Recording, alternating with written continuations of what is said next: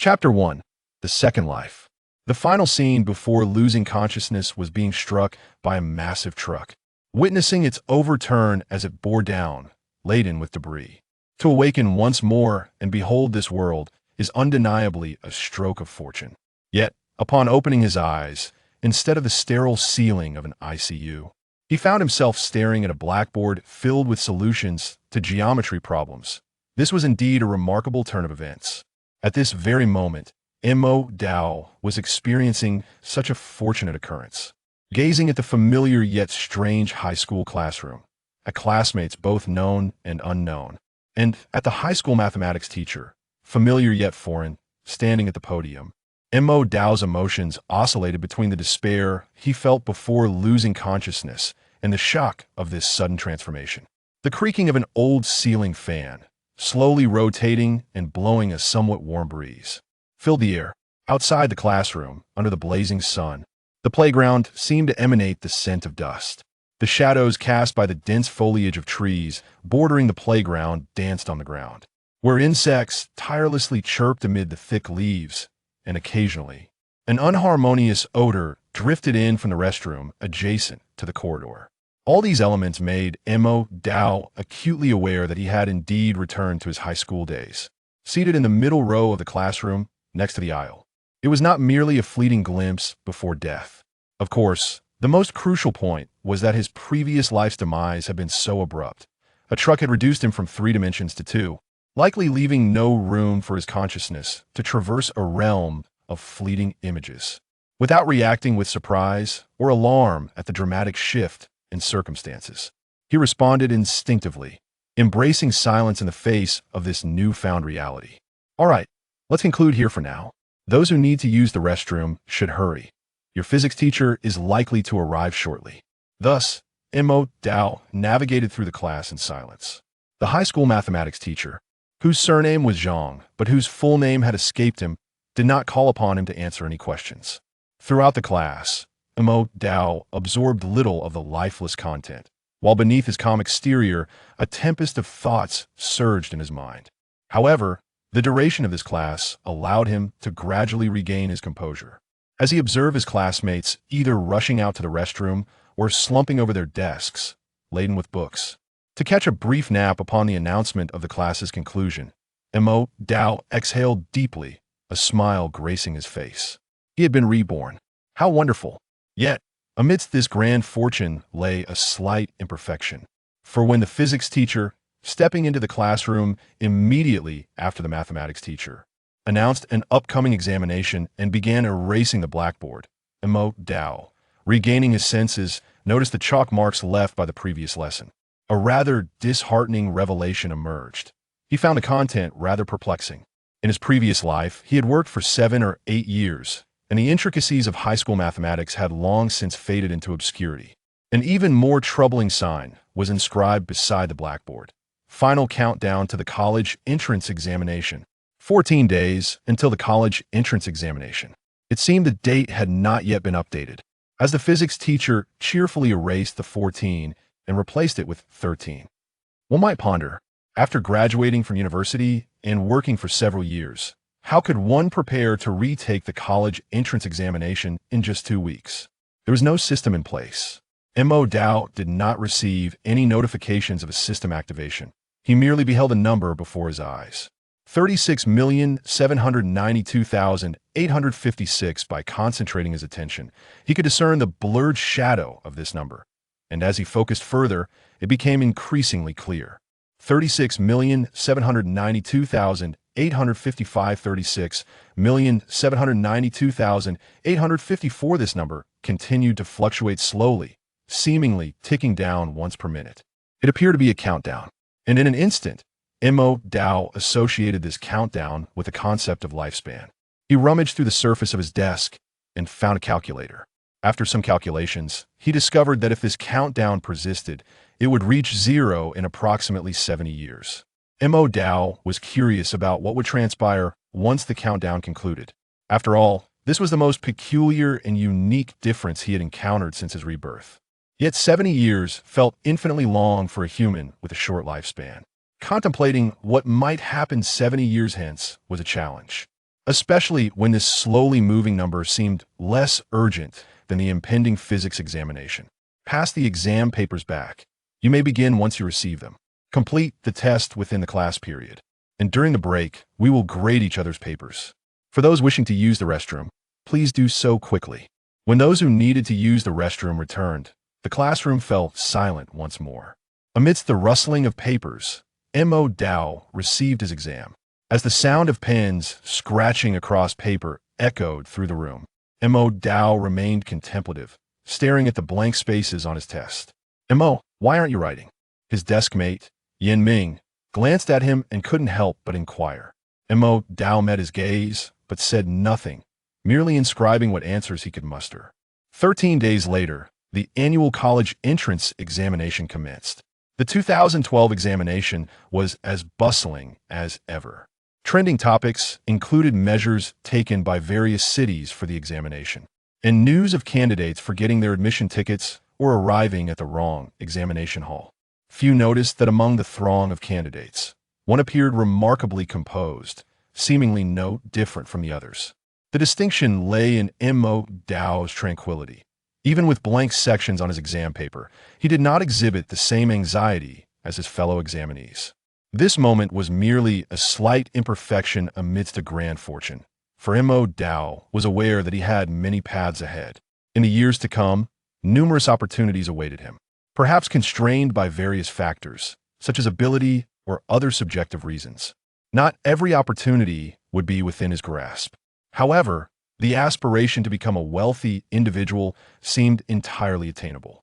It was the year 2012, and he could at least invest in Bitcoin. At that moment, the price of Bitcoin was $10 apiece, coinciding with a time when many chose to sell. He recalled that Bitcoin had reached a peak of over $60,000. Considering potential indirect influences, he knew he could not hold an excessive amount of Bitcoin, but acquiring 2,000 coins would suffice to ensure a comfortable life when sold at a higher price later. Indeed, he had already acted on this plan. Years prior, after the passing of his parents, he had inherited a sum of money. Before the college entrance examination, he had purchased over 2,000 Bitcoins. Now, returning to partake in the college entrance examination marked the conclusion of his high school journey in this life and served as a new beginning. As the final subject of the college entrance examination concluded, following the prior notification from the high school, Mo Dao, along with other third-year students, returned to the classroom, experiencing once more the events he had traversed in his previous life. When the homeroom teacher took to the podium to wish them bright futures, Mo Dao felt a deeper sense of reflection than he had in his former existence. Thus, this final class came to a close. Perhaps the overwhelming sense of relief following the examination dominated his emotions, for the classroom was devoid of sorrow.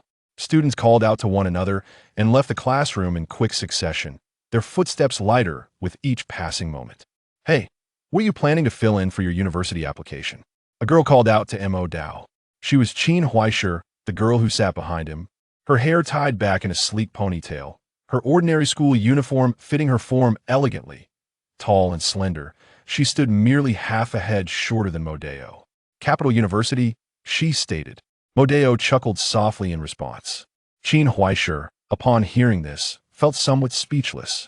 Previously, Mo Dao's academic performance had been commendable, yet it was merely satisfactory. "Let it be," Qin Huaisher remarked, turning away to focus on organizing her belongings. Mo Dao smiled again as he brushed past Qin Huaisher. Just as Mo Dao's figure was about to fade from her line of sight, Qin Huaisher, engrossed in her task, gradually slowed her movements and lifted her head. Chapter 2. Time flows like water. More than 10 days later, as expected, the results of the college entrance examination were announced. In the eyes of his teachers, Mo Dao's performance was commendable, placing him comfortably in the upper middle range. Securing a spot in a first-tier university was undoubtedly within reach. With a score of 952 and a total in the sciences just over 300, it was a remarkable achievement for someone who had not engaged with high school material for over a decade and had only crammed for less than 2 weeks before the exam. However, according to the local scoring standards, not only was a first-tier university out of the question, but even meeting the cutoff for a second-tier institution seemed unlikely. Yet, Mo Dao, being the sole name on the household registration, had no need to justify himself to anyone. The only matter requiring his attention was a phone call from his homeroom teacher, perplexed by his score. Mo Dao, is there a mistake with your results? Should we apply for a review to check if there was an error in grading? There's no issue with the grading, teacher. Then, Mo Dao, has something happened? I know you are all alone at home, and I've taught you for 3 years. If anything is troubling you, please feel free to share. I'm fine, teacher. His high school homeroom teacher was indeed very dedicated, but Mo Dao had no troubles to report. Ultimately, after Mo Dao sincerely but firmly insisted that he was simply underperforming and declined several of her suggestions, the teacher, perhaps feeling a mix of frustration at his obstinacy and disappointment at seeing such potential squandered, ended the call with a gentle nudge for him to reflect further. Perhaps it was Mo Dao's stubbornness and the sight of such a promising student seemingly faltering that left her somewhat vexed. Mo Dao could only express his apologies and resolve to visit her more often in the future. Aside from that, he received messages from his deskmate, Fu Hui, and the classmate seated behind him, Qin Huaisher, which were somewhat strained. Mo Gu, what was your score? 322. Wow, impressive. So what are your plans now? Just this. Impressive. Then came a message from Qin Huaisher. I heard from the teacher that your performance wasn't up to par? Yeah, 322. The teacher asked me to persuade you to consider repeating a year. This score isn't reflective of your abilities. Forget it. How did you do? Pretty good. I should be able to get into my first choice. That's great. I can brag about having a top student as a classmate. And you? Just like this. Perhaps I'll start a small business or travel a bit. When I pass through your area, I hope you'll host me. Sure. After this exchange, a new chapter began. Subsequently, Mo Dao did not fill out any applications or consider repeating the year. For him, as a player in his second round of life, the paths available were no longer limited to just one. He also politely declined to attend the graduation party organized by his high school class. At the age of 18, Mo Dao pondered what he might do next if he no longer had to worry about finances. He seems to lack the desire to amass wealth to the point of rivaling nations. He possesses a keen awareness of his own abilities, perhaps through his foresight. He could earn enough to indulge in a lifetime of extravagance. However, the prospect of establishing a colossal enterprise or embarking on ventures that could change the world appears beyond his reach. As for dreams and ideals, he seems to harbor none of significance. In his previous life, his aspiration was merely to acquire a spacious home, allowing him to live comfortably without the need to work. If this can be deemed a dream, it is far too easily attainable for his current self. Setting aside the 2,000 bitcoins, with his foresight, he could make modest investments in stocks he knows will inevitably surge. So what should he pursue? Interests? Hobbies? He appears to lack any particular passion he wishes to cultivate. It would not be an exaggeration to say that during the period following the college entrance examination, amidst the busyness of organizing potential investment opportunities from memory, he found himself in a state of confusion. Eventually, he recalled that in his previous life, he always yearned to travel and explore the wider world. Yet, for various reasons, he seldom took the plunge. Thus, he decided to venture out. A little over a month after the exams, armed with some money and a few simple belongings, he stepped outside. This journey would extend over several years. During this time, he visited numerous places. He gazed upon the snow at the foot of Mount Everest, admired the pines of Hua Mountain, explored southern beaches, and trekked northern mountains. He wandered through deserts and across grasslands, witnessed the vast azure sky, and gazed up at starry nights where the Milky Way was visible. As he traveled, he took his time, indulging in local cuisine and experiencing the customs and traditions he had previously only encountered in short videos. At each destination, he was in no rush, often staying for 10 days to half a month. Besides visiting local attractions and savoring regional delicacies, he would stroll through local streets, sitting in tea houses, squares, or libraries, observing the daily lives of the inhabitants. Occasionally, he shared snippets of his journey on video platforms, inadvertently attracting a modest following. Despite being affectionately dubbed the King of Doves by viewers, he remained indifferent, sharing purely for the joy of it. Over the years, his contact with former high school classmates dwindled significantly. Initially, he would exchange a few words with Qin Huaisher every couple of months, but as their social circles diverged, communication became increasingly sparse. They would only chat during the new year, exchanging greetings. Eventually, even that ceased. The promise he once made remained unfulfilled. During the years when Qin Huaisher was still in university, he happened to travel through her city, yet he chose not to reach out. understanding that after so many years of little contact, it would be abrupt to disturb her. However, when passing by Fu Hui's location, he did invite her out for a meal. Yet, it was merely a fleeting encounter. Thereafter, communication was sporadic, only occurring during the festive season. At the age of 24, as Mo Dao perused the map, contemplating his next destination, he was suddenly struck by the proximity of home and thus decided to return. His high school and the town of his youth were nestled within a small county, a place that had scarcely changed over the years, reminiscent of a past life. Upon his return, Mo Dao visited his former high school teacher. As he wandered through the school, he chanced upon his old instructor, who immediately recognized him and called out his name. Upon learning of Mo Dao's visit, the teacher beamed with joy, engaging him in a lengthy conversation. Hearing that Mo Dao had fared well over the years assuaged the teacher's concerns. "You've tanned a bit, but that sun-kissed complexion looks healthy," he remarked. "Stay a while. I'll finish my last class and we can chat properly."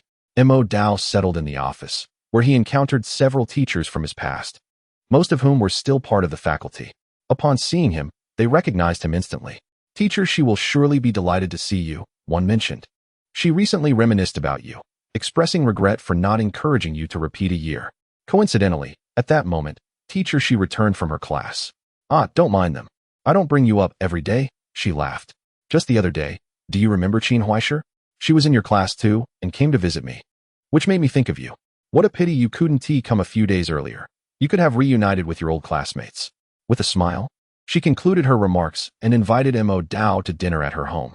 During the meal, they exchanged further pleasantries, and after confirming that he was indeed doing well, she felt truly reassured. At some point, she mentioned Qin Huaisher again, noting that she had not come when invited for dinner. This would be the last time in his life that Mo Dao would hear that name. In November of the same year, after spending half a month in his hometown, Mo Dao set forth again, this time venturing to even more distant lands. Chapter 3. From 20 to 80 years old the following year, Mo Dao arrived in the Arctic, beholding the frigid, icy expanse of this foreign realm. "Mo, would you like to take a piece of ice?" A fellow traveler aboard the same cruise ship suggested, having somehow procured a chunk of ice. "What would I do with a piece of ice?" Mo Dao replied. "Take it back to the ship and observe how far it is from the Arctic before it melts. Perhaps it harbors ancient viruses." This jovial giant, with a round belly and a beard, seemed to possess a childlike curiosity. "I wouldn't dare," Mo Dao responded. The destination they reached welcomed tourists annually. The likelihood of discovering ancient viruses was negligible, yet it was certainly possible to stumble upon remnants left behind by previous visitors.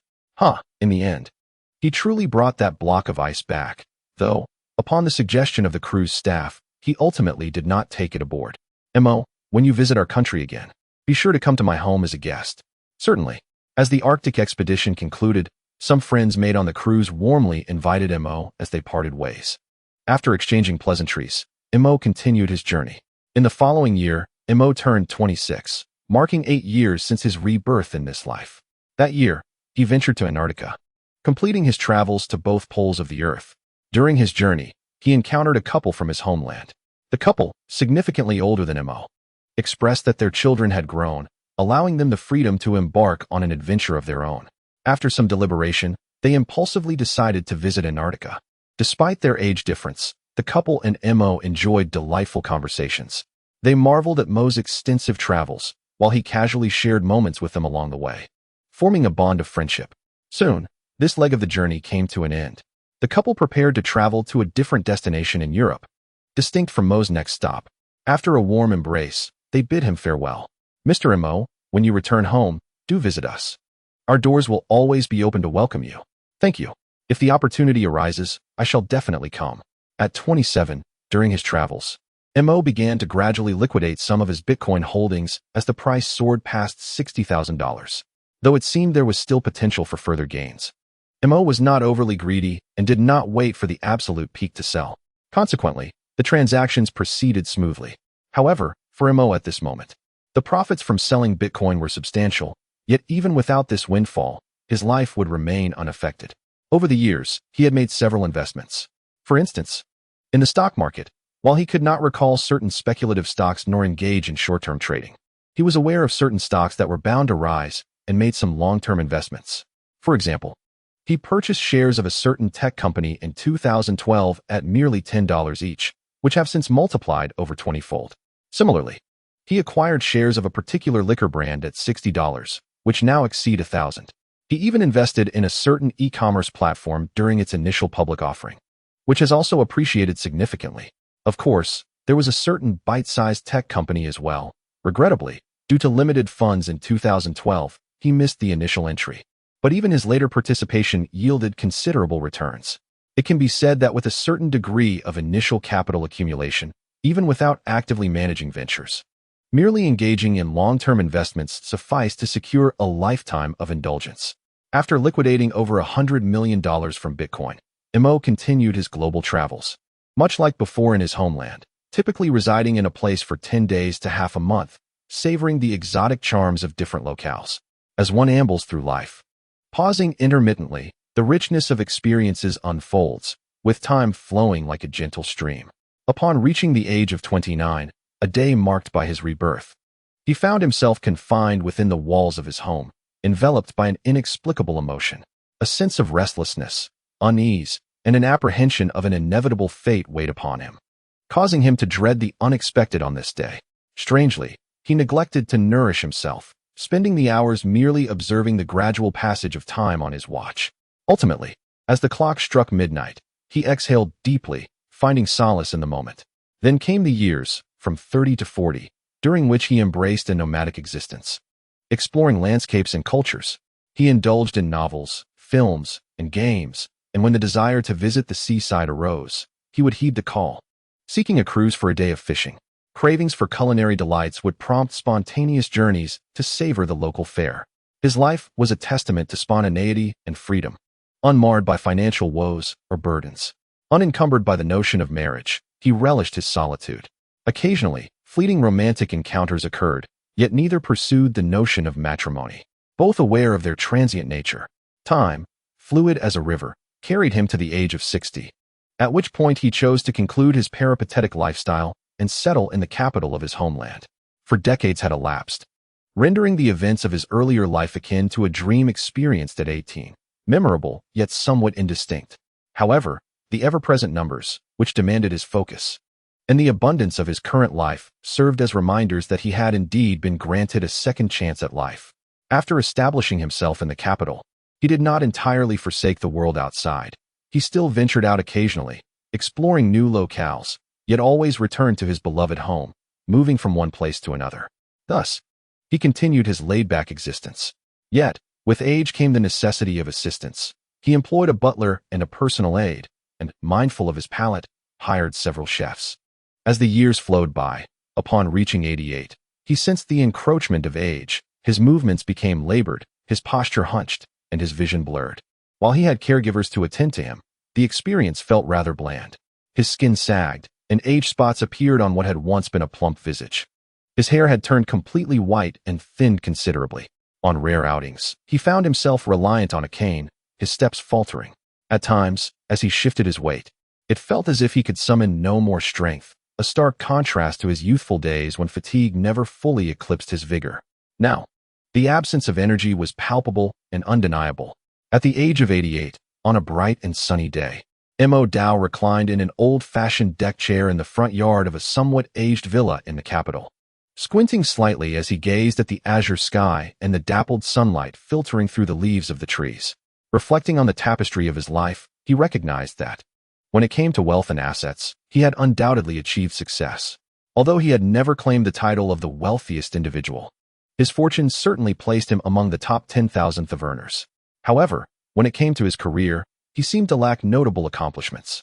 In terms of marriage and family, he had never wed nor fathered children, leaving little to mention in that regard. Yet, he bore no significant regrets.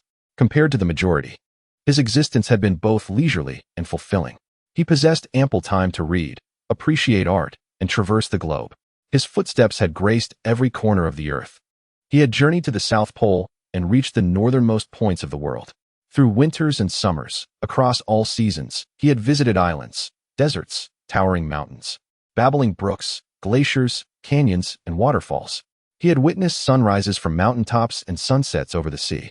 He had savored gourmet dishes crafted by renowned chefs in opulent hotels, as well as meandered through bustling alleys, relishing street food. He had traversed the most vibrant streets in the world and explored the most remote locations. In Africa, he had observed lions in the hunt. In the land of warrior nations, he had piloted tanks and helicopters, even delighting in a flight aboard a fighter jet. His travels had likely surpassed those of over 99% of the world's populace, granting him a broader perspective of life. Throughout his life, he had lived with spontaneity and grace, his material and spiritual abundance leaving him with little to fret over. Now, at 88, this elderly gentleman, whose steps had grown unsteady, carried in his mind countless beautiful and awe-inspiring images. His life had been richer than that of most. Even during the rise of private aerospace ventures in his homeland, he had invested in a ticket to space, once gazing down upon this planet from the cosmos. Although he had never married, his youth had been colorful, filled with encounters with many individuals. Moreover, he was never truly lonely. Throughout his journeys, his carefree nature always attracted friendships. Some of these friends had drifted away over the years, while others had passed on, yet a few still remained in contact even now. Mo Dao recalled a phrase from a book he had read decades ago. There is but one kind of success, which is living life on your own terms. Undoubtedly, he had accomplished this. So was his life a success? With a face etched with the marks of age, Mo Dao smiled and lifted a book to cover his face. The sunlight continued to bathe him, while the old tree in front of the house rustled gently in the breeze. Uncle Mo, the wind is a bit chilly. Do you need a jacket? A gentle, soft voice arose beside him, uttering, no need. Mo Dao removed the book covering his face and turned to the side, responding with a warm smile. Beside him stood his butler, or rather, his life assistant, who had been in his employ for nearly 2 decades. This individual had consistently demonstrated meticulous care and thoughtfulness, perhaps to an excessive degree. Starting in his 20s and now in his 40s, he had yet to marry. Perhaps there were unspoken sentiments, for everyone in the villa was aware that this wealthy old man had neither a wife nor children. However, Mo Dao was indifferent to such matters, judging by actions rather than intentions, regardless of inner thoughts. The assistant had indeed provided exceptional care over the years, over 20 years of unwavering dedication. Was it wrong to harbor a flicker of hope for something beautiful? Moreover, truth be told, Mo Dao genuinely did not mind leaving something behind for someone who had cared for him for decades. After all, once he passed, material possessions would hold no value for him. Xiaoyan, you have been here for over 20 years, haven't you? Indeed, Uncle Mo. You are now 46, correct? Yes, Uncle Mo. Well then, take this. Mo Dao smiled and called back the life assistant, who was about to turn away, producing a document from beneath him. Uncle Mo, this is a notarized will. Upon my death, my estate will be divided into 2 parts. Half will be donated, and the other half will be distributed among you. You and Mingda, each receiving 10%. Mo Dao spoke lightly, with an air of nonchalance. Uncle Mo, though he had contemplated such matters, when this monumental stroke of fortune befell him, the assistant named Xiaoyun felt an inner tumult, rendered momentarily speechless, her face flushed with emotion, overwhelmed by a tide of feelings. Her eyes welling with tears as she gazed at the aging Mo Dao. Enough, I do not wish to hear any expressions of gratitude or excitement. Why don't you check if the meal in the kitchen is ready? I wish to rest. The elderly Mo Dao maintained his casual demeanor, merely waving his hand dismissively. Thank you. Uncle Mo, understanding that Mo Dao preferred to avoid overly sentimental expressions, Xiaoyan bowed deeply, wiped her eyes, and turned to head inside. Yet, tears continued to gather in her eyes. Within her heart resided a mixture of emotions, the exhilaration of unexpected joy, the gratitude for Mo Dao's generosity, and a swirl of more complex feelings. After all, 20 years of companionship surpassed what even a biological daughter might experience. It was impossible to claim she felt no affection for Uncle Mo. Furthermore, in her heart, he was a kind, amiable elder with a wealth of experience. The news of his will had stirred a sense of panic within her. Mo Dao acknowledged, placing the book back over his face, reclining on the lounge chair. Once the footsteps faded into the distance, tranquility enveloped the surroundings once more. Mo Dao savored the moment of peace, yet beneath the cover of the book, his eyes slowly opened. His eyes, somewhat clouded, perceived the world in a haze, yet the numbers, flowing like sand through an hourglass, remained vividly clear. The figure 12, which changes every minute, has dwindled to merely 2 digits after nearly 70 years. Recently, a routine examination at a private hospital confirmed his suspicions from 7 decades ago, revealing that the countdown indicated approximately 30 days left. His personal physician, however, conveyed that his body might be struggling to endure, not due to an acute illness, but because it has simply aged too much. Perhaps aging itself is a malady, yet in this era, it remains incurable. At that moment, he could finally ascertain that the ever-flowing numbers signified his lifespan. Time weighed upon him like the winding mechanism of a marionette. When the final remnants of its energy are exhausted, death ensues. The number 11 flickered once more. What transpires when this figure reaches 0? Is it merely death? Mo Dao felt increasingly burdened and fatigued, as if he were scaling a great mountain or engaged in a struggle with a large fish on a fishing boat. The number 9 continued to pulse. Mo Dao found himself reluctant to ponder further. Perhaps he should simply succumb to slumber. With the number 5, he lowered the book that had covered his face and gazed at the dappled sunlight filtering through the gaps in the tree branches. His weary body felt as though it were sinking. A heaviness settled in his chest. His aging lungs seemed to constrict, making it difficult to breathe. With 2 and then 1, only a minute remained.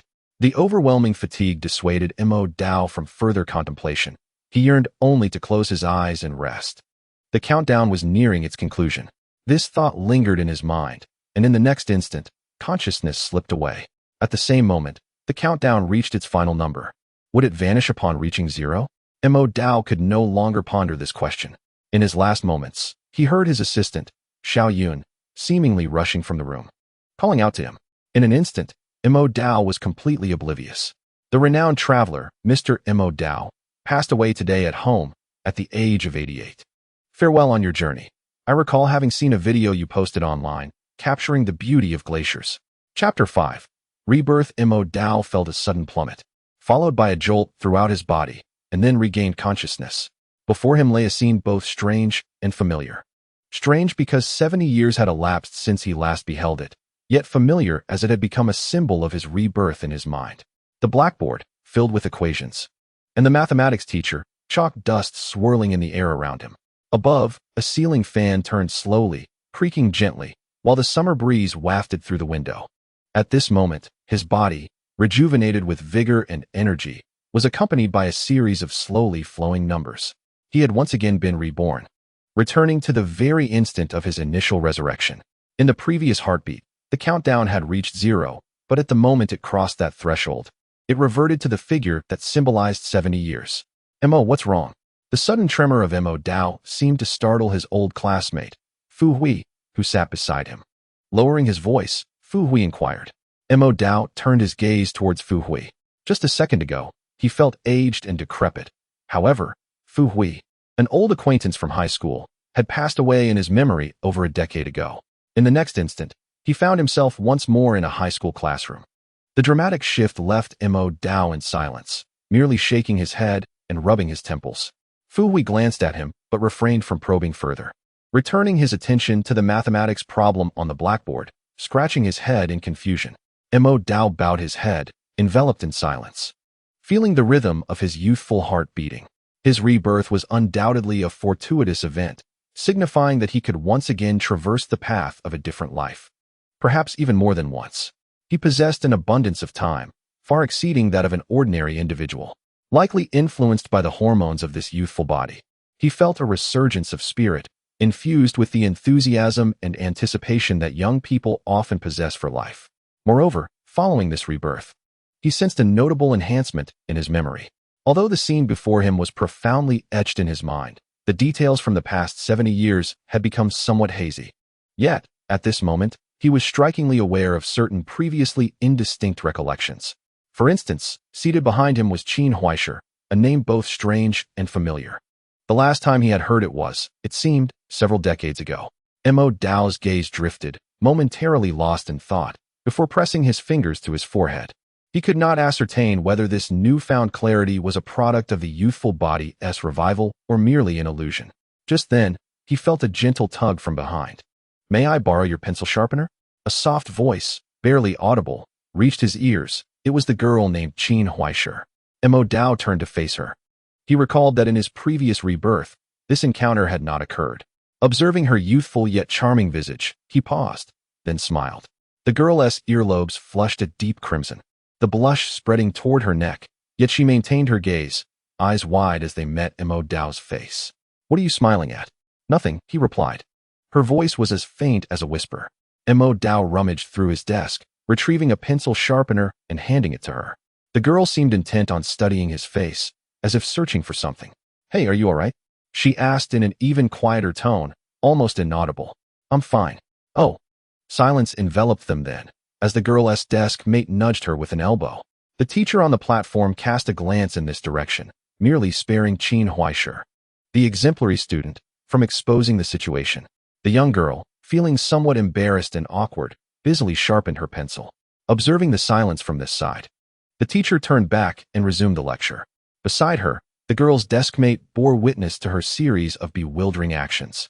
The girl, who had been using a gel pen quite proficiently, suddenly retrieved a pencil, which broke after just a few strokes. This led to the earlier scene, leaving her deskmate in a state of confusion. Turning back, Mo Dao smiled again, reflecting on the delightful innocence of youth. How curious it was that during his first rebirth, he had not noticed such a charming girl. Then, it dawned on him that he was still viewing the world through the lens of an elder, prompting a silent chuckle. After laughing, he couldn't help but marvel at the beauty of it all. As the poetry states, to buy osmanthus flowers and drink wine together. It is never like the youthful wanderings. Yet he had the chance to experience it once more. Lifting his gaze, Mo Dao focused his attention on the stream of numbers that began to flow anew. 36792853. Everything had begun again, back to the year he turned 18. However, he was left pondering whether it was at the moment when these numbers faded, resetting to 0, that he was reborn at 18, or if this sequence represented his lifespan, returning to this moment upon his death. These two scenarios appeared identical at this moment, yet they bore completely different implications. Yet now, Mo Dao could neither discern the truth nor dare to experiment. Before long, he discovered the answer. At 22, amidst the vast continuum of time, certain unexpected events were bound to occur.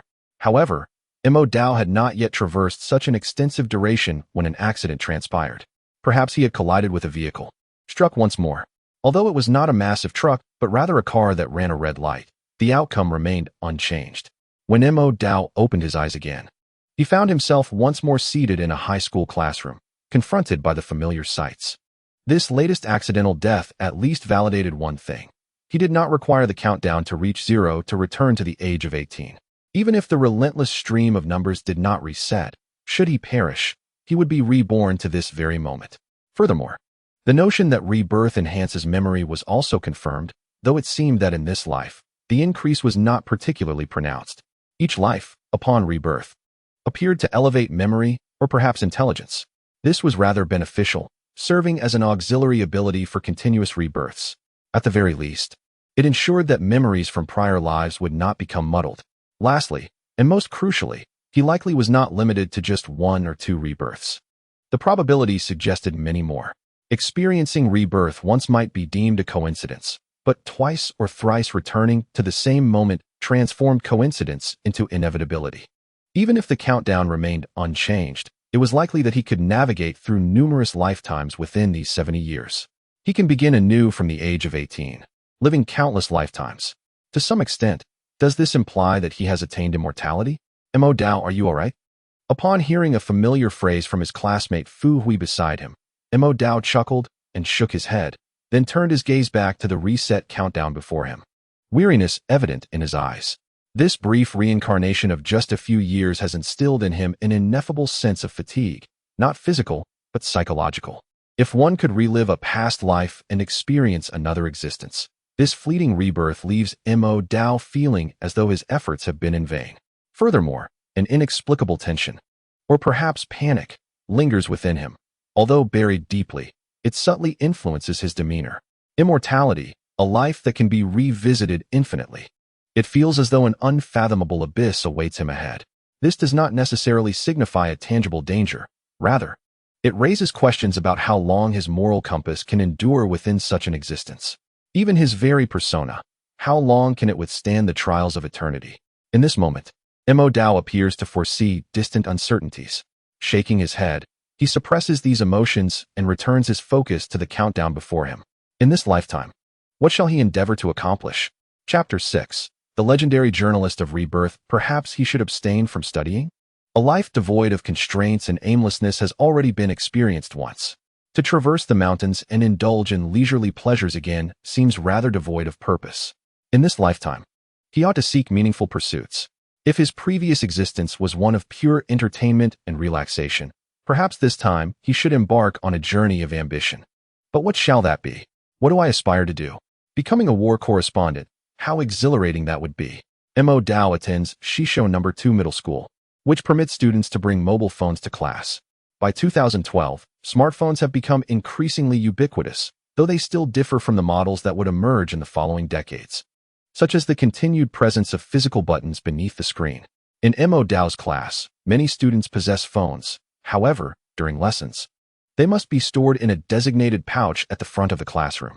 At this moment, seizing a brief interlude between classes, Fu Hui retrieved his phone, perusing news articles and various posts to unwind.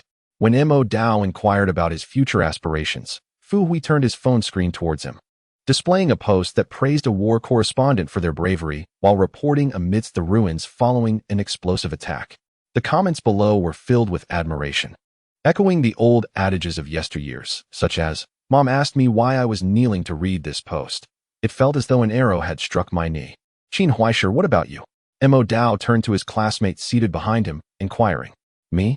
Qin Huaisher, her high ponytail neatly styled, replied succinctly. "Perhaps I will become a teacher." Although in the later stages of his previous life, Mo Dao had minimal contact with his high school classmates. Occasional updates still informed him that Fu Hui ultimately did not pursue a career as a war correspondent. It seemed he worked for a while before opening a shop of some sort. As for Qin Huaisher, it appeared she continued her studies and delved into research. But whether she achieved any remarkable success thereafter remained uncertain, as he seldom heard from her in the ensuing decades. "Are you all planning to apply for related majors in the college entrance examination?" Mo Dao inquired once more. Fu Hui decisively shook his head. "Brother Mo, you're asking about college entrance preferences. I'm just pondering. I certainly want to go into that field." "Why not?" "Fear of death," Fu Hui succinctly replied, a refreshingly straightforward rationale. Turning his gaze toward Qin Huaisher, he found her doing the same, shaking her head. "If I could only pursue one profession for a lifetime, I might choose to do something else. Perhaps I am too greedy," she smiled softly. Mo Dao nodded, choosing not to elaborate further. "Brother Mo, you keep asking us. But what do you wish to do? A war correspondent?" "No." "Brother Mo, are you serious? Your idea is splendid. It is now mine. To be a great teacher, nurturing talent, and leaving a legacy in history is also a commendable choice. However, Mo Dao's life is not confined to a single iteration. Perhaps that is better reserved for the next time. For now, having just traversed a tranquil life and realizing that death can lead to rebirth, he longs for something thrilling." More than 10 days later, the National College Entrance Examination in Huagua commenced, capturing the attention of society and enveloping the candidate's intention. The 2012 examination came to a close. "Brother Mo, why do I feel like your energy has been completely drained over these past 10 days? Have you been playing around after school?" As they gathered in the high school classroom for the last time, Fu Hui elbowed Mo Dao playfully. In the back row, Qin Huaisher observed quietly, casting a glance at Mo Dao while organizing her belongings. Mo Dao glanced at Fu Hui but remained silent, merely rubbing his temples. His body felt fine, yet his heart bore a weight of fatigue. Despite appearing to span just over 10 days, this period had felt like several months to him. He had experienced a rebirth. Spending months in the past to review was indeed unique. Relying on his recollections and the enhanced memory gained from rebirth, he anticipated performing well on the exam. After all, he aspired to be a war correspondent. Although there are no specific academic prerequisites for journalism, aspiring to join prestigious newspapers or news agencies does necessitate certain educational qualifications. However, this short-lived rebirth left him feeling somewhat drained. Perhaps, as the end of this life approached, he should cram for the current year's examination content. Of course, he could cheat, as he was well aware of what would be tested this year. But where would be the fun in that? Congratulations to everyone on your graduation. I wish you all smooth sailing in the new chapters of your lives. And may all your futures be bright. Do not lament the repetition of this final high school lesson, where various subject teachers delivered their heartfelt speeches. As the homeroom teacher concluded, the classroom erupted in cheers. Some exuberantly tossed their books into the air, celebrating the liberation following the college entrance examination. The teachers, standing at the podium, gazed at this scene with smiles tinged with nostalgia. They had once been in the students' shoes, and now they occupied the stage. Mo Dao, which university are you planning to apply to? Qin Huaisher inquired, rising with resolute courage, her eyes shining brightly. Perhaps Renmin University. Mo Dao pondered before suggesting a university that aligned closely with his aspirations. Renmin University? Did you perform well this time? I did reasonably well, he replied. Qin Huaisher nodded in acknowledgement, then fell silent. Mo Dao cast a glance at Qin Huaisher, a smile gracing his face before he stepped out of the classroom. Mo Dao, have you checked your results? Not yet, teacher Shi. I checked for you. You did exceptionally well. You surpassed yourself with a score of 682. Fantastic. Truly a delightful surprise. When the time arrived for the examination results to be announced, Mo Dao had not yet sought out his scores. However, the call from his homeroom teacher came through. And teacher She expressed more excitement than Mo Dao himself, joy radiating from every word. I thought you might barely reach 600 this year, but you've astonished me. You had a hidden talent during the mock exams, didn't you? Perhaps overwhelmed with joy, teacher She even jested with Mo Dao. It just so happened that this year's exam questions aligned perfectly with what I knew. Regardless of coincidence, achieving high scores was commendable. In his previous life, Mo Dao had left teacher She perplexed by his results. In this life, however, he had given her a reason to feel proud and elated. Have you decided on your application preferences? Renmin University, he confirmed. Renmin is a fine choice. Given your score, you should have no issues, teacher She responded, providing a few final reminders about application details before ending the call. After hanging up, reflecting on teacher She's excited words and joyful demeanor, Mo Dao paused momentarily, then smiled again. Shortly thereafter, he received messages from Fu Hui and Qin Huaisher, akin to before. Mo Gu, the results are out. What is your score? 682, he replied. Wow, incredible. Next came a message from Qin Huaisher. Have you filled out your application? Is it Renmin? Yes, he answered. I'm applying to a university in the capital as well, she continued. Shall we go to the capital together? Sure, he replied. Let me know when you're buying tickets. Chapter 7. The mindset issue. What are you looking at? Looking at you. Bored. After a period following the submission of their applications, the admission letters began to arrive. Mo Dao successfully gained admission to the law department at Renmin University, while Qin Huaisher was accepted into the biology program at Capital University. At this moment, seated on the high-speed train en route to the capital, Mo Dao and Qin Huaisher occupied adjacent seats. Mo Dao sat by the aisle, while Qin Huaisher was positioned by the window. Today, she had eschewed her school uniform in favor of a delicate long dress. Her hair styled in her characteristic high ponytail. When seated, she exuded a gentle demeanor, yet when she moved, she radiated a spirited energy. As she listened to Mo Dao's words, Qin Huaisher softly uttered a reply before turning to rummage through her bag, reminiscent of a hamster preparing for relocation. She unearthed a variety of snacks and inquired, would you like some? Yes, Mo Dao replied with a smile as he accepted a portion of dried fruit. Qin Huaisher, meanwhile, held on to a spicy snack, taking a few bites that left her lips slightly reddened from the heat. She then produced a water bottle, took a few sips, and exhaled. It's too spicy. Do you want some? No, thank you. Why not? I fear spicy food. Qin Huaisher cast several glances at Mo Dao before lifting the spicy snack once more, continuing to indulge. Isn't it too spicy? Why do you keep eating? I haven't finished it, and it's quite delicious. She huffed between bites, her enthusiasm evident. Mo Dao observed the girl, unable to suppress a chuckle, finding her quite amusing, and then paused to consider that he himself was not much older. By the way, what did you do during the summer vacation? Qin Huaisher insisted on finishing the excessively spicy snack before looking up at Mo Dao. Unable to resist asking, I earned my tuition. Mo Dao smiled as he replied. Although he had resolved to become a war correspondent in this lifetime, he had still engaged in some conventional money-making endeavors over the past couple of months, ensuring that he would not have to worry about finances in this life. However, it was evident that Qin Huaisher had misunderstood the situation. She was aware that Mo Dao's parents had passed away long ago, perhaps envisioning that he needed to earn his tuition on his own. Her mind conjured images of Mo Dao laboring tirelessly, working from dawn till dusk, striving to save money under the scorching sun for his education. Feeling she had broached an inappropriate subject, Qin Huaisher hesitated, unsure of what to say. Eventually, she lowered her head and silently handed Mo Dao 2 more bags of snacks. Would you like some? Yes, but it seems you might have misunderstood something. My parents left me enough money to enjoy my university life comfortably. Mo Dao looked at her, understanding her thoughts, and smiled knowingly.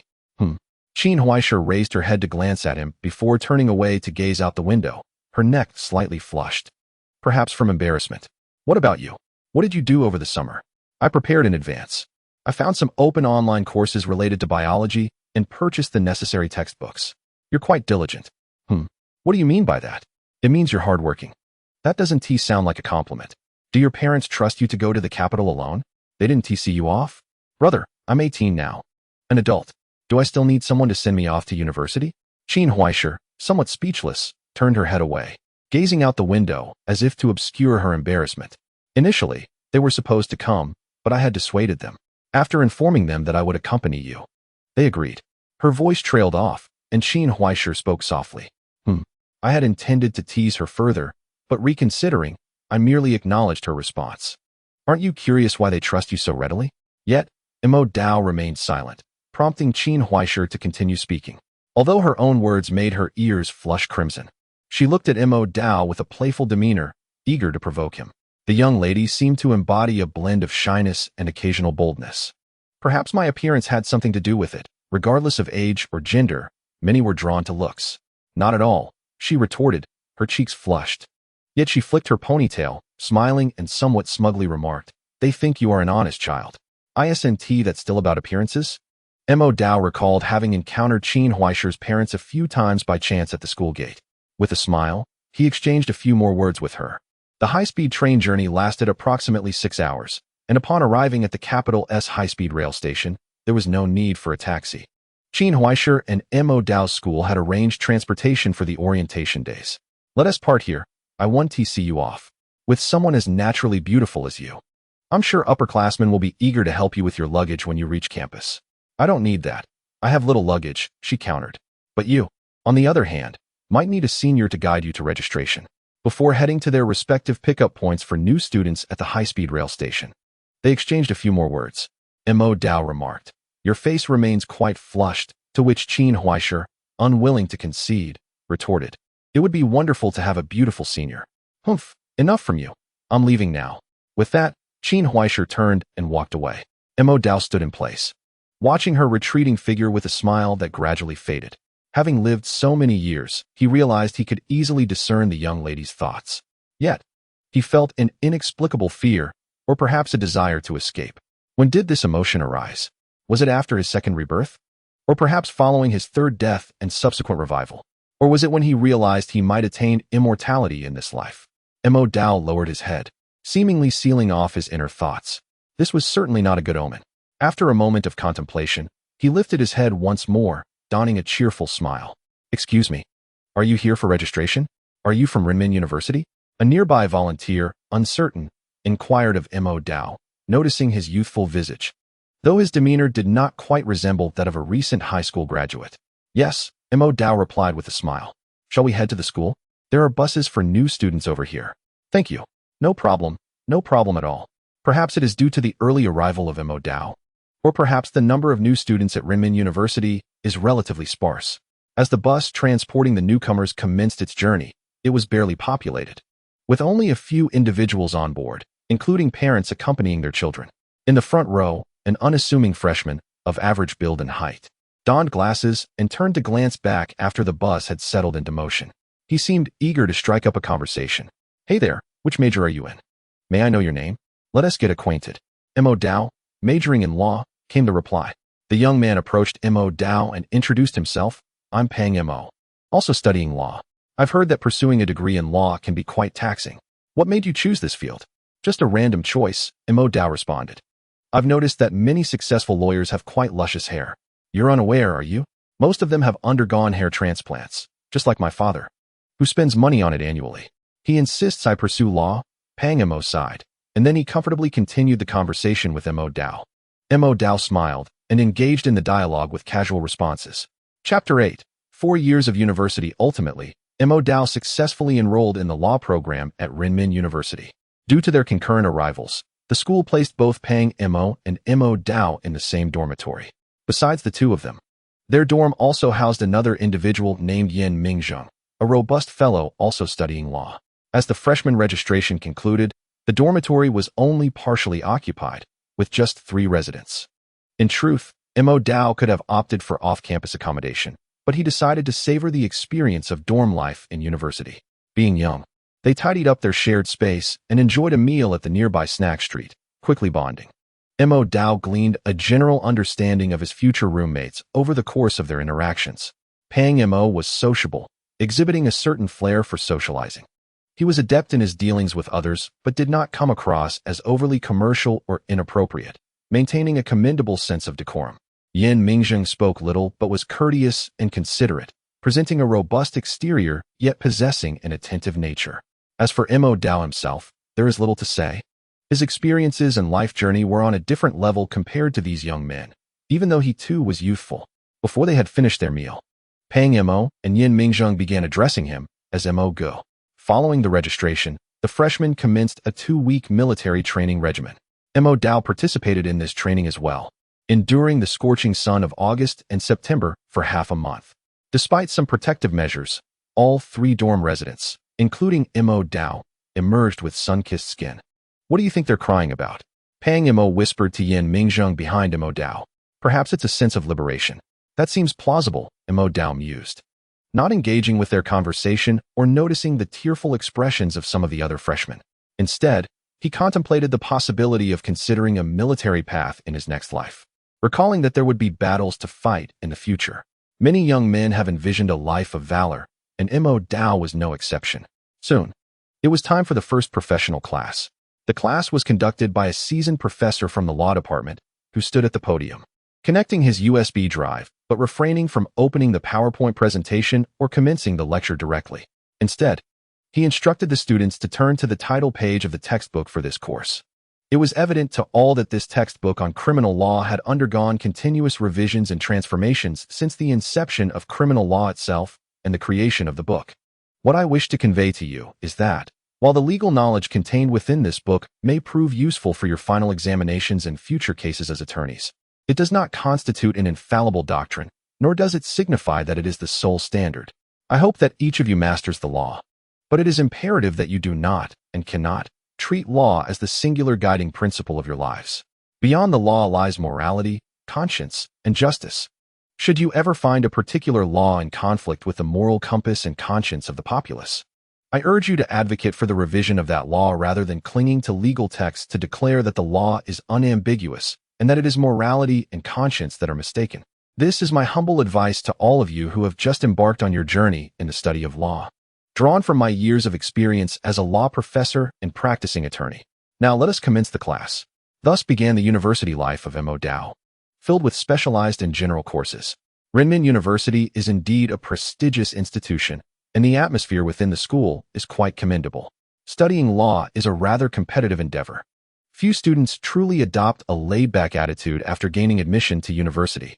Mo Dao's dormitory life mirrored this, as his roommates, Pang Mo and Yin Mingzheng, spent most of their time in the dormitory, study rooms, or libraries, aside from occasional gaming or outings. From the very beginning of his freshman year, Pang Mo had resolved to pursue postgraduate studies, leading Yin Mingzheng to adopt a similar mindset. Mo Dao, however, remained steadfastly focused, and although his university life was fulfilling, he often found himself studying diligently, apart from the occasional outings with Qin Huaisher, a student from Capital University. Although his pursuit of this major served merely as a transitional phase towards his ultimate life goals, Mo Dao did not squander these for years nor adopt a lackadaisical attitude. In the grand tapestry of life, acquiring additional legal knowledge proved beneficial. Enhanced by the memories and cognitive abilities gained through several rebirths, Mo Dao excelled in his coursework. Naturally, his academic success spurred his roommates to work even harder. Alas, Mo Dao, who had no intention of pursuing further studies, achieved nearly perfect GPAs across all subjects. What could his roommates do but strive harder?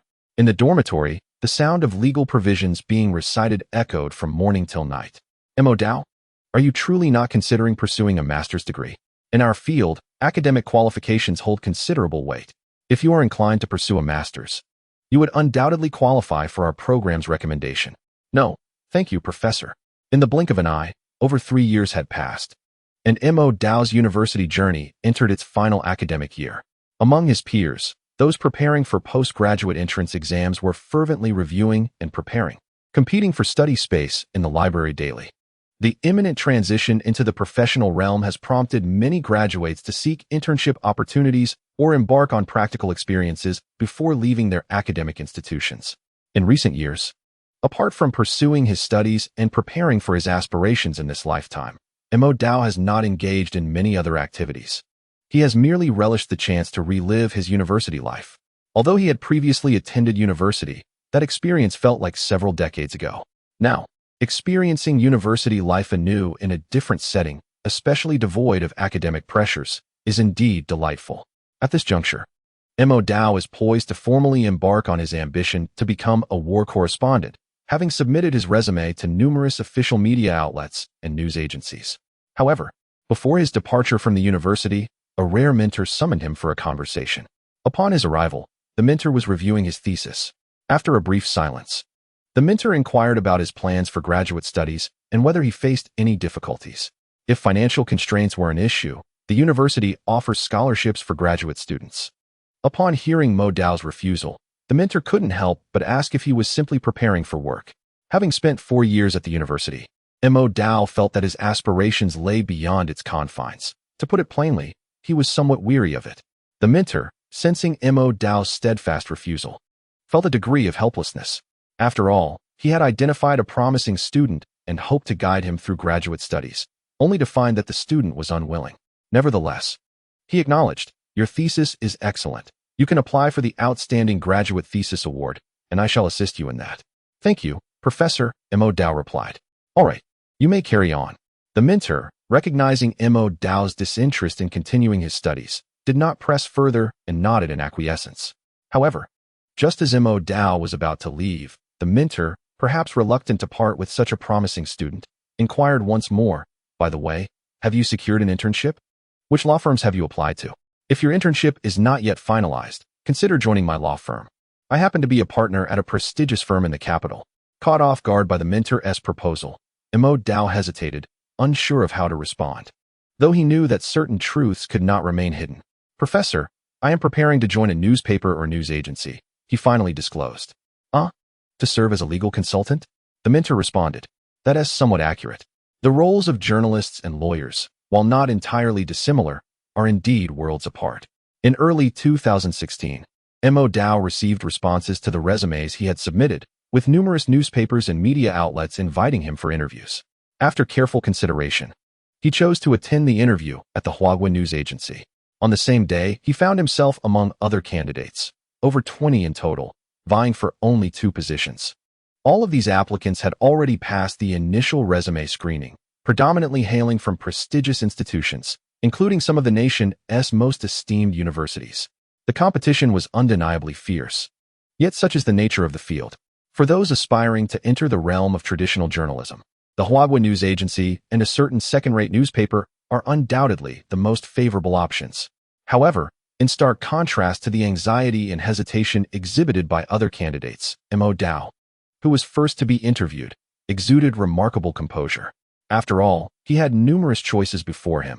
His desire to become a journalist, particularly a war correspondent, was merely a wish rather than an obligation. The outcome of this interview held little weight in determining his future. It was simply another experience in the lengthy journey of his life. "Please welcome the first candidate," announced a staff member as the door to the interview room opened.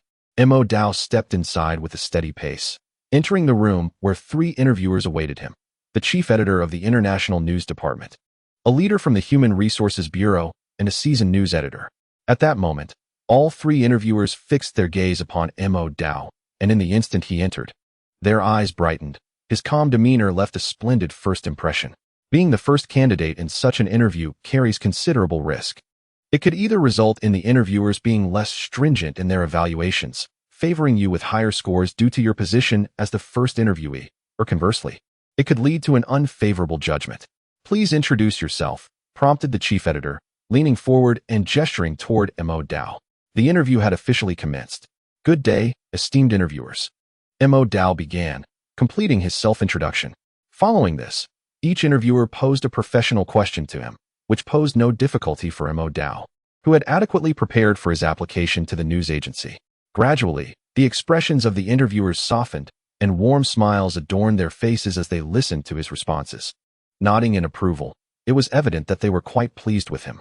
Mo Dao's composed demeanor, coupled with his articulate expression and requisite expertise, left no room for criticism. "Allow me to pose one final question," the chief editor remarked with a smile, picking up a form that appeared to be Mo Dao's resume. "I see that you studied law at Renmin University, and your academic performance was commendable. Your mentor even wrote you a letter of recommendation, praising your capabilities. However, I am puzzled by one thing. Why have you chosen not to pursue a career in your field of study and instead consider working at a news agency?"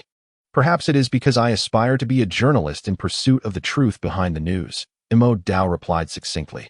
The chief editor paused for a moment, seemingly struck by a thought, before breaking into a chuckle.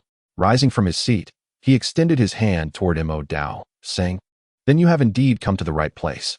Mo Dao, we welcome you to join our international news department." Without requiring Mo Dao to wait for further notification, the chief editor directly announced the decision to hire him. "Thank you, chief editor, and thank you to all the interviewers. No need for thanks. It is your talent that makes it hard for us to let you go. When can you start working?" "Anytime," Mo Dao replied. "Next Monday. Come to the editorial office to report." "All right." After shaking hands with the three interviewers, Mo Dao stepped out of the conference room. As he left, the interviewers couldn't help but reflect on the impressive abilities of today's youth.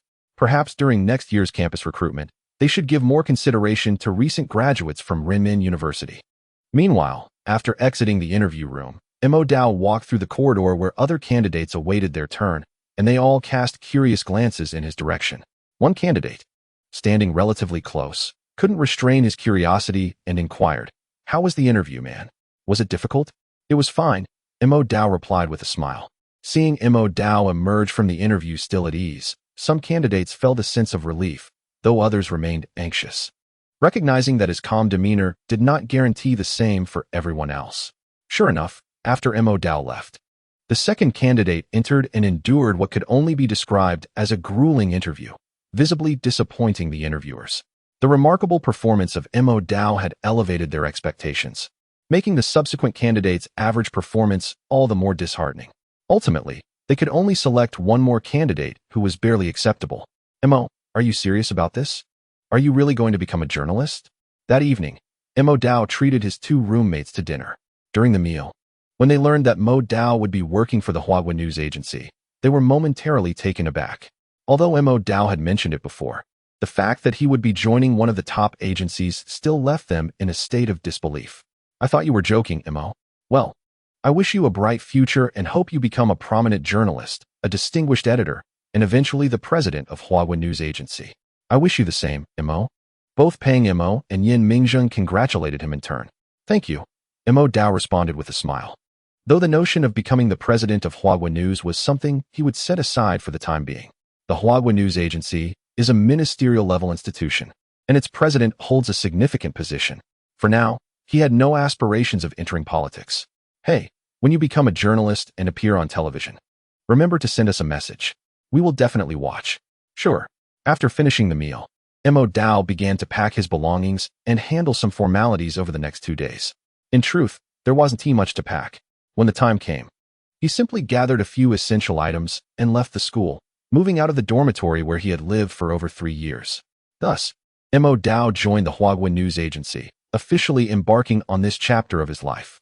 In the period following his induction, Mo Dao primarily engaged in acclimatization tasks. Even though the chief editor recognized his potential, he could not be entrusted with significant responsibilities immediately. Instead, he performed various proofreading duties within the editorial department. During this time, Mo Dao also participated in the internal journalist certification examination organized by the agency, successfully obtaining his journalist credentials. With this certificate, Mo Dao gained formal qualifications in news gathering and editing. This signifies that only the final step remains towards achieving the goals of this lifetime, and it is now within reach. Subsequently, in September of the same year, an opportunity arose for Mo Dao. Within the bureau of a small nation in Africa, a journalist, due to age and health reasons, was to be reassigned back to the headquarters. This necessitated the dispatch of a new journalist to that bureau to oversee local news reporting and editing. However, it was evident that this position was far from desirable. Besides the requirement of traveling abroad, the most pressing issue was that the region was embroiled in conflict. "Are you intending to transfer to the Kurna Bureau?" the editor-in-chief inquired, somewhat taken aback by Modeo's initiative. Chapter 10. Kurna Bureau. Upon hearing Modeo's willingness to apply for a position in a war-torn area, the editor-in-chief expressed surprise. He held a favorable impression of Modeo and regarded him highly. Prior to Modeo's proactive mention, the editor-in-chief had not contemplated sending him abroad. Rather, he had intended for Modeo to gradually transition into a core role at the headquarters as a writer and editor. As a traditional media organization, the work of a writer and editor at Huawei News Agency not only yields results, but also garners visibility. It is even conceivable that a well-received commentary could attract the attention of higher-ups, leading to opportunities for advancement into more critical positions. Yet now, Modeo sought to take the initiative to be dispatched. Indeed, gaining experience in grassroots work and the opportunity for external training can be beneficial. However, this should not be the moment for such a decision. While it may be easy to be reassigned, returning afterward could prove challenging. "Modeo, have you thought this through?" The editor-in-chief gazed at Modeo, pausing for a moment before asking further. "Chief, I mentioned during my interview that I aspire to be a journalist in pursuit of the truth." Modeo replied with a smile, understanding the editor-in-chief's astonishment. Who would willingly leave the headquarters for a bureau? Naturally, anyone seeking promotion or to make a name for themselves would prefer to remain under the watchful eye of their superiors. After all, when good fortune arises, who would remember you if you were distant? However, if Modeo truly wished to seek position or power in this lifetime, he would not have come to this juncture. The editor-in-chief, upon hearing this, fell silent for a moment. How many would take such platitudes to heart? Perhaps, in that instance, it was all genuine. But how many could maintain their original intentions consistently? "Very well, I approve. It is indeed beneficial for the youth to gain experience," he finally said. "If anything arises while you are there, feel free to give me a call." After a brief silence, the editor-in-chief picked up one of his personal business cards from the desk and handed it to Modeo. Perhaps seeing Modeo had reminded him of his own youthful fervor, eager to charge ahead and make sacrifices for a noble cause. Thus, he was willing to extend a bit more assistance to this young man. "If you find it unbearable there, just submit a request." This gesture could be seen as the editor-in-chief providing Modeo with a safety net, truly valuing his potential. "Thank you, Chief." Modeo smiled as he accepted the card. "Now off you go." "Brother Imo, what were you discussing with the editor-in-chief?" "I applied for a transfer to the Kurna Bureau." "Really?" As Imo Dao exited the editor-in-chief's office, the editors and journalists who had remained in the editorial department cast curious glances in his direction. Yin Cheng, who had entered the international news department simultaneously with Imo Dao, approached him with a question. Upon hearing Imo Dao's response, he appeared momentarily bewildered. Previously, he had felt a twinge of anxiety upon hearing whispers that a journalist would be transferred to the Kurna branch.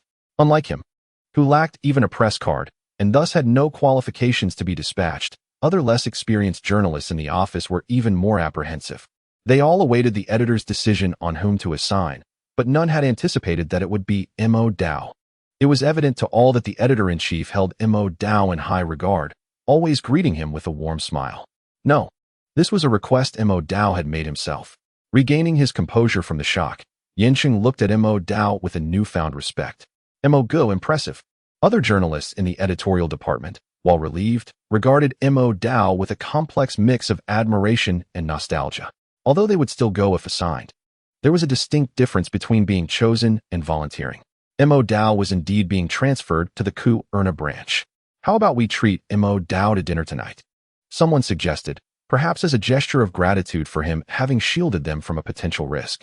Soon, others in the office, particularly the less seasoned journalists, echoed the sentiment.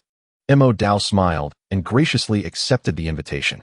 Ultimately, after a farewell dinner with his dormitory roommates, Imo Dao shared another parting meal with his colleagues from the agency's editorial department.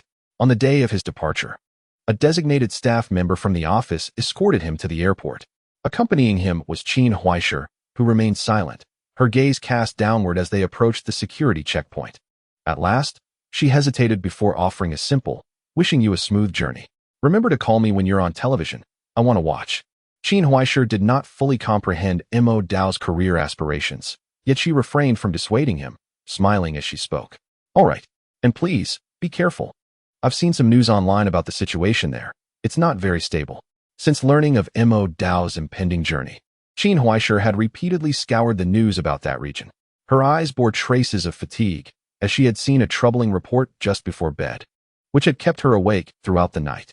It seemed that the city Mo Dao was heading to had once again witnessed the spread of conflict. "Okay." Mo Dao smiled at the young woman, wanting to embrace her. She did not shy away, though her movements were somewhat stiff.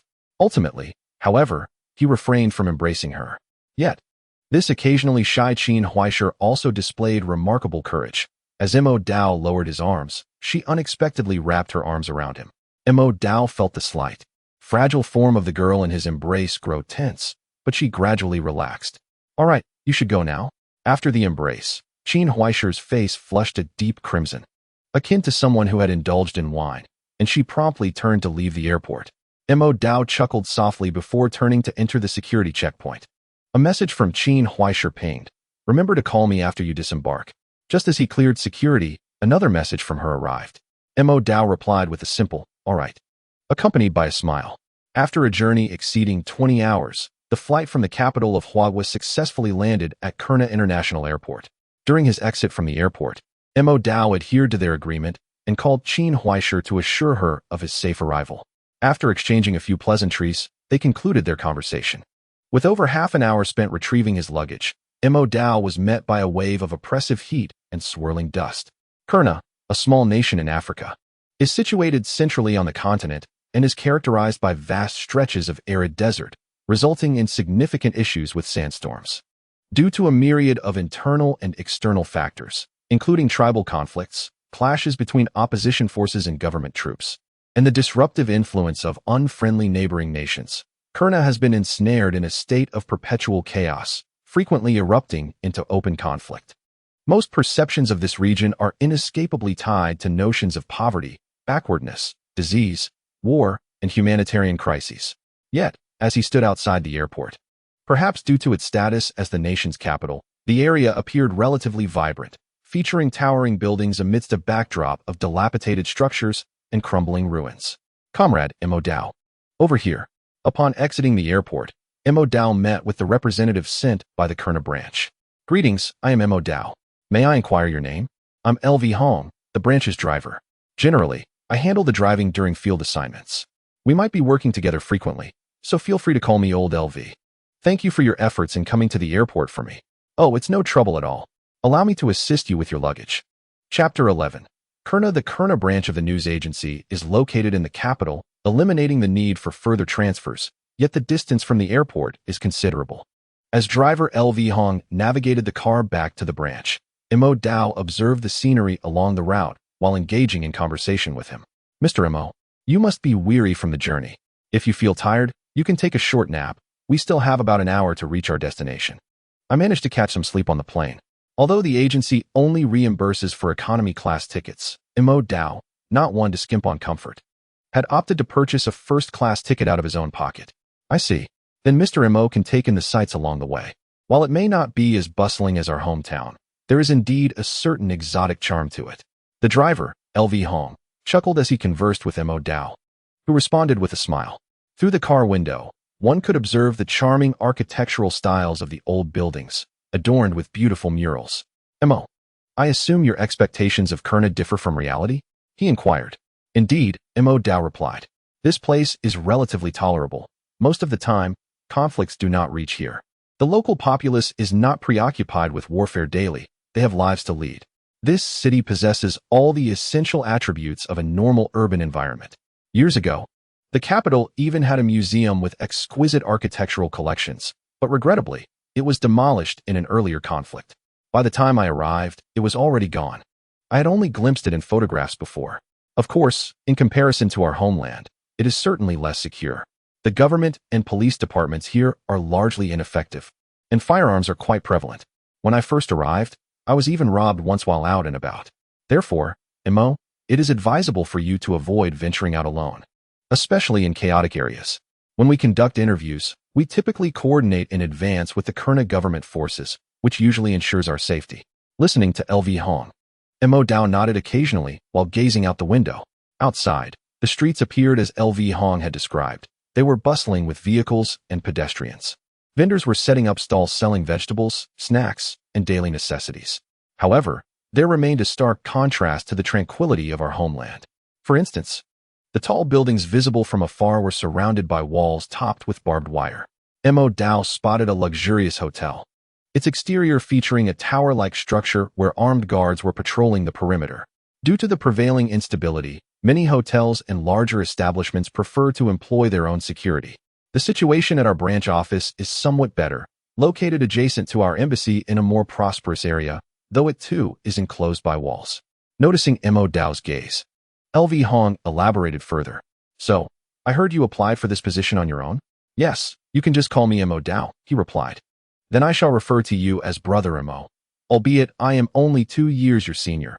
LV Hong jested, giving a thumbs up. Despite my earlier comments, if I were offered a transfer back to headquarters or home, I would pack my bags immediately. This place remains unfamiliar, and communicating with the locals using my limited grasp of the language is challenging. Additionally, the cuisine is rather sparse, while there are some specialty dishes. They are limited in variety, and after a year or two, one grows weary of them. LV Hong continued, perhaps I am simply a naive newcomer, unafraid of the dangers. You speak with humility, Brother Mo. Mo Dao responded with a smile. Nevertheless, our branch office does have its advantages. We are a small team here, consisting of just over 10 individuals, including drivers, editors, and photographers. There are not many strict rules here. In fact, there isn't much to discuss, and conversation flows easily, creating a rather comfortable atmosphere.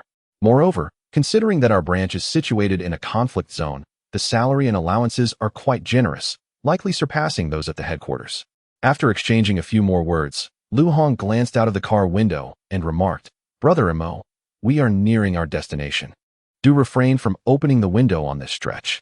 Ahead, it seemed that the number of pedestrians was increasing, and the vehicle carrying Mo Dao was compelled to slow down. Akin to the other cars, outside the window, the jarring sounds of horns from other vehicles filled the air. As they continued to move forward at a leisurely pace, Mo Dao soon understood Lu Hong's earlier warning against lowering the window. Suddenly, on the roadside, a tattered and emaciated child, barefoot and frail, pressed against the car, his eyes resembling dead embers. He mechanically knocked on the window and then extended his hands in a plea. As the vehicle inched forward, the child staggered alongside, continuously repeating this gesture. Beyond this area lay a more prosperous part of town, where our embassy and branch office are located. However, there was a checkpoint ahead, preventing these individuals from entering, leaving them stranded here. Lu Hong glanced out the window, sighed, and said, These are refugees who have fled from other parts of Kurna. Some are pitiable orphans from the war. Alas, there's little that can be done. If you offer them food, the moment you lower the window, they will reach in to snatch your belongings, and soon, a crowd of others will gather, trapping you in place. Alternatively, if you give them money or food, others will rush over, demanding the same, or they might seize what you've given to the child. Listening to Lu Hong, Mo Dao nodded silently. His gaze fixed outside the window, where the child's gaunt and expressionless face lingered close by. Ultimately, realizing that the car would not open its window, the child's frail figure faded from view. The vehicle resumed its slow progress, gradually picking up speed. As Lu Hong had mentioned, there was indeed a checkpoint ahead, guarded by armed personnel. Lu Hong presented the necessary identification for inspection, and the sentry allowed the vehicle to pass. After navigating through the checkpoint and driving for another 10 minutes or so, they finally arrived at their destination, a small courtyard. Surrounding it were high walls topped with barbed wire and spikes. Inside the walls, separated by a front yard, were a series of connected bungalows. There were 2 gates, with the iron door atop the walls remaining perpetually closed, opened only for those from the branch when entering or exiting. The door in the center of the row of bungalows stood ajar. Additionally, a sign hung beside the high gate, inscribed with Kurna branch of the Huagua News Agency. In the front yard, a national flag fluttered in the breeze. Upon noticing the vehicle, the inner gate swung open, allowing Mo Dao's car to drive directly into the courtyard and come to a halt. We've arrived, Brother Mo. This is our branch. Lu Hong greeted with a cheerful smile, and Mo Dao, having alighted from the vehicle, surveyed the surroundings of the branch office. As Lu Hong had previously mentioned, the branch was adjacent to the embassy, and from the courtyard, one could see the flag of another nation fluttering in the breeze. Soon after, Mo Dao heard a voice proclaiming the arrival of new colleagues. Perhaps it had indeed been a while since the branch had welcomed newcomers, and he felt the warmth of his colleagues' enthusiasm. Chapter 12. The explosion. Mo Dao successfully joined the Kurlna branch. That evening, to celebrate his arrival, everyone gathered together for a hot pot dinner, a gesture to welcome him. During the meal, they also introduced him to the other colleagues at the Kurlna branch. In total, the branch consisted of only 13 individuals, including him, divided into 2 photography and reporting teams. Naturally, Mo Dao was part of one team as a reporter and editor. The other team included a young woman named Yin Yan, in her late 20s, whose gentle and gracious demeanor resembled that of an amiable older sister. She was particularly warm towards Mo Dao, as his presence would allow her team to resume operations, significantly alleviating her workload. In addition to the 2 teams, the branch employed a chef in his early 50s who had also come from the homeland. It was said that he initially arrived to open a restaurant, which ultimately failed, leading him to work at the branch instead. He had been with them for nearly a decade and was affectionately referred to as Uncle Xiao. The hot pot base that evening was expertly prepared by Uncle Xiao himself. The head of the Kurlna branch, who could also be referred to as the editor-in-chief, was a congenial man in his 40s named Wu Kangyu. He was approachable and down-to-earth, always wearing a friendly smile, and had been part of the branch for almost 10 years. Finally, in Mo Dao's team, aside from Lu Hong, who had picked him up from the airport, there was another photographer named Fei Yi, a robust man in his 30s. After a delightful welcome dinner, Mo Dao officially began his work the following day. However, as Lu Hong had previously indicated, the branch was small, and thus, the workload was light. The headquarters rarely assigned them tasks, and most of the time, the branch's external reporting involved attending press conferences at the invitation of the local government. Typically, such assignments were handled by Yin Yan's team, and Mo Dao was only occasionally called upon. Due to the local situation, the editors and reporters at the branch generally remained within the confines of their small courtyard unless absolutely necessary. For the first couple of days after his arrival, Mo Dao familiarized himself with the surroundings, taking leisurely strolls nearby. Most of the time, they simply conversed within the courtyard, allowing time to pass in tranquility. However, this calm and leisurely state was not destined to last. As the domestic turmoil in Kurlna intensified, the situation grew increasingly severe and international attention heightened, leading to an increase in the branch's reporting activities. Firstly, the frequency of press conferences convened by the local government has increased, and secondly, various reports regarding the war have emerged, necessitating their transmission back to the homeland. Consequently, Mo Dao's workload has begun to swell. In early November, after concluding an interview, Mo Dao was returning to the branch office in the interview vehicle. Upon arrival, he noticed that the usual jovial expression on the face of the branch chief, Wu Kangyu, had dissipated, replaced by a somewhat somber demeanor. When Wu Kangyu saw Mo Dao and his colleagues return, he hesitated and appeared uncertain. "Chief, is something wrong?" Mo Dao inquired. "There has been a car explosion incident in the southern part of the city. A hotel has collapsed. At the time of the incident, some senior officials from Kurlna were attending a meeting there. The headquarters hopes we can send back some on-the-spot reports. But Yin Yan has gone to another location and has not yet returned," Wu Kangyu replied, looking at Mo Dao with further hesitation. "Never mind, I'll go. You stay here to keep watch. I'll step in as a reporter for the coverage." "Chief, let me go instead," Mo Dao insisted. "Mo Dao, the explosion has just occurred. It is still quite unsafe. You are young. This is my job," replied Wu Kangyu. With a smile, Mo Dao responded, "This is what I do." Wu Kangyu gazed intently at him, paused for a moment, then simply patted Mo Dao on the shoulder. "All right, be careful. I'll send you the address." "Okay," Mo Dao replied. After disembarking from the interview vehicle, he and the photographer boarded again. The southern part of the city, Sorrel Street, understood, the driver, Lu Hong, called back to Mo Dao and the photographer as he started the engine. Mo Dao reviewed some materials to prepare for the upcoming report. After a thorough glance, he lifted his head and noticed that the photographer, Fei Yi, appeared somewhat anxious. "Fei Ge, are you feeling nervous?" "Reporter Mo, I must admit I am a bit afraid. You haven't encountered such situations before, but I have once. When I arrived, the chaos was still unfolding, with gunfire erupting like firecrackers, Fei Yi said, chewing gum with an air of resignation. However, we have no choice. This is our line of work. Fei Yi and Lu Hong did not blame Mo Dao for accepting the assignment, as even if he had declined, the chief would have gone himself, and they, as driver and cameraman, would still have to accompany him. Mo, don't mind what little Fei says. He asked just for calling a past scare. Once bitten by a snake. He fears the rope for 10 years. Generally speaking, such reporting assignments aren't dangerous. Just be cautious, Lu Hong reassured him. It is your first time on such an assignment. You don't seem overly anxious. Perhaps I am just innately bold, Mo Dao chuckled, though in truth, he simply had a disregard for death. To him, it was merely a return to a previous state. Life had not been singular for him.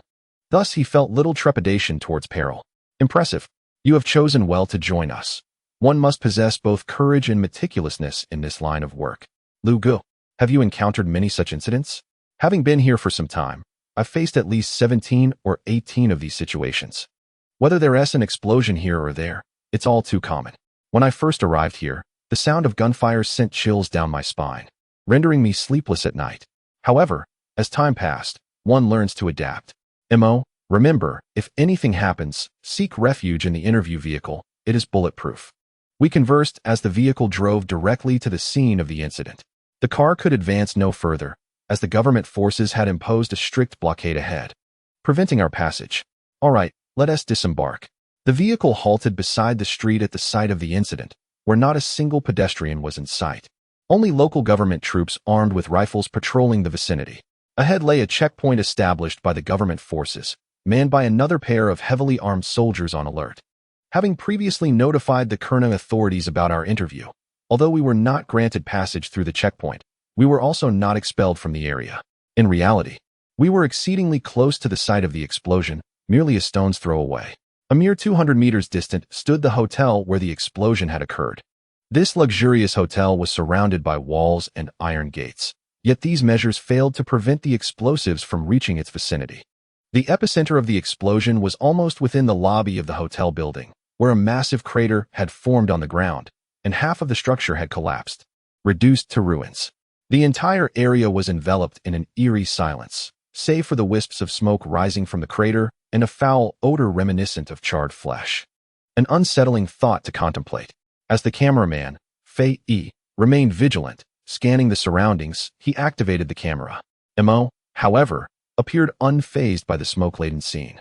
After reviewing the materials once more, he grasped the microphone and commenced his report. Beside him, Brother Lu Hong observed Mo's composed demeanor and gave him a thumbs up off camera. This is the Huaguan News Agency. I am reporter Mo Dao, bringing you the latest updates on the explosion incident in the capital of Kurna. At that moment, a thunderous explosion erupted from behind Mo Chapter 13. Mo is impressive. Instantaneously, the sound of gunfire followed the explosion as the Kurna government forces, responsible for the blockade, reacted by firing their weapons. This was the first time Mo had experienced such an intense explosion at such close range. At the moment of detonation, the ground trembled, and all surrounding sounds were drowned out by the overwhelming blast. Before fully comprehending the explosion, he felt a sharp pain in his ears from the sudden, intense noise, followed by a ringing sensation. Then came the wave of heat and substantial shockwave from behind him.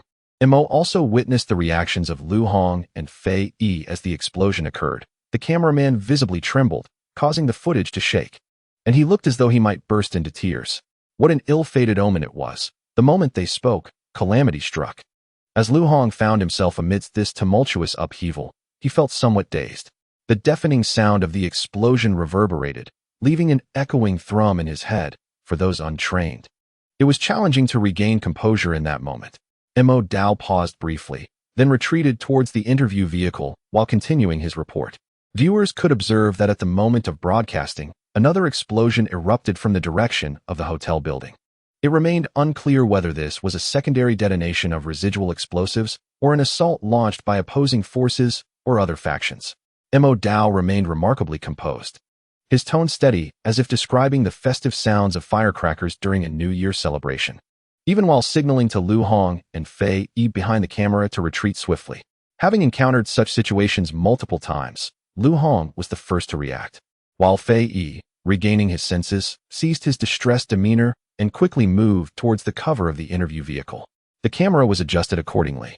Yet Mo Dao's calm voice persisted, indicating that it appeared to be a second attack initiated by opposing forces, with the Kellner government troops engaged in a firefight with the assailants. Mo Dao's words faltered momentarily as a stray bullet struck nearby, prompting an instinctive flinch. Prior intelligence indicated that several high-ranking Kellner officials were convening within the hotel prior to the explosion. This second attack likely targeted those who had not yet been evacuated. Nevertheless, Mo Dao continued to relay the situation with unwavering steadiness, glancing back at the scene of the explosion. Approximately 100 meters away, the hotel, which had previously partially collapsed, was now entirely in ruins, with a new crater forming beside the original. The Kellner government troops, who had earlier secured the area, were no longer visible. Only a few soldiers could be seen taking cover while engaging in fierce combat with armed individuals dressed in civilian attire. The ground was littered with mangled bodies and severed limbs, remnants of the earlier explosion. Mo Dao also retreated behind the interview vehicle alongside Lu Hong, using it as a shield. At this juncture, both Lu Hong and Fei Yi had regained their composure, although Fei Yi clung to a semblance of professionalism. Keeping the camera trained on Mo Dao, he remained tense and hunched. Even with prior experience, anxiety was a natural instinct in such perilous circumstances. Occasionally, the sound of bullets striking the other side of the vehicle echoed, a reminder that they were not at the epicenter of the firefight. But who could guarantee they would not be unfortunate enough to be struck by a stray bullet upon peeking out? Lu Hong, feeling a lingering unease amidst the hail of gunfire, found it difficult to maintain complete calmness, his heart racing. He glanced at Mo Dao, silently conveying the question of whether they should leave immediately. Mo Dao shook his head, and Lu Hong understood. For the time being, remaining in their sheltered position was the safer option. Should the vehicle start moving, the combatants might react violently, escalating the danger they faced. The vehicle is bulletproof. Yet whether it can truly withstand the test remains a matter of speculation, as it is merely an interview car. At this moment, Lu Hong received a notification and glanced at Mo Dao, momentarily at a loss for words. "What is the matter?" he inquired. "The main station wishes to connect with us for a live broadcast. Would that be convenient for you? Let us proceed." At this juncture, the only source of information regarding Kelna is their news agency branch, and the main station can only relay their reports for updates. As for convenience, it is indeed not entirely so. However, when it comes to reporting, this is truly the opportune moment. All right. Lu Hong cautiously approached the interview vehicle, made some adjustments, and handed Mo Dao a headset. After a brief pause, Mo Dao heard a voice through the earpiece. "Hello, this is Mo from Huaxi News Agency. We are currently in the news studio of the main station. May I inquire about your situation?"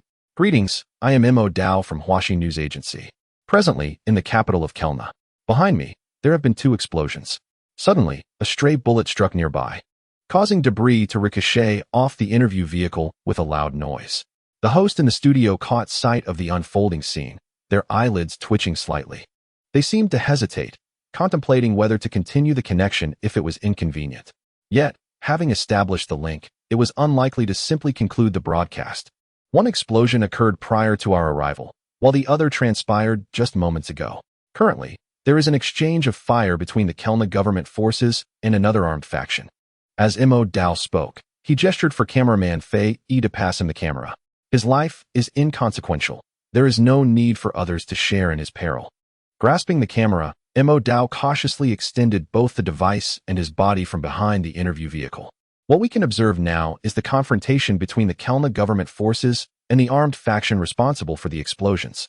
Although the attack was sudden, it is evident that the government forces, who are in the majority, hold the upper hand. Mo Dao described the footage with poise, leaving the studio host momentarily speechless. Even Huaxin's reports from Kelna seldom capture such proximity to the battlefield. As the camera zoomed in, one could almost discern the moment bullets struck, with blood erupting upon impact. Moreover, given the fierce battle nearby, are you truly unafraid? The voice remained steady, devoid of any tremor. Even as a firecracker exploded in the vicinity, a normal person would undoubtedly flinch. It appeared the exchange of fire had subsided, likely signaling a victory for the government forces, who were now clearing the battlefield. This is the current situation. Does the host have any further inquiries? Mo Dao redirected the camera to face himself. The host in the studio paused before finally expressing, "Thank you, reporter Mo, for your on-site report. We hope you remain safe." "Thank you, host. The contact has come to an end, and so has this report." As Mo Dao returned the camera and headset to LV Hong and Fei Yi, both gazed at him with complex expressions. They had witnessed firsthand how he reported with composure amidst a hail of gunfire. Fei Yi, still somewhat shaken by the earlier scenes, felt his hands trembling. In contrast, Mo Dao appeared unfazed, as if bullets striking him would not bring about his demise. Ultimately, their complex gazes transformed into admiration. LV Hong gave Mo Dao a thumbs up, exclaiming, "Impressive, brother Mo." "No, Mo." Chapter 14. Remarkable. This journalist, the broadcasting time of the news studio was not particularly favorable, as many people did not have the habit of turning on their televisions at this hour.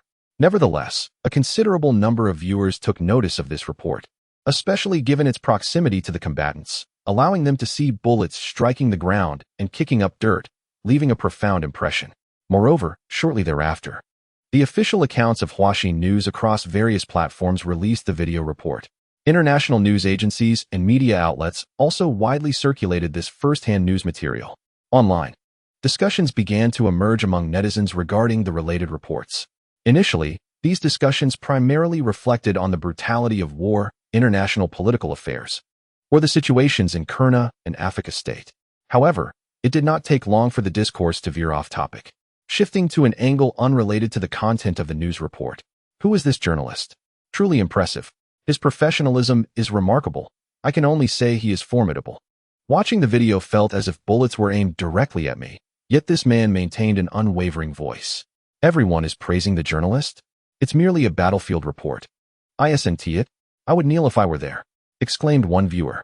You ought to realize which agency this is. It's the Huaxin News reporter. Isn't this the tradition of Huaxin News? Other Huaxin News reporters chimed in. Not me, not I. When you boast, don't drag us into your grandiose tales. It's quite rare to find such a bold war correspondent. Before watching the video, isn't it just a slightly closer battlefield report? Why the fuss? After viewing, Hey, stay back. Bullets are about to hit me. Blood is going to splatter on me. If it weren't for the backdrop of gunfire and the occasional explosions, merely listening to this journalist's report would evoke the impression of a market report on vegetable prices. This is audacious and impressive. I felt fear watching the video. Yet this journalist remained steadier on site than I did while viewing. It seems this remarkable figure is named Mo Dao, a new journalist at Huaxin News. Brother Mo, you are incredible. With a break in voice. Amidst the off-topic discussions, a multitude of viewers expressed their admiration for Mo Dao after watching the video. However, the related discussions remained confined to the comments beneath the news articles, failing to create a significant stir across the broader internet. However, Qin Huaisher, who had been attentively following the news from Kelna, soon caught sight of it. In a video report released by Huaxin News on the internet, she observed the figure of Mo Dao.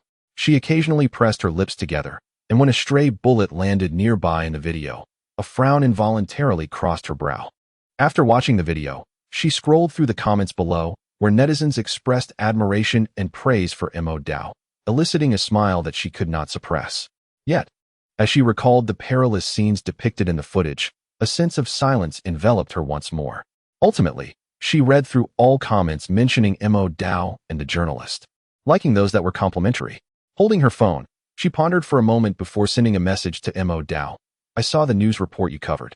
Meanwhile, Mo Dao had returned to the Kelna branch, where Lu Hong and Fei Yi were recounting the earlier events with a sense of lingering trepidation, while also boasting about Mo Dao's calm demeanor in the face of danger. Would you believe it? When we set off, I was chatting with Mo Dao, saying how I encountered unexpected events during my last report, and then, as fate would have it, just as Mo Dao began reporting, the site of the previous explosion detonated again, and the government forces clashed with the armed factions. I was utterly stunned. If Mo Dao hadn't reacted promptly and signaled to take cover, I might have been caught in the crossfire. Mo Dao is truly remarkable. While Lu Gu and I would have shrunk back in fear, he managed to complete the report without a hitch. Mo Dao listened with a smile, choosing not to interject. At that moment, his phone buzzed with a message from Qin Huaisher. Upon seeing her name, an inexplicable wave of nervousness washed over him. This anxiety was difficult to articulate. It was not fear, but rather a concern that someone who cared about him might witness him in a perilous situation. He opened the message and indeed found that Qin Huaisher had referenced the harrowing report, causing his heart to skip a beat. He then questioned why he felt so anxious. His emotions became rather complex. Carefully choosing his words, Imo Dao replied to Qin Huaisher, "I apologize, the live broadcast was rather abrupt, and I was unable to inform you in advance." Before departing abroad, he had promised to notify her when his news report aired on television. Qin Huaisher responded, "It's all right. I saw your report online. It was impressive." She continued, very professional, "It was my first time witnessing such close-range battlefield reporting." Imo Dao replied, "Thank you." Seeing Qin Huaisher's subsequent message, he instinctively exhaled in relief. It then dawned on him that he had been somewhat concerned about what she might say, perhaps advising him against taking risks. Though she seemed to lack the authority to admonish him, and he did not need to overly consider her opinions, in that moment, he indeed harbored such worries. Imo Dao paused his actions, then allowed himself a smile. Qin Huaisher cautioned, "Please take care." It seems apparent that Imo Dao comprehends the objective at hand. Thus, despite any concerns, he has never dissuaded anyone from undertaking such perilous endeavors. Imo Dao responded affirmatively. After concluding this discussion, he and Qin Huaisher meandered into lighter topics. For instance, Qin Huaisher, having excelled in her undergraduate studies, was granted direct admission to the graduate program, delving into her advanced studies. She mentioned that her current engagement did not involve extensive experimental work. Rather, she was predominantly engrossed in reading academic texts and papers as per her advisor's directives. Imo Dao also updated Qin Huaisher on the recent developments in Kelna. Eventually, Qin Huaisher paused momentarily before posing a question to Imo Dao. "Will you return for this year's spring festival?" To which he replied, "I am still uncertain. Please call me when you arrive. I shall meet you at the airport," she insisted. It was characteristic of Qin Huaisher to exhibit remarkable courage at times. The prospect of meeting at the airport raised a question in Imo Dao's mind regarding their relationship. Were they merely high school classmates or friends? He found himself at a loss for words, ultimately conceding, "All right." Imo Gu impressive. Upon Imo Dao setting his phone down, Lu Hong and Fei Yi had finally completed their discussion with the other members of the branch, who listened intently to their embellished recounting and expressed their admiration for Imo Dao, offering thumbs up and even applause. Are they all applauding? For Imo Dao, perhaps? Haha. This report truly was splendid. I've noticed that numerous international media outlets have shared our coverage. At that moment, the branch editor emerged from his office, clapping and smiling, suggesting, "How about we celebrate this remarkable report with a nice dinner tonight? Uncle Xiao, what should we arrange for the evening? Shall we opt for hot pot?" Very well then. Chapter 15. Pursuit of Truth. In the ensuing period, the Kelna branch resumed its routine operations. However, as the domestic situation in Kelna grew increasingly tense amidst recent international hotspots, the branch's workload intensified. Incidents in Kelna necessitated prompt reporting back to the headquarters. Every piece of news related to Kelna disseminated by the headquarters across various platforms involved the diligent efforts of the entire Kelna branch, including Imo Dao. Fortunately, the recent occurrences lacked the immediate peril experienced during the previous explosion. Time passed amidst this busyness and a temporary calm for over half a month. The armed conflict in this region exhibited no semblance of humanity. One afternoon, the reporting team, led by Yin Yen, returned from an assignment to cover the current situation in the capital of Kelna. The cameraman, upon setting down his equipment, could not contain his frustration. Yin Yan's expression mirrored his discontent, while the driver remained silent. Their demeanor caught the attention of others in the branch, prompting Imo Dao, who was engrossed in drafting a news article for domestic release, to lift his head and inquire, "What has happened?" They had encountered refugees fleeing from the southern province of Kelna, who reported that the armed forces were once again perpetrating village massacres. Yin Yan, her expression clouded with concern, remarked that in some villages, the entire populace had been slaughtered, their bodies left to rot by the roadside. Yet, on social media, they stubbornly refused to acknowledge such atrocities. Imo Dao, upon hearing this, fell into a contemplative silence. In the nation of Kurna, the discord between the opposition and the government forces is not merely a struggle over resources, but is deeply rooted in ethnic and tribal tensions. These conflicts have persisted since the colonial era and remain irreconcilable. It seems that certain individuals are intent on perpetuating these divisions, even exacerbating them deliberately. Consequently, Such tragedies frequently occurred during skirmishes between the opposition forces and the government troops. Should the opposition ultimately triumph, it is likely that in a few years, new local factions will emerge, potentially inflicting similar horrors upon the tribes that supported the current opposition. It resembles an unending cycle of violence, where peace has never graced this land, primarily because some refuse to allow it to settle. This situation encapsulates the fundamental cause of the protracted war in Kurna: external interference. While this may appear complex, it can also be distilled into simplicity. Whenever someone perceives a threat to their interests, turmoil reignites. As the ancient adage goes, in times of prosperity, the common people suffer. In times of demise, they also endure. Are there any photographs or videos that have emerged? Mo Dao inquired after a brief pause. None. That area is under the control of the opposition forces. The only accounts we receive are from the occasional refugees who manage to escape and recount the horrors they witnessed. However, many Kurna citizens believe the opposition is justified in their actions.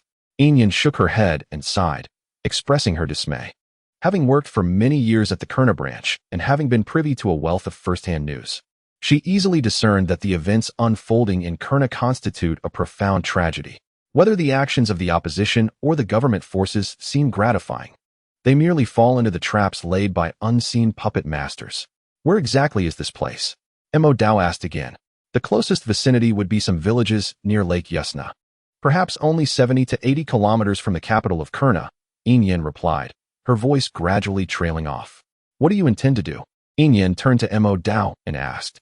Engage in the duties of a journalist, gather first-hand information, and report on the situation there. Mo Dao responded with a smile. Upon hearing this, Inyan decisively shook her head. That is not feasible. That area is controlled by the opposition forces, and our branch has had little to no contact with them. Moreover, they have been very secretive about these matters and would never permit any media personnel to approach. As she spoke, Inyan looked intently at Mo Dao, her eyes widening in realization. You intend to bypass any contact with the opposition and charge directly into the fray to report? Mo Dao did not answer her question, only smiled in response. Understanding Mo Dao's audacious plan, Inyan quickly shook her head again. Though Mo Dao remained seated, she could not help but reach out to restrain him. This is not permissible.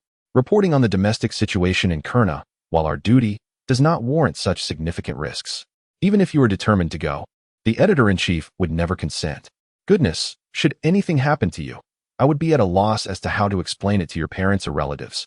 Yin quickly articulated.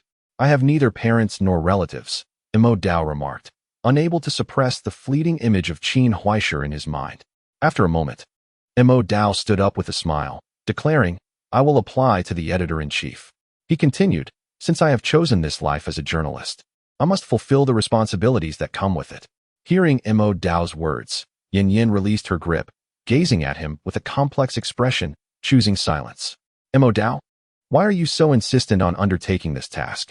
The content of this report is not of paramount importance to our branch or the headquarters. Even if you acquire first-hand information, it will merely be mentioned in the international news section, the editor-in-chief expressed, sharing some politically incorrect thoughts, yet genuinely speaking from the heart. In response, Mo Dao simply smiled, Editor-in-chief, there is no particular reason. As a journalist, is it not my duty to pursue the truths that are obscured? The editor-in-chief's expression grew complex, hesitating to voice his thoughts. While he acknowledged the dangers present, he seemed to realize that such words would not sway Mo Dao. Taking a deep breath, he gradually firmed his resolve, as though making a decision. Then I shall accompany you. I am willing to risk it all for a noble cause. Who among us has not felt the fervor of youth? Yet, when it comes time to act, apprehensions inevitably arise. In that brief moment, the editor-in-chief contemplated extensively before finally saying, however, he began, only for Mo Dao to swiftly interject. Editor-in-chief, let us forego that notion. This is merely something I wish to pursue, and I am prepared to bear any cost for it. I do not possess the right to impose this risk on others. Mo Dao, indifferent to his own life, considered that restarting would only mean wasting time. However, he sought to avoid placing others in jeopardy. If you would lend me a car, I would be grateful, but I cannot accept you accompanying me into danger. Listening to Mo Dao, the editor-in-chief regarded him in silence before finally sighing.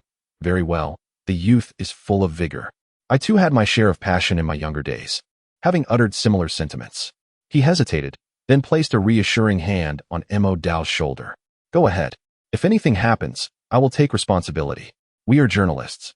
And while we strive for objectivity, it is inexcusable to harm innocent civilians, regardless of the circumstances. I will make a call for you. You will at least reach the outskirts controlled by the government forces safely. Beyond that, it is up to you. I will await your triumphant return here at the branch. Thank you, Editor-in-Chief. Chapter 16. Leaving the city, declining the proposal from the driver, L.V. Hong, and the photographer, Fei Yi, to accompany him, Mo Dao set out alone. Equipped with a video camera, a still camera, a press badge, and a modest supply of food. Before departing from the branch office, his colleagues gathered in the courtyard to bid him farewell. As they gazed at Mo Dao, the expressions of the editors, reporters, and photographers reflected a blend of emotions. Some admired Mo Dao's courage and fervor, while others deemed his actions reckless and devoid of practical significance. However, with the editor-in-chief's approval, no one voiced further objections. Silently watching as Mo Dao exited the courtyard of the Huaxin News Agency's Kurna branch, driving forward along the road. The iron gate of the branch office closed behind him. Mo Dao paid little heed to the opinions of his colleagues. In a certain light, he was engaged in endeavors of questionable significance, yet he possessed ample time and opportunities to pursue such seemingly futile pursuits throughout his destined lengthy life, where not every undertaking need bear meaning. Moreover, at this moment, he was fulfilling the purpose of his existence. As the vehicle traversed a relatively calm and bustling street, Mo Dao presented his press badge to the government soldier stationed at the checkpoint.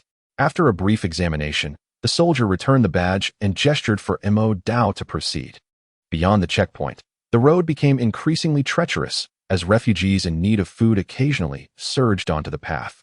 In light of the deteriorating situation within Kurna, the number of encircling refugees had significantly increased, their tattered clothing and emaciated forms resembling a relentless tide. While the vehicles forced to navigate through this mass appeared as solitary vessels amid the chaos. For an ordinary driver passing through this stretch, the scene was somewhat horrifying. Amidst the throngs of people, the average individual might only feel a sense of crowding or commotion, yet when those countless faces turned towards you, their vacant gazes instilling a sense of dread, it evoked a profound fear. Mo Dao, however, remained unafraid, meticulously observing each face within his line of sight. While these expressions seemed uniform, each visage bore its unique story. There were frail children and gaunt elders, some instinctively pleading for help, while others frantically attempted to halt the vehicle. For those accustomed to a peaceful existence, witnessing such a spectacle engendered not pity, but rather an indescribable shock and silence. At that moment, a significant portion of the crowd surged toward a nearby vehicle with its window rolled down. Hands reached toward the open window, some even attempting to climb inside, leading to a frenzy of tugging and shoving. Amidst the chaos, individuals were pushed to the ground and trampled, their already fragile bodies quickly succumbing to the weight of the crowd. Inside the vehicle, shouts of anger erupted. It appeared that there was a passenger within the vehicle who, out of compassion, had opened the window. Subsequently, a tumultuous incident transpired. At that moment, another passenger inside the car seemed to be vehemently berating the individual who had opened the window, while simultaneously unleashing a torrent of rage towards the refugees surging outside, assailing their outstretched hands and heads with heavy and sharp objects. The driver, too, hastened his pace, pressing the accelerator with reckless abandon, even dragging some of the refugees beneath the vehicle. Then, with a resounding gunshot, blood erupted, momentarily halting the chaotic scene, emanating from the barrel that had protruded from the vehicle. The window was then swiftly closed, and the car accelerated forward, leaving the chaos behind. Mo Dao witnessed this harrowing tableau but continued to drive, gradually traversing this stretch of road. In this fleeting turmoil, there seemed to be no clear delineation of right and wrong. Was the person who opened the window at fault? Is there an inherent flaw in kindness? Yet this benevolent act precipitated catastrophic consequences. In that fleeting moment, when one accounted for the individuals felled by gunfire, trampled underfoot, crushed beneath the vehicle, and those wounded who would likely not survive, the toll may well surpass that of inaction. And what of those who surged forth in desperate pursuit of sustenance? Was their yearning for food and survival a transgression? They congregated here, hoping that those emerging from the relatively stable streets might offer them something to eat. Neither party was culpable, so who then bears the blame? Is it the opposition forces and the government troops embroiled in conflict? In truth, even the actions of the opposition were a foregone conclusion. What compels such upheaval? Aside from the ambitions of a few, the ordinary soldiers are driven by the necessity to survive. Is it the government forces at fault for engaging in combat with the opposition? Suppressing the opposition is, for the government forces, an inevitable course of action. This conundrum appears to be without resolution. The external forces that have orchestrated this predicament have never intended for a solution to emerge within the realm of Kernia. Modeo drove through this tumultuous stretch. Further ahead, he witnessed the unrest and desolation that plagued the capital of Kernia. The opposition forces were now merely a few dozen kilometers from the capital, and disturbances, even explosions, were frequently visible within the city limits, creating a palpable sense of impending upheaval. On either side of the streets, most shops and dining establishments had shuttered their doors. Even within the confines of upscale venues and official institutions, numerous weapons had been deployed. Paying no heed to these developments, Modeo sped along. However, as he progressed, his pace gradually slowed. The checkpoints entering and exiting the capital had become numerous. Fortunately, thanks to prior arrangements made by the editor-in-chief with the government forces, Modeo was able to navigate through most of the checkpoints with relative ease. Finally, he arrived at the last checkpoint before leaving the city. Friend, are you certain you wish to exit the city? I cannot guarantee that upon your return, we will be able to facilitate your re-entry into the capital. Indeed, your credentials are in order, and we welcome esteemed journalists to report on their atrocities. The officer at the checkpoint spoke eloquently while scrutinizing Modeo's press credentials. Although he verbally consented, he and his soldiers remained resolutely positioned in front of Modeo's vehicle, showing no intention of moving aside. Modeo glanced at the situation, retrieved some cash from the passenger seat, and handed it to the officer. Of course. Haha, my esteemed journalist friend, thank you for your selfless assistance to Kerna. Upon receiving the money, the officer erupted in laughter, gesturing for his armed subordinates to clear the way. He tossed the press credentials back to Modeo. However, perhaps due to the bribe, the officer added, by the way, mate, be cautious on your journey to that place. There are plenty of scoundrels about. Also, remember not to stray from the road. There are some formidable characters lurking by the roadside who can be quite explosive. Modeo acknowledged with a nod and said nothing further. He started the car and drove out of the capital of Kerna. From this point onward, he would have to rely on himself. He needed to traverse the lines of the Kerna opposition forces to reach his destination. Ahead lay an expanse of unknown dangers. It was not out of the question that his vehicle could be bombed at any moment. Chapter 17. The grim reality events unfolded with far greater ease than Modeo had anticipated. Although the roads became somewhat uneven after leaving the city, and the war had left some roads and bridges destroyed, forcing Modeo to take several detours along obscure paths not marked on any conventional map. He managed to navigate what should have been a mere 60-kilometer journey from morning until nightfall. Fortunately, he had foreseen this possibility and brought extra gasoline. Otherwise, his return might have posed significant challenges. Perhaps because of this, coupled with the encroaching darkness that concealed his presence, Modeo encountered no inquiries from the opposition forces along the way, nor did he catch sight of their whereabouts. Thus, after nearly a full day of travel, Modeo arrived at one of the locations described by refugees who had fled to the capital of Kerna, where a massacre had occurred. This was a small village unrecorded on maps or in official Kerna documents, lacking even a name. And it was evident that the inhabitants were primarily of a tribe aligned with the government forces. This affiliation was, regrettably, the reason for the village's tragic fate. The small settlement lay merely 50 kilometers in a straight line from the capital of Kerna, a distance that would typically require less than an hour's drive domestically. Yet here, it marked a stark contrast between heaven and hell. Compared to the dire circumstances currently unfolding in this place, the chaotic and desolate capital of Kerna seemed almost like paradise. In a nation where much of the landscape consists of deserts and arid terrain, this nameless village was, unsurprisingly, situated in a desolate area. She leaned against an unnamed hill, which shielded the small village from the majority of the wind and sand, possibly explaining its location in this desolate area. The nearest road lay over 1,000 meters away, with the hill blocking the view towards it. In the absence of any unforeseen events, this place resembled a secluded paradise. Yet, it was evident that an unfortunate incident had transpired here. Mo Dao disembarked at an approximate location and, to avoid alarming any potential observers, refrained from using his flashlight. instead relying on the moonlight to navigate cautiously. Upon circumventing the hill that sheltered the village, he realized his concerns were unwarranted. The village was deserted, utterly devoid of life.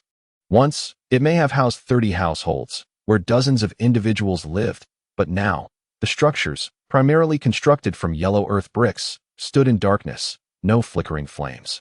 No electric lights illuminated the scene. Silence enveloped the village. There were no sounds of movement or voices echoing from the buildings. It was a lifeless settlement. And Mo Dao discerned no figures or corpses in front of the structures. He switched on the flashlight of his phone slightly, casting its light upon the silent village. At the entrance of the village, near what seemed to be the source of the community's water supply, he discovered some signs of recent activity by a pressurized well.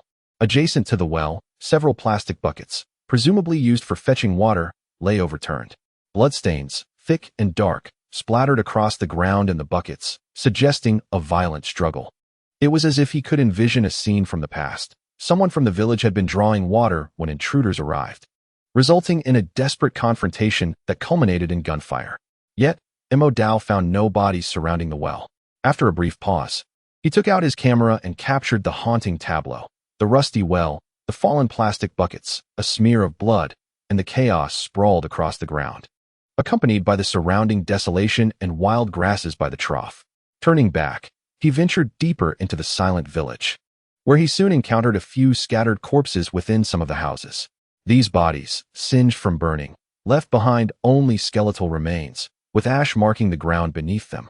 However, the few corpses he observed starkly contrasted with the overall desolation of the village. Guided by the dim light of his phone, he pressed forward until he reached the rear of the village, where several charred houses stood. Inside these ravaged structures, burnt bodies lay haphazardly, resembling discarded rags piled together. It is evident that those who took the lives of these individuals harbored thoughts of disposing of the bodies, yet seemed to find the task burdensome. In a manner akin to burying one's head in the sand, they hastily gathered the corpses and set them ablaze, leaving several parts unburned, with remnants of decayed flesh and blood, tainted by the heat. Observing this ghastly scene, one can imagine the horrors that once unfolded in this village. Armed intruders invaded, committing a massacre within its confines. The specifics of what transpired remain shrouded in mystery, yet the outcome is clear. The villagers met their demise. The perpetrators dragged the bodies into several houses, perhaps deterred by the distance of the corpses outside the village, opting instead to incinerate them where they lay. And thus, the scene before Mo Dao came into view. Gazing upon this unspeakable sight, the overwhelming brutality struck not only with its sanguinary nature, but also with the stark realization of how fragile life appeared here, as insignificant as discarded rags. Lives extinguished, reduced to mere refuse, and a village vanished. Mo Dao paced before the few remaining houses, pausing momentarily before retrieving his camera to capture the haunting tableau. Before departing, he marked the location on the map he had brought. Alone, at this moment, he found himself powerless to bury the bodies or take any action. He could only fulfill his duty as a journalist. After leaving, Mo Dao drove to the next location, another place suspected of a similar slaughter. There, he encountered the same profound silence and darkness. This village was larger, leaving behind clearer traces on its soil. Blood stained the ground, much of it absorbed, yet still visible. Many houses bore the scars of devastating flames. In addition to those burned, numerous bodies lay discarded near the river, not far from the village, resembling abandoned sandbags, carelessly tossed and piled along the riverbank. Among the remains were the faces of both the elderly and the young. Their eyes, some wide open as if gazing at the moon, others tightly shut in a grimace of final agony, revealed the torment they endured. As Mo Dao surveyed the bodies strewn along the riverside, he fell into a contemplative silence. Even over the course of several lifetimes, this was the night he had encountered the greatest number of corpses. He documented the grim scene by the river before returning to the village, intending to traverse it once more en route to his next destination. However, just as he was about to cross the village, he detected a faint sound, though diminutive. In the oppressive stillness, it resonated clearly. Was there still someone alive? Mo Dao turned his head to look back. There stood a structure reduced to smoldering ruins. The sound emanated from behind a half-collapsed low wall. Chapter 18, Tragedy. It seemed that the moment Mo Dao detected the faint noise, The source behind the crumbling wall also became aware of his presence. The surroundings fell into a profound silence, devoid of any other sound. With a rustling motion, Mo Dao used the flashlight of his phone, shielding the light with his palm, and cautiously shifted his feet. The sound of his footsteps on the sandy ground resonated sharply in the stillness. Gradually, he maneuvered around the half-collapsed wall, and there he beheld a pair of vigilant and resentful eyes. It was a frail Kurna youth, dressed in tattered clothing and barefoot. His body was coated in dust and fragments of mud. He sat curled up in a corner, his left foot pinned beneath the weight of the collapsed wall and a solid wooden post, an insurmountable burden for his gaunt limbs. A glimpse of his foot and the other leg revealed a disheveled wound, mingled with dirt, the torn flesh hanging limply at his side. Though he attempted to huddle closer to the wall, he could not fully lean against it. In his hands, the boy clutched a broken, spiked stick, gripping it tightly as a weapon, casting a wary and hateful glare at Mo Dao. Apart from shivering from the night's chill, he remained motionless. Mo Dao and the Kurna youth exchanged glances, the silence stretching between them. At that moment, Mo Dao found himself at a loss for words, his limited command of the Kurna language rendering him even more silent. Instead of advancing closer, he squatted down and rummaged through his pocket to retrieve some snacks. Offering the bread to the boy, as Mo Dao reached into his pocket, the youth tensed further. However, he did not produce a weapon, but rather food. The boy continued to regard Mo Dao with suspicion, remaining still and silent. Yet, gradually, he recognized that Mo Dao was not one of the previous group, and the resentment in his gaze lessened slightly. Mo Dao remained silent, maintaining his gesture of offering the snack. In a brief moment, the boy suddenly snatched the bread from Mo Dao's hand, tearing it open and shoving it into his mouth. Mo Dao observed the boy's actions without uttering a word. He then stood up, placing his phone, still illuminated, beside him to cast a bit more light upon the ruins. He squatted down again, and as the boy finished the bread, he proceeded to hand over other food items one by one. Thus, the boy consumed a portion, and Mo Dao offered another. This exchange continued for several rounds. And after a period of hunger, the boy's frantic eating began to slow. He lifted his gaze to Mo Dao, his wariness diminishing somewhat, though still present. While he remained silent, Mo Dao did not rush, merely contemplating how to remove the heavy object resting upon the boy's leg. After surveying the surroundings, he sought out a stone nearby to use as a support and found a sturdier stick, intent on prying the heaviest wooden pillar aside. Throughout the ordeal, the boy remained silent, observing Mo Dao's efforts. It became evident that, at times, communication transcends spoken language. After a prolonged silence, as Mo Dao prepared to lift the solid wooden post, the boy finally spoke. "Who are you?" He addressed Mo Dao in the local Kurna tongue. Fortunately, this was one of the few phrases Mo Dao understood. "Reporter," he replied. "Reporter?" The boy echoed, his expression still tinged with caution and uncertainty, as if grasping the concept of a reporter, yet having never encountered one before. "What do you intend to do?" The boy's question was lost on Mo Dao, but he inferred its meaning and gestured toward the wooden pillar pinning the boy's leg. The boy fell silent once more, watching Mo Dao's actions without uttering another word. Mo Dao, wielding the sturdy stick, strained to pry the wooden pillar aside, ultimately managing to shift it thanks to a modicum of physical fitness. Otherwise, he would have struggled considerably. Once the wooden pillar was displaced, Mo Dao crouched down to remove the larger clumps of earth weighing down the boy's left leg. Upon clearing the final large clump, he beheld a gruesome sight. The boy's leg was bloodied and mangled, with visible fractures mingled with the debris. After the obstruction was cleared, the boy staggered, leaning against the wall for support and using his right leg to brace himself. With a determined effort, he eventually stood upright, locking eyes with Mo Dao in silence. Observing the boy's vigilant gaze, Mo Dao attempted to convey his intentions using a few Kurna words along with gestures, inquiring, "Do you wish to accompany me?" "No," the boy replied, shaking his head. As if fearing Mo Dao would misinterpret his meaning, he gestured emphatically, clearly indicating that he would not follow. "What do you plan to do? Where do you intend to go?" Mo Dao pressed further, and in response, he witnessed the boy's eyes aflame with hatred and unyielding resentment. "I seek vengeance. I will kill them." The boy's words were direct, his grip tightening around the wooden stick, his body trembling with raw intensity, the essence of pure hatred emanating from him. Mo Dao understood the boy's sentiment without further words. He signaled for the boy to remain where he was while he retrieved a medical kit from the vehicle to tend to the boy's wounds. The boy simply watched, silent.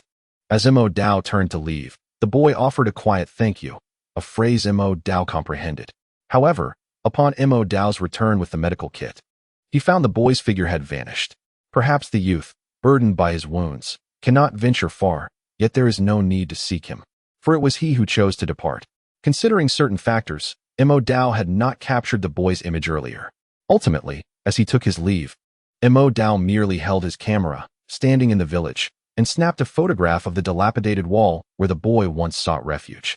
With a medical kit in hand, Mo Dao returned to his vehicle and drove onward to the next destination. Is it wrong for the youth to harbor thoughts of vengeance? For a survivor who witnessed the slaughter of his kin and the devastation of his village, is it unjust for him to seek retribution? To suggest that such a youth should refrain from inflicting harm upon others feels excessively lofty. Conversely, those who perpetrate the massacre may also believe they are justified in their actions. It resembles an endless vortex, drawing in those ensnared within, destined to perpetually cycle through suffering. Moreover, under the influence of external forces, this cycle may never find resolution. Driving towards yet another desolate village, Mo Dao captured additional photographs and videos before beginning his return journey. The passage to his destination was smooth, yet the route back was fraught with obstacles. As he circumvented a blocked road via a narrow path, Mo Dao, who had been fortunate until that moment, finally encountered the armed opposition led by Kurna head-on. A contingent of rebel soldiers, wielding the most common weaponry in Africa, AK-47s, rocket launchers, and machine guns, set up a blockade ahead. "Stop! Halt your vehicle," shouted the leader, aiming his firearm at Mo Dao's car. After a series of bullets ricocheted off the ground, he bellowed at Mo Dao to comply. "Get out! Step out of the vehicle." The leader, flanked by two soldiers, approached with agitation, repeatedly shouting his command. Mo Dao calmly ceased driving and lowered his window. "Get out! Now!" The leader, brandishing an AK-47, pointed it indiscriminately at Mo Dao. Once the window was down, he reached in, attempting to drag Mo Dao out. However, Mo Dao deftly evaded his grasp. This only seemed to infuriate the leader further, yet upon recognizing Mo Dao's face, he refrained from physically pulling him out, though malice intensified in his gaze. With a menacing grimace, he roared at Mo Dao while striking the car door frame with his gun. Seemingly irritated by Mo Dao's delay, he fired 2 shots into the ground beside him. Mo Dao merely glanced at the raging leader and then at the surrounding armed personnel who had encircled his vehicle. He opened the door and stepped out, facing the leader unflinchingly. The leader, frowning and surveying Mo Dao with malevolent scrutiny, embodied a gaze that was unsettling, as one could never be certain whether the person before them might suddenly unleash a barrage of bullets. However, for Mo Dao, it was of little consequence. Even if he were to be shot twice, it would merely waste some of his time. His demeanor remained remarkably calm as he turned his head to survey the surrounding armed personnel. The leader, after scrutinizing Mo Dao for a moment, spoke a few words to a nearby individual in a language Mo Dao could barely comprehend. Subsequently, a bespectacled armed personnel approached him. The leader then relayed some instructions to the bespectacled individual, who repeated in English, "What country are you from? What brings you here?" "I am from Huahua."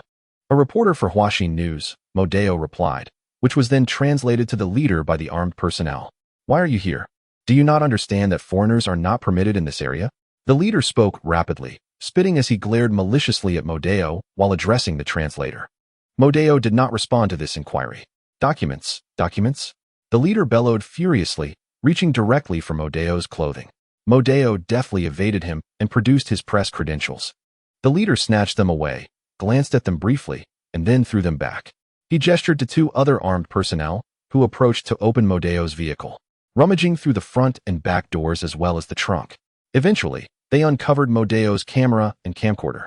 "Open them," the leader commanded, thrusting the camera and camcorder towards Mo Dao, glaring at him as he barked the order. Mo Dao glanced at him and proceeded to switch on the camera and camcorder in succession. The leader examined the contents of both devices' memory cards while occasionally casting sidelong glances at Mo Dao. However, the memory card contained nothing of particular significance, merely a collection of mundane photographs. "What else? Produce it." After reviewing the footage, the leader, now visibly irate, addressed Mo Dao once more. Without granting Mo Dao time to respond, He commanded 2 armed personnel to press their guns against Modeo's forehead while they conducted a search. Ultimately, the search yielded only a few snacks and some cash from Modeo, revealing nothing else. The leader shot Modeo a menacing glare before extracting and snapping the memory card from the camera, neglecting to return the camcorder to him. "We suspect you of clandestinely recording our military secrets. This camera shall not be returned to you." Modeo then heard the translated words. "You claim to be a reporter from Huagua? Where do you intend to go? What do you wish to accomplish?" "To the capital of Kalina," Modeo responded. "If you wish to proceed, then comply. Take out your phone, record a video to upload to YouTube, and we will allow you to pass. Follow our instructions precisely. Do you understand?" As he spoke, the leader and several armed personnel erupted into laughter. Modeo remained unfazed, his expression unchanged. "Now do as I say." The apparent indifference of Mo Dao seemed to further incite the leader, who pressed the gun against Mo Dao's forehead once more. With a combination of fury and madness, the leader shouted at Mo Dao, who calmly replied, "I am a journalist from Huaxi News. You may pull the trigger." Mo Dao's words were translated by an armed individual standing nearby. It was evident that the leader's rage intensified, his eyes revealing unmasked malice, his face contorted in a grimace. "Do as I say," he barked, firing a shot at the ground near Mo Dao's feet, the splattered mud echoing against the vehicle's body. Mo Dao contemplated whether, should he survive this ordeal, he would once again pursue the path of a war correspondent. Additionally, he mused that a sudden attempt to seize the weapon might result in the demise of 1 or 2 of his captors. In the midst of the leader's fury, with the heated barrel of the gun still pressed against Mo Dao's forehead, the armed translator hesitated and pulled the leader aside, whispering a few words. Mo Dao discerned the mention of Huaxi News. Subsequently, the leader's expression fluctuated, revealing a tempest of emotions. Finally, he fixed his gaze on Mo Dao and coldly declared, "You may leave, but you cannot pass this point." With that, he turned away, still casting malevolent glances in Mo Dao's direction. Mo Dao glanced back before retreating to his vehicle. Upon closing the door, he surveyed the disarray inside. Items were scattered, and the seat cushions had been slashed. However, he said nothing about it and restarted the engine, redirecting the vehicle. Behind him, perhaps fueled by frustration at having released Mo Dao, gunfire erupted once more. Unperturbed, Mo Dao chose an alternate route, continuing towards the capital of Kurna. He retrieved the camera storage card concealed beneath his tongue, wiped it clean, and tossed it into a nearby storage box. This area, whether due to its remoteness or previously damaged infrastructure, lacked signal. Consequently, he was unable to upload the footage and news videos he had captured earlier, which he could only carry with him. Had the armed individuals and their leader insisted on extracting his tongue to examine it, he might have been compelled to fight back, risking it all to secure a few moments of footage before the retreat. Gazing at the storage card, Mo Dao smiled briefly, though the grin quickly faded. For the images and videos it contained were, in many respects, not of a commendable nature. He looked ahead at the moon, casting a cold light amidst the enveloping darkness, and pressed onward. Taking a more circuitous route, he fortunately avoided any further encounters with armed forces, arriving smoothly at the capital of Kurna. However, this detour significantly extended his journey. By the time Mo Dao reached the outskirts of the capital, it was already 4 or 5 in the morning, with the sun poised to break the horizon. As soon as his phone regained signal, he received numerous messages, including inquiries from the editor and fellow colleagues from the interview team, all asking about his well-being. Do not lament the brevity of responses. Fortunately, upon entering the city, Mo Dao found himself amidst a lull. The opposition forces and government troops had yet to engage in combat within the capital region, allowing him to enter smoothly. He then drove back to the Kurna branch. Chapter 20. The Impact. Mo Dao, how are you? I trust you are unharmed? Although it was the early hours of the morning, as Mo Dao navigated the streets of Kurna's capital and returned to the branch, most of his colleagues were awaiting his arrival. As his vehicle came to a halt in the courtyard, Mo Dao exited, clutching a storage card housed in a small box. Observing that he bore no evident injuries, his colleagues, including the editor-in-chief, breathed a sigh of relief. The editor-in-chief approached him and inquired, "Are you well?" "Yes. Just the camera and equipment were lost. I encountered a group of armed personnel on the way back, and they confiscated my camera," Mo Dao replied with a faint smile. "As long as I'm fine, that's what matters. We can always replace the camera." Hearing Mo Dao affirm his safety, the editor-in-chief relaxed further. He did not even bother to inquire about the news material, as he understood that the most crucial aspect was Mo Dao's well-being. Let us head inside. It's still a bit chilly out here, the editor-in-chief urged, beckoning Mo Dao and the others to follow him. The group complied, albeit with glances directed at Mo Dao. Fei Yi and Lu Hong, members of the same interview team, approached him, curiosity piqued by Mo Dao's harrowing day. Mo, that must have been quite thrilling, Fei Yi remarked. Not particularly, Mo Dao replied. For an ordinary person, being threatened at gunpoint by armed men would indeed be terrifying, evoking a sense of having survived a harrowing ordeal. For me, however, death is merely an eventuality. While having a gun pointed at one's head is somewhat disconcerting, it does not evoke the same primal fear. Lu Hong nodded, uncertain if he fully grasped Mo Dao's perspective. Hesitant to voice his thoughts, he considered asking about the footage captured, but quickly realized that the camera had been confiscated. Mo Dao merely smiled at his unspoken inquiry. Upon returning inside and closing the somewhat drafty door, Mo Dao handed the storage card to the editor-in-chief. I'm unsure if this news is suitable for our agency's report. The editor-in-chief and other colleagues turned their attention to him. The editor-in-chief scrutinized Mo Dao, then the storage card, his earlier thoughts mirroring those of Lu Hong and the others. The confiscation of the camera had led him to dismiss the possibility of any visual material. This news footage? Well done, my boy, you truly managed to capture something. He commended, gazing at Mo Dao with a mixture of admiration and nostalgia. If he were younger, he would have eagerly joined Mo Dao in the field. In his youth, he too had been fearless, driven solely by the pursuit of truth in journalism. Nevertheless, he found solace in the fact that there were still passionate young journalists like Mo Dao, willing to embrace considerable risks and stand at the forefront of the news. The editor gently patted Mo Dao's shoulder and, with a faint smile, remarked, "What is it that we cannot report at our news agency? As long as the news is authentic, it can certainly be published.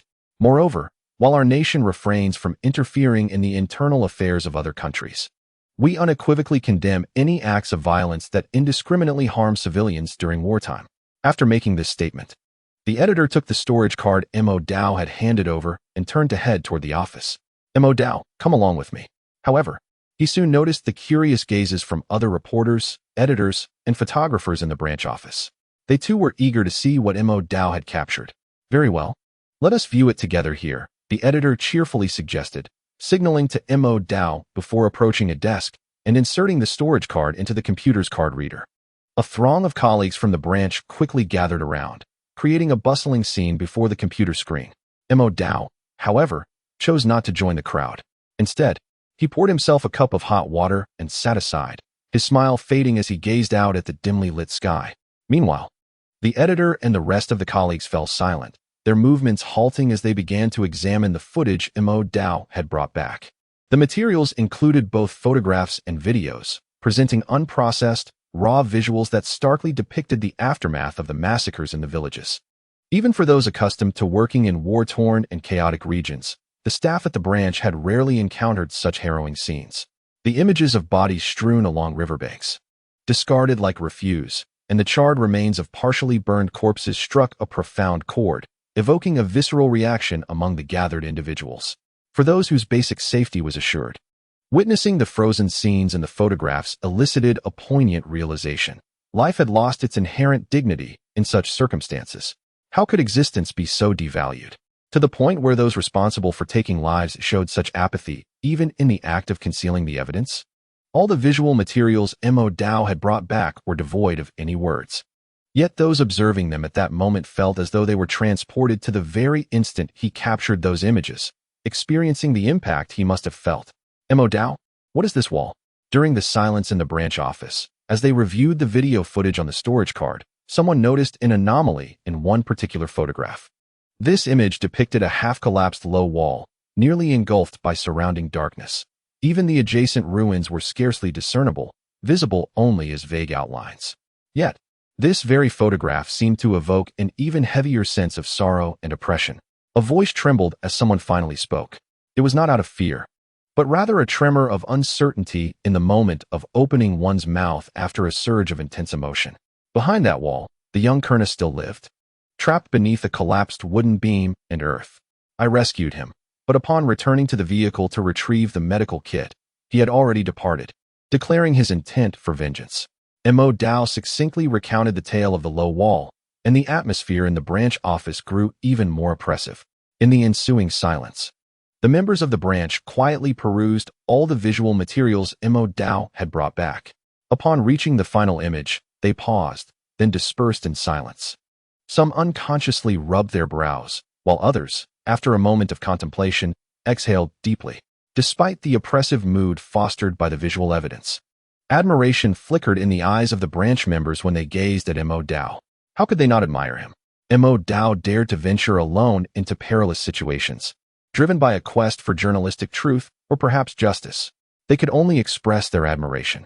After all, for those who might question his courage, they could always take a turn in those dangerous locales themselves.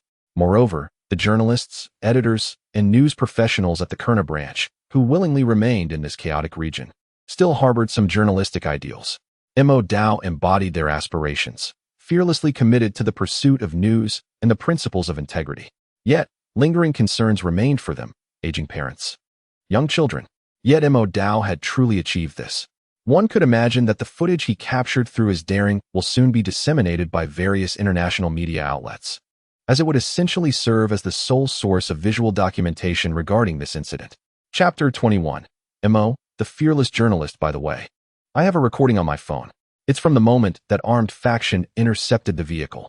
As Mo Dao caught the gaze of his colleagues, he retrieved his phone, opened the file, and handed it to the editor-in-chief. The editor, upon hearing this, took the device, glanced at Mo Dao, then at the recording. He fell silent for a moment before pressing play. The recording began with the jarring sound of gunfire. The editor paused the playback, refraining from continuing. The expressions of his colleagues shifted from admiration to something more complex as they regarded Mo Dao. Goodness, this man recorded audio right under the barrel of a gun. If they had seized not only his camera, but his phone too, he would have been done for. Was he truly unafraid of the potential consequences? Such audacity. Did he not fear the unexpected? The editor raised his gaze to Mo Dao, hesitating to speak, but ultimately couldn't resist saying, "That was a bit reckless. Please ensure your safety first next time." "Yes, I understand," Mo Dao replied. The editor then regarded him once more and patted him on the shoulder. "We'll compile this recording with the visual materials for a report later. Do not hesitate. Compose a report yourself. I will contact the headquarters now, and this report should be published on our main account by tomorrow." Mo Dao nodded in agreement, refraining from any objections. The editor glanced back at the daring footage Mo Dao had captured and paused for a moment. "Furthermore, would you consider creating your own account to write a report from your personal perspective? Any unused materials can also be shared on your own account." The editor looked at Mo Dao and spoke. Such an endeavor would undoubtedly benefit Mo Dao's personal development. However, it also carried risks. The publication of this news would inevitably provoke hostility from the opposition forces in Kurna, who still resided within the country. Should some individuals act irrationally, Mo Dao could very well face retaliation. Nevertheless, after contemplating, the editor decided to voice this option, allowing Mo Dao to choose. Is this permissible? After all, I am still a journalist for Huaxi News. Not to worry, many of our branch's staff have their own accounts, albeit with minimal followers, the editor chuckled, recognizing Mo Dao's inclination. "Then I shall create an account," Mo Dao replied. "Great, hasten your writing. If you need assistance, I am confident that others in our branch will be more than willing to help." "Thank you all," Mo Dao acknowledged, expressing gratitude to his colleagues. The others reciprocated with warm smiles, their admiration for Mo Dao's initiative evident. Even those who preferred anonymity were ready to assist in writing, motivated solely by their fervent passion. "Feel free to ask for help if you need it." Enian approached with a radiant smile. Other colleagues similarly offered their support. Lu Hong gave Mo Dao a thumbs up, exclaiming, "Mo, you are remarkable. Journalist Mo, you are incredible." His enthusiasm prompted others to echo similar sentiments. Though their words were somewhat simplistic, they aptly conveyed their emotions in that moment. All right, soon it will be dawn. Everyone should hurry back and get some rest." The editor observed, waiting for the chatter to subside before calling for a conclusion. The others, having said their farewells, returned to their rooms to rest. "Mo Dao, you should also take a break and write the news report after you wake up." Mo Dao nodded in acknowledgement, having indeed been awake nearly a full day and night. The following day, during the afternoon in Huagua, a piece of news surged to the top of the national trending topics. multiple villages inhabited by Kurna people in the southern region had suffered a massacre. Upon opening the trending topic, one would find a report from Huaxi News. The text, accompanied by images of the horrific scenes that even censorship could not obscure, delivered a powerful psychological impact to all who encountered the news. After reading the full article, most were left with an indescribable complexity of emotions. They were struck by the fragility of life, which seemed as insignificant as weeds in that moment. For those living in peace, it was nearly impossible to grasp the vulnerability of existence amidst the ravages of war. This news report vividly and directly presents this fragility to countless individuals. Many are engulfed in an inexplicable anger, for life should not be this way. Beneath the article, the majority of comments express sighs and lamentations for peace. Regardless of the nation involved, the senseless slaughter of civilians is truly barbaric. This evokes memories of historical tragedies our country has endured, for peace is hard-won.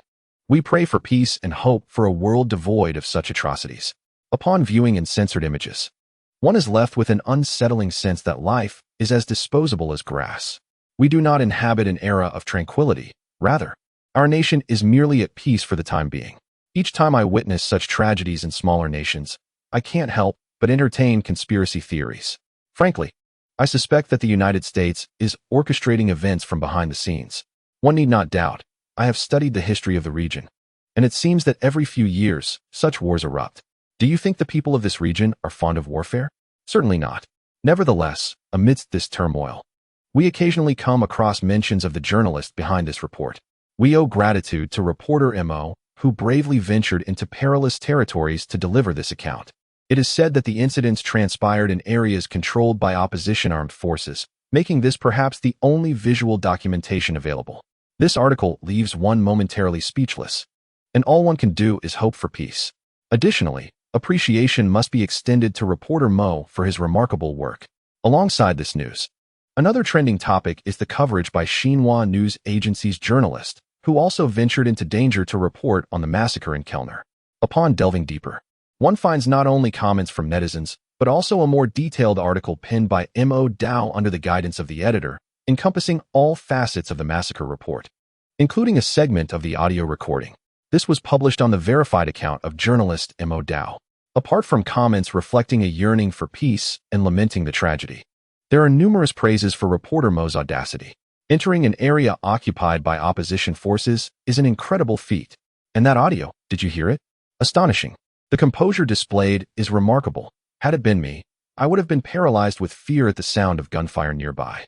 Previously, I had encountered rumors of the Kellner opposition's atrocities on foreign platforms, yet no media had provided concrete evidence, nor did they grant interviews. This is truly commendable. They navigated right through a conflict zone. This is extraordinary. As someone involved in journalism, I can only express my admiration with a single word: respect. And for those not in the field, I can sum it up in 2 words: truly impressive. The comments are rife with admiration. The impact of this report is far from over. On the contrary, as more and more media outlets worldwide share M.O. Dao's 2 articles, public discourse continues to be ignited on an international scale. Chapter 22. Public opinion. As the 2 reports on the Kurna massacre ignited a fervor within the international community, the internet became a tempest of discourse. Public opinion coalesced around 2 primary themes, one being the condemnation of such inhumane acts and the profound sympathy extended towards the victims, along with the visceral shock elicited by the horrific scenes described. This discourse primarily revolved around the event itself. The other aspect focused on the violence perpetrated by the opposition armed forces against journalist M.O. Dao. In response, numerous esteemed international journalists vociferously condemned these actions, with many prominent figures publishing blog posts and columns, vehemently denouncing the aggression against reporters by the Kurna opposition forces. The impetus for this solidarity among journalists was not merely a desire to defend M.O. Dao, but rather a recognition that the interests of the journalistic community were fundamentally aligned in this matter. Ironically, the vocalizations of these influential journalists lent such credence to the discourse surrounding the violence that it could stand shoulder to shoulder with the reactions to the massacre itself. M.O. Look at this blog post, remarked one journalist, renowned for interviewing numerous heads of state. On his social media account, we must commend M.O. for his noble pursuit of journalistic truth. He is a great reporter. Yet, We must also ensure that those who endeavor to conceal the truth and inflict such violence upon a reporter are held accountable. They must be punished. In the Kerna branch, Fei passionately recited a blog post from another well-known journalist active in conflict zones. We all heard it. They shot at Mo. How could they do such a thing? This is a blatant provocation against all media personnel. It constitutes a severe infringement upon the freedom of the press and is unequivocally a crime against humanity. Punishment is imperative. Oh my heavens, another journalist exclaimed. When I listened to that recording, it brought back my nightmares. They shot at a journalist, inflicting such harm upon a noble figure. This is utterly unforgivable. Mo, it seems they are seeking vengeance on your behalf, Fei remarked, setting down his phone with a contemplative sigh. Mo Dao merely smiled in response, saying nothing. Yin Yan, who was busy drafting, turned with a smile and added, I see that journalist unions in Europe and America are organizing strikes and protests, demanding that those armed individuals who violently detained Mo must face consequences. As she spoke, her smile gradually faded, her eyes narrowing slightly. If it proves effective, that would be splendid. After all, the threats Mo faced cannot go unacknowledged. And we still have cameras that have not been retrieved. Indeed, including Yin Yan, many understood why international journalists reacted so vehemently to the violence inflicted upon Mo Dao. Yet, the sentiment remained. For journalists, particularly those in tumultuous regions, the consensus was clear. Such violent acts against reporters could not be tolerated. Otherwise, what began as one incident could easily become another, with Mo Dao as a victim today and potentially themselves tomorrow. Moreover, the international discourse surrounding the Kerna massacre has been considerable, with certain nations witnessing small-scale protests. Consequently, under the weight of global pressure, the perpetrators of this atrocity must now exercise greater caution in their future endeavors. Incidents of this nature should diminish in frequency. Yin, reflecting on this, cast an admiring glance towards Mo Dao. This, perhaps, represents the pinnacle of what a journalist can achieve, to harness the power of a single report to sway public opinion and, through that collective sentiment, exert pressure to alter tragic, malevolent, or unjust circumstances.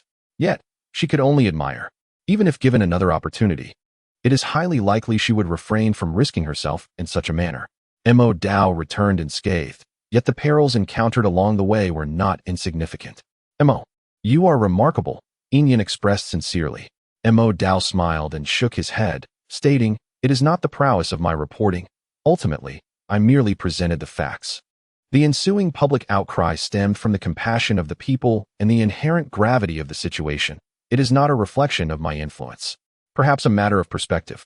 Mo Dao maintained a clear understanding of his own role. After all, it was simply one report. However, Yin clearly held a different view. Listening to Mo Dao's words, she merely smiled and shook her head.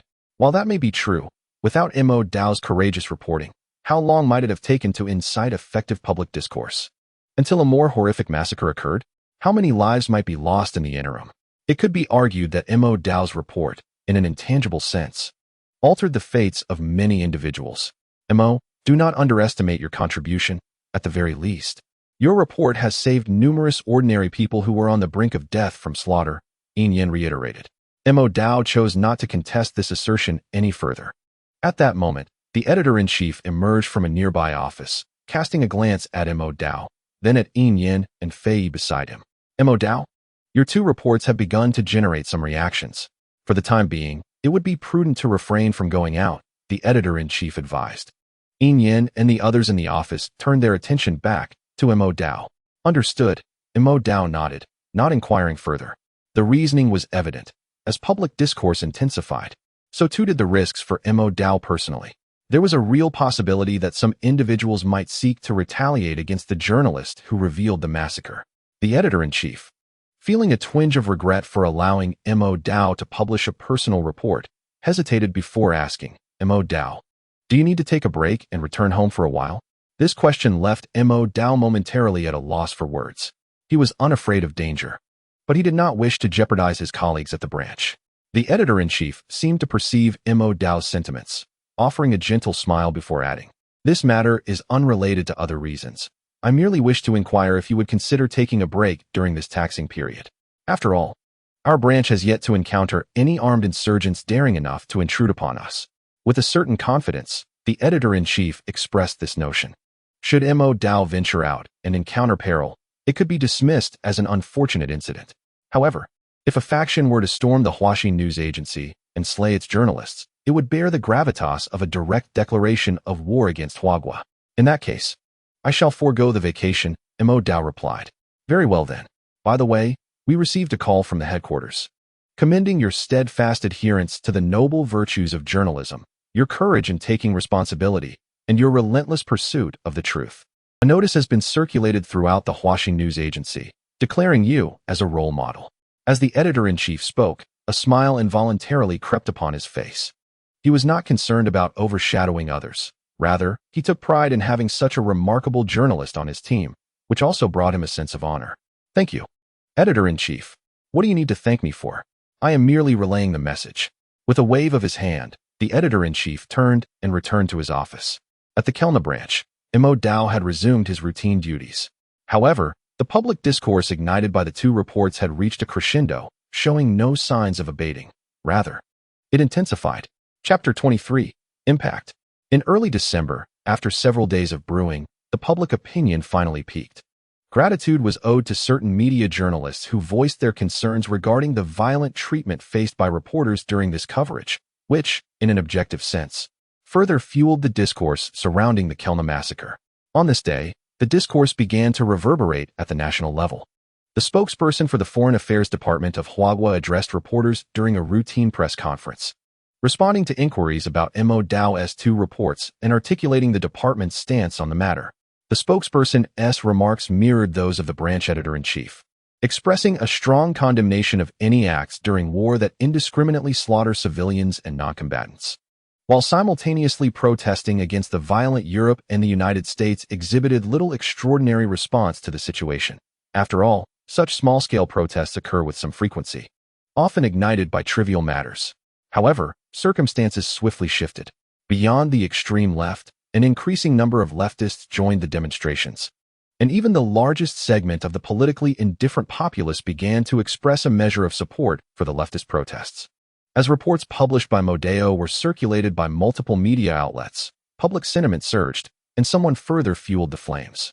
Sources linked to Ouyang Luo revealed that a certain European nation and the United States were covertly backing the Kurna opposition forces, inciting internal strife within Kurna and directly resulting in the ensuing tragedy. Although almost immediately, spokespersons from European nations and the United States refuted these claims. Concurrently, international discourse began to feature misleading narratives, suggesting that Mo Dao had maliciously entered Kurna's military exclusion zone, leading to the confiscation of their filming equipment. Yet, such statements proved ineffectual following the denials from European and American officials, and public outcry only intensified.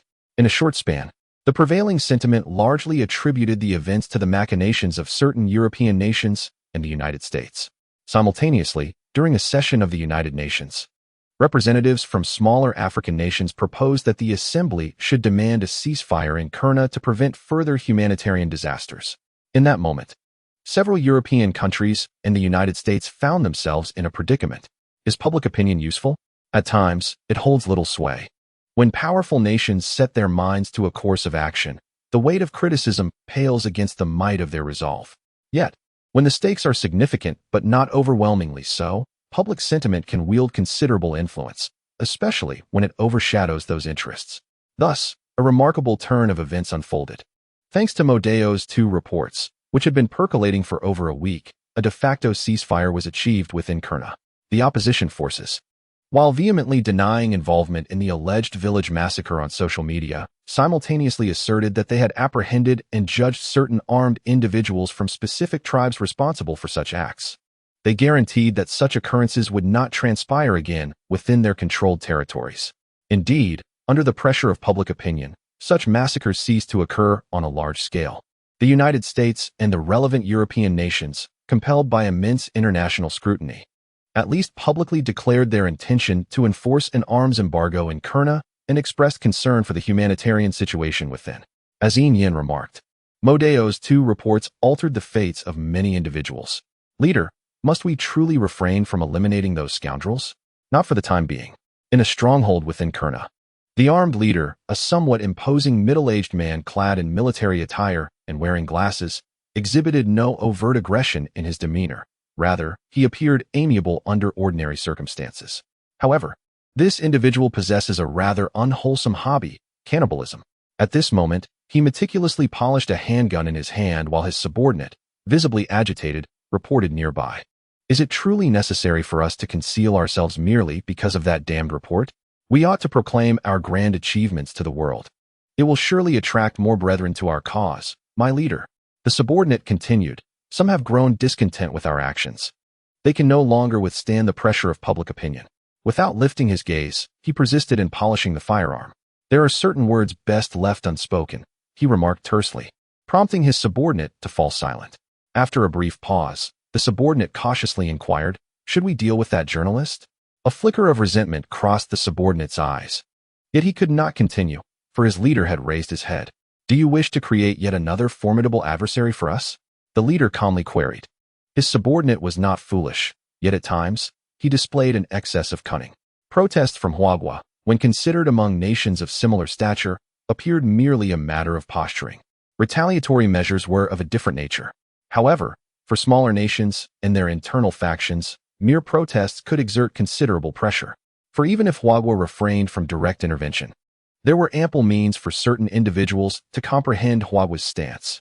Listening to his leader's words, the subordinate felt cold sweat bead upon his forehead. Undoubtedly, the primary reason for his distress was that his leader aimed the loaded handgun at his own temple. He understood well that such actions were ill-advised, particularly since the journalist in question was affiliated with Huaxi News Agency and still remained within its branch office. Should such an act be committed, he was uncertain of the repercussions for his leader, but he knew that as the proposer of this idea, his fate would likely be dire. Yet, as a subordinate, he was compelled to act with a degree of naivety. Nevertheless, his leader's response was markedly different from his expectations. "My brother, I have little tolerance for foolish individuals, nor for those who mistakenly believe themselves clever. Do you comprehend?" The leader's eyes reflected no fury, only an inherent indifference toward life. The subordinate had witnessed many such gazes before, even feeling it directed at some lambs awaiting slaughter, yet in this moment, he felt an acute sense of dread. I understand, he responded repeatedly. The leader cast him a glance, fell silent, and holstered the gun. "Then we shall." The subordinate hesitated before cautiously asking. "Let us wait until public scrutiny subsides somewhat before proceeding," the leader replied with a detached gaze. In truth, although compelled by the weight of public opinion to take action, it did not imply he was devoid of anger. "What of those individuals' heads?" he queried. "They are outside. Toss them into the pot," came the command. "Understood, my leader. I shall take my leave." Chapter 24. Exclusive interview time passed, and the Kelna branch resumed its normal operations. The clandestine yet potentially infuriated Kurna armed factions ultimately refrained from committing any grave transgressions against Modeo, who remained within the confines of the Huaxi News Agency's branch. Modeo has resumed some journalistic endeavors, though currently devoid of perilous assignments. However, as international public sentiment wanes, the scale of demonstrations in various nations has gradually diminished. The further involvement of the National Federation has entered a new phase of bureaucratic wrangling. In fact, the temporarily halted hostilities within Kurna have reignited, with the opposing forces inching closer to the capital under the influence of external interveners from certain European states. Kurna, a nation elongated in a north-south orientation, boasts its capital in the central northern region, where over a third of the national populace resides. Should the capital fall from the grasp of the government forces, it would signify a substantial victory for the Kurna opposition. Nevertheless, Modeo, as previous two reports have, over time, engendered some change. Incidents akin to village massacres have largely ceased, with little to no reports emerging to the contrary. The Kurna opposition has begun to voice their assurances on social media, pledging to safeguard the civilians within their controlled territories. They frequently document their visits through video evidence to dispel claims of any such atrocities. Although the opposition continues to deny any connection to prior massacre events, their current insistence and documentation reflect the profound impact of Modeo's reports. The necessity to undertake these previously unwarranted actions signifies a positive transformation. Public opinion can sometimes appear futile, yet at other times, it wields considerable influence. For instance, while the two reports could not avert the inevitable outbreak of war, They effectively established a red line against village massacres for both the opposition and government forces. Additionally, due to these reports, Modeo, the journalist from the Huaxin news agency's Kurna branch, has garnered attention from numerous individuals both internally and externally. Modeo, please come to my office. The editor-in-chief of the Kurna branch called out cheerfully as he emerged from his office. Since the earlier reports on Kurna, the editor has developed a greater appreciation for the young journalist, engaging with him in a warm and amiable manner. While the editor's demeanor is generally kind to all, there remains a distinction between familiarity and mere cordiality. However, the other colleagues at the branch neither envy nor can they truly aspire to Modeo's achievements, which he has earned through his own diligence. Modeo was in the midst of composing a routine news article, having been tasked several times by the headquarters to write about Kurna. He was indeed quite occupied. Acknowledging the editor's call with a nod, he rose and followed him into the office. Please, have a seat. Would you like some water? I can make you a cup of tea. No, thank you. What can I do for you, editor? Mo Dao shook his head and took a seat. The editor-in-chief did not beat around the bush. He sat directly across from Mo Dao and, after a brief pause, stated that there was an interview assignment that would require his personal attendance. Listening intently, Mo Dao did not rush to respond. If it were merely a routine editorial task, the editor-in-chief would have simply issued the order. With only 2 editorial teams in the branch, it would either be him or Yin Yin in charge. The fact that he was specifically summoned to the office and treated with such gravity indicated that this assignment was indeed of a special nature. It was thus revealed that the leader of the Kurna government forces desired to grant an exclusive interview to an international media outlet. Presumably, this was an attempt to garner sympathy and support on a global scale, bolster the current morale within Kurna, and alleviate the pessimism prevailing among certain factions of the Kurna military. At this point in the conversation, Mo Dao discerned the gist of the editor-in-chief's message. Yet, he refrained from interjecting, opting instead to listen attentively. As one of the key figures in a region currently fraught with conflict, the willingness of the opposing leader to grant an exclusive interview would undoubtedly attract considerable attention from international media outlets. For many capitalist nations, news translates to profit. However, the editor-in-chief's comments clearly indicated that this leader of the Kurna government forces had made a definitive choice, as you might have surmised. He was inclined to accept an interview with our Huaxin news agency. Moreover, he specifically requested that Mo Dao be the one to conduct this interview. The editor-in-chief smiled at Mo Dao, implying that this was indeed a favorable opportunity, enhancing his credentials. The decision by the Kurna government forces was not entirely unexpected. After all, Mo Dao's previous 2 articles had objectively provided them some assistance, at least in terms of public opinion. All right, Mo Dao acknowledged, having little further to say. When is it scheduled? This afternoon, came the reply. They hope to expedite the process as much as possible. Therefore, we may need you to prepare an interview outline promptly, as they wish to review the questions beforehand. Understood, Mo Dao replied, rising to leave the office. Although the editor-in-chief was amiable, there remained an innate tendency to exploit resources. It was nearly 10 in the morning, yet he was expected to produce a comprehensive outline for an interview with the head of state within a few hours. Indeed, leadership often entails a certain degree of pressure on subordinates. Fortunately, the Huaxin news agency possessed ample experience in interviewing foreign heads of state, with a wealth of interview summaries available for Mo Dao's reference. With the collaborative support of the entire branch's editors and reporters, he managed to finalize the interview outline by 2 o'clock in the afternoon, just in time to set off for the military headquarters in the capital of Kurna. At 2 o'clock, Mo Dao, along with Fei Yi and a newly assigned photographic assistant, all traveled in the agency's interview vehicle, driven by the chauffeur, Lu Hong, towards the military headquarters in Kurna's capital. At this moment, the situation regarding the official side of Kellner is rather extraordinary. The individual overseeing the government forces is not the head of the Kellner government, but rather a military leader from the Kellner armed forces. The previous head of the Kellner government was killed by this military leader.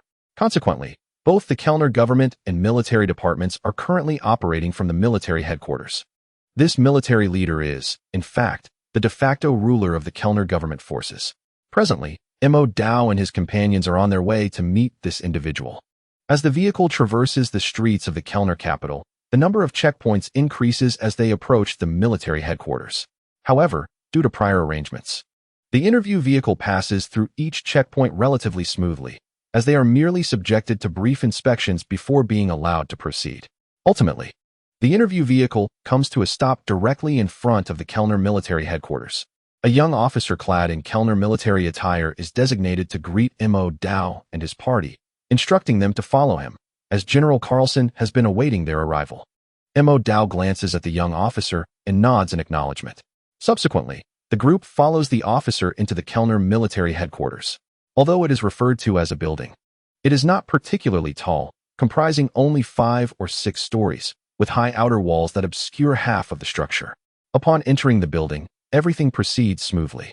Eventually, in an opulent office within the building, Mo Dao encounters the leader of the Kellner government forces. Chapter 25. The interview. Strictly speaking, General Carlson, the current leader of the Kellner government forces, cannot be considered a virtuous individual. Greedy, lecherous, brutal, indifferent to civilian lives, nepotistic, and employing cruel methods of governance. He embodies the archetype of a tyrant. In a single phrase, he does not resemble a true sovereign. Many descriptors that characterize tyrants from the feudal era could aptly apply to him. Nevertheless, this ruler has become the de facto leader of the Kellner government forces by popular acclaim. His rise to power through a military coup relied not only on his loyal subordinates, but also on broader support from the populace. The previous head of Kellner, whom he assassinated, was even more avaricious, lascivious, and merciless. During his reign, the former leader amassed billions of dollars in wealth, constructing an opulent and vast palace for himself, while also gathering a multitude of attractive women to fill his palace, effectively elevating himself to the status of an emperor. If this were all, he would merely be another king in Kellner. In his relentless pursuit of wealth, this king resorted to any means necessary, including siphoning off the populace's resources and selling Kellner's mineral wealth to line his own pockets, engaging even in activities akin to human trafficking. His lifestyle was extravagantly lavish. Furthermore, to maintain his rule, this king even established a religion, appointing himself as the Pope, while supporting a private army of over 20,000 men, diverting government funds that should have been allocated to the Kellner government forces entirely to his own military. Even so, during this process, he still sought to profit. He has never paid the full salaries of the 20,000 private soldiers, instead allowing them to pillage the civilian populace. Once, a commander among his private army, citing slander from a government official, invaded the official's home and brutally slaughtered his entire family. In the aftermath, the king imposed a punishment on this commander, justifying it by claiming the penalty was insufficient. However, many outsiders speculated that the true reason was the absence of the official's daughter-in-law, who had not been offered to satisfy the king's many peculiar tastes, such as an affinity for the wives of his subordinates and a penchant for human cruelty, among others. If the brutal General Carlson could still be regarded as somewhat human, this king was indeed a figure devoid of humanity. Yet, this very king ruled over Kellner for many years, primarily because, to some extent, he was not entirely foolish. While he amassed wealth frantically within the country, he remained unperturbed by certain foreign multinational corporations. Rather than obstructing the rampant plundering of Kellner's minerals and wealth by some European nations, he not only acquiesced, but actively collaborated, even reaping kickbacks from the arrangement. Thus, with the backing of external forces, the king maintained an unshakable grip on power within Kellner. However, due to his excessive cruelty and the growing resentment of the populace, it ultimately became unbearable. In a moment of desperation, some officers under General Carlson conspired and persuaded him to execute a military coup. To some extent, General Carlson was compelled to don the mantle of leadership. One morning at the end of last year, during a shift change at the king's palace, Carlson, accompanied by fewer than 100 subordinates, stormed into the Grand Palace, where he held the rank of merely a major at the time. The opulence and grandeur of the palace proved less impenetrable than it appeared. As Carlson and his men advanced into the innermost sanctum, the former head of Kellner was still in bed, frolicking with his newly acquired bride, only to be shot dead by Carlson right there on the bed. Thus, Carlson became the de facto ruler of Kellner, self-styling himself as General Carlson. "Haha, my friend. Welcome," he greeted as he stood up with a smile upon seeing Modeo and his entourage enter the office. "Modeo, right? I've seen your photographs. Your reports are truly spectacular. They reveal just how savage those wretched individuals truly are." Carlson appeared far more amiable than anticipated. Though clad in military attire, the aura of menace was not overwhelming. Simultaneously, He seemed older than expected, appearing not just over 50 but closer to 60, with strands of gray beginning to pepper his hair. Listening to the translation provided by an aide beside him, Modeo smiled at Carlson but chose not to respond. Regarding brutality, General Carlson was merely a shade better than the king, yet he fell woefully short compared to the average individual. He was, in fact, comparable to the armed opposition in Kellner. General Carlson, thank you for graciously agreeing to an interview with our Huaxi news agency. Shall we commence now? Haha, you truly are a professional, Mo. Would you care for a drink? As a token of my appreciation for your assistance, what red wine or beverage would you prefer today? Even those renowned spirits from your homeland can be procured for you. No, thank you. My earlier reports merely recounted events that transpired. Perhaps they hold some significance for the civilians who endured the massacre.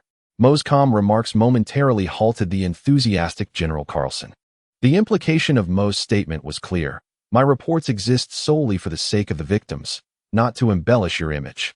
Haha, it seems you are indeed a connoisseur of professionalism. Do you have a penchant for beautiful women? After our interview, you may take one from downstairs. With a chuckle, Carlson resumed his seat behind the office desk. Now, Mo, shall we begin? Mo nodded and glanced at the nearby cameraman Fei Yi and the camera assistant. The two were noticeably more tense than Mo in the presence of Carlson, the leader of the government forces. For those who have spent some time at the Karen branch, Carlson's reputation is akin to that of a figure who might consume children. Although this meeting was an invitation, there remained a possibility that Carlson, in a fit of rage, could turn violent. However, their professionalism remained intact despite the tension. After taking a bit longer to set up the equipment, Fei Yi and his assistant acknowledged Mo with a nod. General Carlson, I am Mo Dao, a reporter from the Huaxi news agency. It is a pleasure to have this exclusive interview with you. Thank you. Mo, you may begin your inquiries. General Carlson, regarding the ongoing war within Karen, many people and organizations are concerned. As a leader among the warring factions, what is your perspective on the trajectory of this conflict? In truth, the content and process of this interview lacked much to discuss. The entire outline had been previously communicated to Carlson's side.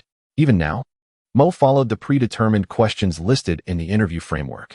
Should Mo decide to introduce spontaneous inquiries, Carlson would be unlikely to provide answers. Dissatisfaction with certain responses could not be discreetly conveyed as Mo had done previously with armed personnel. Thus, the interview itself was merely a procedural formality.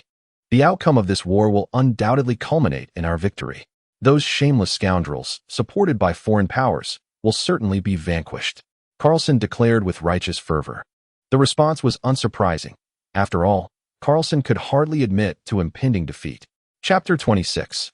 Invitation in light of certain European nations asserting that your rule, General Carlson, is contrary to freedom and that Karen should not be governed by military authority. What is your perspective on these claims?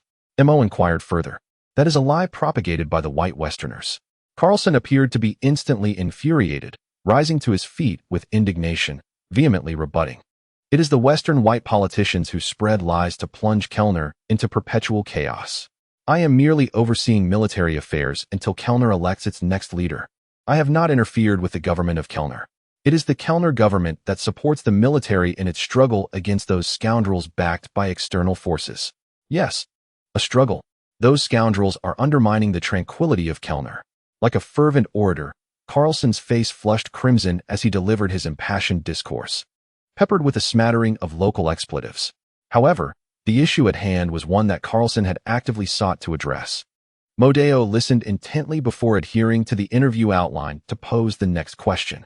Regarding the claims made by the Kellner opposition armed forces that they are swiftly achieving victory in this war and are drawing ever closer to the capital, what is General Carlson's perspective? Furthermore, many within Kellner seem to share a pessimistic view regarding the prospects of victory in this conflict. This inquiry appeared to catch Carlson, who had just fervently asserted that the government forces would ultimately triumph, somewhat off guard. Yet, it was not an impromptu question but one that had been meticulously planned in the interview outline. After the question was posed, Modeo once again witnessed General Carlson's impassioned rhetoric. Indeed, we must acknowledge that, with the backing of certain foreign powers, those scoundrels seem to possess a plethora of superior weaponry. Can you believe it? My friend, we have even spotted a military advisor from a European nation on the battlefield. But we shall prevail because we have our brothers. We will fight until the very last second. Just look at what they are doing. those scoundrels betraying their own nation's interests, allowing Kellner's minerals, oil, grain, and wealth to flow to foreign lands while we gain nothing. My friend, you have also seen them slaughtering our civilians. They seek to kill our parents, our children. To eradicate us all, they wish to plunder everything from us. We cannot allow such atrocities to transpire. Do you see? They sparked this war. They want to take everything from us and continue to sell Kellner's resources to foreign companies. We must never permit such a thing to occur. General Carlson's impassioned speech was undeniably compelling. However, when it comes to the harm and brutality inflicted upon civilians, the government forces led by Carlson are not significantly better. The armed forces under Carlson's command are comprised half of the former king of Kellner's private army, and the other half consists of a government army that has never received sufficient pay and is plagued by disciplinary chaos. This military force can be said to be equally matched with the opposition armed groups. Moreover, the external interference that Carlson mentioned is, in fact, the primary catalyst for the outbreak of war in Kellner. After Carlson's military coup, he appeared less astute compared to the previous king of Kellner, who, despite his ruthlessness, could still be considered somewhat clever. He was enraged by the rampant exploitation of Kurna by foreign enterprises and publicly declared his intention to reclaim the minerals, farms, and other resources seized by these entities. Consequently, chaos ensued within Kurna. Various local armed groups, akin to breeding venomous creatures, began to emerge throughout the region. The root cause lay in the fact that the interests of certain individuals had been jeopardized, prompting them to seek a ruler more aligned with their own agendas. Of course, General Carlson, who now spoke with such fervor, was not as steadfast as he appeared. When the situation escalated, he ultimately capitulated to some foreign enterprises. Caught between two opposing forces, he alienated several radical factions within Kurna. Meanwhile, the foreign enterprises, evidently unyielding, rejected Carlson's apologies, sustaining a degree of unrest within Kurna and providing support to various local armed groups, all in pursuit of safeguarding their own interests amidst the turmoil. The plight of Kurna's civilians, whether they would perish in the conflict or how many would die, was of no concern to these vested interests. As these local armed factions grew stronger, the benefactors openly aligned themselves with the current opposition forces. Naturally, these individuals did not openly admit their intentions to plunder the nation's resources or to replace its ruler merely because Carlson's governance was inconvenient for them. Instead, they claimed that Carlson had seized power through a military coup, that he was a dictator who had ascended without due process, and that his regime was devoid of freedom, relying solely on ideological rhetoric. This assertion bore an element of dark humor, evoking an absurdity as if to suggest that Carlson had usurped the throne unlawfully, and now they supported another individual to usurp Carlson's position. Ironically, the previous king of Kurna had also come to power through a military coup. Friends, you have witnessed them slaughtering our children. Please save our children, concluded Carlson's brief speech. Modeo listened intently, offering no commentary, merely continuing with the procedure. General Carlson, do you believe there is any possibility for a ceasefire between the government forces and the opposition? Absolutely none, he replied. The interview progressed methodically. The seemingly older General Carlson occasionally rose in anger to make statements. The entire process was rather dull, as it adhered strictly to protocol, and Carlson could only express what he was willing to share. After approximately an hour, Modeo completed the interview. Thank you, General Carlson, for agreeing to our exclusive interview. He glanced back at the camera, and the cameraman, Fei Yi, along with his assistant, nodded in affirmation, indicating that everything had been recorded. Once the camera was turned off, Carlson stood again, smiling warmly at Modeo. My friend, it has been a pleasure spending this hour with you. I have decided that you may take two lovely women with you. Thank you for your kindness, General Carlson, but I currently have no means to accommodate these beautiful women. With a hearty laugh, Carlson refrained from further discussion. After his mirth subsided, he turned to Mo and remarked, Mo, you are a courageous journalist. I trust you have grasped the righteousness of our struggle against those scoundrels. I wonder if you would be interested in witnessing the valor of the Kurna government forces firsthand? Mo gazed at Carlson in silence. With a smile still gracing his face, Carlson continued, Tonight, just outside the capital of Kurna, we shall engage in a significant confrontation with those rascals. We are preparing to invite journalists from various nations to witness this conflict. We aim to demonstrate to the world that those scoundrels are not as formidable as they proclaim. Victory will be ours tonight, Carlson declared passionately, his arms outstretched. His intention was likely to bolster the morale of the government troops through media coverage, perhaps with a subtle aim to sway the opinions of certain stakeholders. We have extended invitations to numerous media outlets from various countries. MO, as a token of respect and gratitude. I personally extend an invitation to you on behalf of the Kurna government forces, Carlson said with a smile. Yet, MO merely regarded Carlson without responding. The smile on Carlson's face faded. The atmosphere in the office grew tense. Chapter 27. The Return. I apologize, General Carlson, but regarding your invitation, I must consult my agency before making a decision, MO replied calmly. Carlson's expression shifted as the last vestige of his smile vanished. Nearby, Faye and the other cameraman, busy packing their equipment, appeared noticeably tense, their bodies taut with unease, apprehensive of Carlson's potential wrath should he be displeased. Ah, MO, you truly are diligent. Very well. I shall await your good news. Carlson suddenly erupted in laughter once more. Thank you for your understanding, General Carlson. MO nodded, choosing not to elaborate further. MO was unperturbed by the dangers of reporting from the front line, yet there were complexities to consider. For instance, Carlson's team might use the media entourage as hostages, positioning them in vulnerable areas to instill fear in the opposing forces, thereby achieving strategic objectives. Thus, even if he were to attend, MO would have to maintain complete neutrality to avoid being exploited. MO, I welcome you to return here another time. I shall extend a warm reception. Surely, you cannot leave without some fine wine or beautiful companions. It is a gift I offer to friends, Carlson remarked, bidding farewell with a hint of regret in his voice. MO politely declined once more, signaling to Faye and the others, and the group exited the office. However, upon leaving, they were not able to depart directly. As anticipated, they were ushered into an adjacent room where their recorded footage was meticulously scrutinized, ensuring they did not possess any concealed recording devices. Perhaps somewhat unnerved by the recordings mentioned in the previous reports, the inspectors took the extra precaution of checking whether the three individuals possessed any audio recordings on their phones. Nevertheless, the entire interview process unfolded meticulously according to the pre-established outline, and the inspectors, naturally, uncovered nothing of consequence. After more than half an hour, someone escorted the three individuals out of the building. Outside, in the parking area, the interview vehicle remained in its original position, with the driver, Lu Hong, waiting patiently inside, flanked by two Kurna guards on watch. How did it go, Mo Dao? Was everything smooth? Lu Hong inquired as he opened the car door, noticing the trio's return from the building. Fairly smooth, Mo Dao replied with a nod, casting a glance at the two guards nearby. Lu Hong also turned to look briefly, choosing not to press further. Once everyone was inside the vehicle, it departed the premises. Throughout the journey, apart from Mo Dao, the three others felt a palpable tension. Although there was no rational basis for Carlson's men to open fire or attack them, the possibility of some ill-intentioned individuals aiming to eliminate them to achieve ulterior motives lingered in their minds. Should anything happen to them, it would undoubtedly pose a significant dilemma for the government forces led by Carlson. Fortunately, as they traversed the route and encountered fewer checkpoints, they gradually distanced themselves from the heart of Kurna's military zone. The journey proceeded smoothly, with no sudden ambushes, allowing Lu Hong and his companions to breathe a sigh of relief. Eventually, conversation resumed in the vehicle. This interview was far more exhilarating than the previous report on the capital's explosion. Fei exclaimed, wiping his forehead as if to brush away sweat. And Mo Gu, how impressive you were. I was nervous just behind the camera, yet you remained unflappable, as steady as a mountain.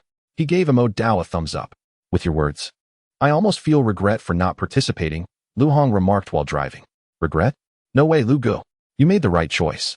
That Carlson gives off an intimidating vibe. The photos don't convey much, but in person, one truly senses his capriciousness, as if he might take your life at any moment. What is that saying? A blatant disregard for life. Was he that frightening? Perhaps you only felt that way because someone had a gun pointed at you, Lu Hong chuckled. Meanwhile, Mo Dao remained aloof from the banter shared by Fei Yi and the others, simply smiling to himself. In terms of peril, this interview was far less treacherous compared to his previous coverage of the village massacre. After all, this interview was essentially a proactive invitation from Carlson. Unless Carlson had lost his mind or the interviewer had acted foolishly to provoke him, there was little chance of any incident occurring. As for Carlson's fearsome reputation, it was largely a psychological effect.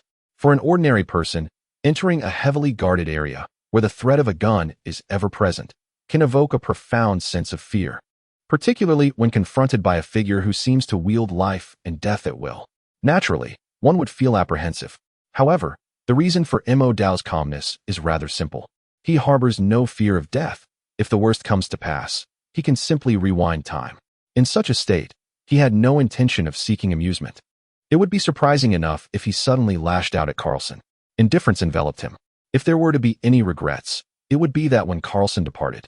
He had mentioned sending a beauty to Mo Gu, yet Mo Gu declined the offer.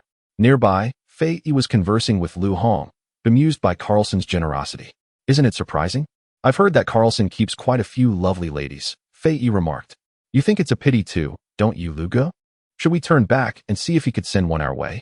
If you wish to pursue that, I can make the turn, but I'll pass. Lu Hong replied. If that were to happen, your sister-in-law would surely devour me whole. Are you heading back? I can turn around for you. No, Lu Gu. Just a jest, merely a jest.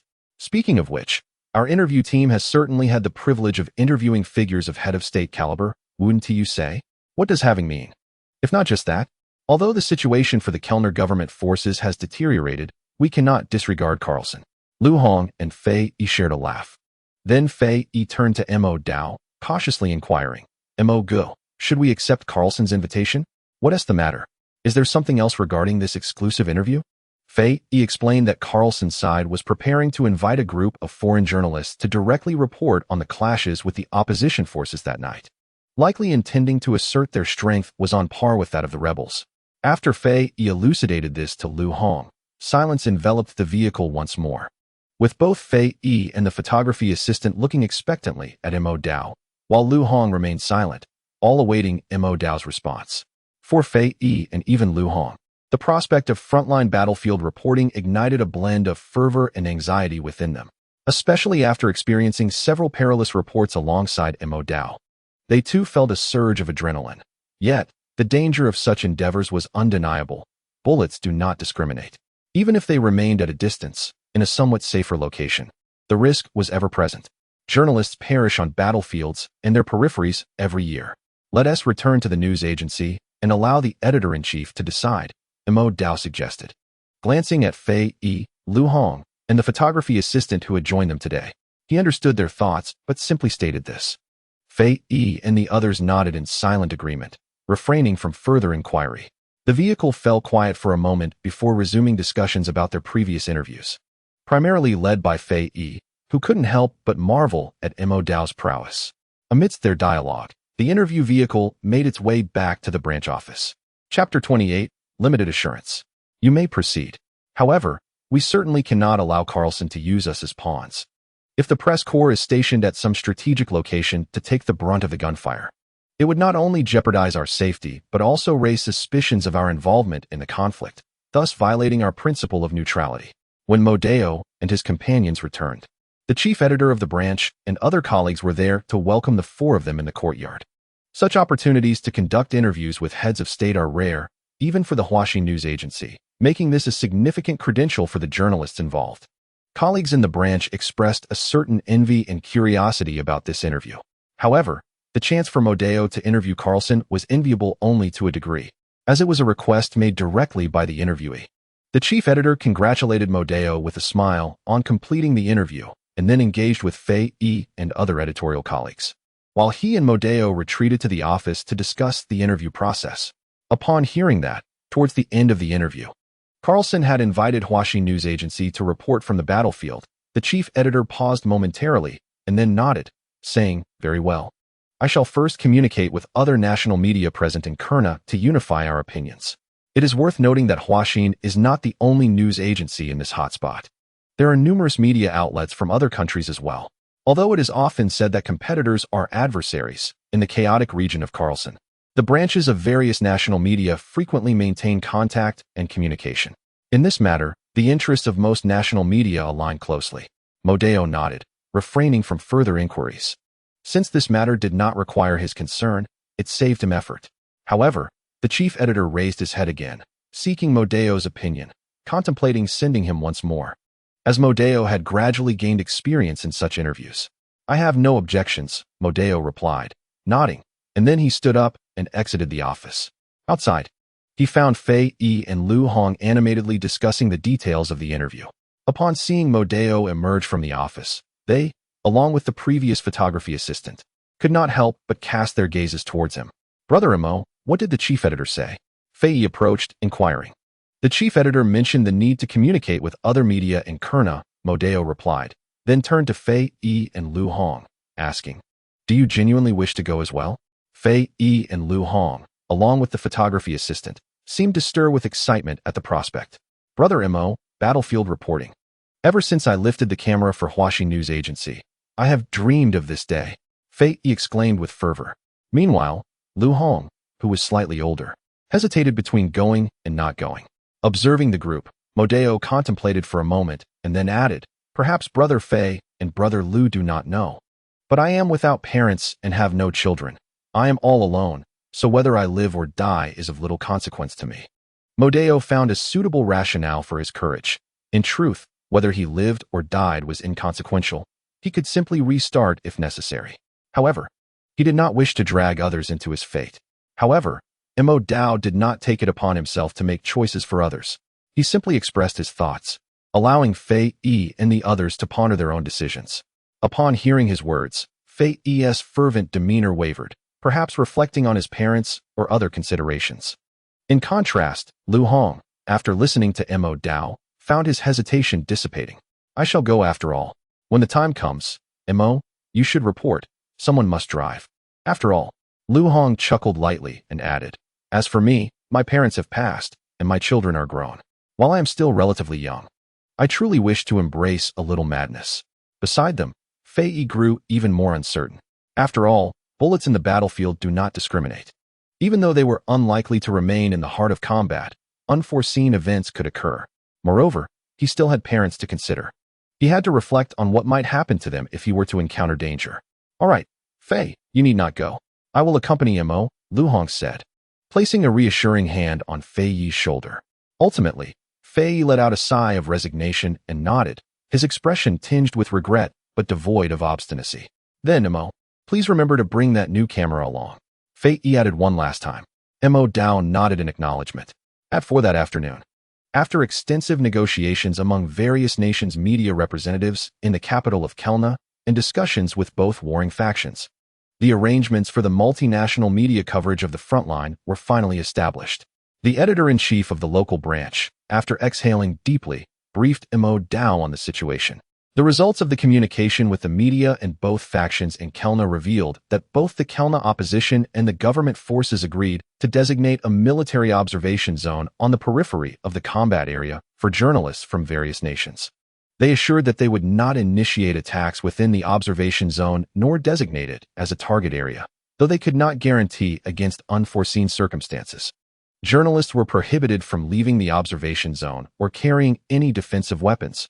They were required to maintain complete neutrality and refrain from engaging with either side. Otherwise, they would be considered combatants. The editor paused momentarily and continued.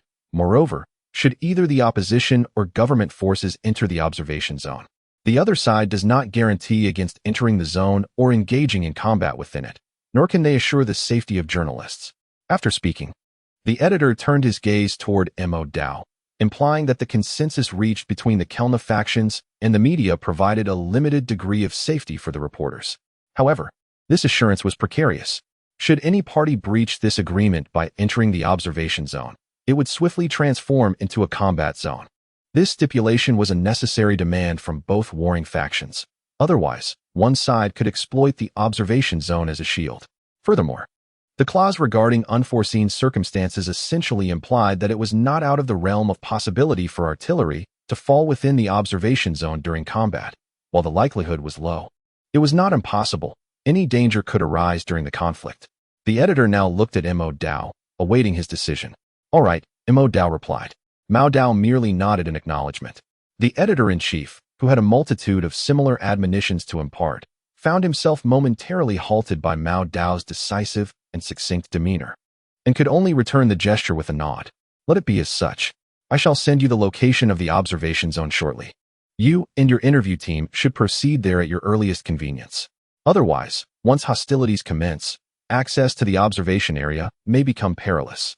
After a brief contemplation, the editor-in-chief added, moreover, both domestic and international attention is currently focused on the situation in Kurna.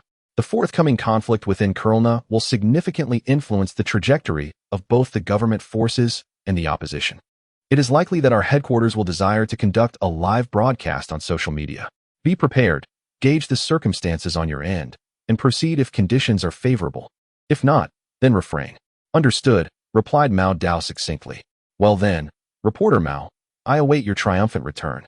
The editor-in-chief rose, embracing Mao Dao with gravity. Mao Dao nodded in response and stepped out of the office, gazing momentarily at the sky outside before striding onward. Chapter 29.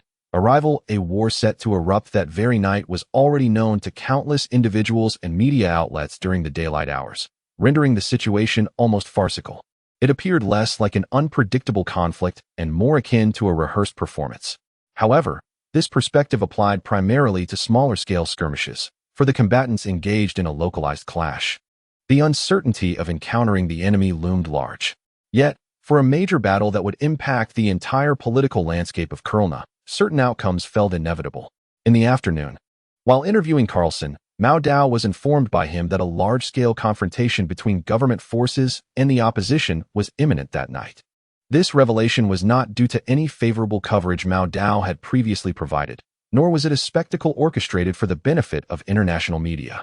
Rather, anyone with even a cursory understanding of the ongoing conflict in Kurna was acutely aware that a significant battle was poised to erupt. The rationale was straightforward.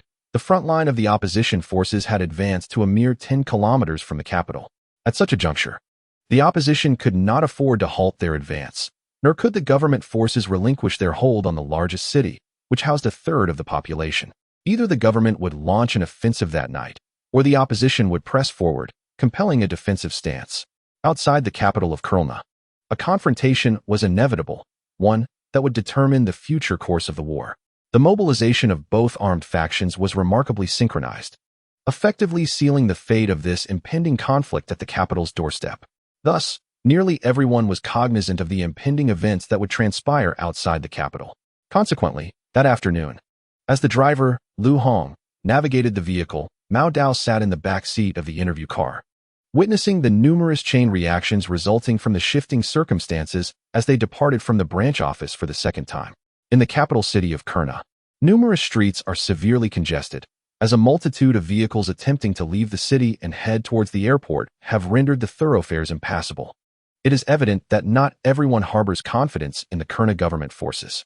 Many wish to escape this place to avoid the potential turmoil that may soon unfold in the capital. Those currently trapped in the traffic are individuals with some means, yet lacking comprehensive information, who feel uneasy upon learning certain developments. Meanwhile, the truly affluent citizens of Kurna, well-informed, had already departed much earlier. As for the more modestly situated residents of Kurna, or those who are refugees from various regions, even if they feel anxious, they find themselves powerless to act. Among the long lines of vehicles caught in the gridlock, sporadic unrest can be observed. Not everyone is willing to watch others flee. Additionally, the overall atmosphere in the city is quite oppressive, contributing to the impatience of the majority. However, this chaos does not significantly affect Mao Dao and Lu Hong, whether on their way to the Kurna military headquarters prior or currently heading towards the conflict zone. The interview vehicle occupied by Mao Dao does not share the same destination as most of the fleeing vehicles. The journey proceeds smoothly, and they successfully exit the capital of Kurna. Mo Lao Di, the reporters are likely following the evacuation efforts, Lu Hong remarks, driving while engaging in conversation with Mo Dao in the back seat. Mo Dao nods, gazing out at the desolate and rather bleak scenery outside the window. The area surrounding the capital appears barren, with only clouds of yellow dust and few passing cars. I wonder how things are on their end, Lu Hong adds, to which Mo Dao turns his head, contemplating that they might also be mentioning them. Hey, perhaps they truly are, Lu Hong chuckles, and Mo Dao smiles in return. This dynamic is, in part, due to Mo Dao's responsibility for reporting from this observation area. The reporting team, led by Yin Yin, is currently accompanying the embassy's evacuation operations. The evacuation of Chinese nationals from the Kurna capital had commenced a day or two prior. This evening, 2 charter flights are scheduled to depart from the capital's airport. heading directly back to the capital of China. The evacuation efforts there must also prompt our branch to withdraw, Mo Dao acknowledges. Indeed, once our reporting concludes here, we will need to follow suit, he adds. Although the Kurna branch of Huaxin News exists primarily to report on the situation in Kurna and its surrounding areas, the evolving circumstances necessitate a re-evaluation of safety protocols, prompting the need for withdrawal. According to the directives and coordination from the headquarters, all personnel from the Kurna branch will temporarily relocate to a neighboring country. Consequently, as Mo Dao and his companion drive out, they will not return to the branch but will proceed directly to the neighboring nation, for which they have stocked ample fuel. This also highlights the peril inherent in this assignment. Should the interview vehicle encounter a malfunction, they might find themselves ensnared in a conflict zone. Lu Gu, are you feeling a bit anxious? Mo Dao inquired after glancing at Lu Hong. Hey, I'm not anxious at all, just a tad exhilarated. Although I've witnessed bullets flying a few times and have seen the chaos of battle, this is the closest I have ever been to a genuine battlefield. Lu Hong replied. Mo, you are a war correspondent. I suppose I am somewhat of a battlefield driver myself. Despite his claims of calmness, Lu Hong's chatter had increased. Besides, if you're not nervous, why should I be? You'll be the one disembarking to report, while I'll remain in the vehicle. What is there to fear? Our vehicle is bulletproof. Have you forgotten? Lu Hong chuckled as he spoke. Mo Dao smiled in response, choosing not to exacerbate Lu Hong's tension. Yet, despite the vehicle's armor, it would hardly withstand an explosion from artillery or a rocket. In that case, Lu Gu, you might as well take a nap in the vehicle.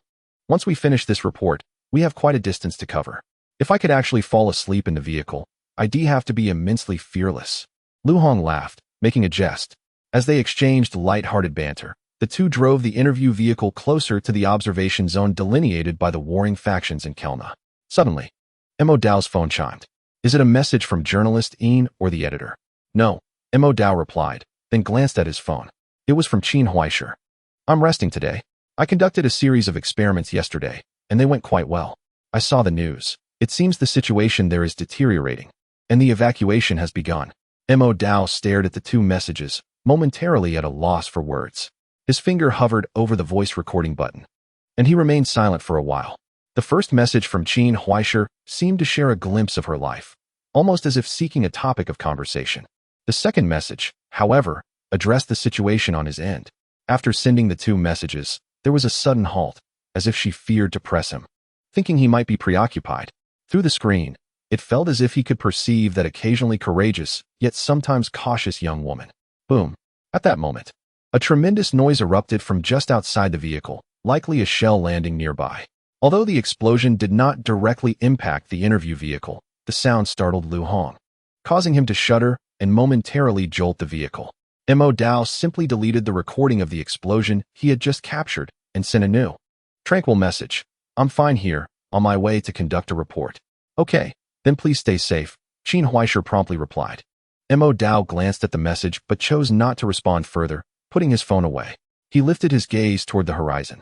Ahead lay their destination. Chapter 30. Media. The international media observation zone promised by both warring parties in Kurna is actually situated in a quaint little town just outside the capital.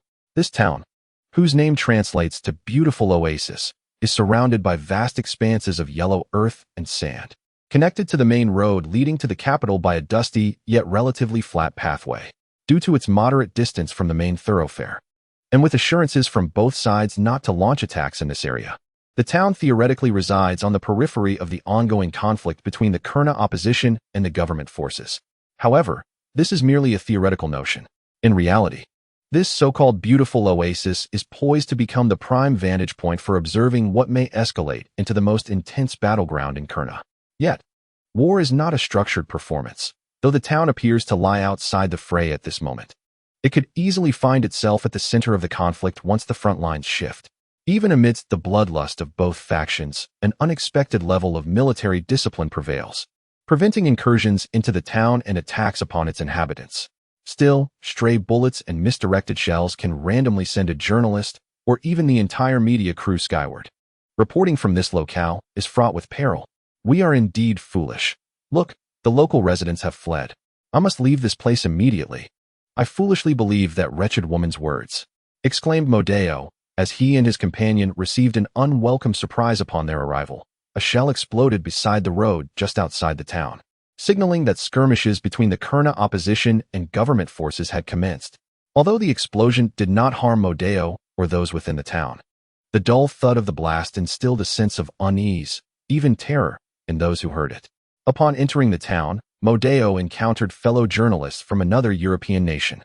It seemed that the sound of the shell had stirred his anxiety, prompting one reporter to unleash a torrent of expletives directed at his superiors, the warring factions of Kurna, and even his neighbors, as if such outbursts could adequately express his current rage. The content of his vitriol was largely unbroadcastable. What a dreadful place this is. My God, how did I end up in this hellhole? The reporter lamented, covering his face in despair, yet he did not genuinely depart. Accompanying him was a photographer who, while methodically organizing equipment, interjected remarks intermittently. I hear your child is heading to college? Oh, has your ex-wife found a new job, so you no longer need to pay alimony? Damn. Shut up, will you? Or have you secured another position? Buddy, if we leave, they'll fire us. Goodness. Just shut up already. Damn. Look at this miserable place, that bastard, that wretch. The reporter continued to vent his frustrations. At this moment, a reporter from a neighboring media outlet spotted Mo Dao and greeted him with a smile. Hey, Mo from Xinhua, I knew it had to be you. This reporter, Kai Wei, represented a news agency from a certain country in Europa, and due to their previous encounters in the capital of Kurna, they had become familiar faces at various events. Most reporters from different nations had crossed paths with Mo Dao during this period. Good afternoon, Kai Wei, Mo Dao replied. Thank you. I am well, though our friend Mr. Warren seems a bit unwell, haha. Mo Dao shook hands with Kai Wei, who chuckled in response, glancing at Warren, who was vociferously cursing nearby. After exchanging knowing looks, they both erupted into laughter. Fuck. Warren turned to Kai Wei, unleashing a torrent of expletives, yet Kai Wei remained unfazed. Laughing heartily and explaining to Mo Dao, our Mr. Warren has always been like this. Please don't take offense. Mo Dao smiled in response. Among the two media outlets present, Kai Wei was a renowned war correspondent, actively reporting from various conflict zones, relishing the thrill of such assignments. In contrast, Warren, who appeared somewhat novice, had similarly spent years working in hotspots. In the media circle, Warren had earned the nickname the Coward, not as mockery, but rather as playful banter. Although he seemed eager to flee at every report, he had been engaged in this line of work for over a decade. Turning his gaze around the small town, Mo Dao realized that he was not the only one here to cover the story. Other media representatives were simply not present at this moment. This town, designated as an observation zone, was indeed quite small. There was only one street, the very one where Mo Dao and others stood, flanked by most of the town's buildings. Standing on this street, one could easily see from one end of the town to the other. This compactness likely contributed to the decision of both warring factions in Kurna to designate this area as a media observation zone. The location was too small for government troops to gain any strategic depth, and for the opposing armed forces, the town was entirely exposed, with generally low buildings that would not withstand bombing. The idea of using this place as a launching pad for an assault on the capital Kurna was utterly fanciful. In modern warfare, this oasis amidst the yellow earth was a perfect target for any bombing campaign. However, with no advantage to be gained and a fear that the opposing side might exploit it, the decision was made to relinquish the town to the media as an observation zone. At this moment, most of the town's original residents had fled, leaving behind only those who had nowhere to go, could not escape, or were unwilling to leave, mostly locking their doors and hiding indoors.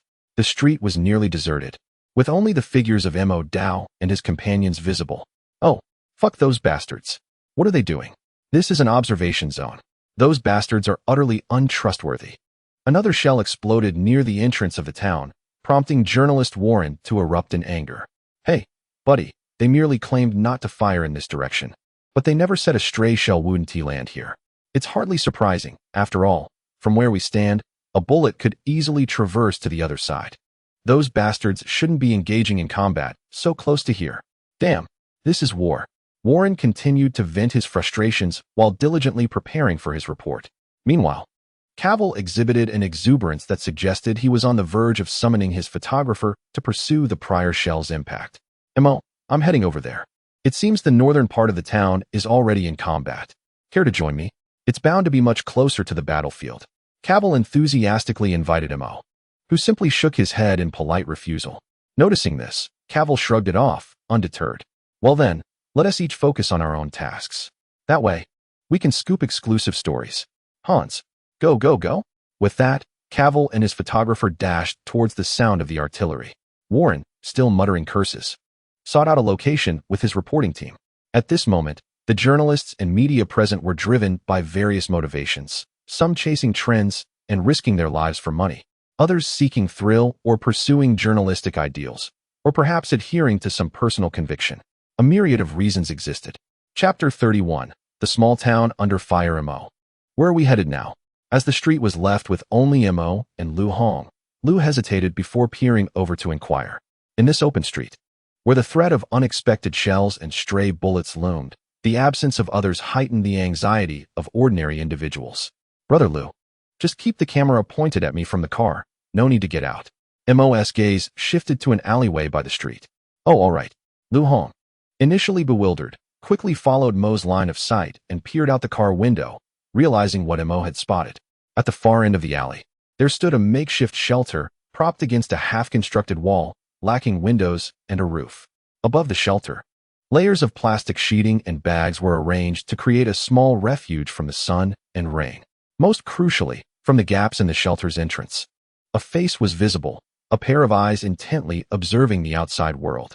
However, as Mo approached and moved closer, those eyes retreated back into the shelter. Reaching the front of the makeshift dwelling, Mo did not attempt to lift the plastic covering, but instead stood quietly before it, patiently waiting. After a while, the eyes and face, seemingly reassured by the absence of sound, cautiously reappeared at the gap in the shelter's entrance. Then he saw Mo Dao again. Instinctively, he wanted to retreat further, but soon realized that Mo Dao had already spotted him, causing him to freeze in place. Through the plastic curtain of the shed, he fixed a wary gaze upon Mo Dao. Hello. Mo Dao uttered a few phrases in the local Kellner language, which he alone understood. The figure behind the curtain remained silent, merely staring intently at Mo Dao. Mo Dao slowly crouched down to meet the figure's gaze, who seemed to be seated inside the shed. He chose not to speak further, but instead retrieved some snacks from his pocket and extended them toward the figure. The person inside the shed remained unmoving, neither accepting the offering nor uttering a word. Mo Dao maintained his stance in silence. After a while, the person in the shed finally spoke. It was the voice of a small child, but Mo Dao could not comprehend the words. He gestured slightly, and then took out his phone. At the moment he reached for his phone, the figure instinctively recoiled, seemingly apprehensive that Mo Dao might reveal a weapon. Can you communicate with me using this? Mo Dao opened a translation app and, after translating the question, offered it to the figure. Upon hearing the sound from the phone, the person in the shed turned back, cautiously peering out while taking Mo Dao's phone. This was Mo Dao's first clear glimpse of the figure's face. Indeed, it was a child, or perhaps a frail adolescent, appearing to be around 11 or 12 years old, though he might be slightly older. Is this a phone? Yes, it is a phone. After fiddling with Mo Dao's device for a moment, the boy pressed the translation app as indicated, and the two began a tentative exchange. Nevertheless, the boy's eyes still held a profound wariness. Would you like to eat something? Who are you? What do you want? I am a journalist. A journalist from Huagua.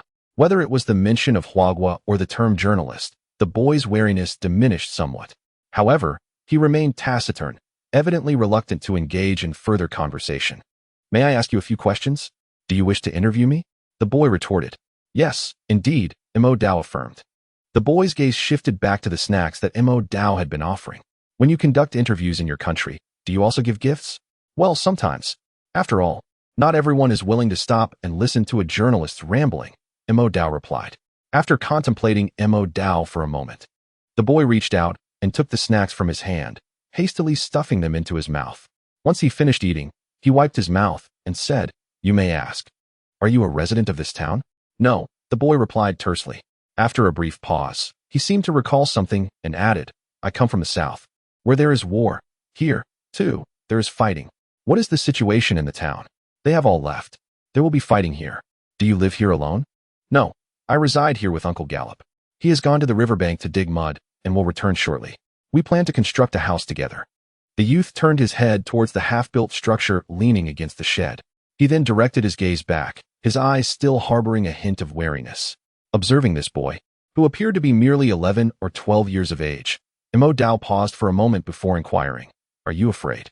The boy, momentarily taken aback by the translation emanating from the phone, raised his gaze towards Mo Dao, yet remained silent. "What are your plans next?" A flicker of confusion crossed the boy's eyes, but he still refrained from responding. "Is there any food left?" The boy merely lowered his head and asked again. Mo Dao handed over all the provisions he had in his pocket to the boy. As silence enveloped them, the boy accepted the food and began to eat hastily. Outside, the distant sounds of artillery explosions and gunfire intermittently punctuated the air. This small town lay alarmingly close to the battlefield. In this pivotal conflict concerning the course of the war, both sides in the Battle of Kellner had essentially laid bare their resources. Above the town, helicopters and fighter jets occasionally soared, dropping aerial bombs and various explosives. The presence of such aerial power was rather uncommon in the Kellner conflict. Amidst this environment, Mo Dao conducted an interview with the boy from Kellner. After patiently waiting for the boy to finish his meal, Mo Dao simply asked, "Would you like some water?" "No need. I have water here. Would you like some?" "If possible." The boy turned away to find a water jug, a bowl, and a ladle. After searching the shed thoroughly, he located a clean cloth and meticulously wiped the bowl before filling it with water and handing it to Mo Dao. Seemingly anxious about being judged, the boy slightly lowered his head and remained silent as he offered it. "Thank you. It's quite sweet." Mo Dao accepted the water and took a sip. The boy lifted his gaze once more, the wariness in his eyes diminishing further. "This is water from the north side of the town. It is much sweeter than the water here. I fetched it myself," the boy explained. Mo Dao gave the boy a thumbs up. The boy hesitated for a moment before saying to Mo Dao, "Would you like to come inside and take a look? Is that convenient? Our camera is still filming." "Certainly." The boy propped himself up a bit and lifted the flap of the shed. Inside, a mattress was laid out, essentially serving as a bed, with various items piled on either side, numerous everyday necessities. Despite the cramped space, everything was remarkably tidy. Mo Dao removed his shoes to avoid dirtying the interior before stepping into the shed. On the other side, Lu Hong, holding the camera aimed in their direction, nearly broke into a cold sweat the moment the shed was opened. Within the shed, just beside the boy, lay an AK-47, one of the most common firearms in Africa. Had the boy been startled and decided to unleash a barrage at Mo Dao, it was likely that Mo Dao would have collapsed to the ground, riddled with bullets. Lu Hong felt a genuine sense of dread. Chapter 32. Then let us wait until we grow a little older. This is the vessel that my Uncle Gallop and I use to hold water. When filled, it can sustain us for 3 to 4 days. Alongside the shed, several white plastic buckets of varying sizes and transparent large mineral water bottles are neatly arranged. Some still contain water, while others are empty. This is the dining table that my Uncle Gallop and I use. The boy extracted a diminutive folding square table from a clutter of items on the left side of the shed, unfolding it and placing it atop the mattress within, showcasing it to Madokin. The folding table, though quite aged, with a surface marred by chipped paint and numerous grooves, had been wiped clean. This is a flashlight, albeit one that has long ceased to illuminate. We are uncertain whether it has run out of batteries or is simply broken. The boy introduced Madokin to the various items within his dwelling, guiding him through a tour of his home. The shed is indeed small, with barely enough space for a bed. Once Madokin leaned into the shed, it felt somewhat cramped inside. Additionally, the ceiling is low, forcing Madokin to sit just as the boy does. Nevertheless, from the meticulous arrangement of items and various details within the shed, it is evident that its owner has not relinquished hope in life. When it still had power, in the evening, my Uncle Gallop and I would turn it on during dinner, illuminating the entire shed. The boy painted a vivid picture for Madokin, directing the now-dim flashlight toward the ceiling. Madokin turned his gaze back to the boy, then to the flashlight in his hand. "May I see it?" Every exchange required translation through a mobile app, rendering their communication somewhat slow. Yet they conversed, sentence by sentence. "Can you repair it?" The boy handed over the flashlight. "Let me take a look." Madokin accepted the flashlight. It was a hefty aluminum flashlight, evidently aged. The exterior, once possibly adorned with other colors, had lost all semblance of paint. Unlike most modern or even older flashlights, this one is not rechargeable, but rather requires battery replacements. Madokin unscrewed the battery cover and glanced inside. It was clear he had not brought any compatible batteries. Thus, regardless of whether the flashlight was out of power or simply defective, he would be unable to repair it. This belongs to my Uncle Gallop. He has had it for quite some time. We had originally agreed that once our house was built, we would place it inside, allowing it to illuminate our home. But it no longer works, the boy continued. Madokan pondered for a moment, preparing to extract the batteries, employing the traditional method of squashing or biting the batteries to squeeze out any remaining power. However, upon removing them, he discovered 3 large batteries, all deflated, with bite marks evident on 2 of them. Haha, were you planning to bite it? I've already tried that, but it still won't light up. The boy smiled for the first time, observing Madokan's reaction. However, after the laughter subsided, a sense of melancholy lingered. Apologies were exchanged as Modeo carefully reassembled the flashlight and returned it to the youth. Is everything all right? Do you wish to continue exploring, if it is convenient? Indeed. Take a look at this. This is the bowl that both Uncle Gallop and I use when we dine together. After setting aside his initial reservations, the boy seemed eager to engage in conversation, continuing to present various items to Modeo. Modeo listened attentively. Occasionally, the distant sounds of explosions echoed from outside the shed. Yet within its confines, there was little of interest to observe. Although there were numerous items on display, a mere glance sufficed to take them all in. More often, the boy narrated the significance of these items to their lives. This is a mud shovel. Both Uncle Gallop and I each have one. We use it to scoop mud by the riverbank, which we then place into this wooden box to transport back here for construction. Soon, the boy described the final few items. He pointed out 2 mud shovels secured near the earthen wall of the shed, as well as a wooden box positioned outside. Both shovels, one longer and one shorter, remained, as did the box for transporting mud. After showing these to Modeo, the boy paused momentarily and glanced back at him. Modeo returned the gaze, then surveyed the shed, his eyes drawn to the earthen wall adorned with simple drawings in charcoal. Do you enjoy painting? Do you aspire to be an artist? No. When I grow up, I wish to be a person with many guns. And if the war in Kurna were to end? What then? Then I would like to become a doctor. Why is that? Because it pays well. As these exchanges concluded, a silence enveloped the shed for a brief moment. Then, the boy suddenly lowered his gaze and spoke. He is dead. Modeo paused, realizing the boy referred to Gallop. For a fleeting instant, faced with this gaunt youth, Modeo found himself at a loss for words. He merely gestured for the cameraman, L.V. Hong, to temporarily move aside, granting the boy a moment of respect. It was Gallop. The boy continued, still looking down, reaching for one of the nearby shovels and grasping it firmly. He was shot dead while digging mud by the river. Earlier, the boy had mentioned that Gallop had gone to dig mud, yet both shovels remained here. He was too heavy. I couldn't drag him back. I left him by the riverbank, covered with mud. The boy's account was devoid of anguish, yet it carried an extraordinary weight in its calmness. However, the content of his words was enough to evoke a profound sense of oppression in anyone accustomed to peace. Uncle Gallop was a good man. I escaped here because he left me behind. Tears fell onto the wooden handle of the shovel as the boy buried his head further, evidently wishing to conceal his vulnerability. Modeo regarded the boy with a steady gaze. For no comforting words were necessary, the boy sought no solace. Any words of consolation at this moment seem utterly futile. It is best to remain silent and wait. As the young boy's voice gradually fades, he merely gazes blankly at the mud being shoveled. Do not ask again what he intends to do next. The words of Modo reach the boy's ears after being translated. The boy raises his head to look at Modo, seemingly devoid of an answer, perhaps having never contemplated this question. Have you considered completing its construction? Modo touches the earthen wall on the side of the shed, which belongs to this house that is yet to be fully erected. Uncle Gallop and I initially intended to build it. I should have, but I am unable to. After a moment of silence, the boy responds, I cannot move the mud by myself. There is a hint of despair in his voice. Then let us wait until you are a bit older to undertake this task. Modo offers a response. The boy gazes at Modo, speechless, then turns his attention to the adjacent earthen wall, his eyes reflecting a multitude of emotions. Modo's words remind him that there are indeed things he could do next. He should repair the house he shares with Uncle Gallop, and for that, he must strive to grow. Yet, he remains uncertain whether he can achieve these tasks.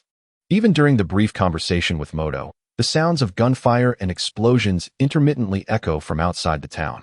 Nevertheless, the boy eventually nods in agreement. Chapter 33. The town interview. This town has temporarily been designated as a media observation zone by the conflicting parties in the Kurna battle. Although it is uncertain whether they will uphold their promise, it should, to some extent, be safer than other areas. If you stay here, you should be able to survive. Thank you. Moto's words seem to instill a bit more confidence in the boy. Yet, Moto observes the boy's expression, remaining somewhat silent. Inside the interview vehicle, the guest cameraman, Lu Hong, though no longer filming in this direction, can still hear Moto's dialogue through the microphone. He feels a mix of emotions, shifting back and forth as he searches for a cigarette, only to remember repeatedly that he has run out. In the end, he merely rakes his fingers through his hair and lets out a sigh.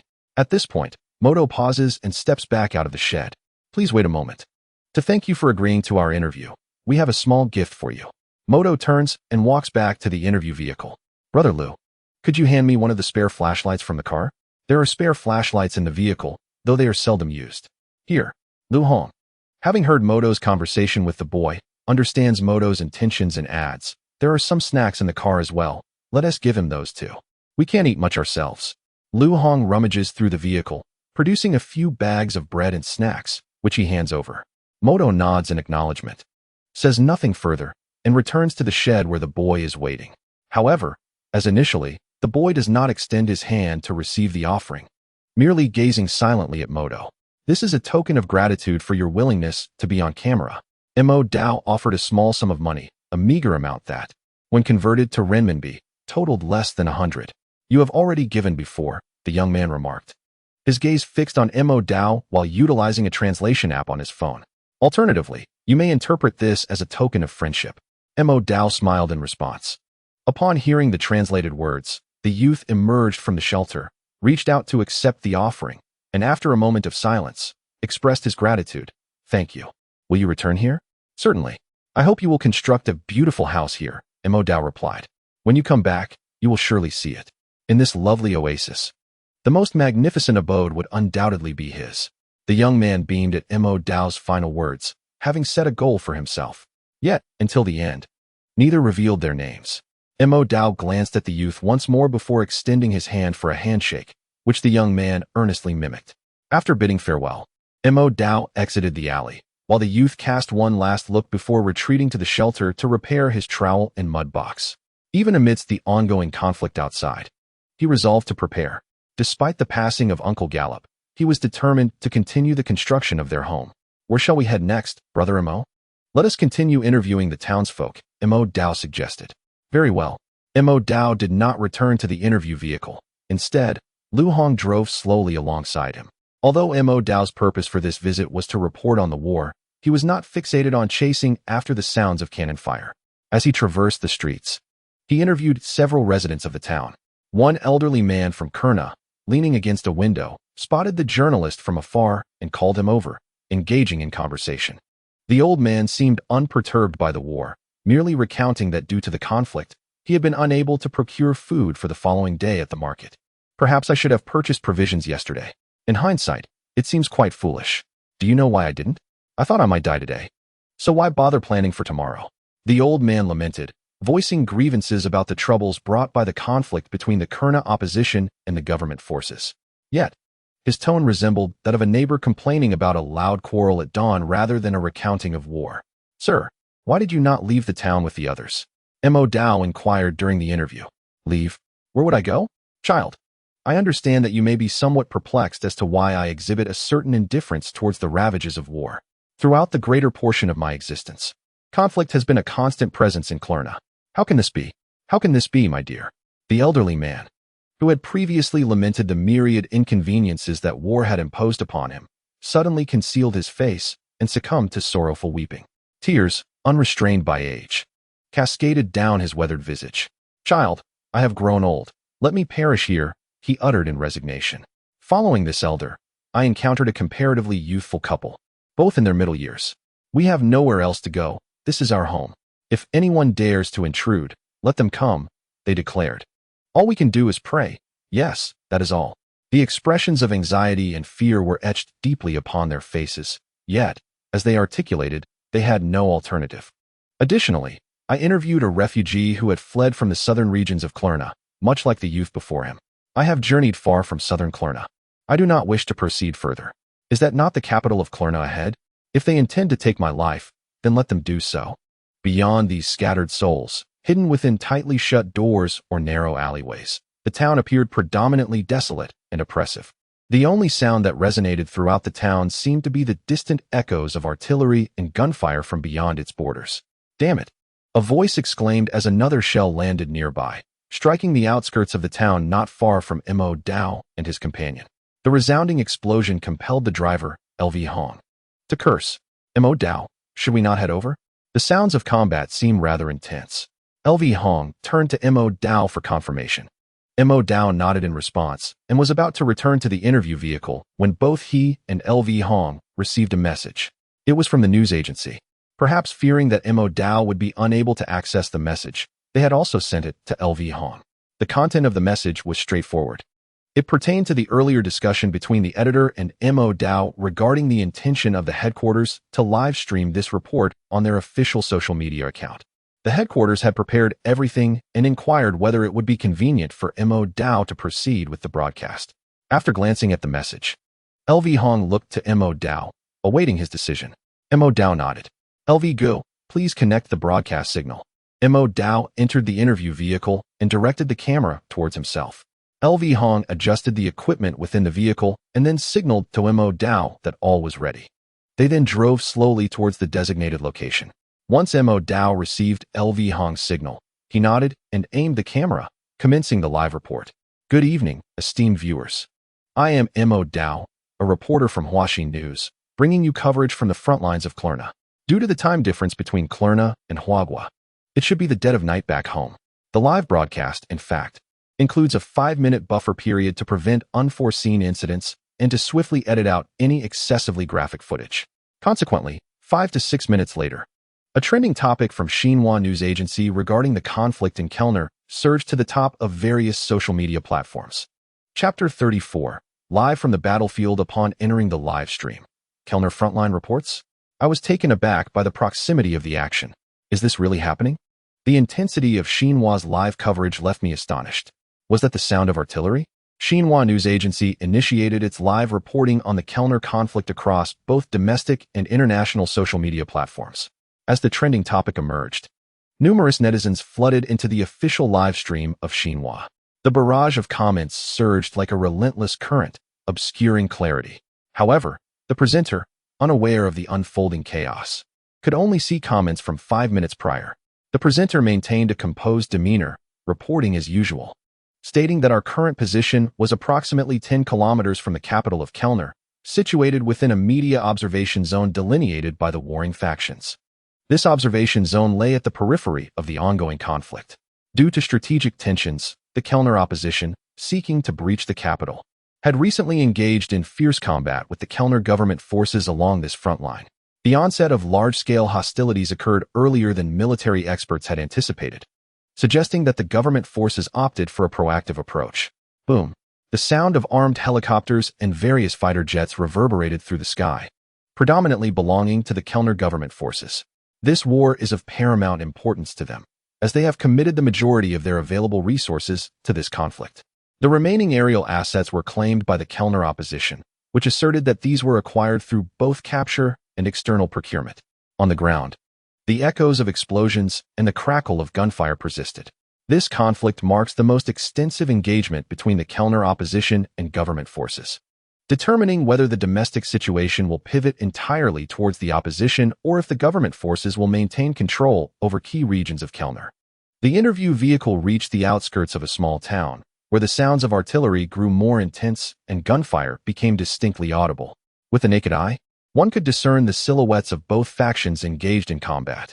As the war between the opposition and government forces escalated, the dusty earth and yellowed terrain transformed into a battleground, with the town's periphery appearing as a conflict zone from every direction. The battlefield in Kurna, chosen by both warring factions with an unspoken understanding, resembles an endless expanse of yellow earth. Apart from a few scattered houses along the main road, there exists no form of cover. From the smallest units of combatants to the entire opposition forces and all participating Kurna government troops, they gradually extend outward from this central thoroughfare. In the harsh reality of warfare, the image of two armies clashing in dense formations is virtually non-existent, especially in modern conflicts. Instead, the personnel on both sides appear astonishingly sparse, with small contingents scattered at various positions along the main road. If one were to survey the entire combat zone from above, it would resemble an uneven patchwork, isolated groups with hardly anyone present, yet firing persists from all directions. The sound of gunfire mirrors this distribution, sporadic yet ever-present. The mobile units on both sides primarily consist of modified pickup trucks, equipped with machine guns and rocket launchers, perpetually traversing the combat zone and maintaining a barrage of fire. As the conflict endures, the battlefield continues to expand. However, the closest engagement point is alarmingly near the edge of the town, close enough that stray bullets occasionally land mere meters away, sending up visible plumes of dust. When artillery shells explode, the weakened shockwaves can be felt. In the vehicle, driver Lu Hong gazes at this scene, his brow furrowing with unease. Yet, reporter Mo Dao, who has already disembarked from the interview vehicle, remains composed, diligently covering the unfolding events. This war possesses a level of intensity previously unseen in the Kurna conflict. Choosing to conduct such a decisive battle in this area signifies a head-on confrontation for both factions. We witness that almost every moment. Casualties occur among combatants within the conflict zone. At this initial stage of warfare, both sides have expended considerable ammunition, with numerous armored vehicles, previously underutilized, now present on the battlefield. According to prior estimations, over 10,000 combatants from both the Kurna opposition and government forces have been directly engaged. Mo Dao reports this, while viewers continuously flood the live broadcast from the Huaxin Agency with comments. Wow, is this battlefield reporting? Huaxin Agency truly lives up to its reputation. This reporter is incredible. And look who it is, Mo Dao, the one who previously traversed the conflict zone to cover the Kurna village massacre. Wow, impressive. Recognizing Mo Dao, many viewers recall his previous impactful reports. Is it really that intense? It seems different from the battle scenes I imagined. Brother, this is genuine warfare. Who in modern combat would dare to cluster together and wait to be bombed? The intensity spoken of pertains to the battlefield as a whole. Chaos reigns everywhere. Oh my, did I just see someone fall in the upper left corner? Was that a head? Did it just disappear? Although the attack was not clearly visible, the sudden reduction in the number of individuals was unmistakable. Brother, let us retreat a bit. I am frightened. I feel as if the bullets might graze my face. In truth, it wasn't that alarming. Despite its terrifying appearance, the reporter had mentioned that this was not a combat zone. Meanwhile, in the comments, some viewers echoed similar sentiments. Shortly after these words flashed across the screen, those watching the live broadcast from Xinhua News Agency noticed that the camera capturing the scene suddenly jolted violently, causing the live feed to sway dramatically. Then, an unmistakable explosion reverberated in the ears of countless viewers, as if it were happening just a breath away. Goodness, I'm wearing headphones. I thought my home was bombed. Woe is me. My brand new phone. The moment felt as if the very heat of the explosion washed over my face. Damn it, my computer has been toppled. I can't watch anymore. I'm terrified. I simply cannot continue.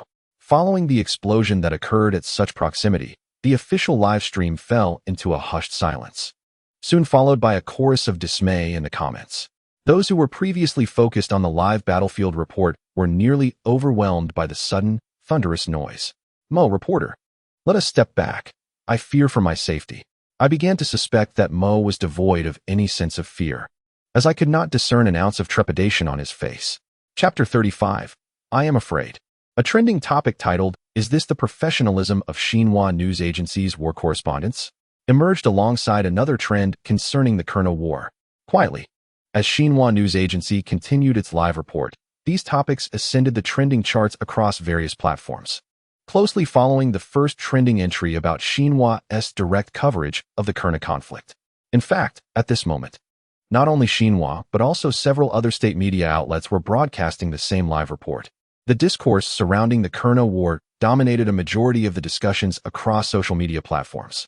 However, for Mo Dao, who found himself in the small town of Kurna, it was not feasible to divert his attention to these matters. Following the terrifying explosion that left many viewers shaken, he continued with the report. Apologies, dear viewers. The explosion earlier may have caused some alarm. You may wish to lower the volume on your devices. Mo Dao, wearing a portable wireless microphone clipped to his collar, stood before the camera protruding from the interview vehicle and addressed the audience once more. Just now, It is uncertain whether the shell was fired by the Kurna opposition or the government forces, but we can see the crater left by the earlier explosion. This appears to be the result of a mortar shell with a relatively small charge and caliber. Mo Dao approached, adjusting the camera to focus on the mud pit created by the shell's impact.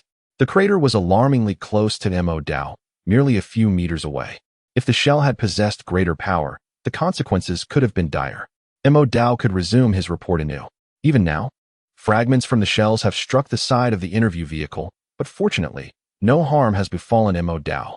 As he spoke, he glanced at the driver and makeshift cameraman, Lu Hong, who waved his hand to indicate he was unscathed, though his entire hand trembled uncontrollably. Damn, Lu Hong has lived so many years, yet never experienced such adrenaline. Had the shell come a bit closer or been more accurate, he would have met his end inside the vehicle. Mo Dao, observing the situation, lifted the camera and aimed it at the crater left by the explosion. He gestured to Lu Hong to maneuver the interview vehicle further into the town center, as the periphery of this small town was undoubtedly more perilous. Even though both factions in the Kurna conflict had earnestly promised not to fire shells at the town's coordinates, with fierce skirmishes occurring all around it, it was entirely plausible for a stray shell to veer off course, especially considering that many of the weapons used in this conflict dated back to World War II. After a moment's hesitation, Lu Hong moved the vehicle back a bit, ensuring the engine remained running to promptly assist Mo Dao if needed. Mo Dao, after glancing at Lu Hong's position, redirected his focus to the report itself. Holding the camera, he approached the crater left by the earlier explosion, which was not particularly large, roughly a meter in radius and half a meter deep. Mo Dao remained calm, seemingly unperturbed by the fact that the shell had nearly claimed his life. However, the viewers of the Huaxin News live broadcast, having been startled moments earlier, were far more anxious than he. The barrage of comments flooded in, filled with alarm. "Oh my goodness. Don't. Please, don't go forward. I'm so scared, Mom. Is that the sound of an aircraft? Look up. Are more bombs falling? Looking at that crater, I feel like I'm having a heart attack. Damn it. Oh my God. I know you're not afraid, but we are. No need to worry. Statistics show the probability of a shell landing in the same crater is very low. I can't take it anymore. Someone pull reporter Mo back. I feel like I'm going to be blown away. Is there still unexploded ordnance in that crater? No need to fret. Modern artillery is designed to prevent dud shells from detonating again, equipped with self-disabling mechanisms to avoid civilian casualties and facilitate post-conflict cleanup. But this is Africa. These shells could very well be from the last century's World War II. Who knows what the situation is?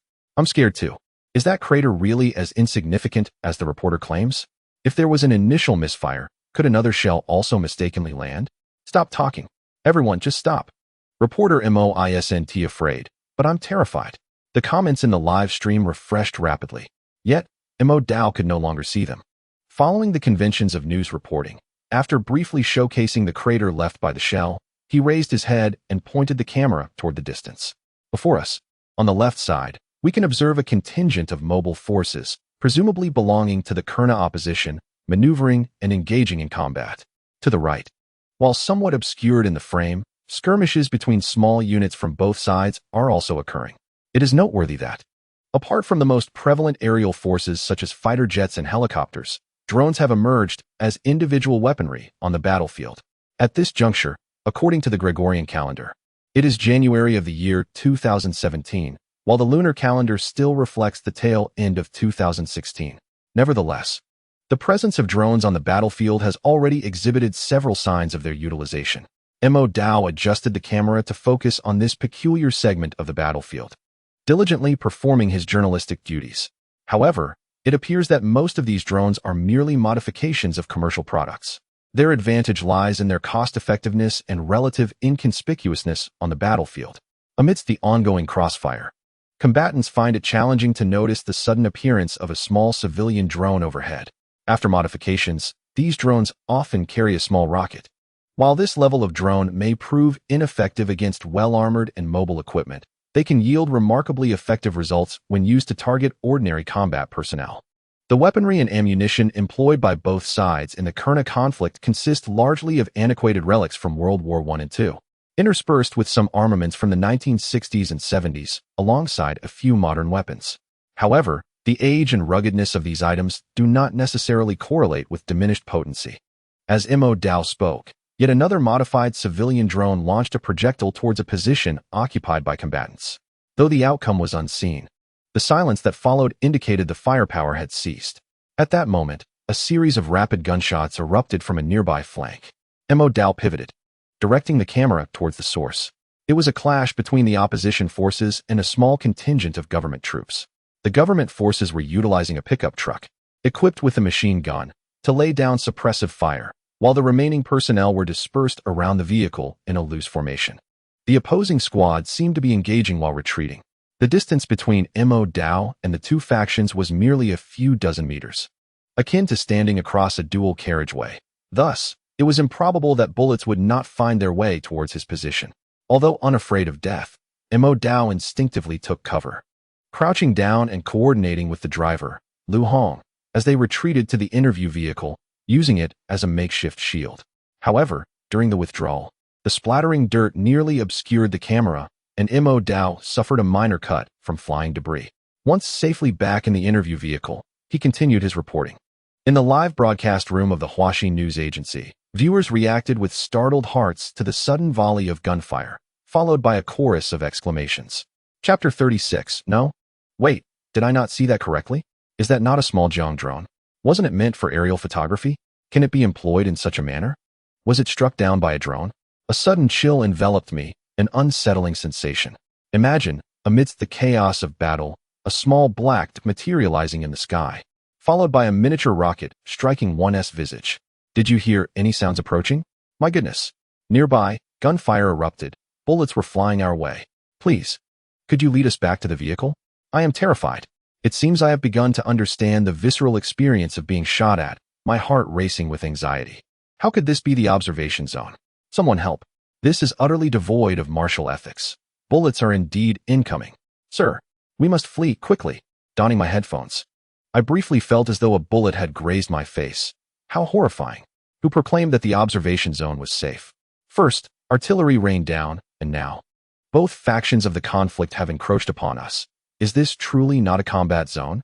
Within moments, the audience, captivated by Mo Dao's live report, oscillated from calm to sheer panic, akin to a roller coaster ride. The proximity of this small battlefield was striking. Viewers of the Huaxi News broadcast could discern the faces of government soldiers manning machine guns atop modified pickup trucks.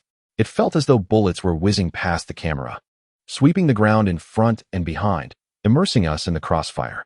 The hearts of those watching the Huaxi News broadcast raced in unison. We witnessed a small contingent of soldiers appearing from the flank, judging by their uniforms.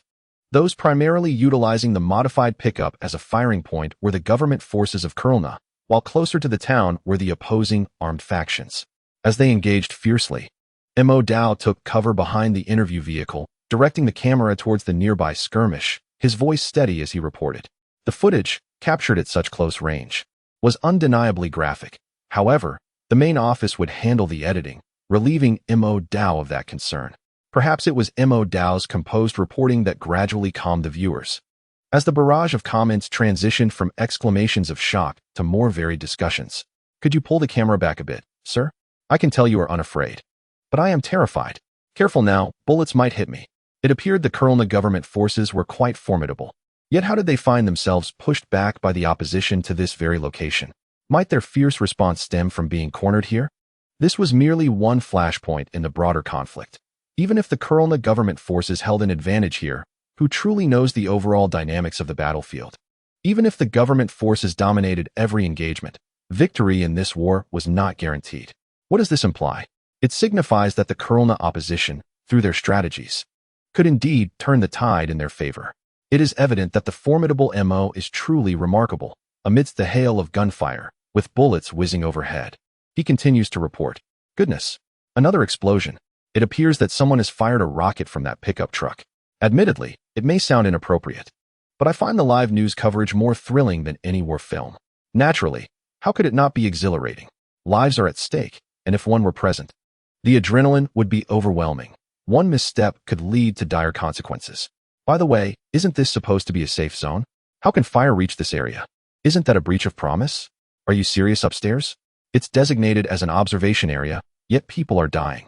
Who cares about the designation when this place serves as a makeshift shield? It seems the gunfire has ceased. Who emerged victorious? As viewers continued to engage with the live broadcast through comments and messages, the sounds of gunfire, which had been merely a few meters away, gradually subsided. Following a final shot, the closest gunfire and artillery fell silent, leaving only the rumble of pickup engines in the background. This exchange of fire has indeed come to a temporary halt. The victorious party, naturally, is the Kurna government forces who held the advantage in firepower. Before the opposition's small unit could penetrate further into the town, a rocket fired by the Kurna government forces concluded the clash. Once it was confirmed that the opposition's combatants had been eliminated, the Kurna unit hesitated momentarily. The pickup truck circled the outskirts of the town a few times.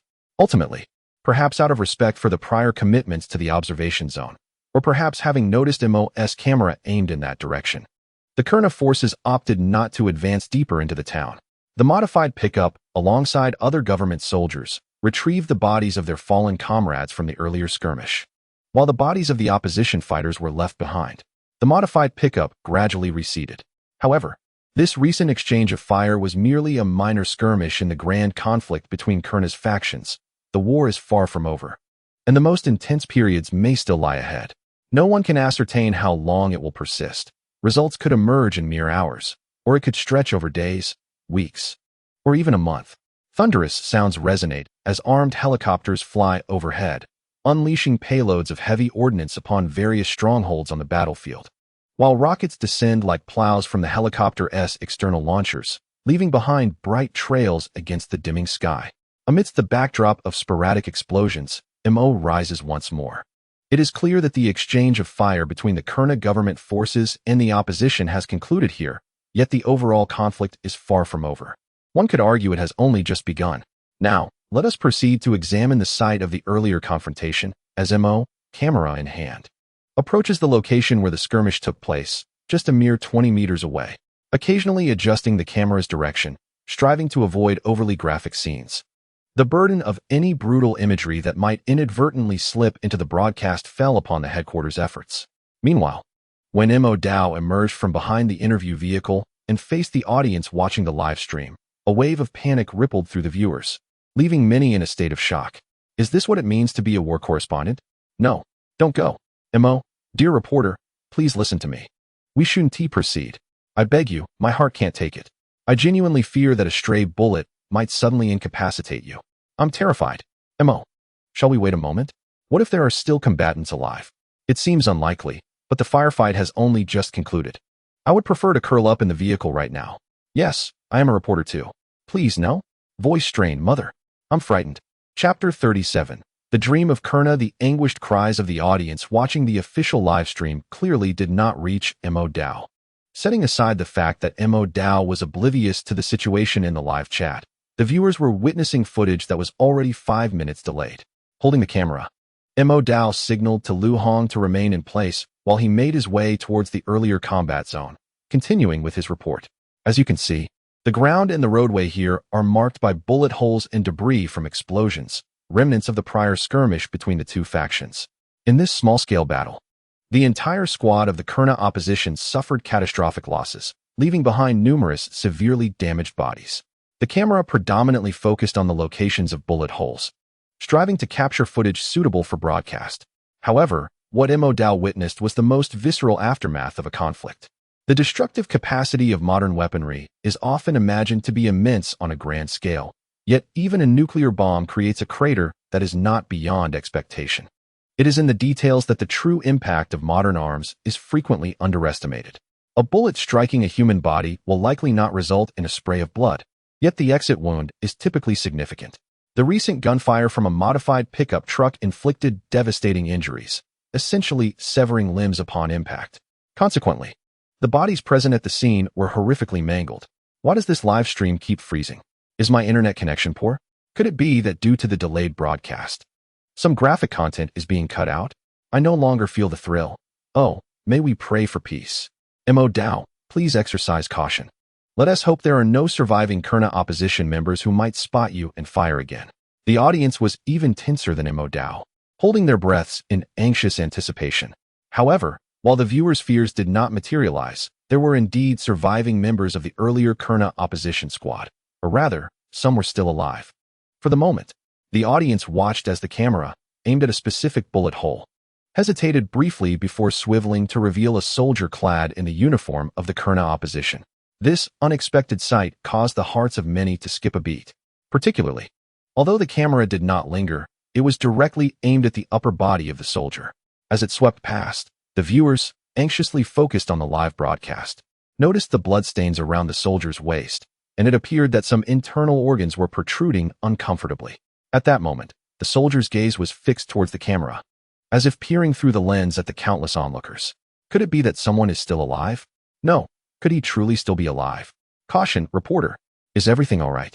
The audience, momentarily breathless, resumed their barrage of comments. In fact, upon spotting the figure of the Kurna opposition soldier, Modeo hesitated for a brief moment before directing the camera towards him and approaching. Are you a reporter? The soldier murmured faintly, and Modeo understood the term. Yes, Modeo nodded.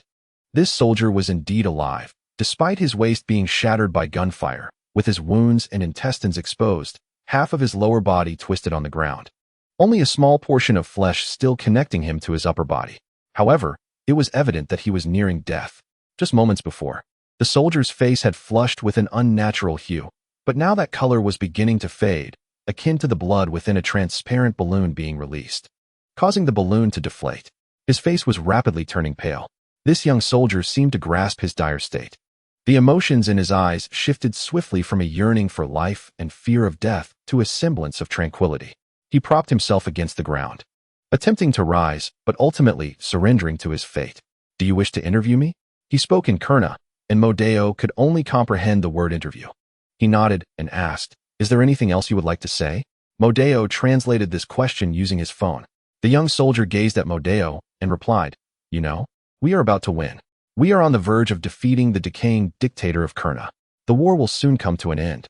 His voice weakened progressively. Yet he seemed to perceive something, a thought crossing his mind that brought a smile to his face. Modeo did not fully grasp this statement, but after a 5-minute delay, the viewers, witnessing the live translation, were bombarded with a flurry of comments. To be honest, I would rather see him rage and violently declare that he would kill Modeo than to hear him speak in this manner. Perhaps I am too sentimental. When witnessing the Kurna opposition forces slaying innocent villagers, I deemed them beasts. Yet, observing this soldier now, I feel a sense of pity, and my worldview seems unstable. As some prominent figures have expressed, I would prefer to see evil individuals suffer visibly, rather than be told that they harbor noble ideals and convictions. Is it possible that the decision to massacre was not made by them? Do the foot soldiers genuinely believe they are rescuing Kurna? The government forces and the opposition in Kellner both believe they are rescuing their nation. Listening to him speak, as Kellner approaches the end of the war, I cannot help but feel a profound sadness. My friend, do you realize that the conflict in Kellner might never truly cease because there are those who do not wish for it to end?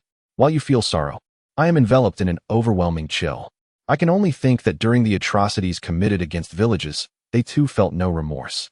I sense a deep melancholy, a sorrow of a small nation, be it the Kellner opposition, the government forces, or the innocent civilians who have perished in this war. Their fates have never been within their own control. Thus, the significance of possessing independent sovereignty cannot be overstated. The cacophony of comments ultimately converges into one collective wish for peace. May the world find peace, yet let us be realistic. Peace seems unattainable in this world, as there are those who resist it. The atmosphere in the commentary is stifling, devoid of any stimulating discourse. The aftermath of conflict reveals the brutal reality of war. By the way, should the esteemed MO attempt to save him? Goodness, that noble warrior upstairs, do you truly wish to hear what you are saying? Setting aside whether this individual can even be saved, and the fact that MO has unresolved issues with the Kellner opposition, the very notion of requesting MO to assist the combatants is preposterous. Are you not concerned that MO might become a casualty himself? The comments continue to swirl chaotically, yet they seem to have little effect on MO. He merely fulfills his duty as a war correspondent, continuing to question the soldier. If there were no war in Kellner, what would you wish to do? Of course, I would sing, the soldier responds, his pupils dilating. He speaks, then opens his mouth, seemingly to demonstrate his vocal prowess. However, when he opens his mouth, no sound emerges. The soldier's body gradually succumbs to silence. He is dead. Chapter 38. War. Without war, perhaps he could have been a singer. or a music teacher, or maybe just an ordinary person who loved to sing. Anything would be preferable to his current fate. He would not have to wield a gun, contemplating how to take another's life, nor would he need to fear dying on the battlefield. Wishing for world peace, yet some wars are unavoidable. Kellner has not known peace precisely because it has lost its battles. Alas, let us pray for world peace and the cessation of war. Witnessing this scene evokes a profound shock, leaving me momentarily speechless. All I can express is a hope for global tranquility, yearning for war and disaster to remain distant from all. I also extend my gratitude to journalist Mo for his reporting, which has vividly exposed the harsh realities of war. The official live broadcast comments are suffused with a heavy atmosphere. From the earlier excitement and tension of the battlefield broadcast to this moment's grim reality, the audience's perception of war has become significantly more tangible and direct. Henceforth, whenever they speak of war, they will likely remember Mo's reporting, bringing them so close to the battlefield. I remember the gaze of the fallen opposition soldier from Kurna, lingering in the final moments before his demise. In that fleeting instant of death, his eyes remained wide open, reflecting an infinite yearning for life and an aspiration for the existence he had envisioned. The scene unfolded as Mo Dao, observing the lifeless body of the Kurna opposition soldier, paused momentarily before setting aside the camera and gently closing the soldier's eyes with a tender hand. He then rose to redirect the camera towards a more distant point, specifically the outskirts of the town, where the government forces and the opposition continued their relentless clash in the vast expanse surrounding the capital of Kurna. The opposition sought to seize control of the capital region, while the government troops were equally resolute in their unwillingness to concede. I am Mo Dao, a journalist from Huaxi News, reporting live from the vicinity of Kurna's capital. We can observe that the exchanges of gunfire persist around the capital, and as night descends, the sounds of gunfire, artillery, and explosions grow increasingly intense. Occasionally, the glow of explosions and the rising smoke become visible. The night in Kurna gradually envelopes the land, but it does not bring the usual tranquility. Instead, amidst the shadowy darkness, countless indistinct shapes flicker with the fire of gun muzzles, accompanied by the sounds of explosions. The roaring engines of pickup trucks and armored vehicles, and the whir of armed helicopters overhead, as fighter jets repeatedly soar through the night sky. Even nearby, one can faintly hear curses and indistinguishable shouts, instilling a profound chill within the hearts of those who find themselves in this somber twilight, leaving them restless. Lying in bed with headphones on, listening to the cacophony of sounds broadcasted live, I feel as though I am on the brink of a nervous breakdown.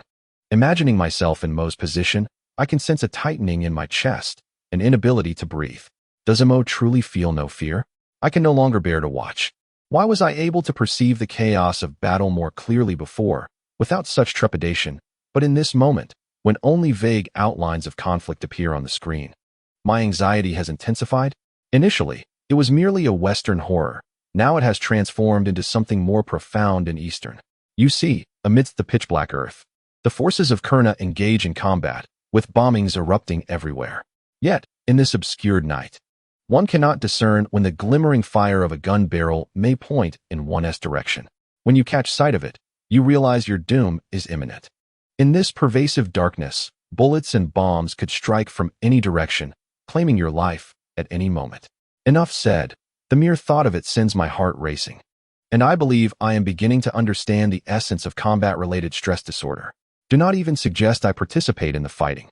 Standing beside Mo for just a moment would likely rob me of any chance for peaceful sleep for the rest of my life. Thus, I must proclaim, Mo is truly remarkable. Let me exclaim it. Mo Dao is incredible. In the barrage of comments, a myriad of emotions is expressed, ranging from profound sadness to palpable tension. At this moment, Mo Dao directed the camera towards the front, continuing his report. We observed a few armored vehicles scattered across the battlefield, a mere fraction of what lay ahead. Given the ongoing exchange of fire, it seemed that most belonged to the Kurna government forces, with some affiliated to the opposition. From the equipment present on the battlefield, it appeared that the Kurna government forces, deploying their full might, were overpowering the opposition, which had advanced relentlessly towards the capital of Kurna. At this juncture, numerous armored vehicles appeared around the town, positioned at various points of conflict. Although these vehicles were not clustered together like in the movies, they were still sparsely distributed throughout the battlefield. However, in this town, where one could easily see from north to south. Witnessing a few armored vehicles in every direction was nonetheless a striking sight. These vehicles varied in model and age, with many showing distinct differences in appearance. The majority were likely procured in the last century. Most of Africa's weaponry is of Soviet origin, and Kurna possesses a significant amount as well. This is inevitable, as the former Soviet Union left behind an abundance of weaponry that was subsequently sold off.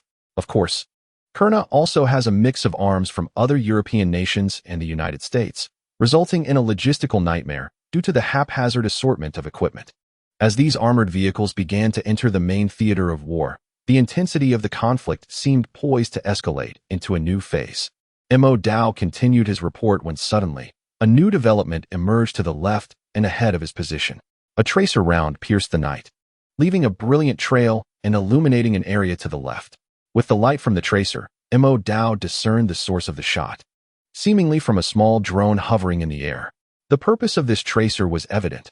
Although its origin was unknown, it was likely intended to guide bombing runs. A drone guiding a bombing mission through the use of a tracer round evokes an indescribable sensation. We could see an area ahead illuminated, presumably a measure employed by both combatants to signal airstrikes.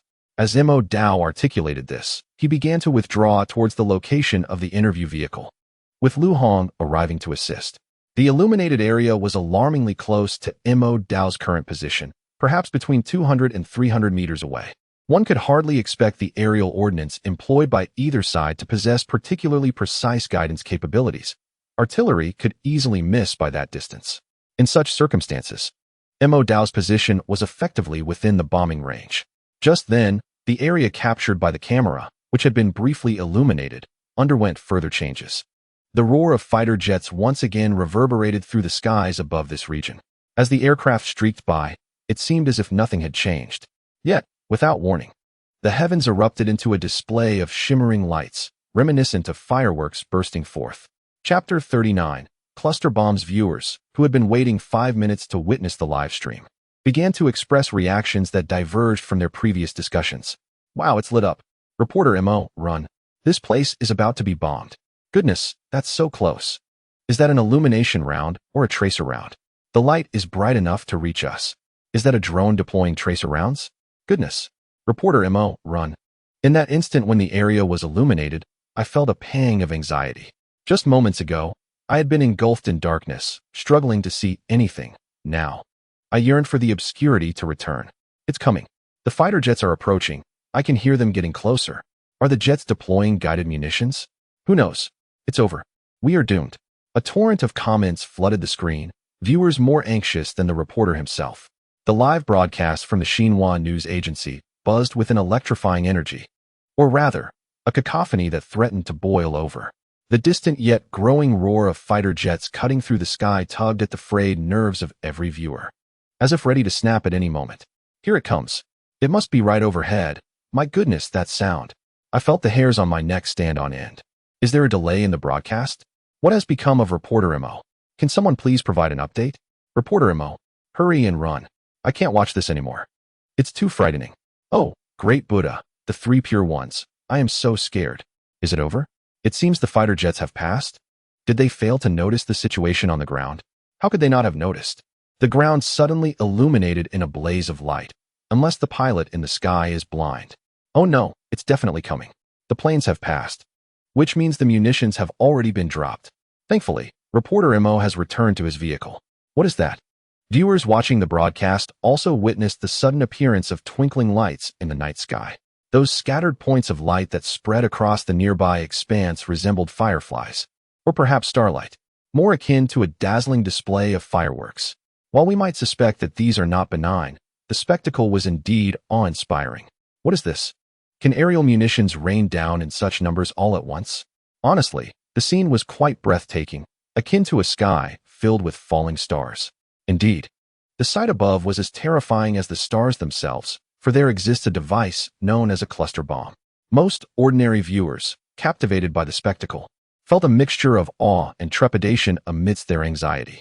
For anyone with even a modicum of knowledge regarding military weaponry, witnessing the myriad lights cascading from the sky evokes an instinctual shiver. Upon the revelation that these were cluster bombs, The viewers of the live broadcast collectively expressed their shock with exclamations that can only be described as visceral. In this moment, one could scarcely articulate the prevailing emotion. Would the esteemed MO be unscathed? All eyes were fixated on whether the cluster bombs would descend upon their vicinity. Perhaps many were unaware of the nature of these devices. Allow me to enlighten you. They are instruments designed for devastation, capable of plowing a swath of land spanning 1 to 200 meters, with explosions potentially inflicting harm over distances of several hundred or even 1,000 meters. Who could have unleashed such terror amidst a conflict? Surely, there would be collateral damage. Yet the bombers had likely targeted an area densely populated with enemy personnel, retreating their own forces in advance. Let us all extend our hopes for MO's safety. Cluster bombs, MO run. The barrage of comments surged forth. Some viewers were nearly compelled to shout for MO to flee, their hearts racing with trepidation. However, the 5-minute delay in the broadcast rendered the viewers' messages futile for MO, who was present in the perilous situation. In reality, the entire sequence, from the appearance of tracer rounds to the evident drop of the cluster bombs, transpired in a fleeting moment. MO swiftly ascended into the interview vehicle and, recognizing the impending danger of the swiftly descending lights, alerted Lu Hong with urgency. Drive.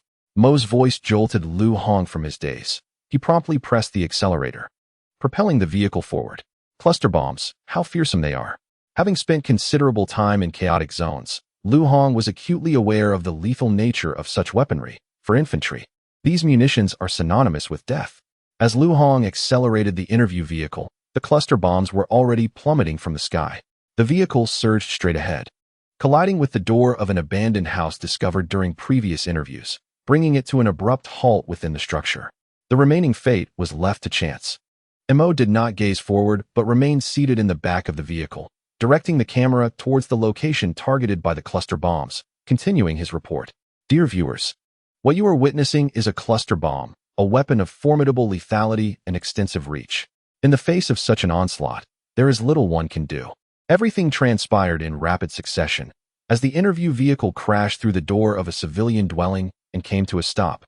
MO completed his statement just as the munitions from the cluster bombs, those myriad lights, descended with astonishing velocity, and the explosions commenced. This was a type of submunition with an extraordinarily large lethal radius. The most common method is aerial bombardment. A single mother bomb can simultaneously release hundreds of submunitions, which are the previously mentioned small luminous points.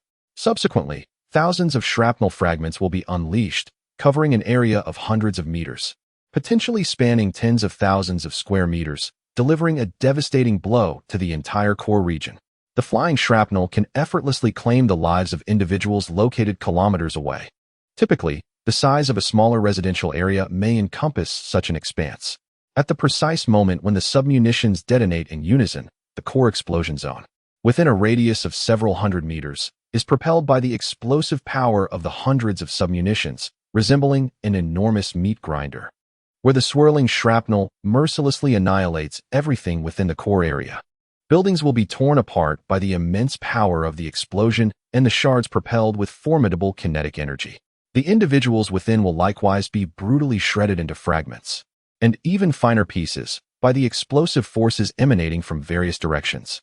The process is akin to meat being ground in a meat grinder, and in truth, it unfolds in such a manner. Mo Dao witnessed the ground ahead surging, as if it had liquefied into a surface of water, twisting back and forth. He observed the fiery glow of explosions, the rapidly rising clouds of smoke, and the shrapnel that soared nearby. The continuous, seemingly unified sound transformed into a relentless, ear-splitting roar of explosions that threatened to rupture eardrums. A colossal explosion enveloped the earth within that radius of hundreds of meters. Following this was the onslaught of shockwaves and an even denser barrage of shrapnel raining down.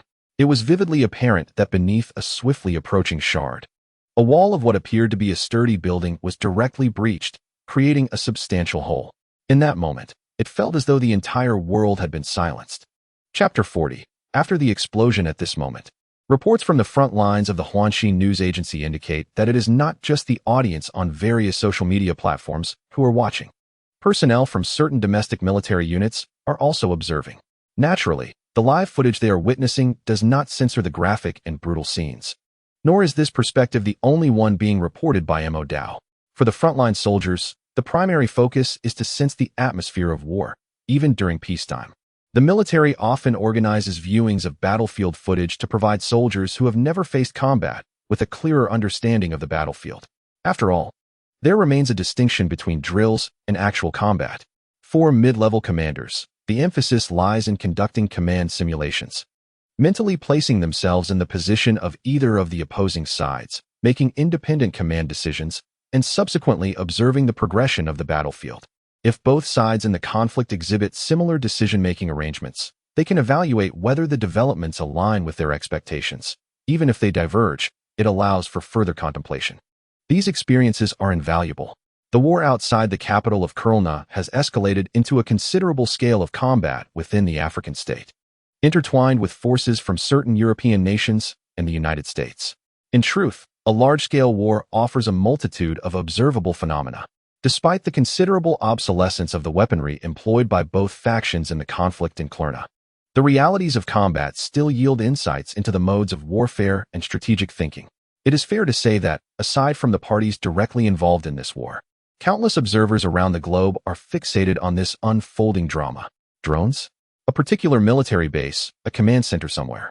Even in the depths of night, the area remains brilliantly lit.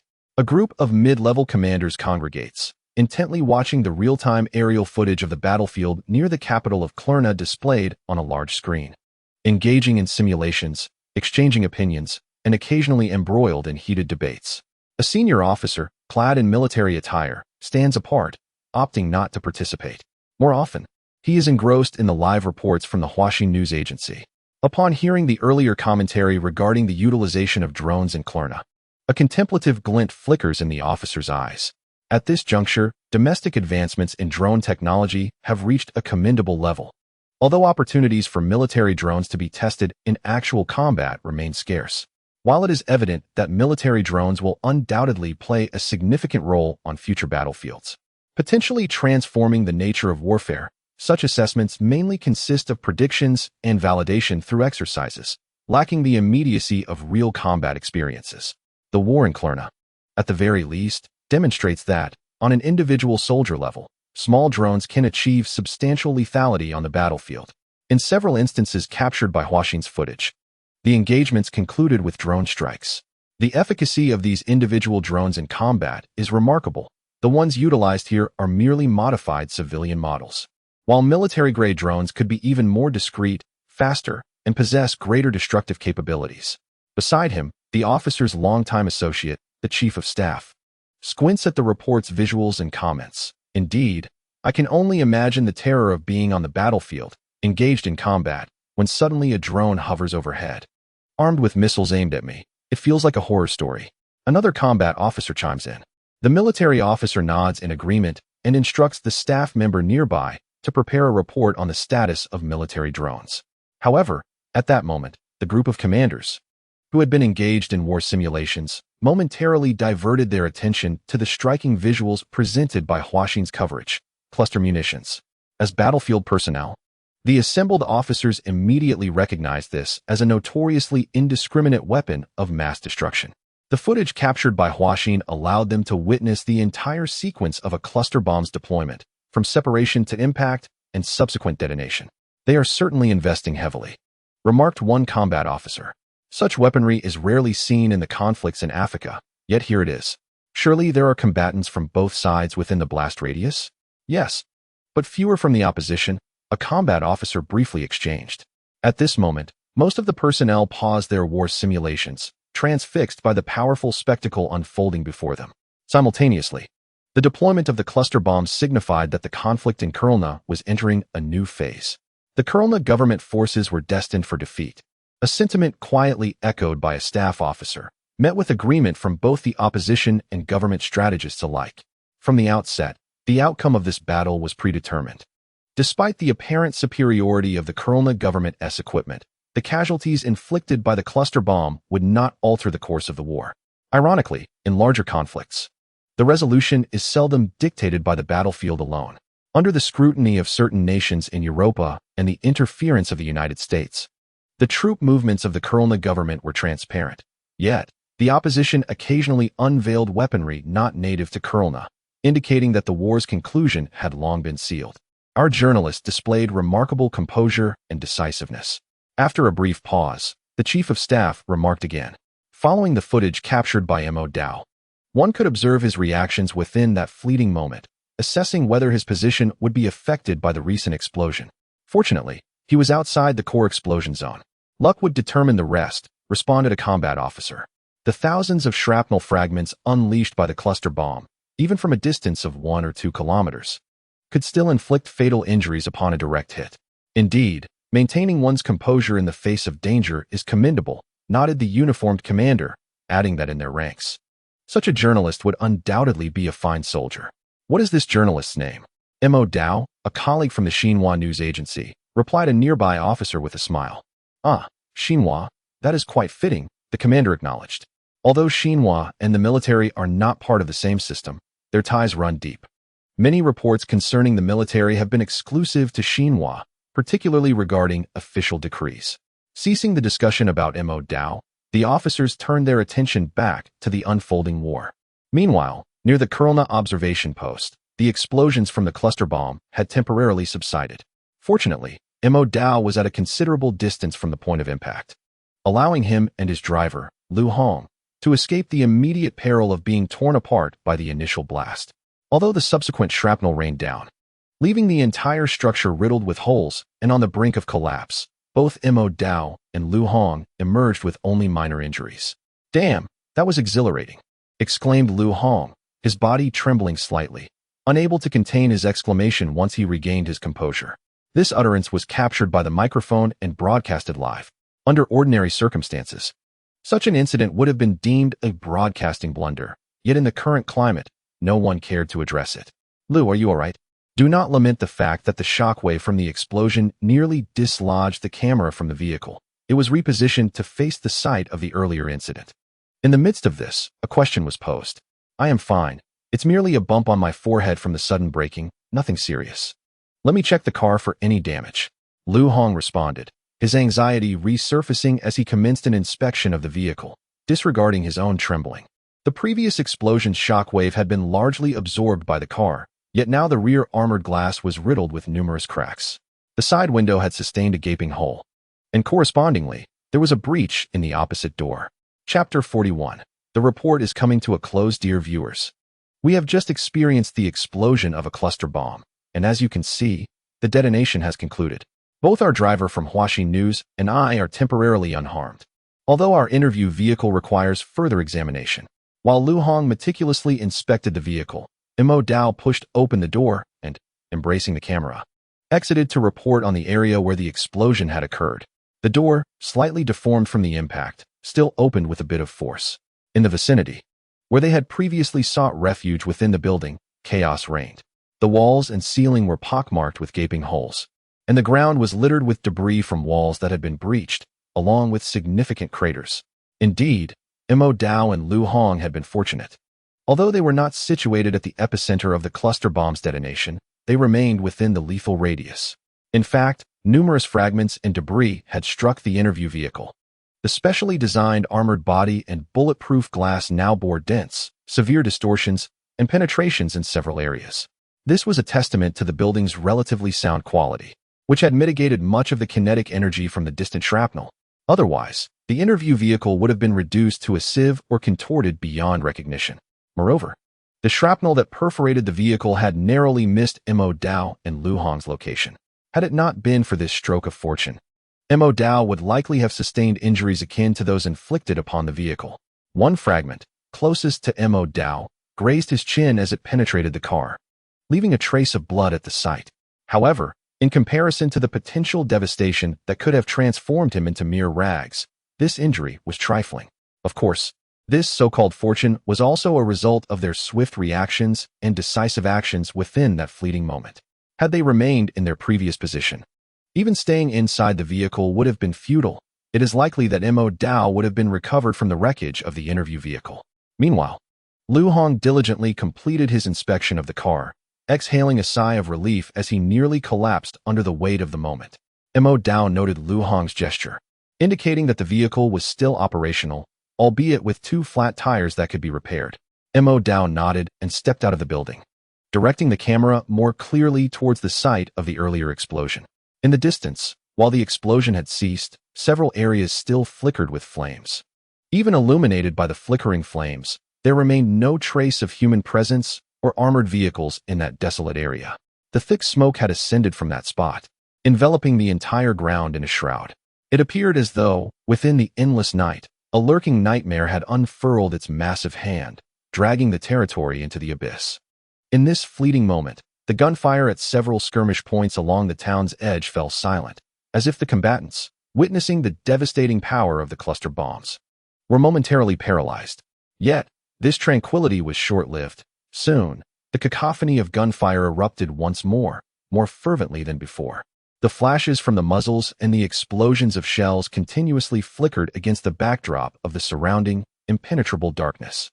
We observed that in the heart of the cluster bomb's explosion, the ground had been transformed into scorched earth, and everything in the vicinity had been obliterated by the successive detonations. Mo Dao continued his report, inching closer with his camera towards the smoke-filled front. Many had heard of the infamous cluster bombs, but to witness the harrowing images of their devastation from a ground-level perspective, live on air, was unprecedented. This visceral visual impact imparted a profound understanding of the destructive power of such weaponry to countless viewers. The scene of smoke enveloping the vast expanse, accompanied by Mo Dao's composed narration, etched itself into the minds of many. In the face of this stark horror, numerous spectators watching the live broadcast from Huaxi News found themselves momentarily stunned as Mo Dao resumed his reporting. However, as they gradually regained their composure, they fervently responded to Mo Dao's coverage.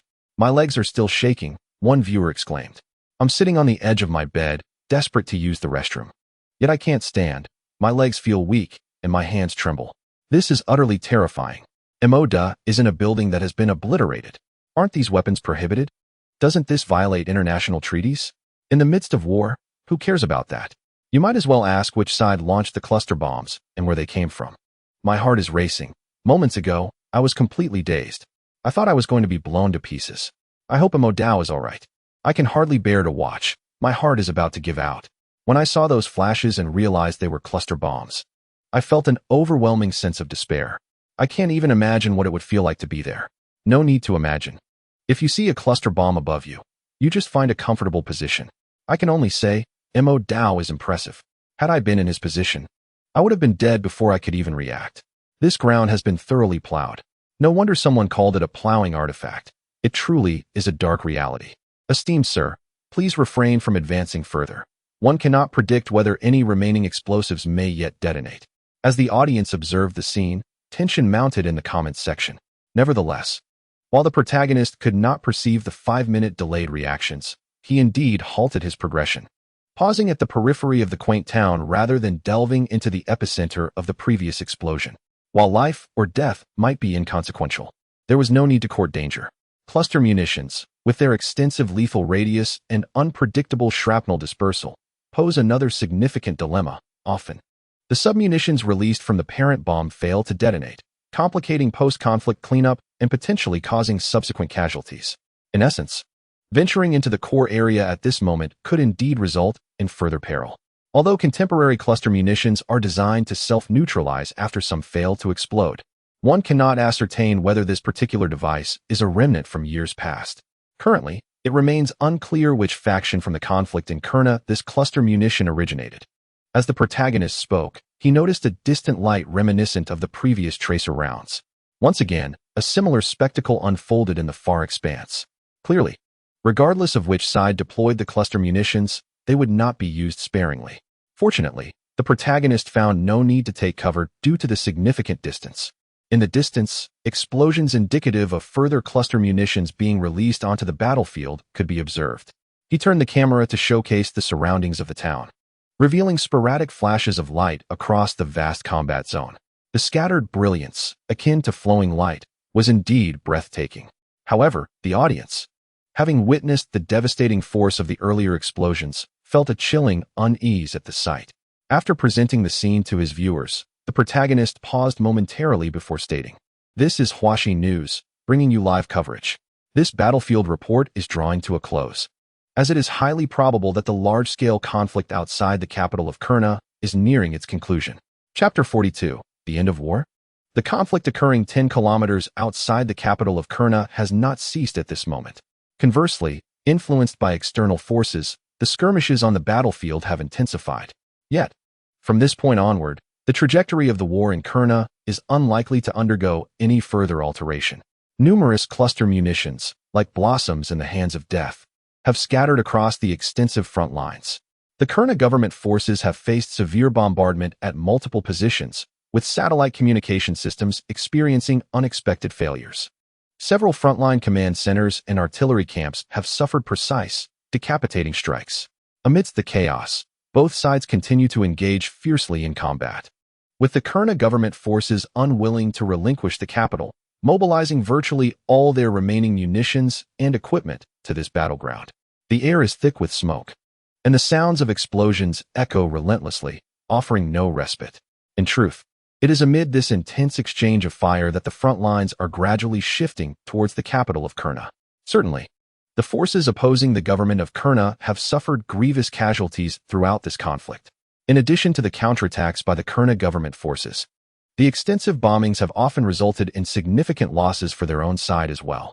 It appears that as long as the number of opposition militants is fewer than that of the government troops in the same area, indiscriminate bombings are executed without hesitation. It seems that the opposition forces of Kurna would rather achieve a Pyrrhic victory than a decisive one. This war continues unabated, with ongoing frontline reports. It can be said to be the most significant conflict in Kurna in recent years, with large-scale skirmishes persisting for several days. On the day following the outbreak of hostilities, both parties disclosed a rough estimate of casualties. In this war, which involves over 10,000 direct combatants, more than 3,000 lives were lost within just a day. The deaths resulting from subsequent chaos and failed medical treatments have not been accounted for, and neither side has the capacity to compile such statistics amidst the turmoil. Such staggering casualties not only reflect the brutality of the battlefield, but also encompass a significant number of civilian losses. The frequent bombings have led to numerous instances of collateral damage. During this turmoil, a tragic incident occurred when a cluster bomb veered off course, landing on the outskirts of a refugee area in the capital of Kurna, resulting in the deaths of over 100 refugees. Internationally, the Security Council of the United Nations has resumed discussions regarding the security situation and humanitarian crisis in Kurna, yet no resolution has been reached. Meanwhile, the hostilities between the two sides in Kurna persist. Amidst all this, Modeo has remained in a quaint town known as the Beautiful Oasis, diligently covering the frontline developments of the Kurna War. He has not departed simply because the war has reached a foregone conclusion. Before the cessation of hostilities between the factions, this observation post town was effectively encircled by combat zones, necessitating passage through the conflict area in any direction. While Modeo is unconcerned for his own safety, he sees no reason to court danger unnecessarily. Over the days, aside from reporting, he has primarily utilized the back seat of the interview vehicle for rest. Modeo remains remarkably composed, managing to catch a few moments of sleep amidst the sounds of bombardment, while his companion, brother L.V. Hong, has developed red-rimmed eyes from days of fatigue. However, after several days, a peculiar shift occurred. Instead of succumbing to fear, he began to exhibit a fervent excitement towards danger, as if he were itching to charge towards the falling shells alongside the interviewers. Throughout this period, news concerning the war in the capital of Kurna has captured the attention of international media. Huaxi News Agency has been live-streaming frontline reports continuously for several days. And even when Modeo's figure appeared on screen, a substantial audience remained captivated. The footage he previously captured of a cluster bomb exploding at close range has become emblematic of this war in Kurna, frequently featured in reports by various international media outlets. Moreover, prior to the live broadcast from the front lines, Mo Dao's interviews conducted in the observation zone town were featured as a special report by the Huaxi News Agency, simultaneously published across various official social media platforms, eliciting a notable response. The comments predominantly expressed prayers for peace, lamentations over the war, and conveyed heartfelt wishes. Additionally, the coverage of the battlefield by Huaxi News Agency continued for several days, with Mo Dao, the war correspondent, trending on multiple platforms. One trending topic simply read War Correspondent Mo Dao, with the majority of comments exclaiming admiration for his remarkable bravery. Furthermore, there was another trending topic that left Mo Dao himself somewhat speechless. Is Mo Dao still alive? For those unaware, one might assume Mo Dao had engaged in some nefarious deeds. Upon delving into this trending topic, one would find viewers recounting the harrowing moments from the battlefield reports, expressing their astonishment and the tremors of fear they experienced. Although this trending topic seemed peculiar, it, to some extent, reflected the sentiments of the audience and the perilous position in which Mo Dao found himself. Objectively speaking, Mo Dao's reports over the past few days had indeed been fraught with danger. The two opposing forces in China had, with great reluctance, adhered to their promise of refraining from bombarding the observation zone town. Yet close-range skirmishes and the collateral damage from nearby bombardments continued to occur sporadically. Over the course of several days, most structures on the outskirts of the town had either collapsed or become riddled with holes, resulting in utter devastation. Finally, after days of brutal warfare on the outskirts of the China capital, it seemed that this day might herald the end of the conflict. Dear viewers, I am Mo Dao, a reporter from Huaxin News Agency. As you can see, the fighting around the China capital appears to be drawing to a close. We can hear that the front lines have not experienced explosions for quite some time, and gunfire has become increasingly sparse. The morning in the observation zone town of China is enveloped in a thick fog. During the live broadcast, both Mo Dao and Lu Hong, seated in the interview vehicle, sensed a shift in the atmosphere. Over the following days, as ammunition was depleted and the dynamics of the battlefield evolved, the intensity of the China capital conflict steadily diminished. Yet at this moment, even the previously intermittent explosions ceased, leaving an eerie silence in their wake, with only distant gunfire faintly echoing from afar. The large-scale war outside the China capital had essentially come to an end. Mo Dao gazed ahead, paused for a moment, and then turned the camera to face the front. The morning mist mingled with the smoke from the past few days, creating a hazy scene that was difficult to discern. The sudden tranquility of the battlefield was jarring, as if one were emerging from an environment of incessant noise, leaving a sense of discomfort. Seated in the interview vehicle, Lu Hong rubbed his ears, slumped in his seat, and exhaled deeply, seemingly emerging from a state of heightened excitement, his hands and feet still trembling slightly. At present, we remain uncertain about the precise outcome of the conflict. However, based on the previous dynamics between the two factions, it appears that the opposition in Kurlna has emerged victorious in this war. Mo Dao continued his report, only to notice the recently reclined driver, Lu Hong, sitting upright again, handing him a mobile phone. Mo Dao glanced at it. It contained fresh information from the branch office. Indeed, the latest update revealed that the frontline commander of the Kurlna government forces had been shot by a junior officer, whose whereabouts are currently unknown, and the last line of defense held by the Kurlna government forces had fallen. The Kurlna opposition has triumphed in this conflict. Mo Dao raised his head and addressed the camera once more. Chapter 43, War Correspondent Mo Dao. During this war, both warring factions in Kurlna left behind over 7,000 bodies of combatants on the battlefield.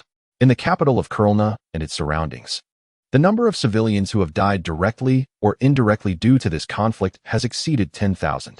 According to data from the National Federation, approximately one-third of these casualties resulted from crossfire and bombing miscalculations, while the remaining two-thirds perished due to the chaos and famine associated with the war.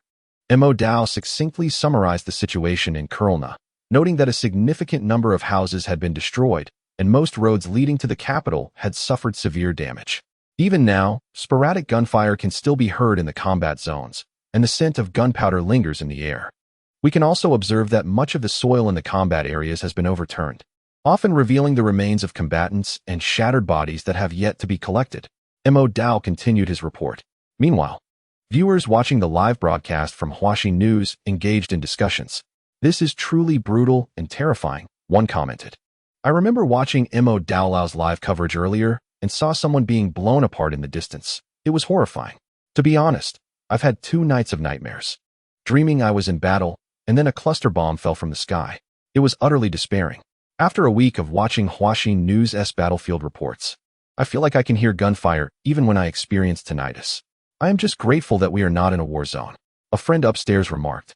Some wars must be fought, otherwise we would end up like Kurlna, completely manipulated, with no peace.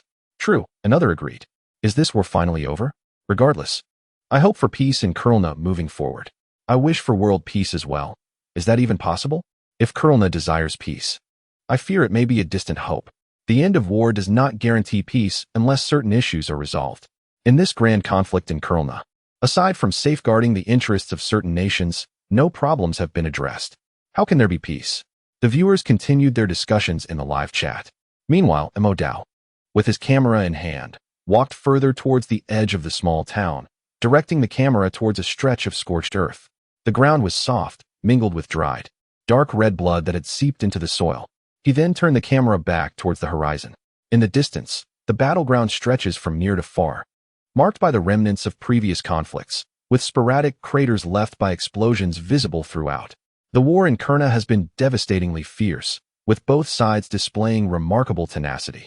Aside from a few minor defections, neither faction has witnessed a complete rout. This steadfastness, however, is not rooted in conviction or military discipline, but rather in the profound enmity between the tribes involved. Both factions are acutely aware that should the other prevail, their own tribe would suffer dire consequences, prompting them to fight with desperation. Ironically, this hatred can be traced back to the traps set by the former colonizers of Kurna. The conflict in Kurna can be understood on three distinct levels. On the surface, it appears to be a clash between the opposition and the government forces. Delving deeper reveals a schism between the tribes represented by the opposition and those embodied by the government troops. At its core, however, the war signifies the external powers' assertion of control over Kurna for their own interests. Will this war reach a conclusion? If so, the current government forces of Kurna should maintain their rule rather than contend with the emergence of armed opposition. For the viewers of the live broadcast from Huaxi News, the grim aftermath of the conflict was laid bare before them as reporter Mo Dao prepared to conclude the coverage. That concludes our live report from the capital of Kurna. Mo Dao stated, "Thank you for watching." Viewers, who had experienced a 5-minute delay before seeing the broadcast, temporarily shifted their discussions, echoing sentiments in the chat. Thank you, Mo Dao, for revealing the brutality of war. Stay safe, Mo Dao. Mo Dao is incredible, a true war correspondent. Can anyone dispute that Mo Dao is amazing? I am grateful to Mo Dao for risking his safety to bring us the most authentic and visceral battlefield reporting, even if it gave me a heart attack. Similarly, despite having nightmares for 2 consecutive days, viewers expressed their gratitude to Mo Dao, acknowledging that without him, they would not have witnessed such close-range coverage. Thank you, Mo Dao. But I must suggest, could you perhaps position the camera further back next time? I'm frightened. As the chat erupted with praise for Mo Dao and Huaxi News, the battlefield report came to a close. Many viewers lingered, reluctant to depart as the screen faded to black, transitioning to pre-recorded news segments while continuing to discuss Mo Dao, the Kurna conflict, and the international situation. Meanwhile, due to the 5-minute delay in the live broadcast, Mo Dao had returned to the interview vehicle, holding his phone and perusing messages from Qin Huaishir. In recent days, he had occasionally received correspondence from her, yet she neither inquired about his perilous choice to report from the battlefield nor questioned when he might leave this hazardous locale. Each day, she sent messages to Mo Dao, sharing snippets of her life and engaging in light conversations. This routine revealed Qin Huaishir's tender care, as she seemed reluctant to impede Mo Dao's pursuits or let her worries cause any distress. Their exchanges were simple yet profound. For instance, earlier today, Qin Huaishir mentioned that her mentor had messaged her in the middle of the night, requesting her to look up some journals. In her message to Mo Dao, she vented her grievances about her mentor's capitalist tendencies. Mo Dao responded with a smile and an affirming reply. Soon after, Qin Huaishir inquired if Mo Dao had concluded her reporting. It was evident that Qin Huaishir had been attentive. Yes, Mo Dao replied. What are your plans next? Qin Huaishir asked. I should be leaving here soon, Mo Dao answered. Oh, I just wanted to know if you would be returning home for the new year. Qin Huaishir continued. Mo Dao momentarily felt disoriented, having spent so much time in this war-torn region. It was as if she had lost track of time and the new year was approaching. The branch office was indeed closing for the holiday. Naturally, after completing her report, Mo Dao intended to take a break, which the office would approve. I will be back, she replied. Shall I come to pick you up? Qin Huaishir offered. Sure. Mo Dao responded decisively, concluding her exchange with Qin Huaishir. She then set her phone aside and noticed a vehicle approaching in the distance. It was a car from the Hans Country News Agency, carrying reporter Caldwell and his photographer. They had met briefly upon entering the observation area town. Hey, Mo, Caldwell called out as the car pulled up beside her. He looked much worse for wear, appearing utterly exhausted. Caldwell, Are you preparing to leave? Mo Dao asked. Yes. We are set to depart shortly, he replied, rubbing his face. With a hint of complaint and more complex emotions, he said, You know, that coward has died. Mo Dao paused, processing his words, realizing he referred to Warren, a reporter from another European media outlet. Warren was known for his incessant complaints and had spent over a decade as a war correspondent. He had been hiding in a building on the outskirts of the town, which was subsequently bombed, resulting in his death along with that of his photographer. His body is in my car. I intend to take him back, Caldwell remarked with a sense of melancholy. Mo Dao nodded in acknowledgement, feeling there was little more to say on the matter. Caldwell expressed a final sentiment before bidding farewell and driving away. Chapter 44. Return to the branch office with the large-scale fighting near the capital of Kurlna coming to an end. The observation area town was finally liberated from the conflict zone. Almost immediately, the surviving war correspondents seized the opportunity to make their exit. Most are retreating in a direction away from the capital of Kelna. Although the war has concluded, the journalists who have long resided in conflict zones possess an acute sense of danger.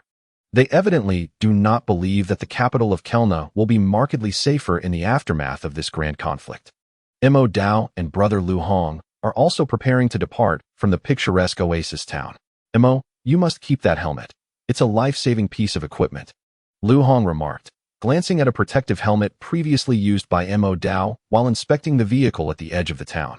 Having distanced themselves from the continuous threats, Lu Hong, somewhat overstimulated by the recent dangers, felt considerably more at ease. Indeed, it should be kept, Mo Dao concurred, eyeing the helmet, which bore a slight deformation at the top, a remnant of a stray bullet. Had it not been for the decent quality of the protective helmet provided by the Huaxi news agency, Missouri Dao might have faced a far graver situation. Reporter Mo, which direction are we to retreat? Are we heading to Yebingmeng as before? Yebingmeng is a neighboring country of Kelna. Both the branch and the headquarters had sent messages to Mo Dao following the conclusion of the live broadcast, urging him and his companion to temporarily withdraw from Kelna based on local conditions. Reports from Kelna would be addressed later, as the end of the war does not guarantee safety. In fact, the most perilous times for the capital may yet be on the horizon. Moreover, strictly speaking, Mo Dao has some unresolved issues with the victorious opposition in Kelna at this moment. Customs had already communicated in advance that passage would be smooth upon arrival. How is the vehicle? It's in decent shape. Although riddled with holes and somewhat deformed, the engine seems to be functioning well. We've lost a bit of gasoline, but we still have enough to reach our destination, Lu Hong replied, patting the interview vehicle with a hint of nostalgia. As long as it gets us there, I'll owe this old thing 3 incense sticks. Well, brother Lu, you might want to consider offering it some good oil. That's true. I should treat it to some quality fuel. Mo Dao and Lu Hong conversed as they each conducted thorough inspections of the vehicle. There remained a lengthy journey ahead, and should the vehicle break down in a desolate area under the current circumstances, they would be left with little hope. Fortunately, despite the interview vehicle appearing somewhat battered, its major components were largely intact. So, shall we depart, brother Lu? Lu Hong called out, to which Mo Dao nodded after taking one last look at the ravaged town. However, once they boarded the vehicle, Lu Hong hesitated to start the engine. Observing Lu Hong, a man in his 40s or 50s, Mo Dao noticed a hint of reluctance and hesitation. Brother Lu, if something is on your mind, please share. Well, Mo, could you take a photo of me right here? I'd like to show it off to my son and grandson later. I've never experienced anything quite so thrilling in my life. In the future, when one speaks of having been to the battlefield, it is indeed true that one has traversed the war-torn landscapes. As Lu Hong spoke, he could not refrain from uttering a curse. All right then, where does my old brother wish to photograph? Right here by the vehicle, alongside our old companion, he replied.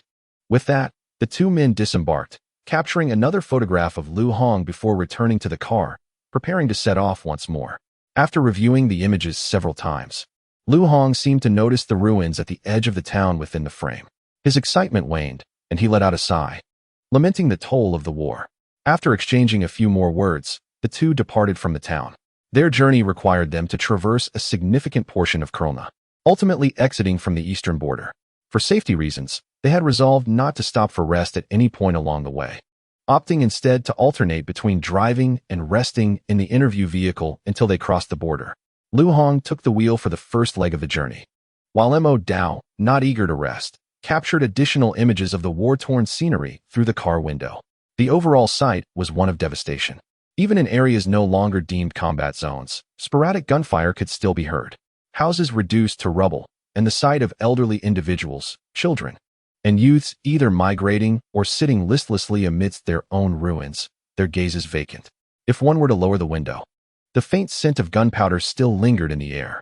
It was early January, with approximately half a month remaining until the Lunar New Year. Just a day after the conclusion of the widely observed conflict in Kurlna, Mo Dao and Lu Hong alternated driving for nearly a day and a night, finally reaching the eastern border of Kurlna, where they successfully met their colleagues from the branch office and the military attaché from the consulate. If measured in a straight line, the journey should not have taken such a lengthy duration. However, the road was fraught with complications. Damaged highways necessitated detours, and the winding path was often obstructed by armed forces whose affiliations were unclear. Nevertheless, leveraging their identities as reporters from Huaxi News Agency and a bit of money, they managed to navigate through these areas. Mr. Mo, I have long admired your work. I have read your previous reports from the front lines and hold them in high regard. You flatter me, Mo Dao replied. At the border between Kurlna and Yebenming, Mo Dao exchanged pleasantries with his colleagues and the military attaché. The group, consisting of 2 vehicles, then continued deeper into Yebenming.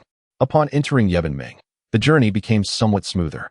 Although the security and road conditions were still less than ideal, the absence of active combat alleviated concerns about the sudden threat of falling bombs. After spending approximately half a day traveling, Mo Dao and Lu Hong finally arrived at the current branch office of Huaxi News Agency in Yebenming. Originally, the agency did not have a branch in Yebenming. The present office had been temporarily relocated from Kurlna. Similar to Kurlna, they found a few rooms adjacent to the consulate, even closer than before, separated only by a wall. Upon finally arriving at the branch office, Mo Dao smoothly parked the vehicle in the courtyard, preparing to disembark. However, his companion, Brother Lu Hong, was not in such good spirits. It seemed that the tension he had been holding on to finally eased, leaving him slumped in the passenger seat. Trembling uncontrollably, with a bittersweet smile, he turned to Mo Dao and said, "Could you lend me a hand? I feel utterly incapable of moving." Mo Dao did not laugh at Lu Hong.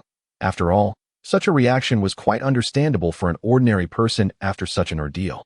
In contrast, Mo Dao's mindset was entirely different, rendering comparisons meaningless. "All right." Mo Dao nodded, remaining patient as he waited for Lu Hong to regain his composure. After a moment, Lu Hong rubbed his face vigorously and seemed to stabilize. As both men opened the car doors and stepped out, they were greeted by the branch editor and colleagues who had gathered to welcome them. As Mo Dao and Lu Hong appeared, applause erupted from the courtyard, celebrating their return. "Mo Gu is remarkable. Uncle Lu, you two are impressive." Chapter 45. Promotion. Mo Dao, I must say, I followed your report closely alongside our entire branch. It was exceptional, professional, and of great value. You both have worked hard during this period. Tonight, Uncle Xiao will cook, and the branch will host a welcome dinner to celebrate your triumphant return. The editor gave Mo Dao a thumbs up, expressing admiration. With this last remark, the atmosphere in the branch became even more lively.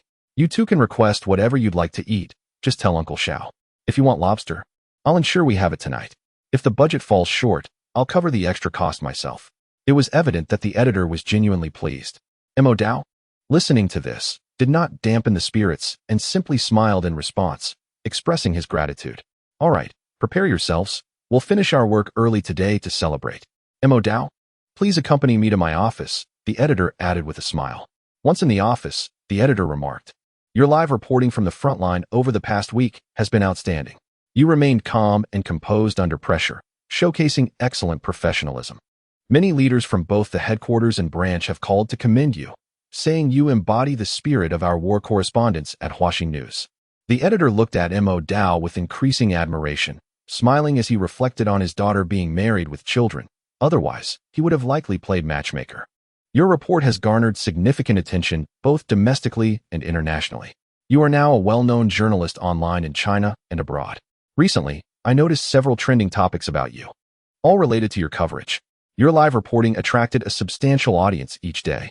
The editor was genuinely excited, almost forgetting that although Mo Dao had been in a war zone, he was not entirely oblivious to the happenings in the outside world.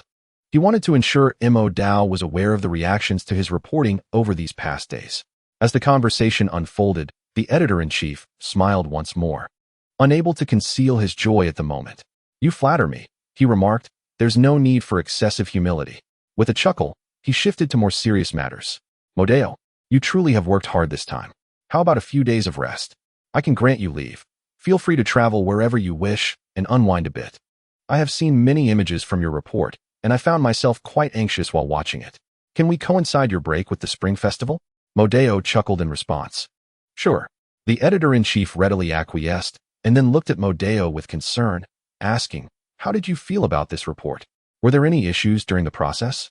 In truth, the editor-in-chief was keen to ascertain Modeo's mental state, as those watching the live broadcast were understandably anxious, fearing that Modeo might carry psychological burdens from the experience. "I'm fine. Perhaps I maintain a good mindset," Modeo replied with a smile. "That's good to hear," the editor-in-chief said, observing Modeo's demeanor and feeling reassured. He then continued, "I called you here for another matter that requires our discussion. It's rather positive news, I believe. The headquarters intends to transfer you back." The editor-in-chief gazed at Modeo, his face reflecting both a smile and a sense of nostalgia. To be transferred back from a branch to headquarters is something many reporters aspire to but find challenging to achieve. Furthermore, your return to headquarters will not mean resuming the role of a mere junior reporter. The headquarters is also considering some adjustments to your position, intending to increase your responsibilities. Upon hearing this, Modeo did not exhibit overwhelming excitement. While it was indeed a positive development, signifying an acknowledgement of his contributions within the Huaxi News Agency, he had initially chosen to come to the branch of his own volition. Had he wished to remain at headquarters, he need not have come at all. However, the editor-in-chief clearly had more to say, and Modeo remained patient. "Of course, taking your preferences into consideration, the headquarters has provided you with a choice, a promotion in position, officially linked to headquarters, while the work location remains with our branch for the time being." At this point, the editor-in-chief's face brightened with an even broader smile. With such an outstanding reporter under his wing, he felt a sense of pride. Even though Modeo would eventually be transferred, he was glad to have the opportunity to work together for a while longer, feeling a sense of accomplishment in having nurtured such talent. "I'll choose the second option, then." Modeo's lifelong ambition was to be a war correspondent. Thus, returning to headquarters was unnecessary.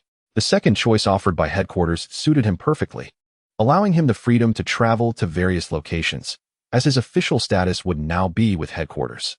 "Huh, I knew you would opt for that, Modeo. Good lad. Let us continue working together for a while." The editor-in-chief stood up, extending his hands with a serious demeanor to shake Modeo's hand. Modeo smiled and reciprocated the gesture warmly. "When that thing fell, I was utterly startled. Had it not been for the quick reflexes of reporter Mo, we would have met our end right there. My bravado pales in comparison to Mo's true courage. For several days, I remained cooped up in our interview vehicle, trembling in fear, while Mo, steadfast with his camera, braved the hail of bullets to capture and report from the war-torn front lines. You cannot fathom the peril he faced, with gun barrels nearly pressed against his forehead as I cowered in the vehicle, scarcely daring to breathe. When Mo emerged from the office, I overheard Brother Lu Hong conversing with other colleagues, recounting the harrowing nature of previous reports, often punctuating his tales with commendations for Mo. Of course, in extolling Mo's virtues. He also felt a swell of pride himself. After all, even if he was not as audacious as Mo, as the driver of the interview vehicle, he had also traversed the war zone in its entirety, which is no small feat in his animated retelling. He couldn't help but pepper his speech with exclamations of disbelief. Nearby, colleagues from the branch listened, amused and in awe. Not to mention, Lu Hong himself had also navigated through that storm of gunfire.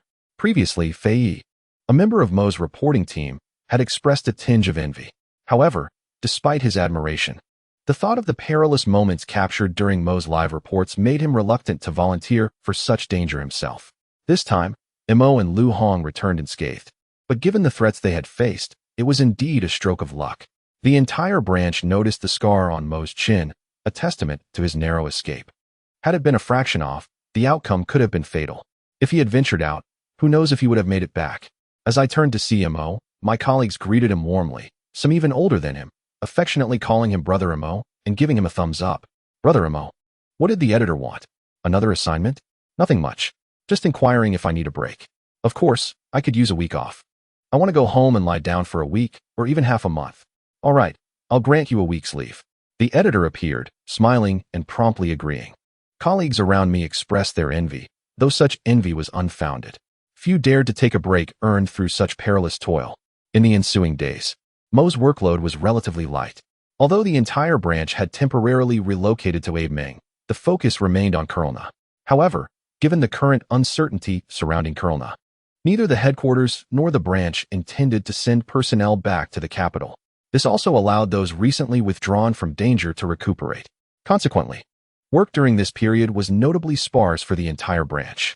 In accordance with the recommendations from the headquarters, Mo Dao has primarily been responsible for compiling the reports from the recent conflict in the capital of Kelnar, as well as the images captured during the subsequent evacuation. After 3 days of diligent work, a special report on the Kelnar War was published in the Huaxin News Agency and shared across various official social media platforms. The title of the report is The Conclusion and Commencement of the Kelnar War. Throughout the report, Mo Dao maintained the perspective of an impartial journalist, refraining from infusing excessive subjectivity and instead objectively chronicling the experiences and observations made during this tumultuous period. In a sense, journalists serve as the historians of the new era, particularly those affiliated with national news agencies. Such reports on significant contemporary events ultimately become integral components of historical narrative. And Mo Dao's coverage of the Kelnar War is no exception, destined to be embedded within the annals of history. Upon its publication, the report elicited a considerable response, with numerous other state-run media outlets choosing to republish it. Viewers, upon reading the report, interpreted its contents through various lenses.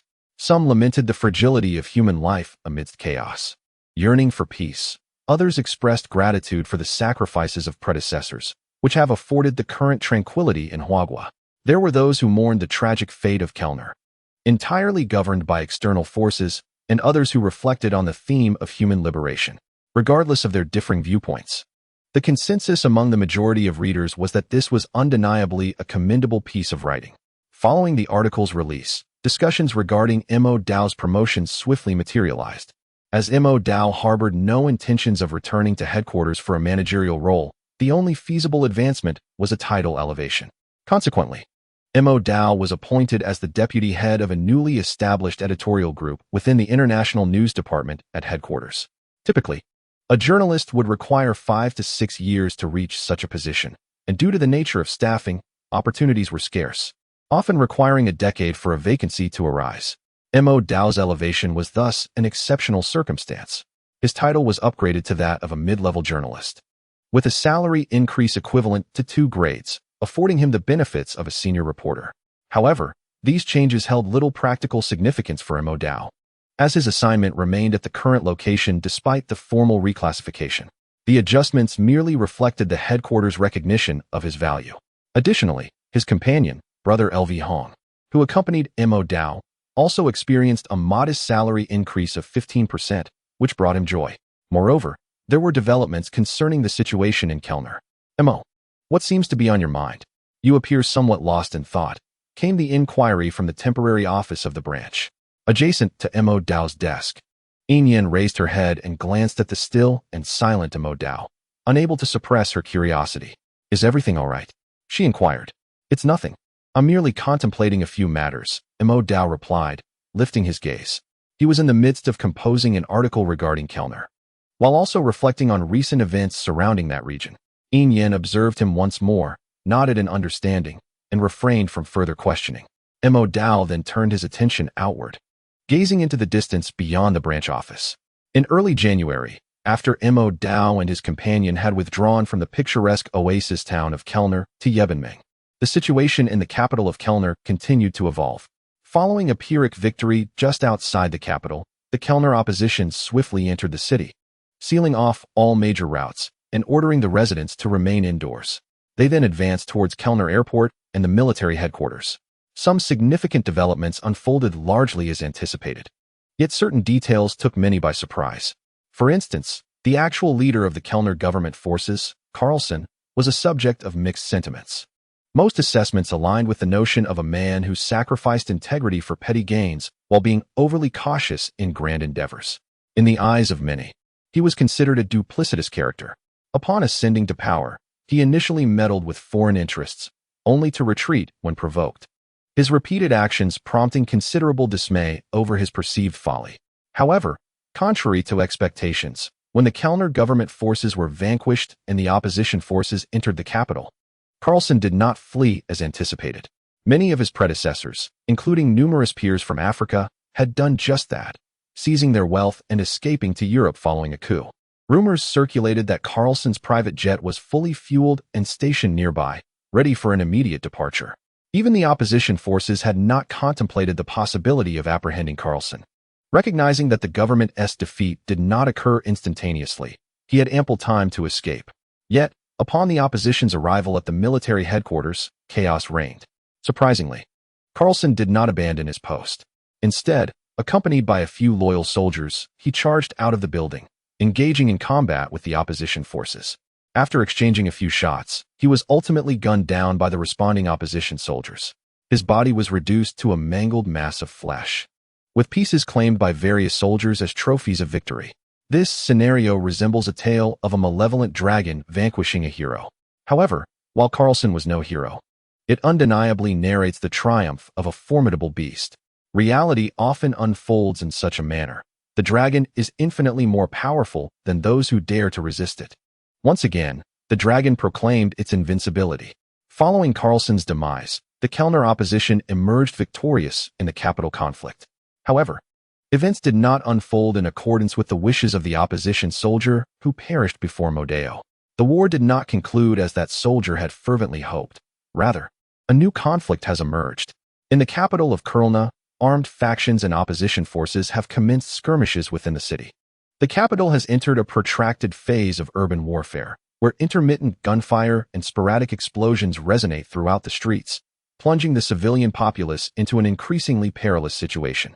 Much like the acute awareness exhibited by global media regarding the looming dangers, Kurlna has, in many respects, become even more treacherous than before. Can the malevolent dragon truly be vanquished? The dragon in question is not the armed opposition of Kurlna, but rather the fundamental causes perpetuating the ongoing turmoil. Modeo gazed out at the Kurlna branch office, contemplating the unfolding events of recent days. While he refrained from voicing this life, his thoughts regarding the arrangements for the next life began to shift ever so slightly. Can the malevolent dragon truly be defeated? Should he dare to assume the role of a hero in the next life? Modeo pondered this conundrum. Chapter 47. Returning to the capital of Kurlna. Moreover, although Modeo has not been conducting live reports from the Kurlna front in recent days, the impact of his previous broadcasts continues to resonate.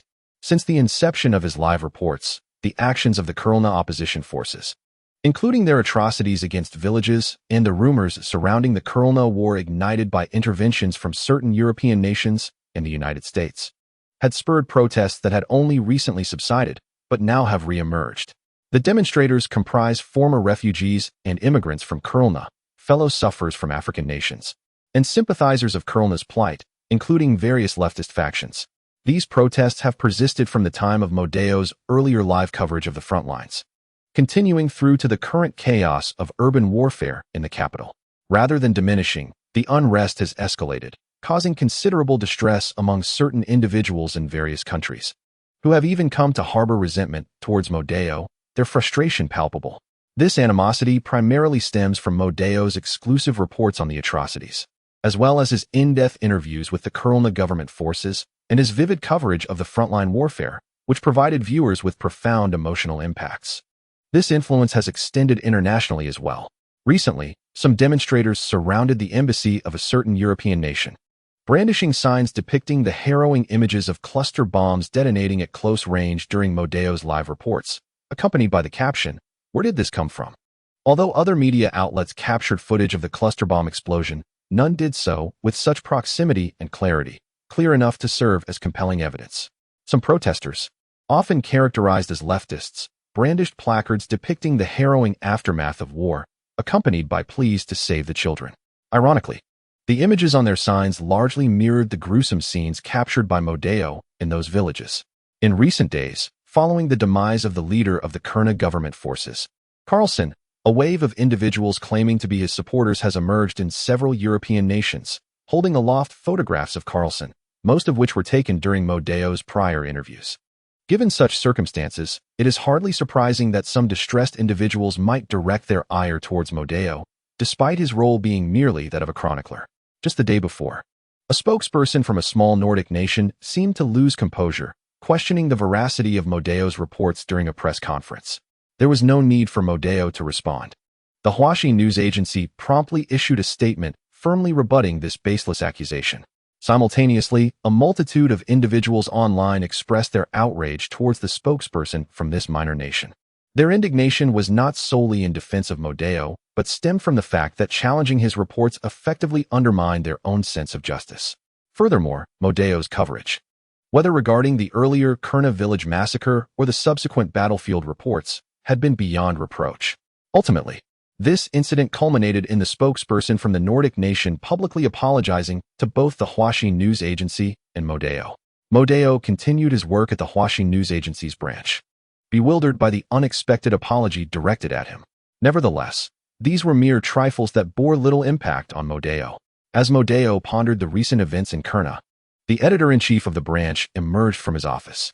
Spotting Mo Dao and Yin present, he greeted them with a cheerful wave. Once Mo Dao turned to acknowledge him, Yin also lifted her head in response. The chief hesitated momentarily before stating, "Currently, both international and domestic attention is focused on the situation within the capital of Kurna. However, aside from some messages and videos shared by the citizens of Kurna on social media, no authoritative media outlet has reported on the current conditions there. The headquarters is considering dispatching another journalist for coverage." Yin, discerning the editor's intent, inquired, "Does that mean we might be sent back to report?" The chief nodded, explaining that the headquarters had sought the branch's opinion, emphasizing that their insights would be paramount due to their proximity and accuracy. "I have yet to respond, as I wish to confer with both of you," he continued, glancing at Mo Dao and Yin. As the only two heads of the reporting team at the branch, one of them would need to return to the capital for this assignment. "I'll go," Yin declared, turning to Mo Dao. She felt it was her turn to take a risk, given that Mo Dao had faced perilous situations multiple times. "Perhaps I should go instead," Mo Dao replied with a smile. Yin hesitated upon hearing his words. The initial decision was made without much contemplation. At this moment, Mo Dao refrained from speaking again. However, a multitude of apprehensions flooded her mind. For instance, the earlier phone call from her parents, filled with anxious admonitions, and the harrowing scenes from Mo Dao's previous live reports resurfaced in her memory. This is, after all, a natural human reaction. After a moment of hesitation, Yin resolved to seize the opportunity and speak up. Yet, Mo Dao preempted her. "Journalistine, allow me to handle this," he said with a smile. His indifference towards his own safety was palpable. "Mo Dao, come to my office for a moment." After a brief pause, the editor invited Mo Dao to continue their discussion privately. "Let us set aside the question of who will go.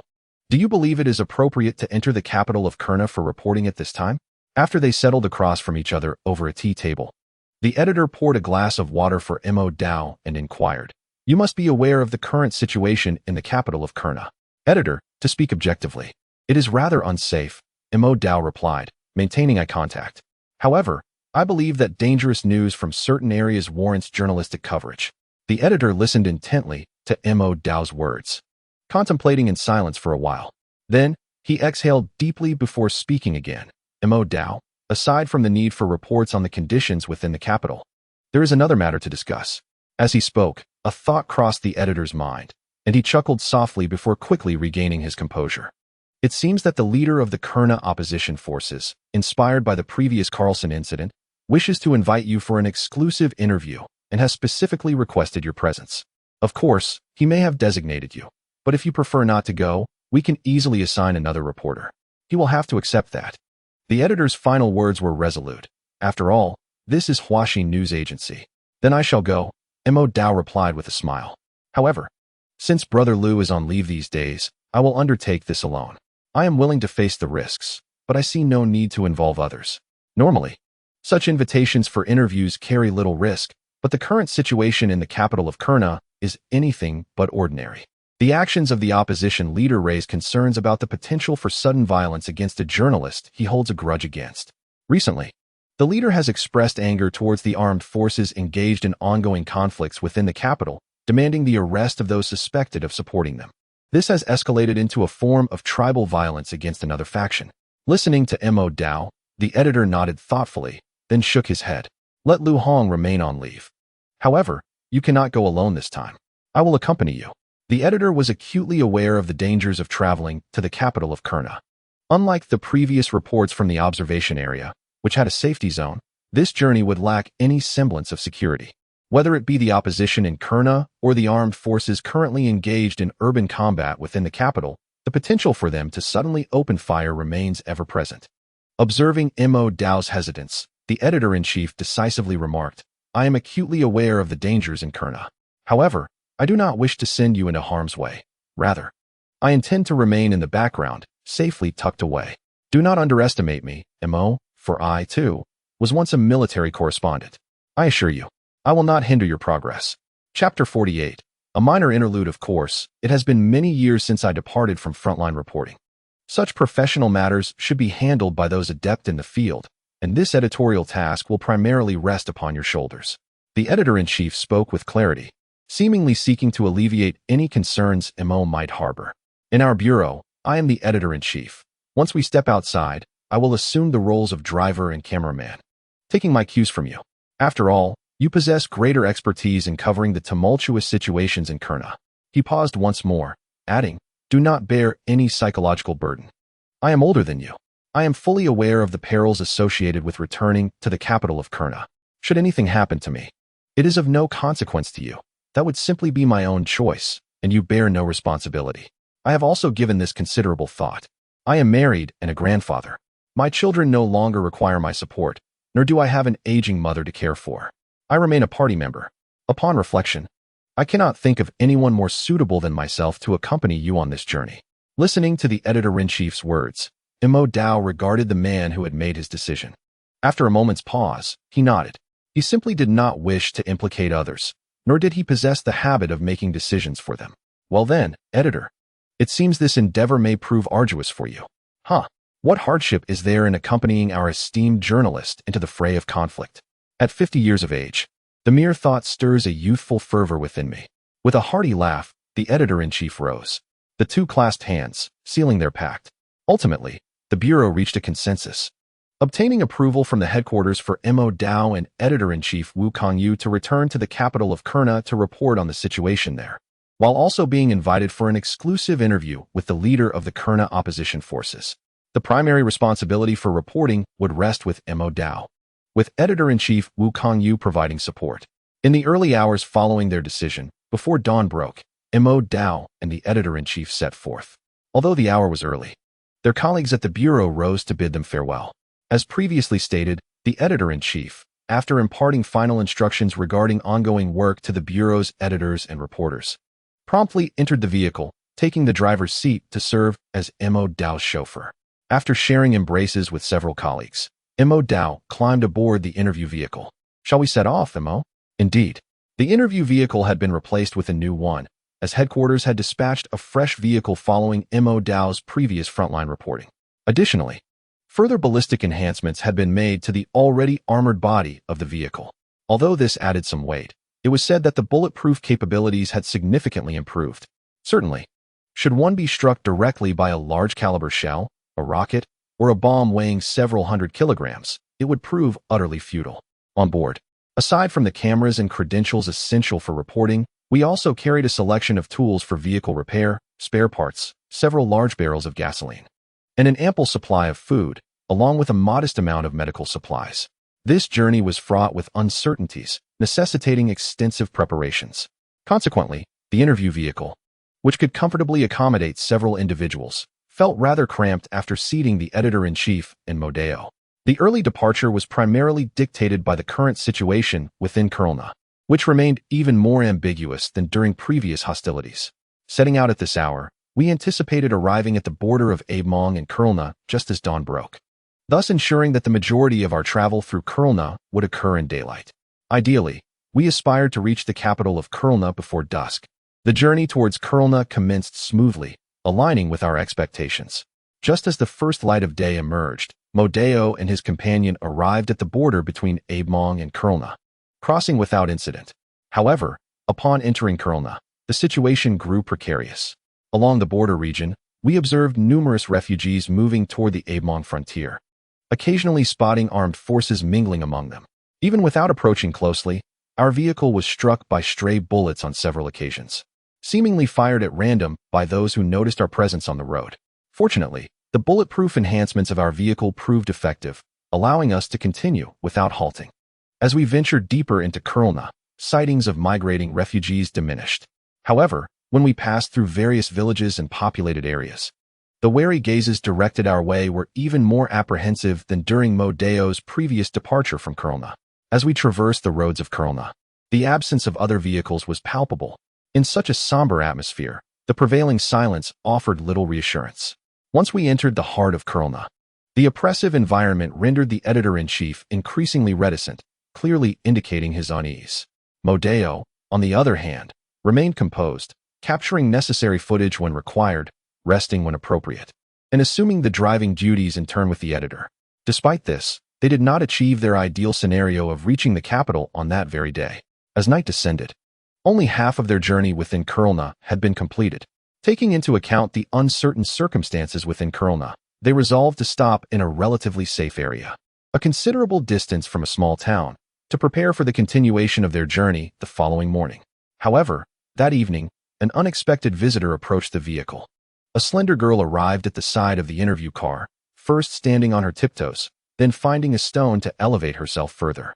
Balancing on the stone, she peered closely through the window, gazing intently inside the vehicle. At this moment, both Mo Dao and the editor were still awake. Gazing out of the car window, they beheld the gaunt face of a girl peering in, her expression devoid of curiosity, replaced instead by a numbed stare. Neither Mo Dao nor the editor uttered a word. Then, they watched as the frail girl picked up a stone and began to strike the car window. However, the window was bulletproof, clearly impervious to her attempts to shatter it. After a brief struggle, the girl seemed fatigued and sat down on the ground, her face disappearing from view. The editor turned to Mo Dao, awaiting his decision. Mo Dao glanced at the editor. If they were merely ordinary passers-by, the most prudent choice would be to drive away immediately. He surveyed the surroundings before lowering the window slightly. To his surprise, the exhausted girl, seated on the ground, appeared taken aback upon realizing there were occupants inside the vehicle. Earlier, both Mo Dao and the editor had extinguished the lights within the car and outside. The girl stared at the partially lowered window, momentarily stunned, then slowly raised her emaciated hands, her frail body trembling as she squatted on the ground. At that moment, any words seemed superfluous. Mo Dao extended his hand through the window, offering a snack to the little girl. Initially, she trembled even more violently, but soon calmed down, snatching the treat from his grasp. "Why are you knocking on our window?" The editor, having spent considerable time in Kellner, spoke to the girl in her language. However, this was not framed as a question. "I am hungry," was the instinctive response from the emaciated girl. After a moment of silence, the editor offered her another piece of food. The girl accepted it and devoured it eagerly. After consuming several pieces, she softly uttered a thank you in Kellner before seemingly overwhelmed by fear, she fled. "Let us depart as well." Indeed, following this brief encounter, Mo Dao and the editor chose not to linger any longer. Chapter 49. The Kellner leader Stop. The next morning, as dawn broke, the interview vehicle finally arrived at the outskirts of the Kellner capital, only to be halted by a checkpoint established by the local Kellner opposition forces. Multiple guns were aimed at the interview car. When Mo Dao and the editor lowered their windows, the armed personnel remained unsatisfied. Brandishing rifles such as the AK-47, they sternly demanded that Mo Dao and the editor disembark for inspection. Get out! Get out! Hello, we are reporters from the Huaxi News Agency, invited by your leader to come to the Kellner capital." Reporters? After exiting the vehicle, they were immediately subjected to a search, while armed personnel entered the car to rummage through its contents. The editor, more proficient in Kellner, engaged in dialogue with the armed personnel, seemingly understanding the editor's words. The searching personnel halted their actions, glancing back and forth between Mo Dao and the editor, finally fixing their gaze intently on Mo Dao's face. "Mo, reporter." The armed personnel seemed to recognize Mo Dao, yet their eyes revealed little kindness, instead reflecting a deep-seated malice. This was hardly surprising. Officials in countries where protests erupted often directed their ire towards Mo Dao, not to mention the opposition armed forces in Kelna. "Hello, may we enter?" Mo Dao inquired, with the editor translating on his behalf. "Certainly. Although we currently do not permit any other media to enter Kelna, since our leader has invited you, you may proceed." The armed personnel fixed their gaze on Mo Dao before adding, "However, your vehicle must closely follow ours. We shall escort you to our leader. You are also prohibited from capturing any photographs or footage within the capital of Kelna without our permission." Having spoken, the armed personnel did not allow anyone else to continue inspecting the interview vehicle. The previously confiscated cameras and equipment were returned to the vehicle intact. Mo Dao glanced at the armed personnel, but chose not to say much more, returning to the interview vehicle with the editor. Then, as the armed personnel had indicated, four vehicles surrounded the interview car, escorting it along a pre-planned route into the heart of the Kelna capital. "We are indeed enjoying the treatment of important figures," the editor remarked with a touch of humor, though his face bore no smile. Mo Dao nodded in acknowledgement, not uttering a word, instead turning his gaze to the scenery outside. Upon entering the Kelna capital, the streets appeared far less desolate than those outside the city. Though foot traffic was considerably lighter than usual, it was not entirely absent. As the escorted interview vehicle passed by, many pedestrians halted, casting their vacant yet wary glances towards Mo Dao and the editor. "This is rather unsettling," the editor remarked, seemingly attempting to lighten the oppressive atmosphere, though his expression remained serious. For ordinary individuals, being scrutinized by so many gazes was undoubtedly an uncomfortable experience. Mo Dao nodded in agreement. The interview vehicle continued to follow the armed forces, gradually approaching the central area of the Kelna capital. Through the windows, one could see numerous buildings that had suffered extensive damage during the war. Shops, houses, and hotels, both new and old, lay in ruins, while roadside walls were riddled with bullet holes, painting a scene of devastation. Although no firefights were visible nearby, the faint sounds of gunfire occasionally echoed through the city, indicating that hostilities within the capital might still be ongoing. Furthermore, while the armed personnel had sternly warned Mo Dao and his companion against photographing scenes within the city, they nonetheless left the recording equipment in the interview vehicle without assigning anyone to supervise it. At that moment, traversing a somewhat remote and desolate street, the surroundings were lined with the remnants of collapsed low houses, with crumbling walls and dilapidated structures long abandoned. Even without opening the car windows, both Mo Dao and the editor could detect a strong, acrid stench permeating the air. The editor's expression shifted upon catching a whiff of the odor. For after years spent in tumultuous regions, he had developed a certain familiarity with particularly foul scents. "Should we crack a window?" the editor inquired. Mo Dao nodded in agreement. As the window was opened slightly, the overpowering aroma, reminiscent of something putrid being scorched, became even more pronounced. The source of this noxious smell was revealed after they turned a corner, a deep alleyway by the roadside, from which thick black smoke billowed. At the far end of the alley lay a grotesque pile of decaying corpses, both male and female, young and old, some in advanced states of decomposition, with flesh and bones separating, maggots writhing within, while others had only recently succumbed, their bodies still relatively intact. The corpses were haphazardly heaped together, resembling discarded garments, doused in gasoline or some other combustible substance, slowly igniting and emitting dense black smoke. Occasionally, frail figures could be seen laboriously transporting the remains, tossing them onto the pyre within the alley. Outside the alley, armed members of the opposing faction stood guard, weapons in hand. Such alleys were not singular. The pervasive, acrid stench engulfed the entire street, lingering stubbornly in the air. Mo Dao and his companion exchanged silent glances, their hearts heavy with the grim sights they had witnessed along the way, compounded by the indifferent and sometimes malevolent gazes of passers-by. This journey through the capital city of Kurna had not presented any further significant threats. After nearly an hour of navigating through the presence of Kurna's opposing armed forces, the interview vehicle arrived at the location of the leader of the opposing faction, the former military headquarters of the Kurna government. Mo, the journalist, was likely familiar with this place, having previously interviewed Carlson here. Upon seeing Mo Dao and the editor disembark, the armed personnel approached with smiles, addressing Mo Dao directly. Mo Dao glanced at the armed man before shifting his focus back to the military building. The structure still stood resolutely, though the front and surrounding high walls bore the scars of prior battles. The most notable change was the presence of soldiers guarding the building. now comprised of the opposing armed forces instead of the former government troops. Before entering the building, we must request that you undergo another inspection. One of the armed personnel stated. I trust you have not contravened our directives by capturing any inappropriate footage as they prepared to enter the former military headquarters.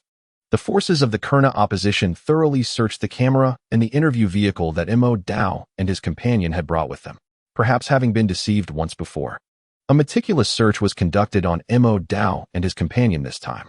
Only after confirming that Mo Dao was not concealing a storage card in his mouth were they permitted to enter. 10 minutes later, within the building previously occupied by the Kurna government forces, Mo Dao and his companion encountered the ostensible victor of the Kurna conflict, the leader of the Kurna opposition forces. At first glance, he did not seem to embody the typical image of an insurgent leader. Instead, he appeared to be a somewhat refined, middle-aged man from Kurna, adorned with spectacles. Welcome, Mo. To the Huaxi news agency, he greeted. Chapter 50. Interview questions. Mo Dao and the editor had no surprises regarding the appearance of this opposition leader, as they had long been acquainted with his background. It was said that this leader, rumored to have a penchant for cannibalism, had once studied at a prestigious university in a European nation where he earned a doctorate in science. Mr. Waber, thank you for agreeing to this interview with Huaxi News Agency. On the surface, the commencement of Mo Dao's interview with the opposition leader did not exhibit any tension. Like a typical exclusive interview, Mo Dao shook hands with the smiling Waber. The editor also approached to exchange pleasantries with him. No, I should be the one expressing gratitude to you, Mo, for accepting my invitation to be here, Waber replied, clad in military attire, his robust stature complemented by a perpetual smile that exuded an air of non-aggression. Communicating in English, Waber bypassed the Kurna language entirely. I first heard your name when you reported on the massacre in southern Kurna. At that moment, I thought to myself, what a courageous journalist you are. How splendid, Mo, that after your report, those despicable perpetrators of cruelty vanished. I believe that is the essence of a journalist's value, he continued, though the opposition forces had yet to acknowledge, and likely would never concede, their involvement in the prior massacre. While Waber maintained his smile, this very issue represented a subtle contradiction between Mo Dao as a journalist and the Kurna opposition forces. This report had even influenced the trajectory of the Kurna war. As Waber made this statement, armed opposition soldiers within the room intently observed Mo Dao and his companion. Mo Dao remained composed, listening attentively to Waber's words. The editor, seasoned in such matters, wore a smile, though a hint of unease lingered within him. Typically, such an invited interview would not encounter complications at this juncture. But given the current unstable climate throughout Kurna, the situation was anything but ordinary. I merely reported on events that have transpired and those currently unfolding, Mo Dao replied calmly. Isn't that the duty of a journalist? Indeed, Mo, you are an exceptional journalist, Waber remarked with a grin. Too kind of you, Mo Dao humbly responded. Mo, along with this esteemed friend, let us commence. Waber turned around, seated himself at his desk, and gestured to Mo that the interview could begin. The editor-in-chief glanced at Mo before taking on the role of the photographer, setting up the camera equipment. Meanwhile, Waber seized the opportunity to smile and remarked, Mo, since that report, I have heard that you interviewed Carlson. At that moment, I was contemplating today. A journalist interviewing the leaders of both factions in Kellner. Do you not find that a remarkable feat? Waber seemed somewhat wistful as he continued, Mo, you may very well be the only journalist to accomplish such a thing. Mo, however, did not exhibit any emotional response to Waber's words. Indeed, it is an impressive credential for a journalist, but does Mo truly need to concern himself with such accolades? After the editor-in-chief finished setting up the camera and signaled to Mo that all was ready, the interview commenced. Once again, I express my gratitude to Mr. Waber for agreeing to this interview with Xinhua News Agency. Mo approached the conversation from a professional journalist's perspective. The primary challenge of this interview, which starkly contrasted with his prior exclusive engagement with Carlson, the leader of the Kellner government forces, lay in the absence of prior communication regarding the questions to be posed. This meant that Mo had the liberty to improvise freely. Some inquiries, under the current circumstances, were undeniably perilous. Mr. Waber, may I pose a few questions regarding the recent conflict between your forces and the Kellner government troops outside the capital? Mo inquired. Certainly, journalist Mo, Waber replied. Regarding this war, which may be the largest in Kellner and indeed the entire Africa region in years, What is your assessment as one of its leaders? As Mo posed his first question, the smile on Wobble's face gradually faded. He surveyed the room, filled with his armed soldiers, and slowly articulated, "This is a challenging war. We have the most valiant warriors, and our brave soldiers have made tremendous sacrifices to secure this pivotal victory. They have afforded us the opportunity to transform this nation." Wobble then directed his gaze to the camera, addressing Mo, and declared, "We have triumphed in this war, having slain more enemies than we have lost, thus ending the foolish reign of Carlson. That is my assessment of this war." Mo observed the reaction of the opposing soldiers to Wobble's statement and then turned back to Wobble, continuing with his inquiry. "According to data from various organizations, many of your soldiers have perished due to large-scale explosions from your own side during this conflict. Can you confirm this, Mr. Wobble?" Upon posing this follow-up question, the atmosphere in the room shifted noticeably. This was indeed a sensitive issue. Wobble locked eyes with Mo, refraining from an immediate response. The armed soldiers surrounding them appeared ready to act upon Wobble's command, poised to turn their weapons on Mo. Some sacrifices are simply unavoidable. Some sacrifices are beyond our control. Nevertheless, ultimately, an answer was provided. Walpole's words subtly hinted at a response. It seemed to suggest that the cluster munitions responsible for widespread devastation were not in the hands of the opposing armed forces. Most importantly, we emerged victorious from this war. Modeo, not surprised by Walpole's response, nodded and posed a pivotal question regarding the previous war. "Mr. Walpole, thank you for your answer. Concerning this war, I believe many individuals and organizations are particularly intrigued by one question, and I wonder if we might obtain an answer from you. What is the origin of the cluster munitions that appeared during this conflict?" Upon the articulation of this inquiry, the chief editor, who had been observing through the camera, felt a surge of apprehension. It was not unexpected for Modeo to ask such a question. Having arrived here, certain inquiries were inevitable. Prior to their departure, Modeo had discussed these topics with him, fully aware of the inherent risks. Yet, at this moment, after Modeo's question was posed, the editor remained tense. This query was indeed sensitive. The entire world had speculated on the origins of these cluster munitions, yet some matters could not be openly addressed. Modeo's concern for these intricate details was unexpected. After a brief pause, Walpole responded with a smile, stating that they were originally stored in a warehouse belonging to the Carlson military. Furthermore, it was not solely we who employed them during this war. Our usage was cautious, with each munition landing precisely on the battlefield. As for the portion we did not utilize, we cannot ascertain its provenance. Walpole's statements are unverifiable. It is entirely plausible that he speaks the truth. After all, the presence of certain cluster munitions in the government's arsenal does not alter the situation. The critical question remains, how did they come into Walpole's possession? Yet, it was evident that Walpole sidestepped this issue. Chapter 51. Dancing in the Minefield. Mr. Walpole. Regarding the future trajectory of the domestic situation in Kelna and the evolving conditions in the capital, what developments do you foresee? The interview continued as Modeo posed another question. The leader of the opposition forces appeared to contemplate for a moment before providing a response. "The war has concluded. Yet, the war has only just begun," Walpole stated, uttering two seemingly contradictory phrases. "We have triumphed over the dictator Carlson. We have slain him and brought an end to his reign. We now govern the capital of Kelna, and we possess the support of the majority of its populace. However, our struggle to transform this nation has only just commenced. Yet, victory is assured." With these words, Walpole glanced at the soldiers loyal to him within the room and raised his hand, signaling them to depart. Some fervent and excited soldiers, armed and eager, exited, casting their gazes towards Modeo and his companion as they left. As the door to the room was closed once more, a profound silence enveloped the space, leaving only Modeo, Wobble, and the lingering tension. Wobble chuckled softly, raising a hand to gesture for Modeo to continue. This response from Wobble was rather unusual. Modeo remained unfazed, while the editor, fixated on the recording camera, appeared somewhat anxious. The trepidation one feels in the presence of a beast stems not only from its potential for violence, but also from its unpredictable nature. One can never ascertain when it may pounce, severing one's neck. At that moment, Wobble embodied that very beast for the editor. Modeo's calmness, however, was rooted in the fact that he was simply relieved the beast had not yet erupted. He was indifferent to whether it would bite his neck. "Mr. Wobble, when do you believe the capital of Kurna will find tranquility?" Some reports suggest that even at this very moment, sporadic skirmishes continue within the capital. Has the capital of Kurna ever truly known peace?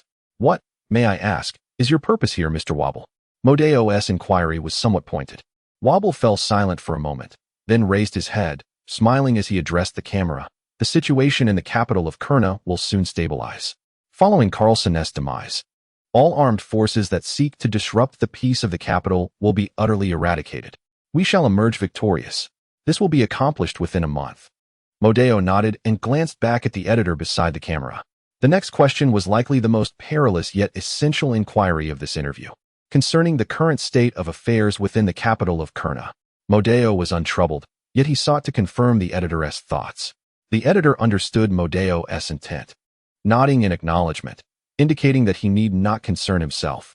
Modeo refrained from further comments and turned his attention back to Wobble, posing the question, Mr. Wobble, having secured a primary victory in the Kurna War, how does your side intend to govern Kurna moving forward?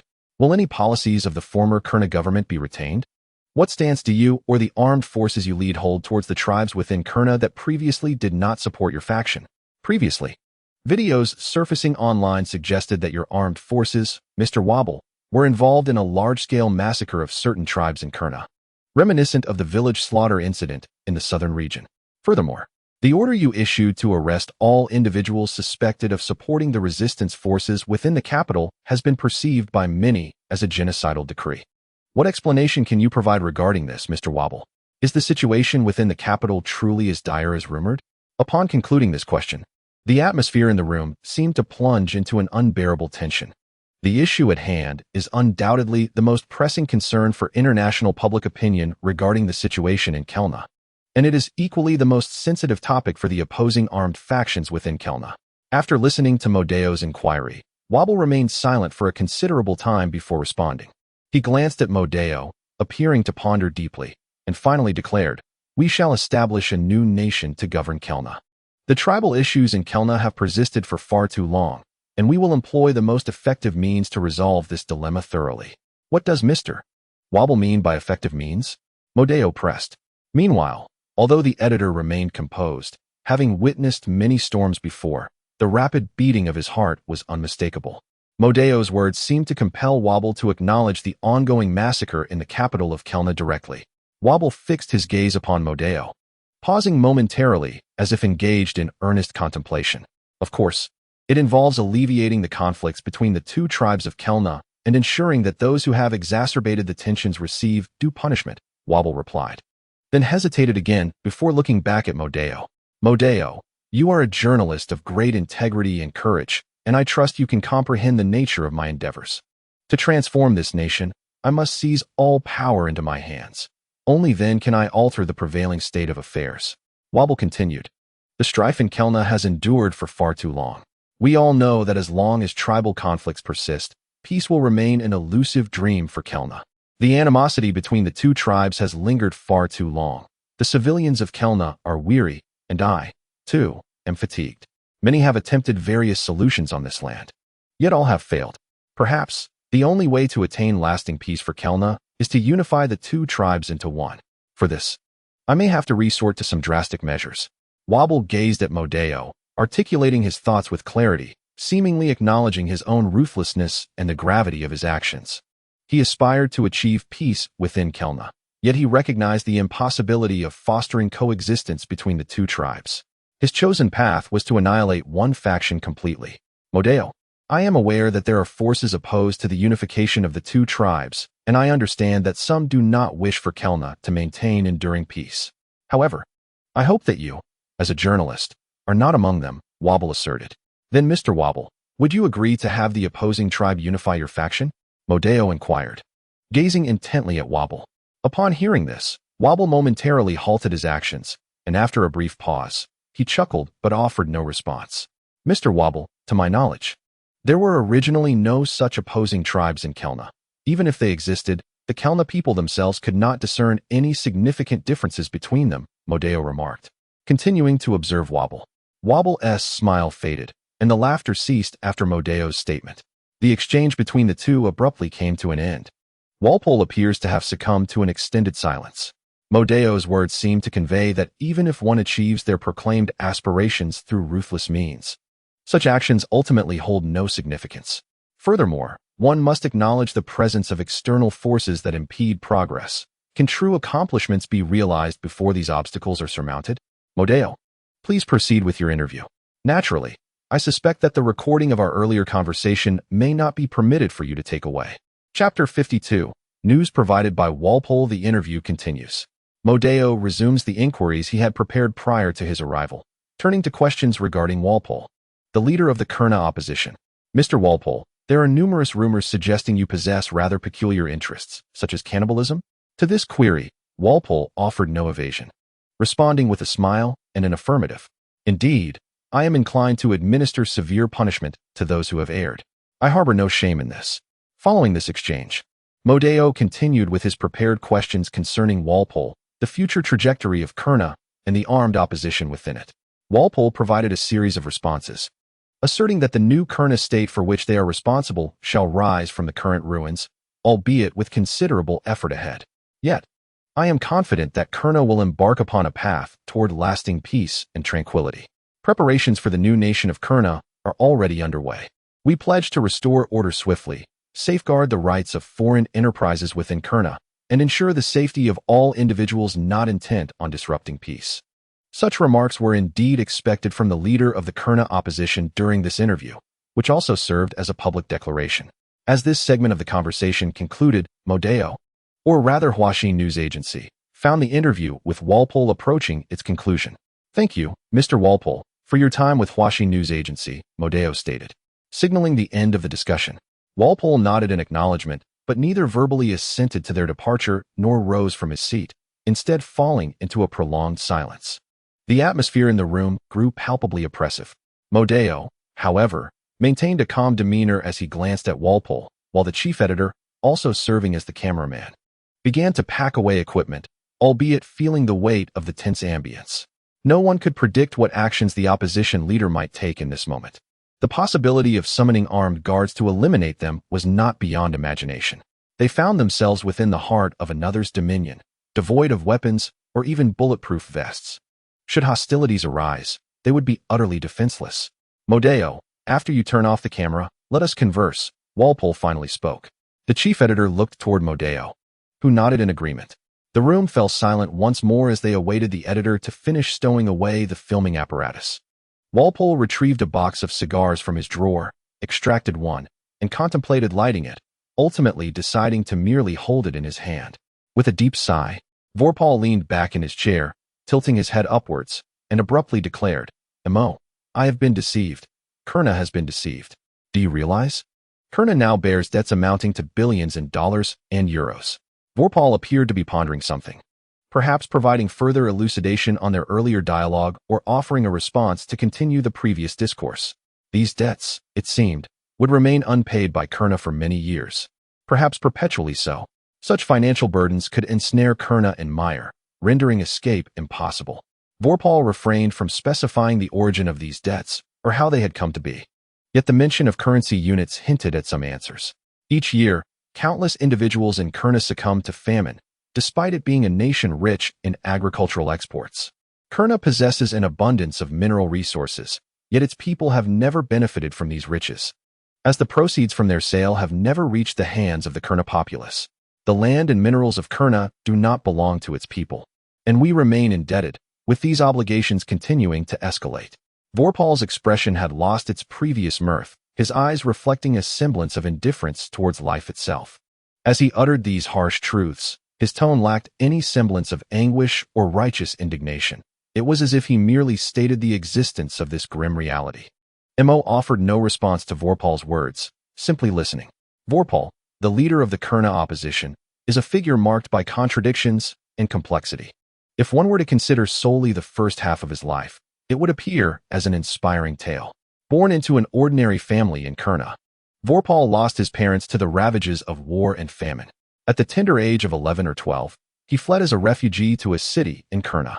The details of his experiences during this period remain undocumented, yet he survived. In the subsequent years, for the sake of survival, Vorpal joined a local militia. The specifics of those events are also largely unrecorded. It is only known that by around 17 or 18 years of age, Vorpal entered the classrooms of the capital of Kurna. Following this, he pursued studies in Europe, ultimately earning a PhD in the sciences before the age of 30. Traversing a treacherous path, he nonetheless emerged, surpassing most others at its conclusion. However, unexpected turns soon followed. Upon obtaining his PhD, Vorpal chose not to remain in Europe for work. Upon returning to Kurna, he did not engage in a career related to his field of expertise. Instead, he took up arms once more in the southern region of Kurna. During his time rising to prominence under Carlson, he swiftly became a representative of certain external interests within Kurna. Ultimately, he ascended to become the current leader of the Kurna opposition forces. Given Mo's exclusive interview content, it is nearly impossible to encapsulate or characterize this leader of the Kurna opposition in a few simple terms. Mo, regarding the events transpiring within the capital of Kurna, I find myself rather powerless to effect any change. All I can do is to flow with the current. Volpol lowered his head once more, gazing steadily at Mo, and expressed, I cannot resolve the animosities among the tribes. Those who wield firearms are unable to relinquish their ancient grievances, and as long as there are survivors from those struck down, they too cannot forget this moment. We are ensnared in a vast web from which we cannot extricate ourselves. After finishing his statement, Volpol placed the cigar he held upon the table, then bowed his head, seemingly lost in contemplation. Mo found it challenging to respond to Volpol's words. However, as a representative of a certain power from Europa, once the situation in the capital of Kurna stabilized somewhat, he chose neither to accept interviews from the media of that same nation nor from American outlets. Instead, he opted for an interview with the Huaxi news agency from China, which already hinted at certain revelations. The room fell silent once again. After a brief interval, Volpol lifted his head anew, a smile gracing his features as he turned his gaze towards Mo, saying, I have a piece of news. I wonder if you, journalist Mo, would be interested in reporting it. With a smile, Volpol continued, I am aware that in various parts of this world, some individuals have enclosed certain areas. These could be heavily guarded buildings or small islands, where they confine and cultivate volunteers, offering them sexual services, as well as utilizing them for spare organs and experimental materials. Kurna is one of the sources for some of these volunteers, and it harbors similar biological research institutions that require such individuals. I am curious, Mo. Would you be willing to report on this? Mo regarded Volpol with a composed demeanor, only pausing briefly before responding. Thank you, Mr. Volpol, for the news tip. Chapter 53. Under attack. Mo, you are a pure, fearless, and remarkable journalist. I truly admire you. Hearing Mo's words, Volpol momentarily halted his actions.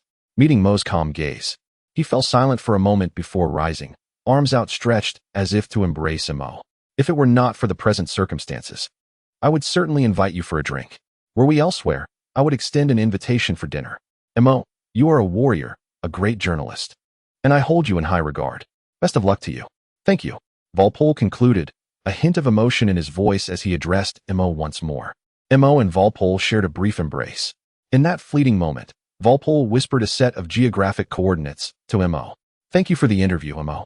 You may take your leave now. I offer you, and your esteemed editor from Huaxi News Agency, a sincere piece of advice. Depart from the capital of Kurna at your earliest convenience. Thank you.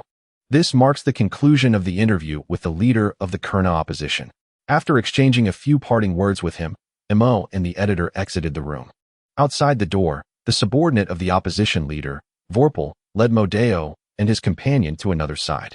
After meticulously searching the two once more and reviewing the entire interview footage, they finally guided Modeo and his companion towards the exit of the military building. During their departure, they were subjected to countless indifferent gazes, as if they were at any moment susceptible to gunfire. After some time, they returned to the interview vehicle. The editor let out a long sigh, wiping the sweat that had formed on his palms. Indeed, after this interview, it truly seemed as Vorpal had remarked, that Modeo had managed to interview both the leaders of the Kurna government and the opposition. The editor jested. Modeo nodded, remaining silent. The editor's smile quickly faded as he followed Modeo's gaze toward the front of the interview vehicle. Although they had left the heavily guarded military building, danger had not receded. In fact, the path they traversed was perhaps more perilous than their arrival. The Kurna opposition did not allow Modeo and his companion to leave freely. Similar to their arrival, several armed pickups flanked the interview vehicle, coercing them along. The ominous barrels of numerous firearms were aimed directly at the direction of the interview vehicle, offering little sense of security in such an environment.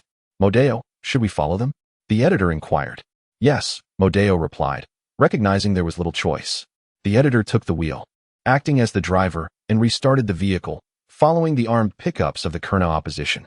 Gradually, they exited the most heavily monitored area, and after passing several checkpoints, they could finally glimpse some normal streets, with only one pickup in front and another behind their interview vehicle. However, the streets of Kurna were still sparsely populated, and pedestrians largely avoided the interview vehicle, sandwiched between the two armed pickups. There were few shops or hotels still open along the streets. After a while, the pickup in front of the interview vehicle came to a halt. An armed opposition soldier approached, knocked on the interview vehicle's door, and spoke in Kurna language. He asked where they were headed. The editor translated for Modeo and then looked at him. Before leaving, it was stated that Modeo would direct the entire interview process, and the editor was adhering to that directive. Let us return to the branch office, Modeo suggested. The editor nodded, acknowledging that returning to the branch office in the capital of Kurna might indeed be the best choice. Although there would be no one there, it was perhaps the only suitable place to take refuge. Given the current situation, even if Modeo and his companion wished to conduct interviews freely within the capital, it would be nearly impossible. The editor turned back to the opposition soldier and relayed the address. After confirming the location, the soldier hesitated momentarily, but ultimately said nothing and turned to leave. The pickup truck swiftly restarted, heading towards the previous location of the Xinhua News Agency's bureau in the capital of Kurna. However, this time, shortly after the pickup and the accompanying interview vehicle had reignited, the ever-looming danger finally manifested. Without any warning, a suspected rocket-propelled grenade struck the side of the interview vehicle. The tremendous force of the impact nearly overturned the armored vehicle, causing it to sway violently. Although many parts of the vehicle remained intact, numerous distortions appeared. This sudden attack momentarily stunned the editor-in-chief, a seasoned war correspondent. Even during his frontline days, he had rarely encountered such peril, with a projectile exploding so close. Had it not been for the interview vehicle's commendable ballistic protection and the fact that the rocket did not strike directly, the two men would likely have been reduced to a gruesome fate. Get out, Modeo murmured, seizing the camera and pulling the editor, who was momentarily dazed, before forcefully kicking open the slightly deformed door. The editor, urged by Modeo, quickly leapt from the vehicle. His reaction was remarkably swift. A typical individual accustomed to peaceful times might not have comprehended the situation as rapidly. Normally, disembarking from the vehicle is not a prudent choice for non-military personnel. The ideal course of action would be to remain inside and await assistance from friendly forces to counter the attackers. However, the crucial factor was the presence of heavy weaponry. The first shot might have been a miss, but there was no assurance that a second would be as fortunate. The best strategy would have been to keep moving forward. Yet the pickup truck ahead obstructed their path. Remaining inside the vehicle at this juncture would render them targets, gambling on whether the assailants possessed a second rocket. With a sudden bang, as Modeo pulled the editor, the moment they jumped from the vehicle, gunfire erupted between the Kurna opposition forces and the attackers. The editor required no further prompting from Modeo. The two swiftly vacated the vicinity of the interview vehicle, seeking suitable cover along the street. Damn it. I haven't experienced such thrill in ages, the editor panted, momentarily halting, and cursed fiercely. His body trembled, whether from excitement or anxiety, he could not discern. Modeo glanced at the editor before promptly activating the camera. At this moment, there was little they could do. They might as well fulfill their journalistic duties. Dear viewers, I am currently positioned in the capital of Kurna. Just moments ago, following an exclusive interview with the leader of the Kurna opposition forces, Vaber, we came under attack on the streets of Kurna. The identity of the assailants remains unclear. The Kurna opposition forces are now engaged in a firefight with the attackers. Beside him, witnessing Mo Dao's remarkable composure while conducting a video report, the editor couldn't help but give Mo Dao a thumbs up before taking over the camera, allowing Mo Dao to appear in the frame. At that very moment, the assailants launched their second and third rockets, which directly struck the interview vehicle occupied by Mo Dao and his companion. The vehicle sustained severe damage, and the two pickup trucks that initiated the attack momentarily ceased fire due to the explosive force. Clearly, this assault aimed to eliminate Mo Dao and his colleague. As for the identity of the assailants, there are numerous suspicions in the current chaotic environment. The armed resistance within the capital of Kelna and the opposition forces might have orchestrated this to create turmoil for the Kelna opposition. It is even plausible that factions within the Kelna opposition themselves wished to carry out such an act. At this very moment, many wished for the demise of Mo Dao and his companion. Chapter 54. The situation after launching 2 more rockets, the attackers visibly began to retreat. Other opposition armed forces in the capital of Kelna commenced their advance to provide reinforcements. Amidst Mo Dao's steady narration to the camera, the sounds of gunfire intermingled with the splattering of mud and debris that rained down upon them. Numerous bullets were evidently aimed at their position, yet they had yet to penetrate the shelter where they took refuge. The threat loomed dangerously close. The editor, a former military journalist, had rarely encountered such imminent peril, and though he strained to maintain the camera's stability, his expression betrayed a hint of unease. It is indeed uncommon to witness such fierce fire directed at neutral journalists on the battlefield. Observing Mo Dao's fluid performance as a reporter in the midst of chaos, the editor felt a wave of admiration. When Mo Dao glanced at him, the editor noted a change in his demeanor reminiscent of their former driver, Brother Lu Hong. As the attackers' firepower diminished, the reinforcements from the opposition forces began to arrive. The unexpected skirmish was drawing to a close. The firefight incited by the sudden assault quickly subsided upon the arrival of the opposition reinforcements. The assailants, realizing the futility of their endeavor, retreated swiftly into the alleyways and vanished from sight. The gunfire in the streets ceased, and the opposition forces commenced a thorough search of the area. A group of armed personnel, who had initially escorted Mo Dao and his companion, approached them with weapons drawn. Upon reaching Mo Dao and his companion, the armed individuals remained silent, while the leader cast a peculiar gaze at them. Meeting this gaze, the editor maintained his composure, though his heart raced.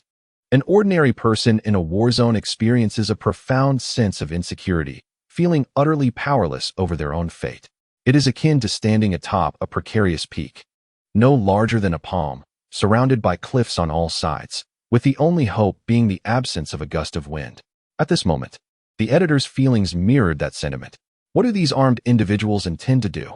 At this moment, it remains unclear. Even though they had just objectively safeguarded the lives of 2 individuals moments ago, Mo Dao noticed the gaze of these armed personnel.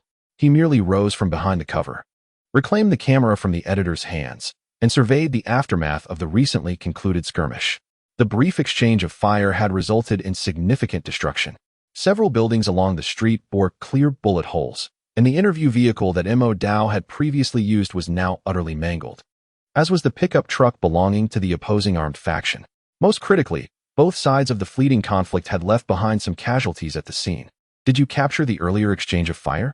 The leading armed personnel inquired directly in somewhat halting English. Yes, thank you for your protection. Mo Dao expressed his gratitude to the armed individual.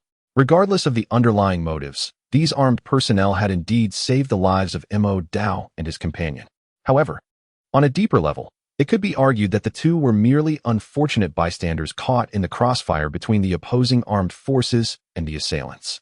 The leader paused upon hearing Mo Dao's words, lowering his firearm slightly, and the direction of his comrades' weapons subtly shifted as well.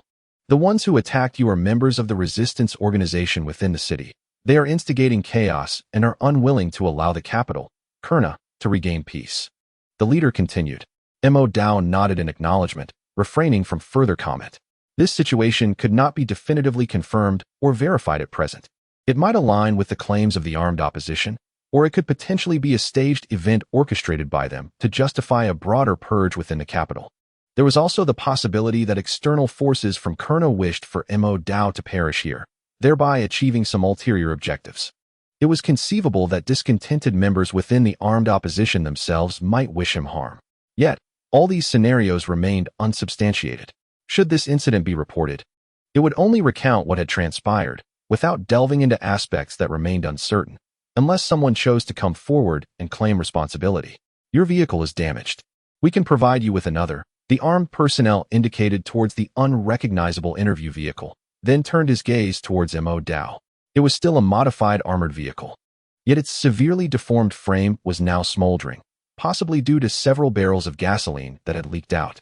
The editor glanced in that direction before looking back at Mo Dao, awaiting his decision.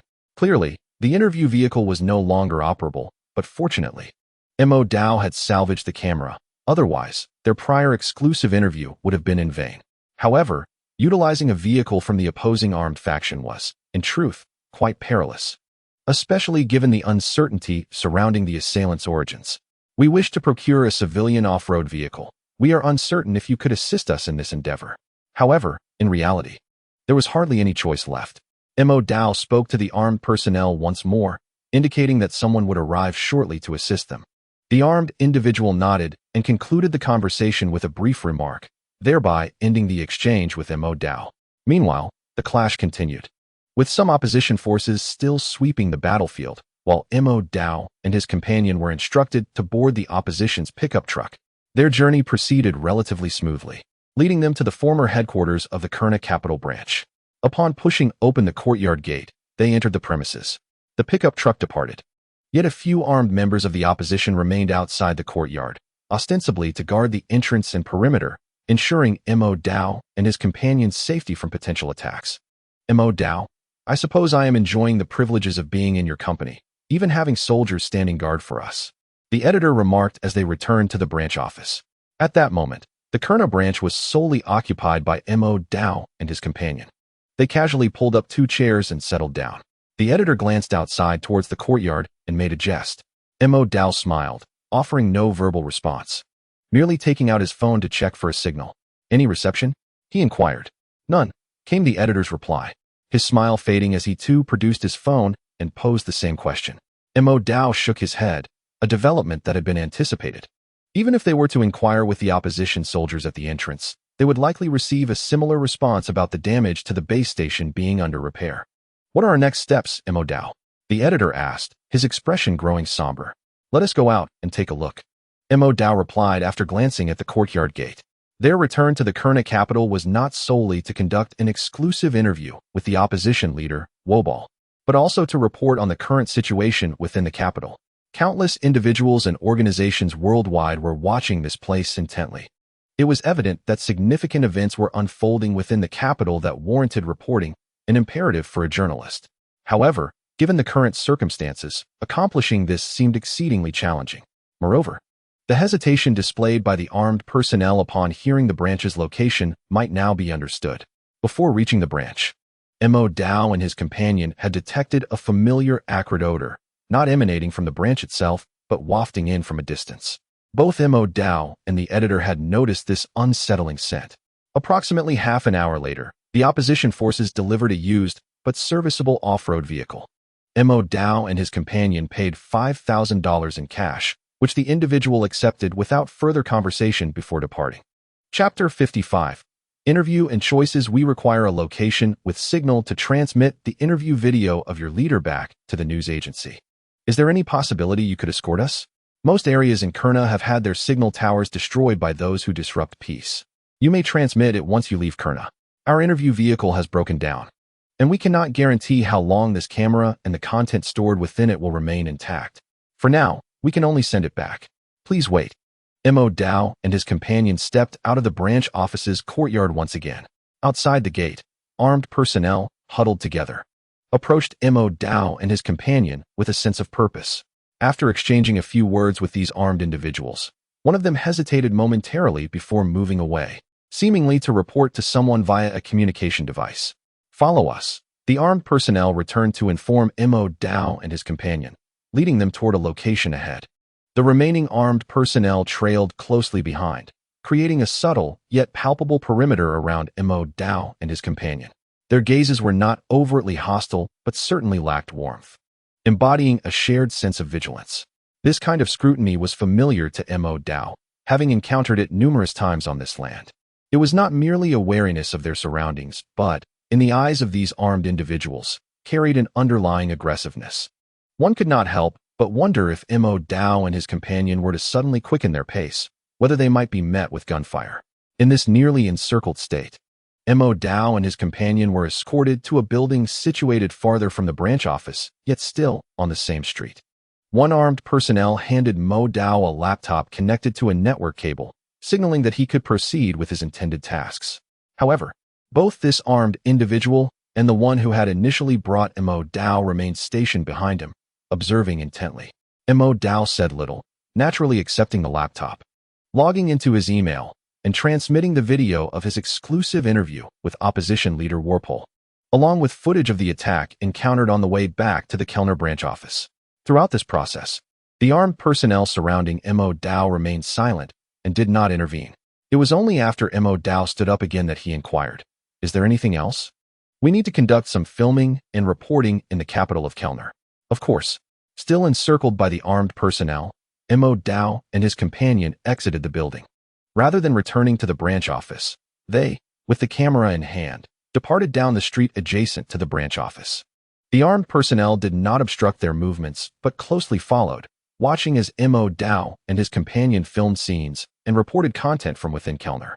When they attempted to venture into certain streets, these armed personnel promptly intervened, cautioning them that there were still resisting forces in the area ahead, and to avoid approaching further to ensure their safety. In essence, under the protection of these armed personnel, Mo Dao and his companion could only capture the images that the Kellner opposition wished to present and report on the version of the capital that they intended to showcase. Throughout the entire afternoon, Mo Dao and his companion managed to capture only images of the war-torn ruins of the capital of Kurna, patrolling vehicles of the Kurna opposition forces, and a few shell craters, along with the occasional passing civilians of Kurna. Despite the distant sounds of gunfire echoing from within the city, they were restricted in their movements due to safety concerns. Is it possible for us to ascertain whether the former commander of the government forces, Carlson, has a burial site? Could we visit it? As evening approached, the two began their return to the branch office. Engaging in conversation with an armed personnel nearby, Mo Dao learned that Carlson had met his due punishment. He had no grave. "If you wish to witness the spoils we have obtained from him, we can take you to see them."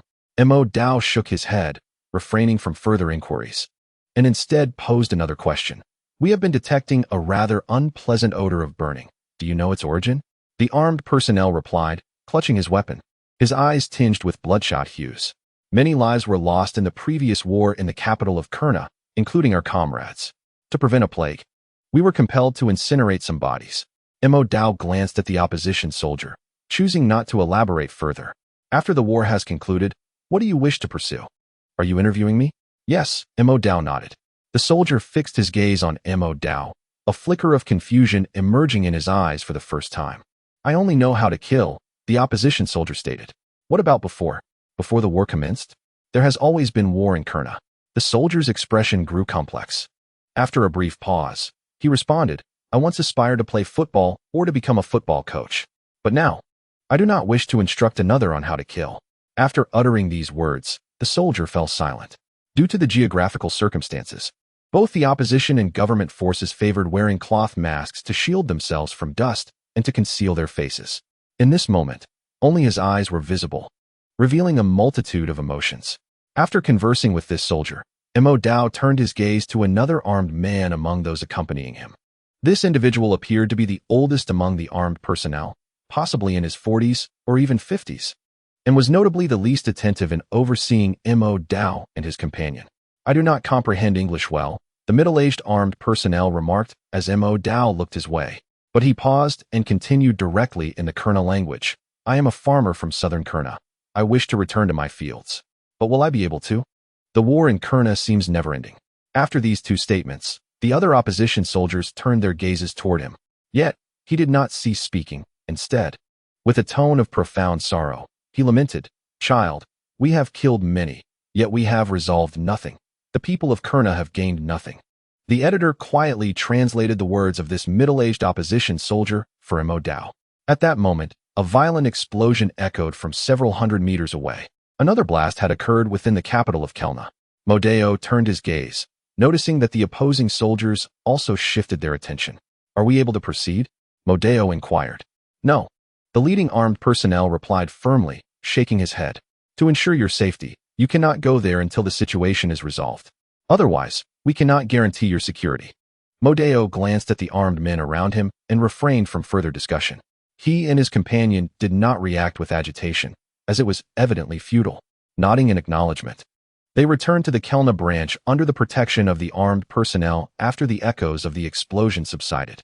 "Editor, let us depart," Mo Dao said, breaking the silence that had settled in the branch. "Leaving the capital of Kellna?" "Indeed." Given the current circumstances, conducting any substantial reporting in the capital is impossible. Therefore, we shall temporarily vacate Kelna and return afterward, Modeo added. Chapter 56. Modeo's decision that evening. Without hesitation, Modeo and the editor resolved to leave the capital of Kelna. The opposing armed forces assigned to protect them did not hinder their departure, escorting them only to the outskirts of the capital. 2 pickup trucks from the opposing forces accompanied them, guiding Modeo and his companion away from Kelna. The escorting armed personnel flanked their vehicle, following for over 100 kilometers before they finally departed upon reaching a slightly larger town to the east of Kelna. Modeo and the editor then took over the driving of the SUV, navigating through winding roads for another 100 kilometers until they halted near the eastern border of Kelna. At that moment, dawn began to break. The stars had yet to vanish, and the moon had not yet set, with only the horizon lightening. The vehicle came to a stop beside a dusty road, and each carried a small backpack, a piece of bread, and a bottle of mineral water. Modeo and the editor stepped out, distancing themselves a few meters from the SUV. The editor regarded Modeo, hesitating to speak, his eyes reflecting a mix of admiration and uncertainty. You are well aware of the dangers associated with returning to the capital of Kelna. Are you certain you wish to proceed? The risks of re-entering Kelna have escalated beyond the ordinary. I understand your pursuit of journalistic ideals, but making such tremendous sacrifices should not be your burden or obligation. The editor expressed, speaking from the heart. According to their prior agreement, upon reaching this location, Modeo would return alone to the capital of Kelna while the editor would continue driving toward the border, eventually departing from Kelna to return to the Benming branch. The vehicle provided by the opposition in Kelna has undergone inspection by Modeo and another individual, who found no visible trackers or listening devices on the surface. However, it remains uncertain whether anything is concealed within the vehicle's interior. Consequently, upon Modeo's return, the editor must continue onward. Editor, this might implicate you. Although Modeo's return to the capital of Kelna is entirely voluntary, should any significant misfortune befall him during this endeavor, as the bureau chief, you would undoubtedly bear some responsibility. The editor waved his hand dismissively and then turned to Modeo, pausing in silence. Ultimately, he refrained from further verbose admonishments, embracing Modeo instead and simply uttering, "Wishing you a triumphant return." "Thank you, editor," Modeo responded with a smile. The editor then handed Modeo an unopened bottle of mineral water and some bread, which Modeo accepted graciously, placing them into his backpack. The editor gazed at Modeo with a sense of nostalgia, then paused before inquiring, "Modeo, are you still planning to investigate and report on the news concerning Wobolti during your trip?" "Editor, if I obtain news and evidence, can our agency publish it?" "Why not?" The editor replied with a smile. In other countries, there might be hesitations due to the authority of certain European nations or the United States. However, Huaxi News Agency is the official media of Huagua. We have no fear of exposing the misdeeds in Europe or the United States. As long as you truly bring it back, it will certainly be published. But prioritize your safety above all. Understood. After this brief exchange, neither Modeo nor the editor continued their conversation. Modeo glanced once more toward the capital of Kelna, signaled to the editor, and then set forth on the path back to Kelna. The editor stood still, watching Modeo's retreating figure in the dawn light, feeling a mix of admiration and concern. What a remarkable young man, a commendable journalist. The editor sincerely respected Modeo. This time, as Modeo returned alone to the capital of Kelna, the risks far exceeded those of his previous ventures. Previously, he had the pretense of interviewing the opposition leader, which provided a fragile semblance of safety. This time, however, he faced the constant threat of gunfire. If captured by the Kelna opposition, Modeo might not survive. In essence, there was a strong possibility that he would not return. Moreover, given the current situation in Kelna, should he encounter any misfortune, his body might never be found. After standing in contemplation for a moment, the editor finally returned to the off-road vehicle, driving toward the border. That evening, having spent almost a full day and night, the editor, driving the vehicle provided by the Kelna opposition, successfully crossed into Yebingming with the assistance of colleagues from the bureau and arrived back at the Yebingming branch late that night. Throughout the entirety of that day and into the night, there was no further news regarding Modeo. Regarding this matter, it is not surprising that numerous communication issues persist in various regions of Kelna. Furthermore, the solitary return of Modeo to the capital of Kelna may not be the most appropriate circumstance for contacting the branch office. That night, the editor-in-chief merely informed the other members of the branch that Modeo had returned to Yebenming before heading home for a holiday. While the others in the branch harbored their speculations, a tacit understanding prevailed, and no one dared to inquire further. As the following day unfolded, a full day and night passed without any communication from Modeo or any messages that might have been sent by him to the Yebenming branch. Modeo had seemingly vanished without a trace. There was no way to ascertain whether he had encountered any mishap, nor could they confirm if he had safely returned to the capital of Kina. On the third day, a palpable sense of oppression began to pervade the atmosphere within the branch. Each individual harbored their own conjectures about Modeo's whereabouts, resulting in a collective air of concern. The seasoned journalists and editors within the branch observed that the usually affable editor-in-chief had noticeably lost much of his customary smile. This day, still no news arrived regarding Modeo. Until the early hours of the fourth day, when the editor-in-chief, already a light sleeper, was abruptly roused by a flurry of text message alerts. He received a message stating, "Arrived safely. Additional materials will be sent shortly. Please report promptly." Upon reading this message, the editor-in-chief became fully alert. He quickly dressed and summoned all the editors and reporters to the branch office. Several editors and reporters, like Yin, were still groggy from sleep, their eyes slightly red. Yet none voiced any complaints. The editor-in-chief's demeanor indicated that something significant was afoot. It was anticipated that Modeo would soon transmit news materials from the capital of Kina, and they were to prepare for swift organization upon receipt. The editor-in-chief refrained from inquiring about the nature of the news Modeo would be sending, but it was evident that the information would be of utmost importance. Upon hearing the editor-in-chief's instructions, the other editors and reporters became more alert. Refraining from asking foolish questions about Modeo's supposed holiday, they promptly agreed to the plan. "Make use of this time to freshen up," the editor-in-chief advised. He paused, looking at the senior editors in the office before continuing. "By the way, please place your phones here with me until the news is published. We shall refrain from contacting anyone else." Listening to the editor-in-chief's words, the editors had no objections. After quickly washing their faces, they settled in the office, awaiting the news materials that Modeo would send back.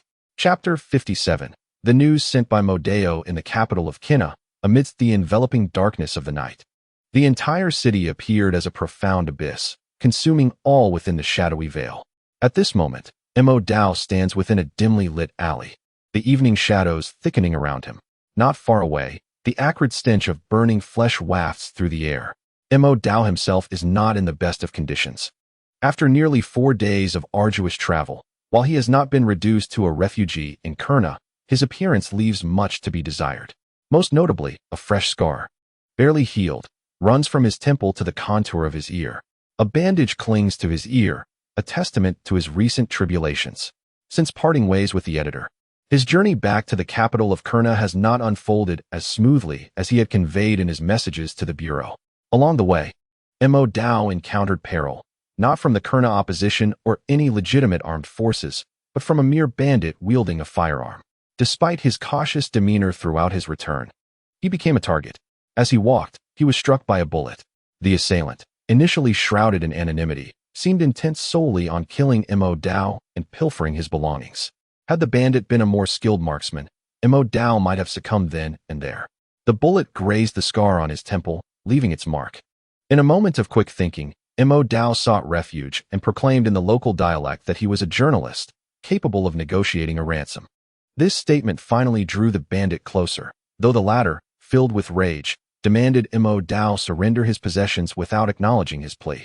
At that critical juncture, Modeo surged forward, surprising the bandit, who had not anticipated such audacity from a man at gunpoint. Stunned, the bandit inadvertently granted Modeo an opportunity. However, even amidst this chaos, Modeo was struck once more. The anxious bandit fired several rounds, one bullet grazing the outer side of Modeo's left leg, tearing away a chunk of flesh. Fortunately, the wound was superficial, sparing him from serious injury and allowing him to escape. As for the bandit's fate, only the sands and soils of Kurna bear witness to what transpired thereafter. Following further tribulations, Modeo finally returned to the capital that night. The process of entering the city was relatively smooth. The capital lies on a vast plain, and the Kurna opposition lacks the manpower to encircle the entire city, capable only of blocking critical routes.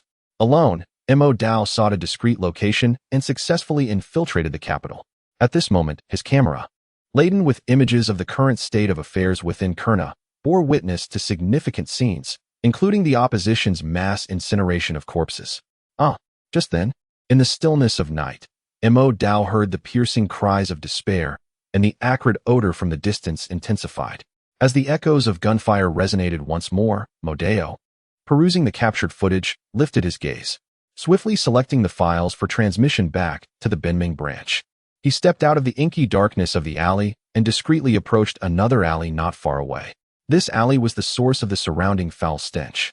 In the dim light, flickers of flames danced within, accompanied by tendrils of black smoke. As Mo Dao neared the entrance, he caught sight of two soldiers from the Kurna opposition departing. Once they had passed, he ventured into the alley, camera in hand. Despite his awareness of the horrors that might unfold within, Mo Dao remained enveloped in silence. This alley represented a street ravaged by the ravages of war in the capital of Kurna. Although some structures still stood, they had long been abandoned. The alley led to a scene of devastation, where fierce flames consumed remnants of fuel, clothing, and human remains. The bodies lay discarded, akin to refuse. Like a smoldering heap of trash, layers of charred remains piled upon one another, never fully incinerated, leaving behind fragments of what once belonged to youth, children, and women, tattered garments, charred limbs, and bloodied remnants of arms or legs. Among the debris, some skulls still bore traces of flesh. Perhaps the moisture within the corpses contributed to the thick, acrid smoke that billowed forth.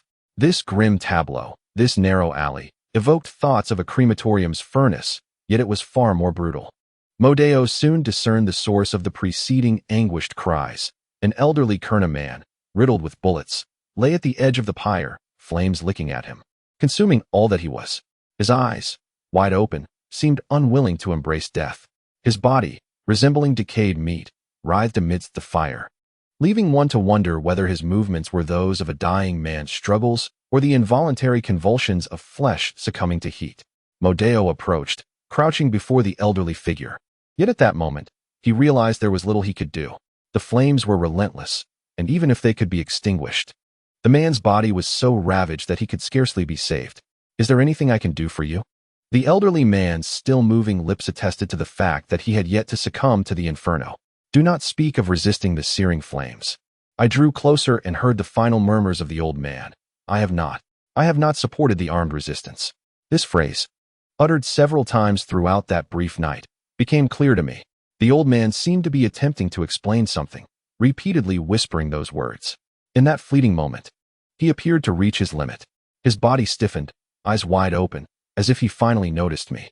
He uttered his last words, "Run," and then he ceased to breathe entirely. I paused my movements, then retreated once more. Even for one unconcerned with life and death, it was challenging to endure the relentless heat of the flames for long. At that moment, I heard some commotion from outside the alley. I glanced around and positioned myself against a wall to shield my body. Soon, I witnessed two soldiers from the opposing faction herding a family of 3 Kurna people into the alley. We did nothing. Why? As they entered the alley, the family, a man, a woman, and a child, became increasingly terrified. "Go in." "Why? Why have we done nothing?" "You are Yisan, once part of the government forces, are you not?" Yes. "Kill me, please. Spare them, my children, my wife. They have done nothing. They are innocent. You can kill me instead. Go in." Northern tribe fools. Upon hearing the mention of tribal affiliations, the pleading man fell silent, paralyzed by fear. Then, the opposing soldier fired his weapon. In that final moment, the family embraced one another, instinctively protecting their child. Yet, they all collapsed to the ground. The flames in the alley continued to burn. Chapter 58. Stark despair. The footage captured by Mo Dao in the capital of Kurna was successfully transmitted back to the Yebenmong branch. The branch's editors and journalists, viewing the harrowing news footage sent by Mo Dao, fell into a solemn silence. Even those who were not present at the scene, merely watching these images, felt a profound impact. Editors and journalists, accustomed to witnessing horrific scenes, were nevertheless overwhelmed by a suffocating sense of despair that seemed to emanate from the footage and envelop the surroundings, making it difficult to breathe. Among the most prevalent images in the videos were flames shrouded in thick black smoke. They did not convey the warmth of firelight. Rather, they instilled a chilling sense of dread. Life, in these frames, appeared to have lost its inherent value, akin to discarded rags ignited by a flame. The footage displayed grotesque, charred bodies writhing in agony, evoking a raw, inescapable despair. Some seemed to be executed, instinctively raising their hands in a futile attempt to shield themselves from the bullets as the gunfire erupted. Some individuals, engulfed in flames and reluctant to meet such a fate, desperately attempted to extinguish the fire consuming them. Yet, all efforts proved futile. Merely envisioning these harrowing scenes evokes a profound sense of unease. Even while seated calmly in the branch office, one need not empathize with the victims directly. Simply contemplating the overwhelming psychological shock experienced by Modeo upon witnessing these images in real time is enough to elicit a suffocating sensation. They were merely watching videos, and it is unimaginable what Modeo must endure upon witnessing the horror firsthand.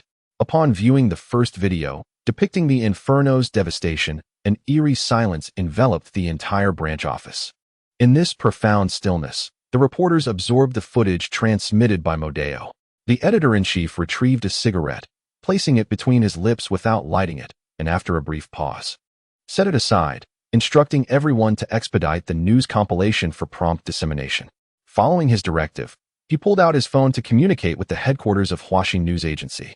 The editors and reporters nodded in agreement with the editor-in-chief's words. Turning back, one editor gazed at the video footage, unable to restrain an expletive. The editor-in-chief, currently on a call, nodded in acknowledgement, discarding his cigarette and uttering a curse. "Shall we publish this report immediately?" inquired Yin, who had already begun the compilation process. The others looked towards her and quickly grasped the implications. Modeo was still within the capital of Kurna. Once the report was released, Modeo would be effectively exposed, and the dangers he would face were self-evident. The editor-in-chief paused, gripping his phone, and declared, "Since Modeo has instructed us to report, we shall proceed." In a span of 1 hour, the entire editorial team, including the editor-in-chief, meticulously organized the materials sent by Modeo. They supplemented it with brief explanatory notes, lightly editing the more graphic and gruesome footage. With assistance from the headquarters, they promptly published Modeo's account of the situation in the capital of Kurna on the official social media accounts. Thus, around 4 o'clock in the morning, nearing 5 in Kurna, and just past noon in Huaxia, Huaxi News Agency's exclusive report on the conditions in Kurna appeared on domestic and international platforms, with various domestic state media promptly resharing it. Although many foreign countries were still shrouded in the depths of night, numerous international news agencies and media outlets began to respond, either republishing Huaxin's report or referencing its updates. Consequently, a trending topic concerning the ongoing tragedy in Kurna surged to the forefront of social media discussions both domestically and abroad. The images relayed by Modeo were overwhelmingly shocking. And despite Huaxin News applying a layer of encryption to some videos, the brutal essence of these scenes remained glaringly evident. Countless eyes have converged upon the state of Africa, the capital of the moderately sized nation of Kelna, both domestically and internationally. An outpouring of comments and discussions erupted beneath the news published by Huaxin News and its various media reprints. Wasn't the war in Kelna supposed to be over? I recall that our Huaxin News bureau in the capital had withdrawn. Why do you think they left? The burdens of age render one unable to bear such sights. Is this truly war? It resembles nothing short of ethnic cleansing. Is this merely a tribal conflict in Kelna? It feels like a tragic drama unfolding before us. Previously, I remarked on how the opposition forces in Kelna forbade journalists from entering the capital, and now it all makes sense.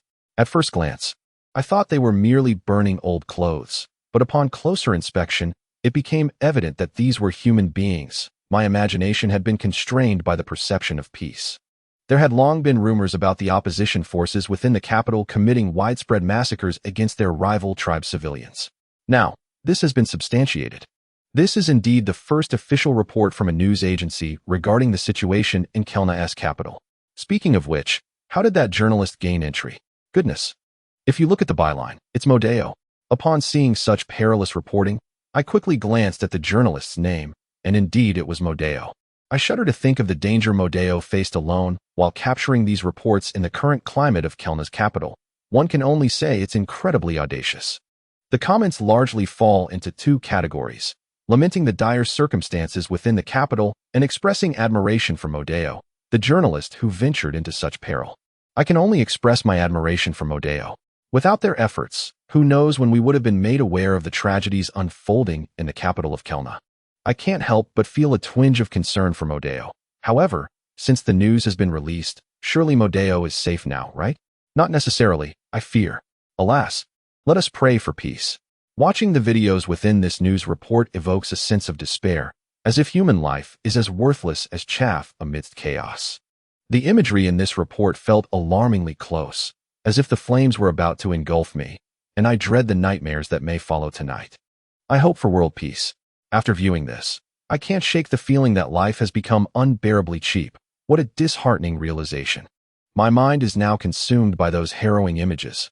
All I can do is wish for a swift return to peace in Kelna. The profoundly impactful footage has left most viewers acutely aware of its bloody brutality. Yet, the repercussions of Modeo's report extend far beyond mere observation.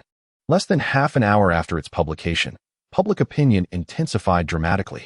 The related topics have now taken center stage in both domestic and international discourse. Even the situation in Kelna's capital has led to considerable speculation among many. However, the most vivid imagery presented directly before one's eyes is ultimately somewhat different. Chapter 59, The Impact of a Single Report. At the headquarters of the National Federation, it was deep in the night when the report about the Kurna tragedy was released. Yet, the ambassadors and staff from the member states of the Security Council were abruptly roused from their slumber due to the gravity of the report. Public opinion can sometimes be insignificant, yet at other times, it is utterly unavoidable. At this moment, the overwhelming tide of public sentiment compelled the National Federation to take some action. What transpired? The plenipotentiary representative of the Huagua at the National Federation was awakened by a knock at the door. Rubbing his face and donning a coat, he immediately opened the door. The Security Council needed to convene an urgent meeting regarding the human rights situation in Kurna. The nation of Bussy had already submitted a proposal and requested a vote. Why now all of a sudden? As he inquired, the representative followed the staff out. Bussy is a nation located in South American Asia and is currently one of the member states of the Security Council. A staff member handed over a phone and the proposal documents, providing an explanation.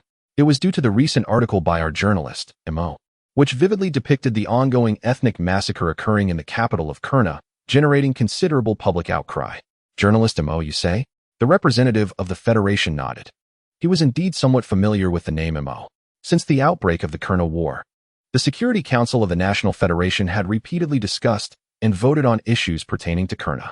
As time progressed, it became increasingly difficult to avoid the mention of journalist Mo during discussions regarding Kurna. Virtually everyone working within the Security Council during this period had heard of this name. To some degree, he took the phone, perused Mo's article on the Kurna tragedy, and observed the harrowing visuals captured in the report. He too fell into silence. In the matter of Kurna, Huagua held no vested interests, only sympathy. After gazing at one particular image, he sighed and shook his head. He then reviewed the draft resolution submitted by Bussy. The proposal posed no issues, primarily calling for an end to similar tribal massacre incidents within Kurna. Perhaps, with the momentum generated by journalist Mo, this resolution might pass. An hour later, representatives from various nations assembled in the conference hall to commence discussions on the agenda.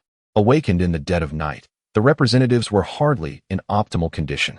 However, such occurrences are typical within the workings of the National Federation, as certain events do not heed the constraints of time zones. We sincerely hope that the tragedy in Kurna will cease and that stability and prosperity will be restored. Yet, some nations consistently find themselves at odds with the majority regarding the Kurna issue. The emergency session of the Security Council, convened due to the situation in Kurna, was merely a fraction of the impact instigated by this report. Online discourse continues to intensify, concentrating on two main aspects. There is a fervent condemnation of the inhumane acts perpetrated by the Kurna opposition against other tribal civilians within the capital of Kurna, emphasizing the urgent need to halt this brutal massacre. Additionally, there are calls for the immediate opening of Kurna's capital to international media agencies. Even late into the night, demonstrations have emerged outside the National Federation, a trend mirrored in several European nations still in daylight. Beyond the sympathy for the civilians of Kurna, it is crucial to note that certain European countries and the United States have been embroiled in the Kurna issue from the outset. Protesters, brandishing signs, have labeled the Kurna opposition as terrorists, with placards accusing certain nations of supporting these terrorists. Furthermore, leftist activists have raised slogans such as "We cannot allow anyone to breach the fundamental tenets of humanity." Even non-extreme leftists and those outside the leftist sphere have little dissent regarding this matter, as the actions of the Kurna opposition are undeniably egregious. It transcends mere slaughter. It is more accurately described as an ethnic cleansing, where the lives of non-opposition tribes within the capital are trampled upon with utter disregard for human dignity. Consequently, the world has become abuzz with this overtly visceral reporting. During this tumultuous period, several notable incidents have occurred. Demonstrators in Europe have furiously attacked the embassies of Kurna in various European nations, embassies that were previously established by the Kurna government forces, which the opposition has yet to assume control over. Naturally, embassies of the United States and certain European countries directly implicated in this situation have also faced similar treatment. Enraged leftists have surrounded some of these embassies, demanding that they compel the Kurna opposition to cease the massacres.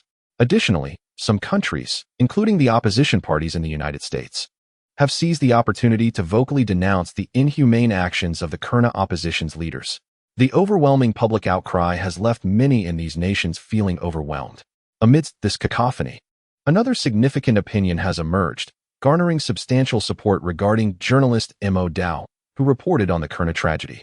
Numerous prominent media figures, both domestic and international, have sternly asserted that the Kurna opposition must ensure the safety of Mo Dao from Xinhua News Agency.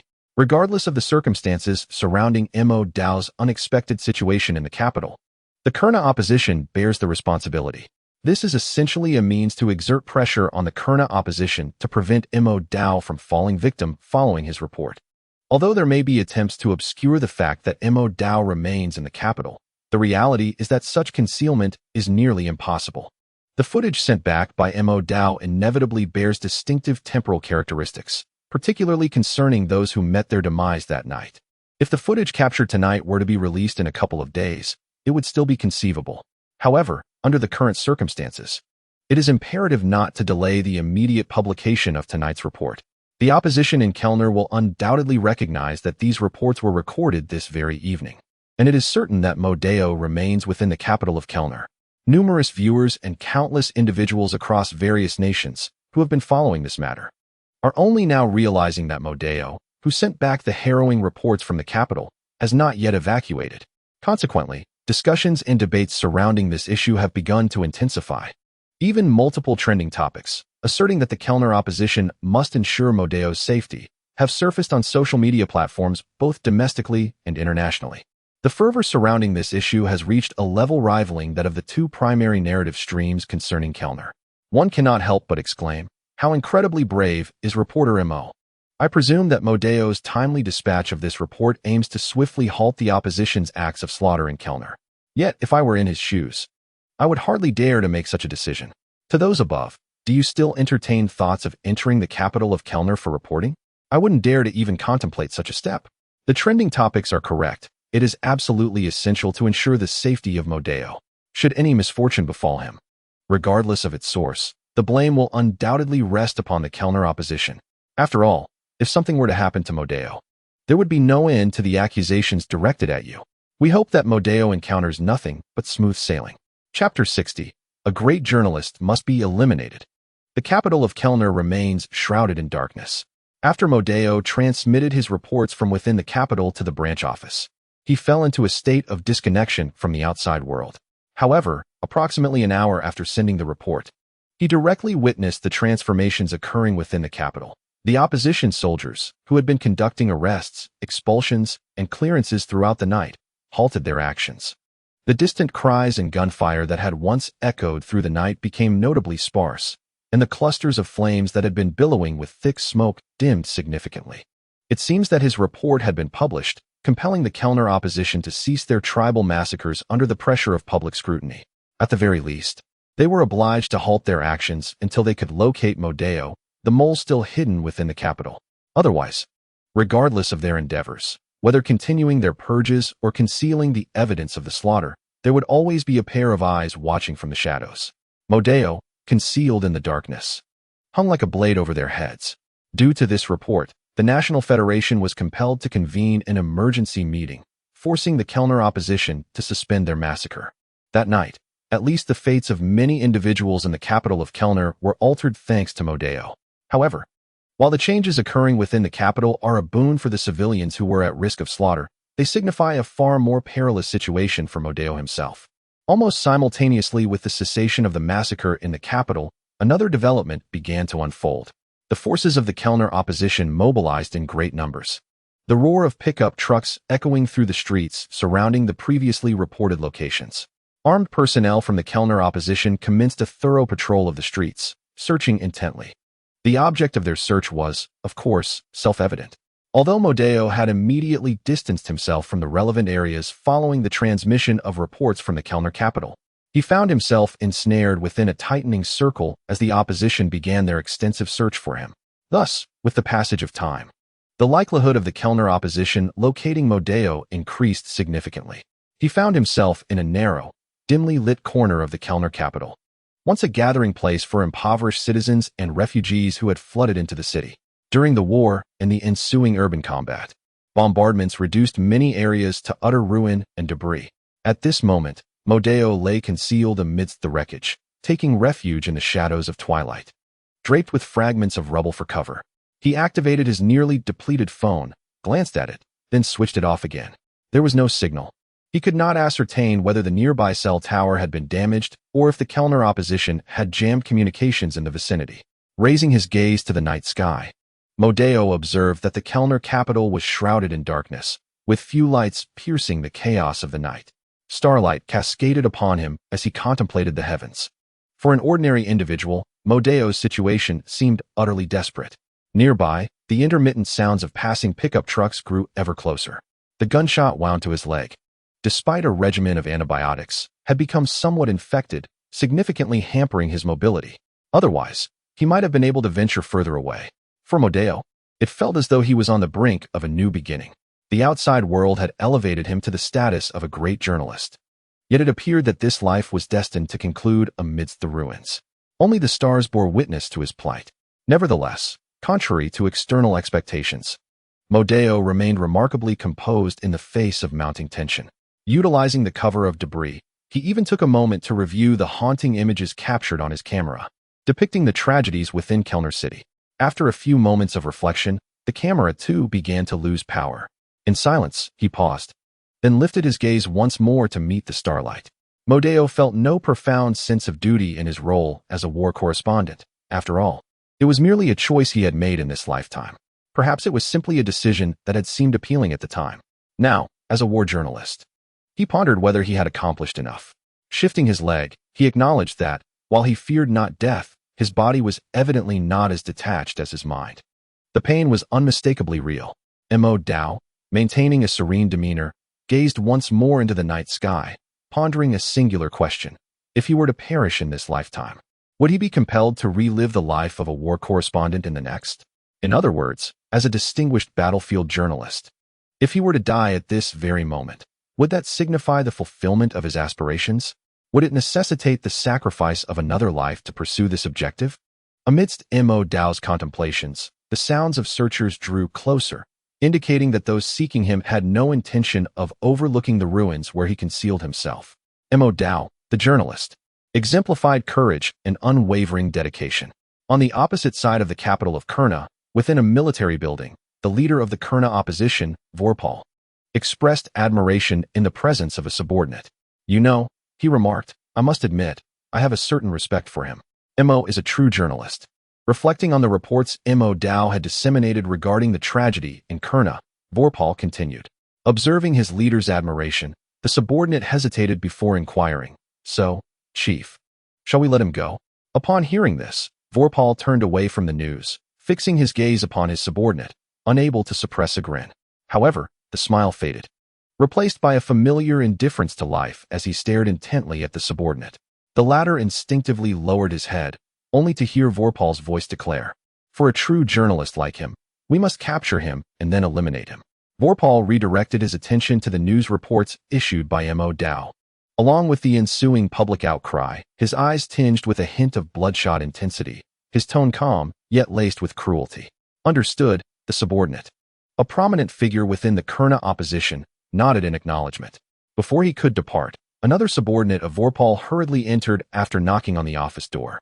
As both Vorpal and the first subordinate turned their attention to him, he presented an open laptop, stating, "Chief, the resolution from the National Federation Security Council has been released. It demands that we cease all domestic massacres and discriminatory practices against other tribes, and it requires us to immediately lift the entry ban on the capital of Kurna, allowing media from various nations to enter." The laptop displayed the news regarding the resolution passed by the National Federation Security Council. While the decisions of the General Assembly of the National Federation held no binding power, the resolutions passed by the Security Council were indeed obligatory, backed by the formidable military strength of the 5 permanent members. Furthermore, during the press conference, the spokesperson for the National Federation insisted that we guarantee the safety of the journalist. The subordinate paused momentarily, then added, "Moreover, the Foreign Affairs Department of Huagua has contacted us, stating that we must ensure the safety of their Xinhua news agency reporter." After delivering this message, the subordinate's expression turned grim, casting a heavy atmosphere over the entire office. The subordinate beside him paused momentarily before glancing at Warpole, the leader, who had now momentarily halted his movements, the bloodshot veins in his eyes becoming increasingly pronounced, yet he remained silent for an extended period. Chapter 61. The situation on that day, during a routine press conference held by the Ministry of Foreign Affairs of Huagua, a journalist inquired about the government's stance regarding the tragedy in Kelna. The spokesperson reiterated Huagua's long-standing position, vehemently condemning the actions of the Kelna opposition for their unwarranted harm to civilians. They once again urged the swift restoration of peace and stability in Kelna, emphasizing that such measures would benefit not only Kelna itself, but also the entire international community. When a reporter from Huaxin News raised concerns about the safety of journalist Modeo, the spokesperson responded affirmatively. Following the incident, the consulate in the Africa province promptly contacted relevant officials within the Kelna opposition, demanding that all factions within Kelna ensure the safety of journalist Modeo. As a respected reporter, Modeo's coverage of events within Kelna stemmed purely from a sense of justice and duty. His reporting on the Kelna tragedy was both just and valuable. It is widely acknowledged that there is a consensus among nations regarding this issue. At this moment, seizing the opportunity, I, on behalf of my colleagues in the Foreign Affairs Department stationed in places such as Yebingming, once again urged all factions in Kelna, particularly the opposition forces controlling the capital, to guarantee the safety of official journalists from various countries, including Modeo. This duty should inherently fall upon the factions within Kelna. After the press conference concluded, related news surged to the top of the domestic trending topics. In fact, it was not only the domestic Foreign Affairs Department that responded to the matter. Even the Bear Nation addressed it during their routine press conference. After all, the issue of Kelna ultimately remains a concern for certain Western nations. Standing in solidarity with Modeo essentially places one on a moral high ground. A few well-chosen words could provide entertainment regarding the antics of some Western nations, making this a rare opportunity for the Bear Nation as well. It is indeed imperative for the Kelna opposition to ensure the safety of journalist Modeo. Why is this so? Even though we are aware that there may be forces, not only from the Kelna opposition but also from certain Western nations, that might target the Chinese journalist within the capital, we know that some colleagues from Western nations are displeased with this Chinese journalist, and they may seize this moment to act. So why do we insist that the Kelna opposition must guarantee the safety of this Chinese journalist? Because the opposition is supported by those very forces. We all recognize that the diplomatic language of the Bear Nation has always been quite direct. In addition to the Bear Nation, several smaller countries are also joining in at this time. Consequently, the international online community is particularly lively, with a resounding outcry demanding the assurance of journalist Modeo's safety, as people express their righteous indignation across the internet. Just a word away from implying that if Modeo were to perish at the hands of the Kelna opposition, the leader of the opposition would be held accountable for his demise. Shortly after the press conference held by the Foreign Affairs Department, a notice was issued on the official account of Huaxin News, specifically regarding their journalist Modeo, indicating that he had re-established contact with the Yebingming branch. However, due to work and other reasons, he would not be able to meet with everyone for the time being. Following this encouraging news, the concerns of some online followers were finally alleviated to some extent. Subsequently, a lighthearted entry rapidly ascended the trending topics on social media. Upon clicking into it, one would find an array of similar comments, such as what it means to be a prominent journalist and praises for Modeo's prowess.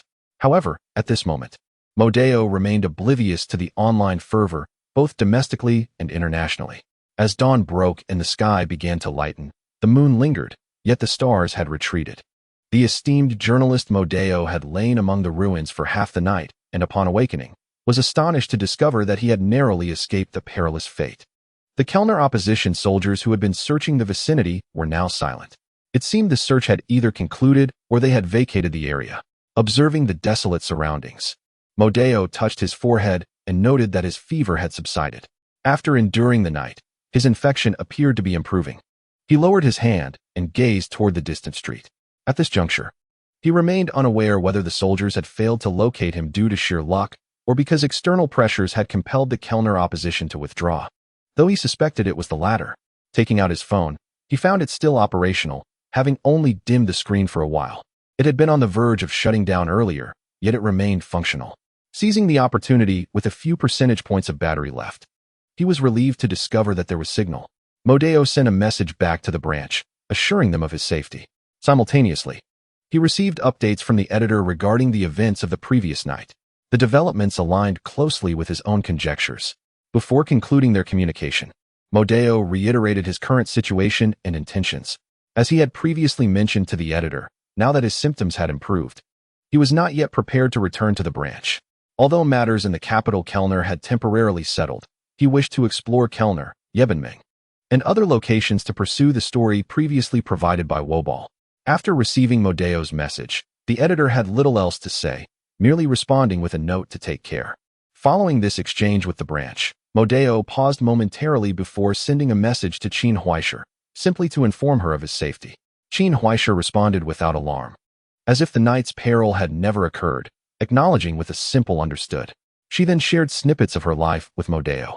After concluding this brief dialogue, Modeo's phone finally succumbed to a complete lack of battery. Putting away his phone, Modeo cast a final glance at the surrounding ruins before departing from the site. In the days that followed, the uproar surrounding the Kurna tragedy showed no signs of abating.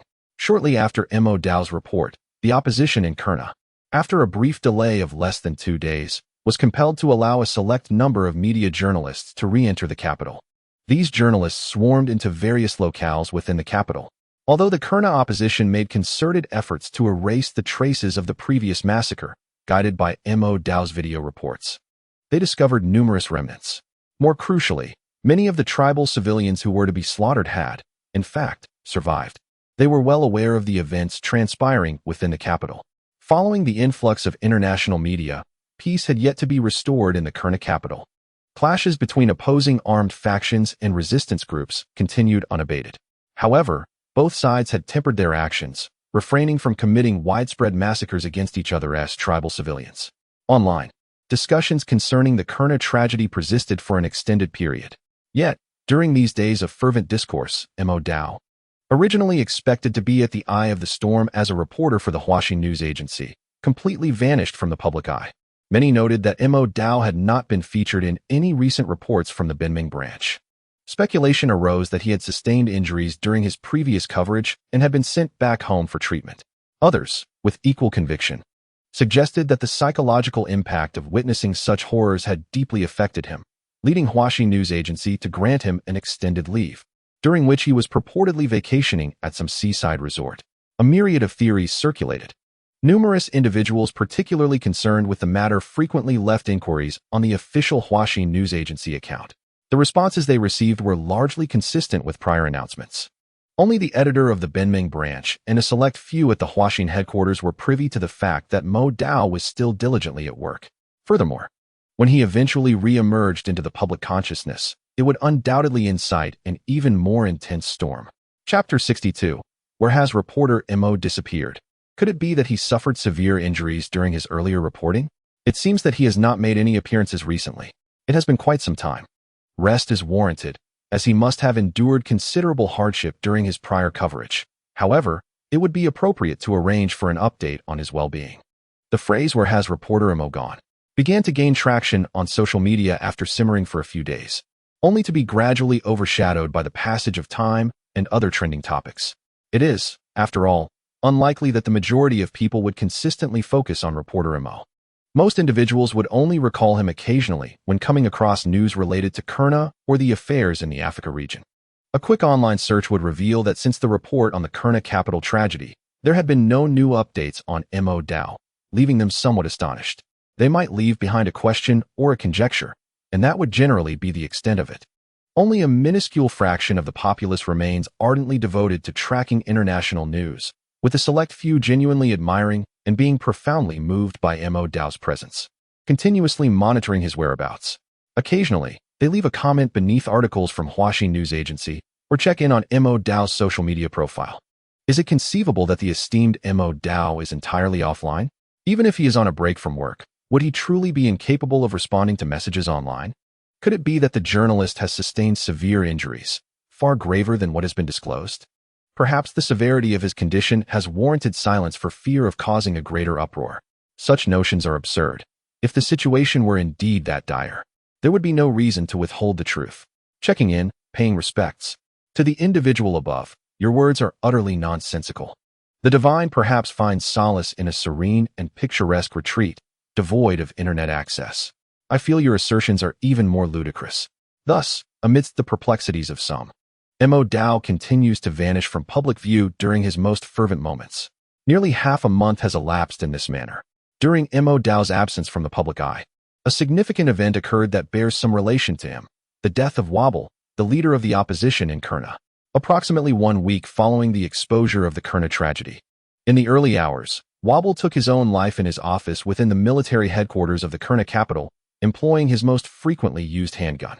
With the muzzle pressed against his chin, the bullet instantaneously penetrated Wobble's skull, resulting in immediate death. When this news was made public, it inevitably brought renewed attention to Mo Dao and the question of his whereabouts. Wobble's suicide readily conjures the possibility that he could no longer endure the pressures of public opinion, or that such pressures had thwarted his ambitions, ultimately leading him to despair and take his own life. Given that Mo Dao was the one who initially revealed the series of events surrounding the Kurna tragedy, it naturally rekindled thoughts of him. It seemed as though Mo Dao had driven Wobble to his demise. Internationally, public opinion erupted in applause regarding this incident, mirroring sentiments within Kurna itself. After all, Wobble could not escape culpability concerning the acts of genocide. However, did Wobble truly commit suicide as a result of the exposure of the Kurna tragedy? Is there a direct correlation between his death and Mo Dao? As discussions flourished across various nations online, many discerning individuals began to speculate subtly. While it may not be evident from Wobble's suicide alone, certain details hint at underlying truths. For instance, Wobble, clearly a product of support from certain European nations and the United States, was first approached by a Huaxi News Agency journalist following the victory in the Kurna capital. Moreover, upon Wobble's death, his successor emerged as the former third-ranking figure within the Kurna opposition, a person evidently aligned with a specific European nation. Following this transition, the resistance within the capital seemingly evaporated, and tranquility was swiftly restored. Simultaneously, the successor reaffirmed the commitment to safeguard the interests of certain foreign enterprises in Kellner while relinquishing a portion of Kellner's assets to repay the debts incurred by the previous Kellner government forces. The promise was made that the state established by the Kellner opposition would assume all debts previously owed by the Kellner government forces. Moreover, Wobble, a prominent figure among the nation's main powers, was found dead, a photograph of his corpse, with a bullet wound piercing his skull from beneath the jaw, inexplicably circulated online, spreading wildly across international networks. However, during this significant event, Mo Dao remained conspicuously absent. In related reports by the Benming branch, Mo Dao was also not featured. Ironically, following Wobble's demise, Mo Dao's earlier exclusive interview with him became the last available footage of Wobble. Mo Dao thus emerged as the sole journalist to have conducted interviews with both the Kellner opposition and the leaders of the government forces. Despite the Benming branch's efforts to cover news from Kellner, the atmosphere within the office had not been particularly busy in recent days, especially among those previously part of Mo Dao's interview team, such as Liu Hong and Fei Yi. With Mo Dao's absence, Fei Yi and Liu Hong, who had just returned from a brief hiatus, occasionally assisted the Yin Yen interview group, helping with rotations and gathering stories, leaving them with ample free time. Nevertheless, the overall mood in the branch was rather somber. There was a palpable tension, and the staff felt a tightening atmosphere, causing everyone to be on edge. At this moment, journalist Yin Yen sat at her workstation, having composed a news article. She casually browsed through some news online and noticed inquiries about Modeo's whereabouts beneath their official Huaxi News account. Pausing briefly, she lifted her gaze to observe her colleagues in the branch. In truth, even those at the Benming branch were uncertain of Modeo's location. Perhaps the editor knew, but the rest could only speculate vaguely. Regarding the discussions online about Modeo's absence, the staff maintained a tacit silence, refraining from making any conjectures to avoid adverse consequences. As Yin Yen scanned her surroundings, she exchanged glances with some office editors and colleagues, but no words were spoken. Ultimately, she glanced at the editor. Although the editor had not displayed overt signs of agitation in recent days, his smile had noticeably diminished, indicating that his composure might not have been as steadfast during this period. The editor's demeanor contributed to the oppressive atmosphere within the entire branch. Where could Modeo possibly be? It seemed implausible that he was on leave. Judging by the editor's reaction, Modeo's condition might not be favorable. The image of Modeo flashed through Yin Yan's mind, pausing her actions momentarily before she bowed her head, resuming her work on the news article. Meanwhile, the editor lifted his head, glanced at the other staff members, and then rubbed his weary brow, exhaling a heavy sigh. He is the only person in the entire branch who fully understands what Mo Dao intends to do. Yet, in his case, Mo Dao has actually been out of contact for quite some time. The last communication occurred nearly a week ago when Mo Dao simply sent a message stating that he had left Yebingming. After that, there has been no word from him. Given the perilous nature of Mo Dao's undertaking, the branch is unable to reach out to him proactively. It remains uncertain whether Mo Dao is merely temporarily unreachable or has met with misfortune. At that moment, the editor-in-chief's phone buzzed again. But it was not a call from Mo Dao. It was from the main office. Upon answering, it was indeed an inquiry regarding Mo Dao's situation. However, right after the editor concluded that call, a new message finally arrived. As succinct as ever, it read, "I have obtained some information. I will send it back shortly. I hope to report it soon." The editor-in-chief was momentarily taken aback upon reading this message, then abruptly stood up. Chapter 63, Valley of Heaven Huaishir. You seem somewhat distracted lately. Apologies, Professor. Have I affected the experiment? Not at all. I merely noticed that something seems amiss with you. At that moment, Qin Huaishir sat behind the desk opposite her mentor, holding her phone with a distant gaze. Her mentor, an elderly professor with silver hair, had been reappointed by Capital University despite being of retirement age. Observing Qin Huaishir's demeanor, she smiled kindly and expressed her concern. Hesitating for a moment, Qin Huaishir replied, "I have a friend, and I am uncertain about his well-being. I am rather worried about him." "A male friend?" The elderly woman's smile widened. "Yes," Qin Huaishir admitted, feeling a bit flustered yet resolute in her response. "What has happened to him? He might currently be in a rather unsafe location, engaged in some work. Would you like me to grant you a couple of days off?" Qin Huaishir shook her head in refusal. The elderly professor chuckled softly and chose not to press further, offering a few words of comfort instead. Listening to her mentor, Qin Huaishir's gaze returned to her phone, which displayed the last message sent by Mo Dao a few days prior. It was brief, merely assuring her of his safety. After exchanging a few words, their communication had ceased. Since then, Mo Dao had not reached out, and Qin Huaishir dared not message him, fearing that her attempt to communicate might jeopardize his safety. Gazing once more at the final message from Mo Dao, she prepared to set her phone aside and focus on her studies for the day. Yet, at that moment, a new notification popped up on her screen. The Huaxi News Agency has begun a live broadcast. Upon seeing this alert, Qin Huaishir paused, then immediately clicked to enter. A strong premonition surged within her. As the startup screen of the social media app faded, transitioning to the live broadcast of the official Huaxi News Agency account, the dark screen illuminated, revealing a familiar face once more. However, the situation is somewhat worse than anticipated, though there are no surprises. The moment the official account of Huaxi News initiated a live broadcast across various social media platforms, a succinct and striking trending topic instantly ascended to the pinnacle of these platforms' trending lists. The term Huaxi News alone conveys a wealth of meaning, awakening the myriad questions that had flickered through people's minds during the prolonged absence of its presence. Following this trending term, the live broadcast commenced. This event took place in a secluded valley in Yebingming, near the coast. Surrounded by vast wilderness, The valley remained eerily deserted. A river flowed through it, winding its way toward the eastern ocean of Yebingming. Despite its remoteness from urban life, opulent standalone structures dotted the landscape on either side of the river. Further afield, within the surrounding mountains, lay additional luxurious and modern edifices. The periphery of the valley was heavily fortified, with vigilant guards stationed from the summit to the river's edge. Equipped with an array of heavy weaponry, including visible anti-aircraft and missile defense systems. The guards' attire and the advanced weaponry starkly contrasted with the modest nature of this small African nation, Yebingming, accessible only by river transport or helicopter. This locale offered an extravagant and indulgent experience to those fortunate enough to be invited or drawn by its allure, earning it the moniker Paradise Valley. Conversely, for those forcibly brought here by boat, it represented a veritable hell, a realm overshadowed by malevolence. Yet, in this highly secured area, a mole quietly navigated through the defenses of this so-called Paradise Valley, entering a room deep within the mountains. Across domestic and international social media platforms, as state media broadcast Huaxi News live stream, a surge of viewers flocked to witness the presence of Mo Dao and his surroundings. The room was enclosed on all sides, with only a single door for entry. Mo Dao had positioned a camera to focus on a computer monitor atop a desk.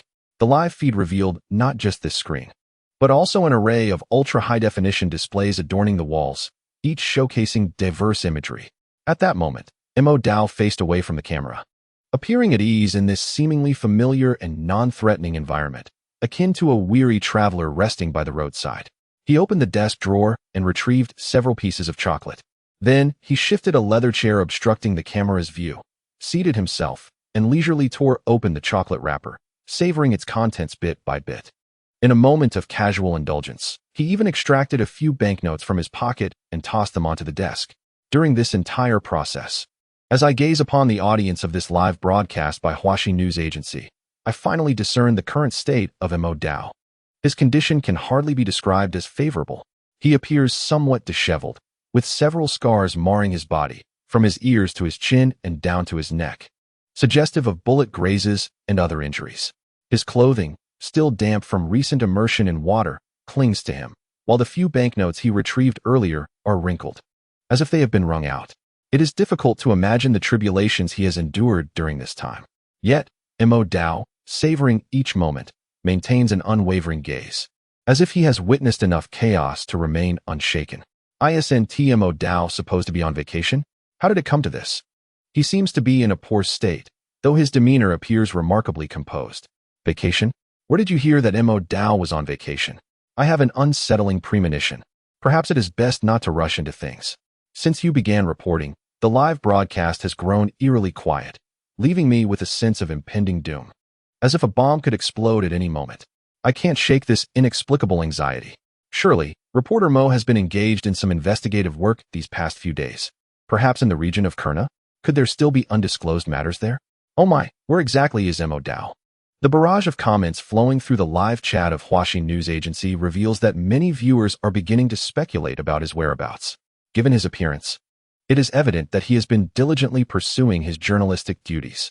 Now, with Huaxi News Agency initiating an online broadcast for Mo Dao, it is clear that a significant event is imminent. In fact, as the live stream commenced, the countenance of certain individuals from various countries in Europe and America, as well as those currently in Japan, changed dramatically. Some have already recognized Mo Dao's location. Consequently, the online broadcast of Huaxi News Agency on certain foreign social media platforms was abruptly terminated, leading to the suspension of their account for apparent violations. However, while the official accounts abroad may be silenced, the domestic accounts remain unaffected. Thus, the live stream continues unabated on domestic social media, drawing in a considerable influx of foreign viewers into the domestic network. Remarkably, none of this seems to disrupt Mo Dao in the live broadcast. In the stream, Mo Dao finishes the last piece of chocolate, rises once more, exhales, and expresses gratitude to Mr. Morris Jason for leaving the chocolate behind. However, as everyone can see, I should have paid for it. With a smile, Mo Dao calmly declares the commencement of this report. Chapter 64. Live broadcast. Dear viewers, I am Mo Dao, a reporter from Huaxi News Agency, bringing you live coverage. Facing the camera, Mo Dao reiterates his introduction with a hint of emotion reflected in his calm gaze. After a brief pause, he continues, I am currently situated in a valley along the eastern coastal region of Japan, known as Paradise Valley.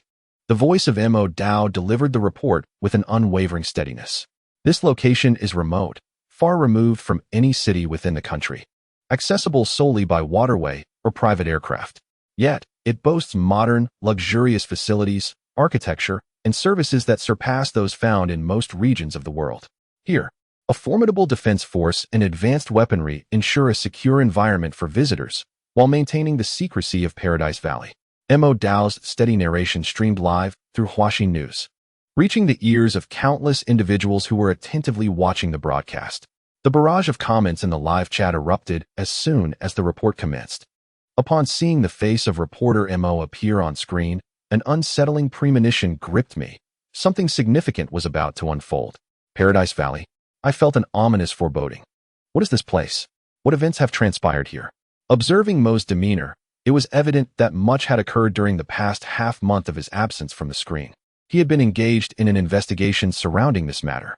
Paradise Valley, I suspected, was likely not a place of comfort. Was this not self-evident? Mo had previously reported on war zones.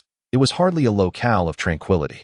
Beyond the excitement and curiosity shared by the majority of viewers tuning into Huaxin News, a select few reacted with palpable distress upon hearing Mo utter the words Paradise Valley. Their expressions darkened, their eyes fixated on the screen as though wishing to silence him, to prevent him from uttering another word. Concurrently, those watching the Huaxin News broadcast noticed some technical anomalies. What was happening? Why had the stream suddenly lagged? Was the network on Mo's end experiencing difficulties? The entire social media platform seemed to be collapsing under the strain of the live broadcast. Several accounts, which could not be banned, were currently under cyber attack. For viewers engaged with Huaxin News, the experience was disconcerting. Either the broadcast abruptly cut off, displaying a disconnection message, or the video became exceedingly laggy, the loading icon spinning endlessly. In that moment, terms related to the platform's failure skyrocketed on trending lists across social media. I, too, felt a surge of excitement at reporter Mo's live coverage. Yet was it truly so monumental as to cause such a breakdown across social platforms? Did no one else realize the gravity of the situation? As Huaxin News commenced its live report, the official account was promptly suspended on foreign social media platforms. My curiosity only deepened. Finally, the broadcast from Mo Dao resumed. However, this was merely a minor interruption in the overall report. Shortly thereafter, Huaxin News restored its live streaming across domestic social media, eliminating the prior lag. Mo Dao, undeterred by the brief setback, continued with his report. For some, Paradise Valley is known as the land of fulfilling fantasies, signifying a place where all aspirations may be realized. Overall, this is a clandestine establishment that amalgamates entertainment services, medical provisions, and biological research. It primarily caters to the elite from various nations in Europe and America, offering tailored services in areas such as sensuality, gastronomy, physiological indulgence, and healthcare. The gravity of the information conveyed in the seemingly tranquil dialogue is indeed substantial, causing a momentary pause among the audience watching the live broadcast from Huaxin News, after which the barrage of comments became increasingly animated. It seems I have begun to comprehend the nature of this place, a den of indulgence for the affluent. Considering the essence of such a locale, it is hardly likely to be pristine. The report from Mo Dao suggests that this matter is no trivial affair. One can't help but marvel at the audacity of Dao. Will he be obstructed by the protective forces of that individual? I pondered whether he had ventured into perilous territory. Perhaps we ought to refrain from further reporting. Even I felt a twinge of anxiety while watching the broadcast. The audience, engrossed in their commentary, seemed more anxious than Mo Dao himself, fearing that while he was reporting, the doors might swing open, leading to his capture by the guards of this Paradise Valley. In truth, actions were already unfolding. At that very moment in the Paradise Valley, Morris Gassner recognized the room where Mo Dao was situated upon noticing the live broadcast. He immediately summoned a trusted squad of guards, armed with ample weaponry, to his office. Simultaneously, he grasped a firearm and activated a concealed door within his office. The clandestine chamber where Mo Dao was broadcasting lay hidden behind a secret door adjacent to his office's lounge. After a moment's hesitation, Gassner decided to allow only one trusted aide, armed with a gun, to accompany him through the concealed entrance. Beyond that secret door was a lengthy corridor, with another door at the right end. Behind that door was the very room in question. Initially, he and his aide moved forward with caution. Yet he held in his hand a mobile phone streaming Huaxin's live broadcast.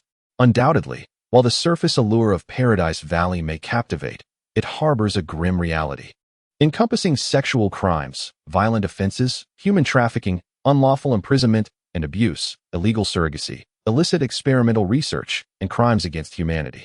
In the live footage, Mo Dala enumerated an extensive list of charges. Subsequently, Gassner quickened his pace, reaching the door of the secret chamber. Upon discovering the door had been forcibly breached and was now ajar, Gassner's expression darkened considerably. He promptly instructed his aide to push the door open. The aide complied, entering with his firearm drawn. However, silence enveloped the secret chamber. Only the voice of Mo Dala resonated from the mobile device in Gassner's possession. Ostensibly, this Paradise Valley belongs to Morris Gassner, and the location I currently occupy is Mr. Gassner's private quarters. The calm voice of Mo Dala rendered Gassner's face an intense shade of crimson. The door to the chamber stood ajar, revealing only him and his trusted confidant within. Gassner, consumed by fury, strode to the very spot mirrored in the live broadcast, the desk, where only a few crumpled banknotes and the remnants of chocolate wrappers, evidently left behind by Modeo, lay in mocking disarray. These banknotes and wrappers seemed to taunt him, igniting Gassner's rage until he could contain it no longer. He violently overturned the computer screen, sending the banknotes scattering to the floor. Damn it! Damn it! He bellowed in unrestrained anger, hearing Modeo's voice still echoing from the phone. He smashed it against the ground. Clearly, Huaxi News was not broadcasting live. They were merely presenting an old recorded report of Modeo. The man himself had long since departed from this place. How could you guard this location so poorly? How could you allow him entry? Gassner yelled, his eyes ablaze, gripping his confidant's shirt as he repeatedly vented his fury. Chapter 65. The Sinful Land on a Small Boat, approximately 10 kilometers from the Atlantic coastline. Modeo cast a glance towards the approaching shore before reclining on the deck and observing the live broadcast on his phone. He was indeed no longer on Paradise Island, and at this moment, he was far removed from even Benmont.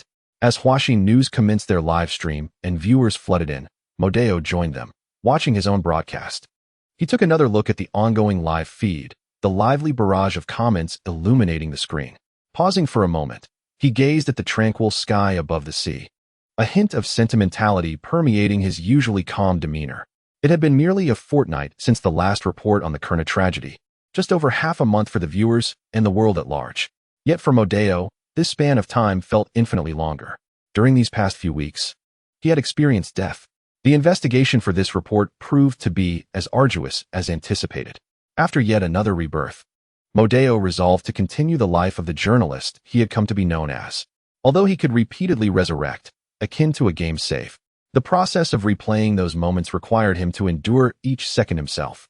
This prolonged resumption felt like a mental torment, as if he had played through millions of levels only to die and restart from the very first.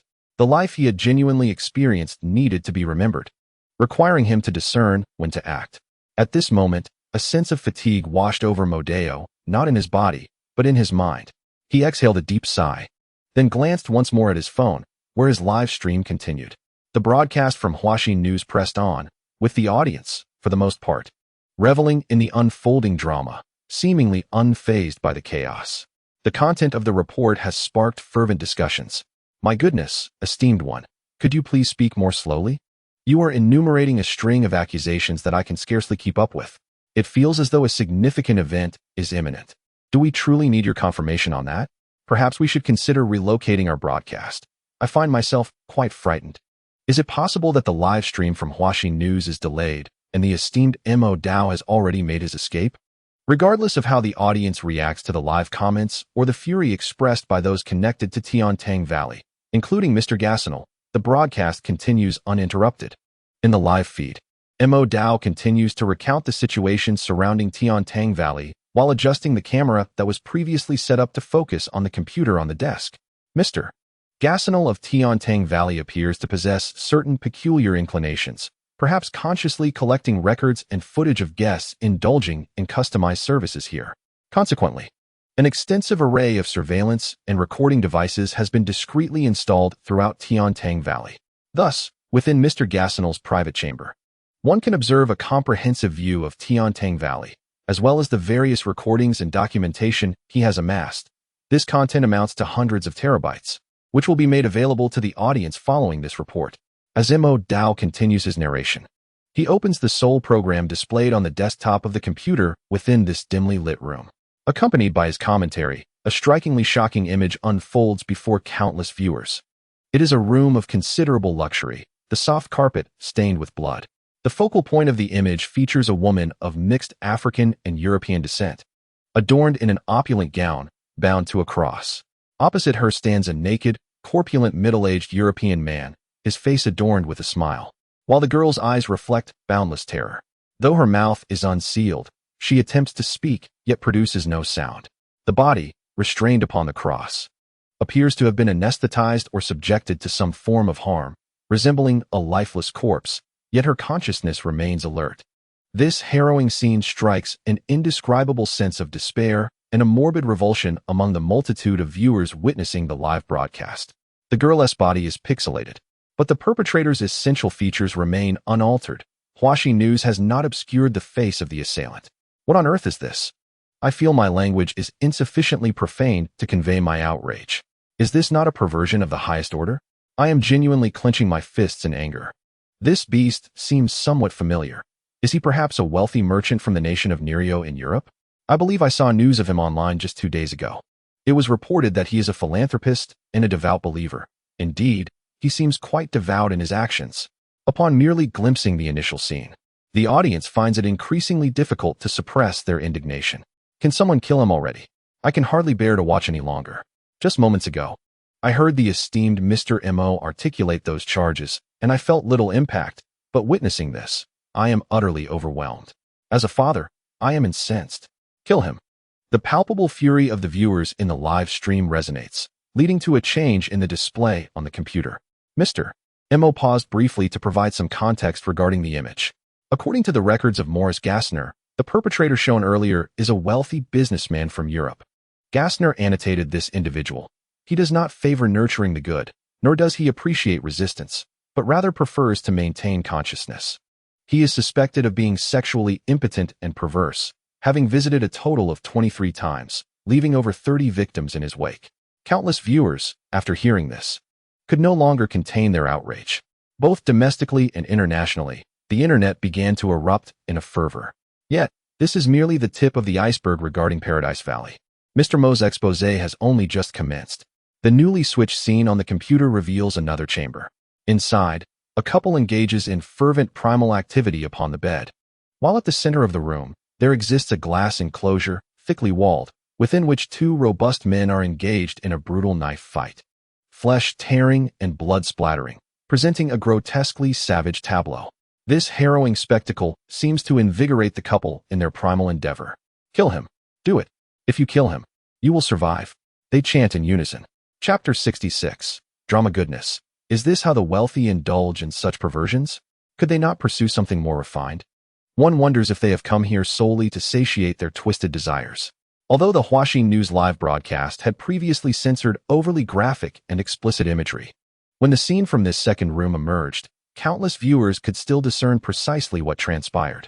The glass enclosure showcased the most visceral and brutal resolution of the conflict, culminating in one man being beheaded, blood cascading down the tempered glass. The couple, too, ceased their activities in tandem. The woman suddenly shoved her partner aside and pressed a button beside the bed, causing the glass cage to be hoisted upward. In a frenzy, she called out to the blood-soaked victor within the enclosure, "Come." The scene then swiftly transitioned to yet another room. Meanwhile, the viewers of the Huaxi News live stream could not help but inundate the chat with comments. This is utterly shocking. I can only express my gratitude to Huaxi News for the censorship. This truly is something else. I believe I recognize that couple from Europe. In a certain country in Europa, a pair of exemplary aristocratic spouses exhibited behaviors that were, indeed, quite unconventional. During a live broadcast, Mo Dao provided a succinct explanation regarding the prior footage featuring the clientele of Gassenel, indicating that the guests in this room, hailing from the same country in Europa, had frequented the establishment 10 times and availed themselves of custom services on numerous occasions, having indulged in the company of over 30 individuals. Mo Dao's commentary, coupled with the previous grim imagery, offered the audience of Huaxin news a clearer perception, provoking some to utter exclamations of disbelief. Shortly thereafter, the broadcast revealed a third scene displayed on the computer screen, which was notably unfiltered. It depicted a medieval-style castle located along the banks of a river in Paradise Valley, referred to as the Opera House. Mo Dao's voice resonated through the live stream, elucidating the visuals before the audience. Within the castle's opulent interior, lavishly adorned and intricately furnished, a staff member, presumably from Paradise Valley, respectfully addressed the sole guest within the castle. "Sir, the performance you requested is about to commence. You may enjoy it or engage with any of the characters at your discretion. We wish you a delightful experience. Here is your longsword, and of course, a firearm. Rest assured, your safety is our utmost priority. You may proceed." The guest, a relatively youthful male of European descent, responded briefly to the butler-like attendant before casting his gaze towards the staircase leading to the second and third floors. The attendant departed, and the theatrical performance within the castle commenced. The opera house tailored an authentic drama to satisfy the aristocratic guest, allowing him to immerse himself within the narrative. Mo Dao continued to elucidate the unfolding scene. As the performance progressed, the audience watching the Huaxin News broadcast began to grasp the essence of this authentic theatrical experience. Descending the castle staircase were actors adorned in splendid costumes, a regal lady, an exquisite young maiden, and a bearded gentleman. They enacted a preordained drama around the young European male, who remained blissfully unaware of their presence. The young man chuckled, approaching the noblewoman to playfully pinch her cheek, while she steadfastly recited her lines.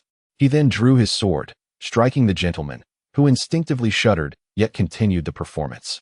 The young man laughed heartily, seemingly struck by a thought, and chose not to continue his actions, instead following the group, captivated by the unfolding authentic drama. This represented a classic European theatrical trope, a moral play within a nobleman's castle, involving a knight, his lady, and their daughter, a young and radiant female family doctor, alongside a handsome and youthful painting instructor, who is the daughter of a jazz musician, finds herself entangled in an illicit affair with the jazz lady and the art teacher. The drama swiftly unfolds as the jazz lord discovers the clandestine liaison between his wife and the painter. In a scene reminiscent of a masterful oil painting, the lord, consumed by rage, plunges his sword into the chest of the art instructor. The placement of the thrust, the gushing blood, and the subsequent reaction of the painter as he collapses and gradually succumbs to death transcend mere theatrical performance. He is indeed lifeless. In the aftermath, as the lord drags his naked wife with brutish force into another chamber, a young man outside the drama, filled with exhilaration, takes action and shoots the lord dead, usurping his position in a matter of moments. This vivid tableau evokes admiration for the audacity and imagination of those involved. One cannot help but feel a chilling sensation. The toll of such a dramatic spectacle is staggering. The barrage of comments in the Huaxin News live stream has not ceased. This grand and authentic drama, upon deeper reflection, instills a profound sense of dread.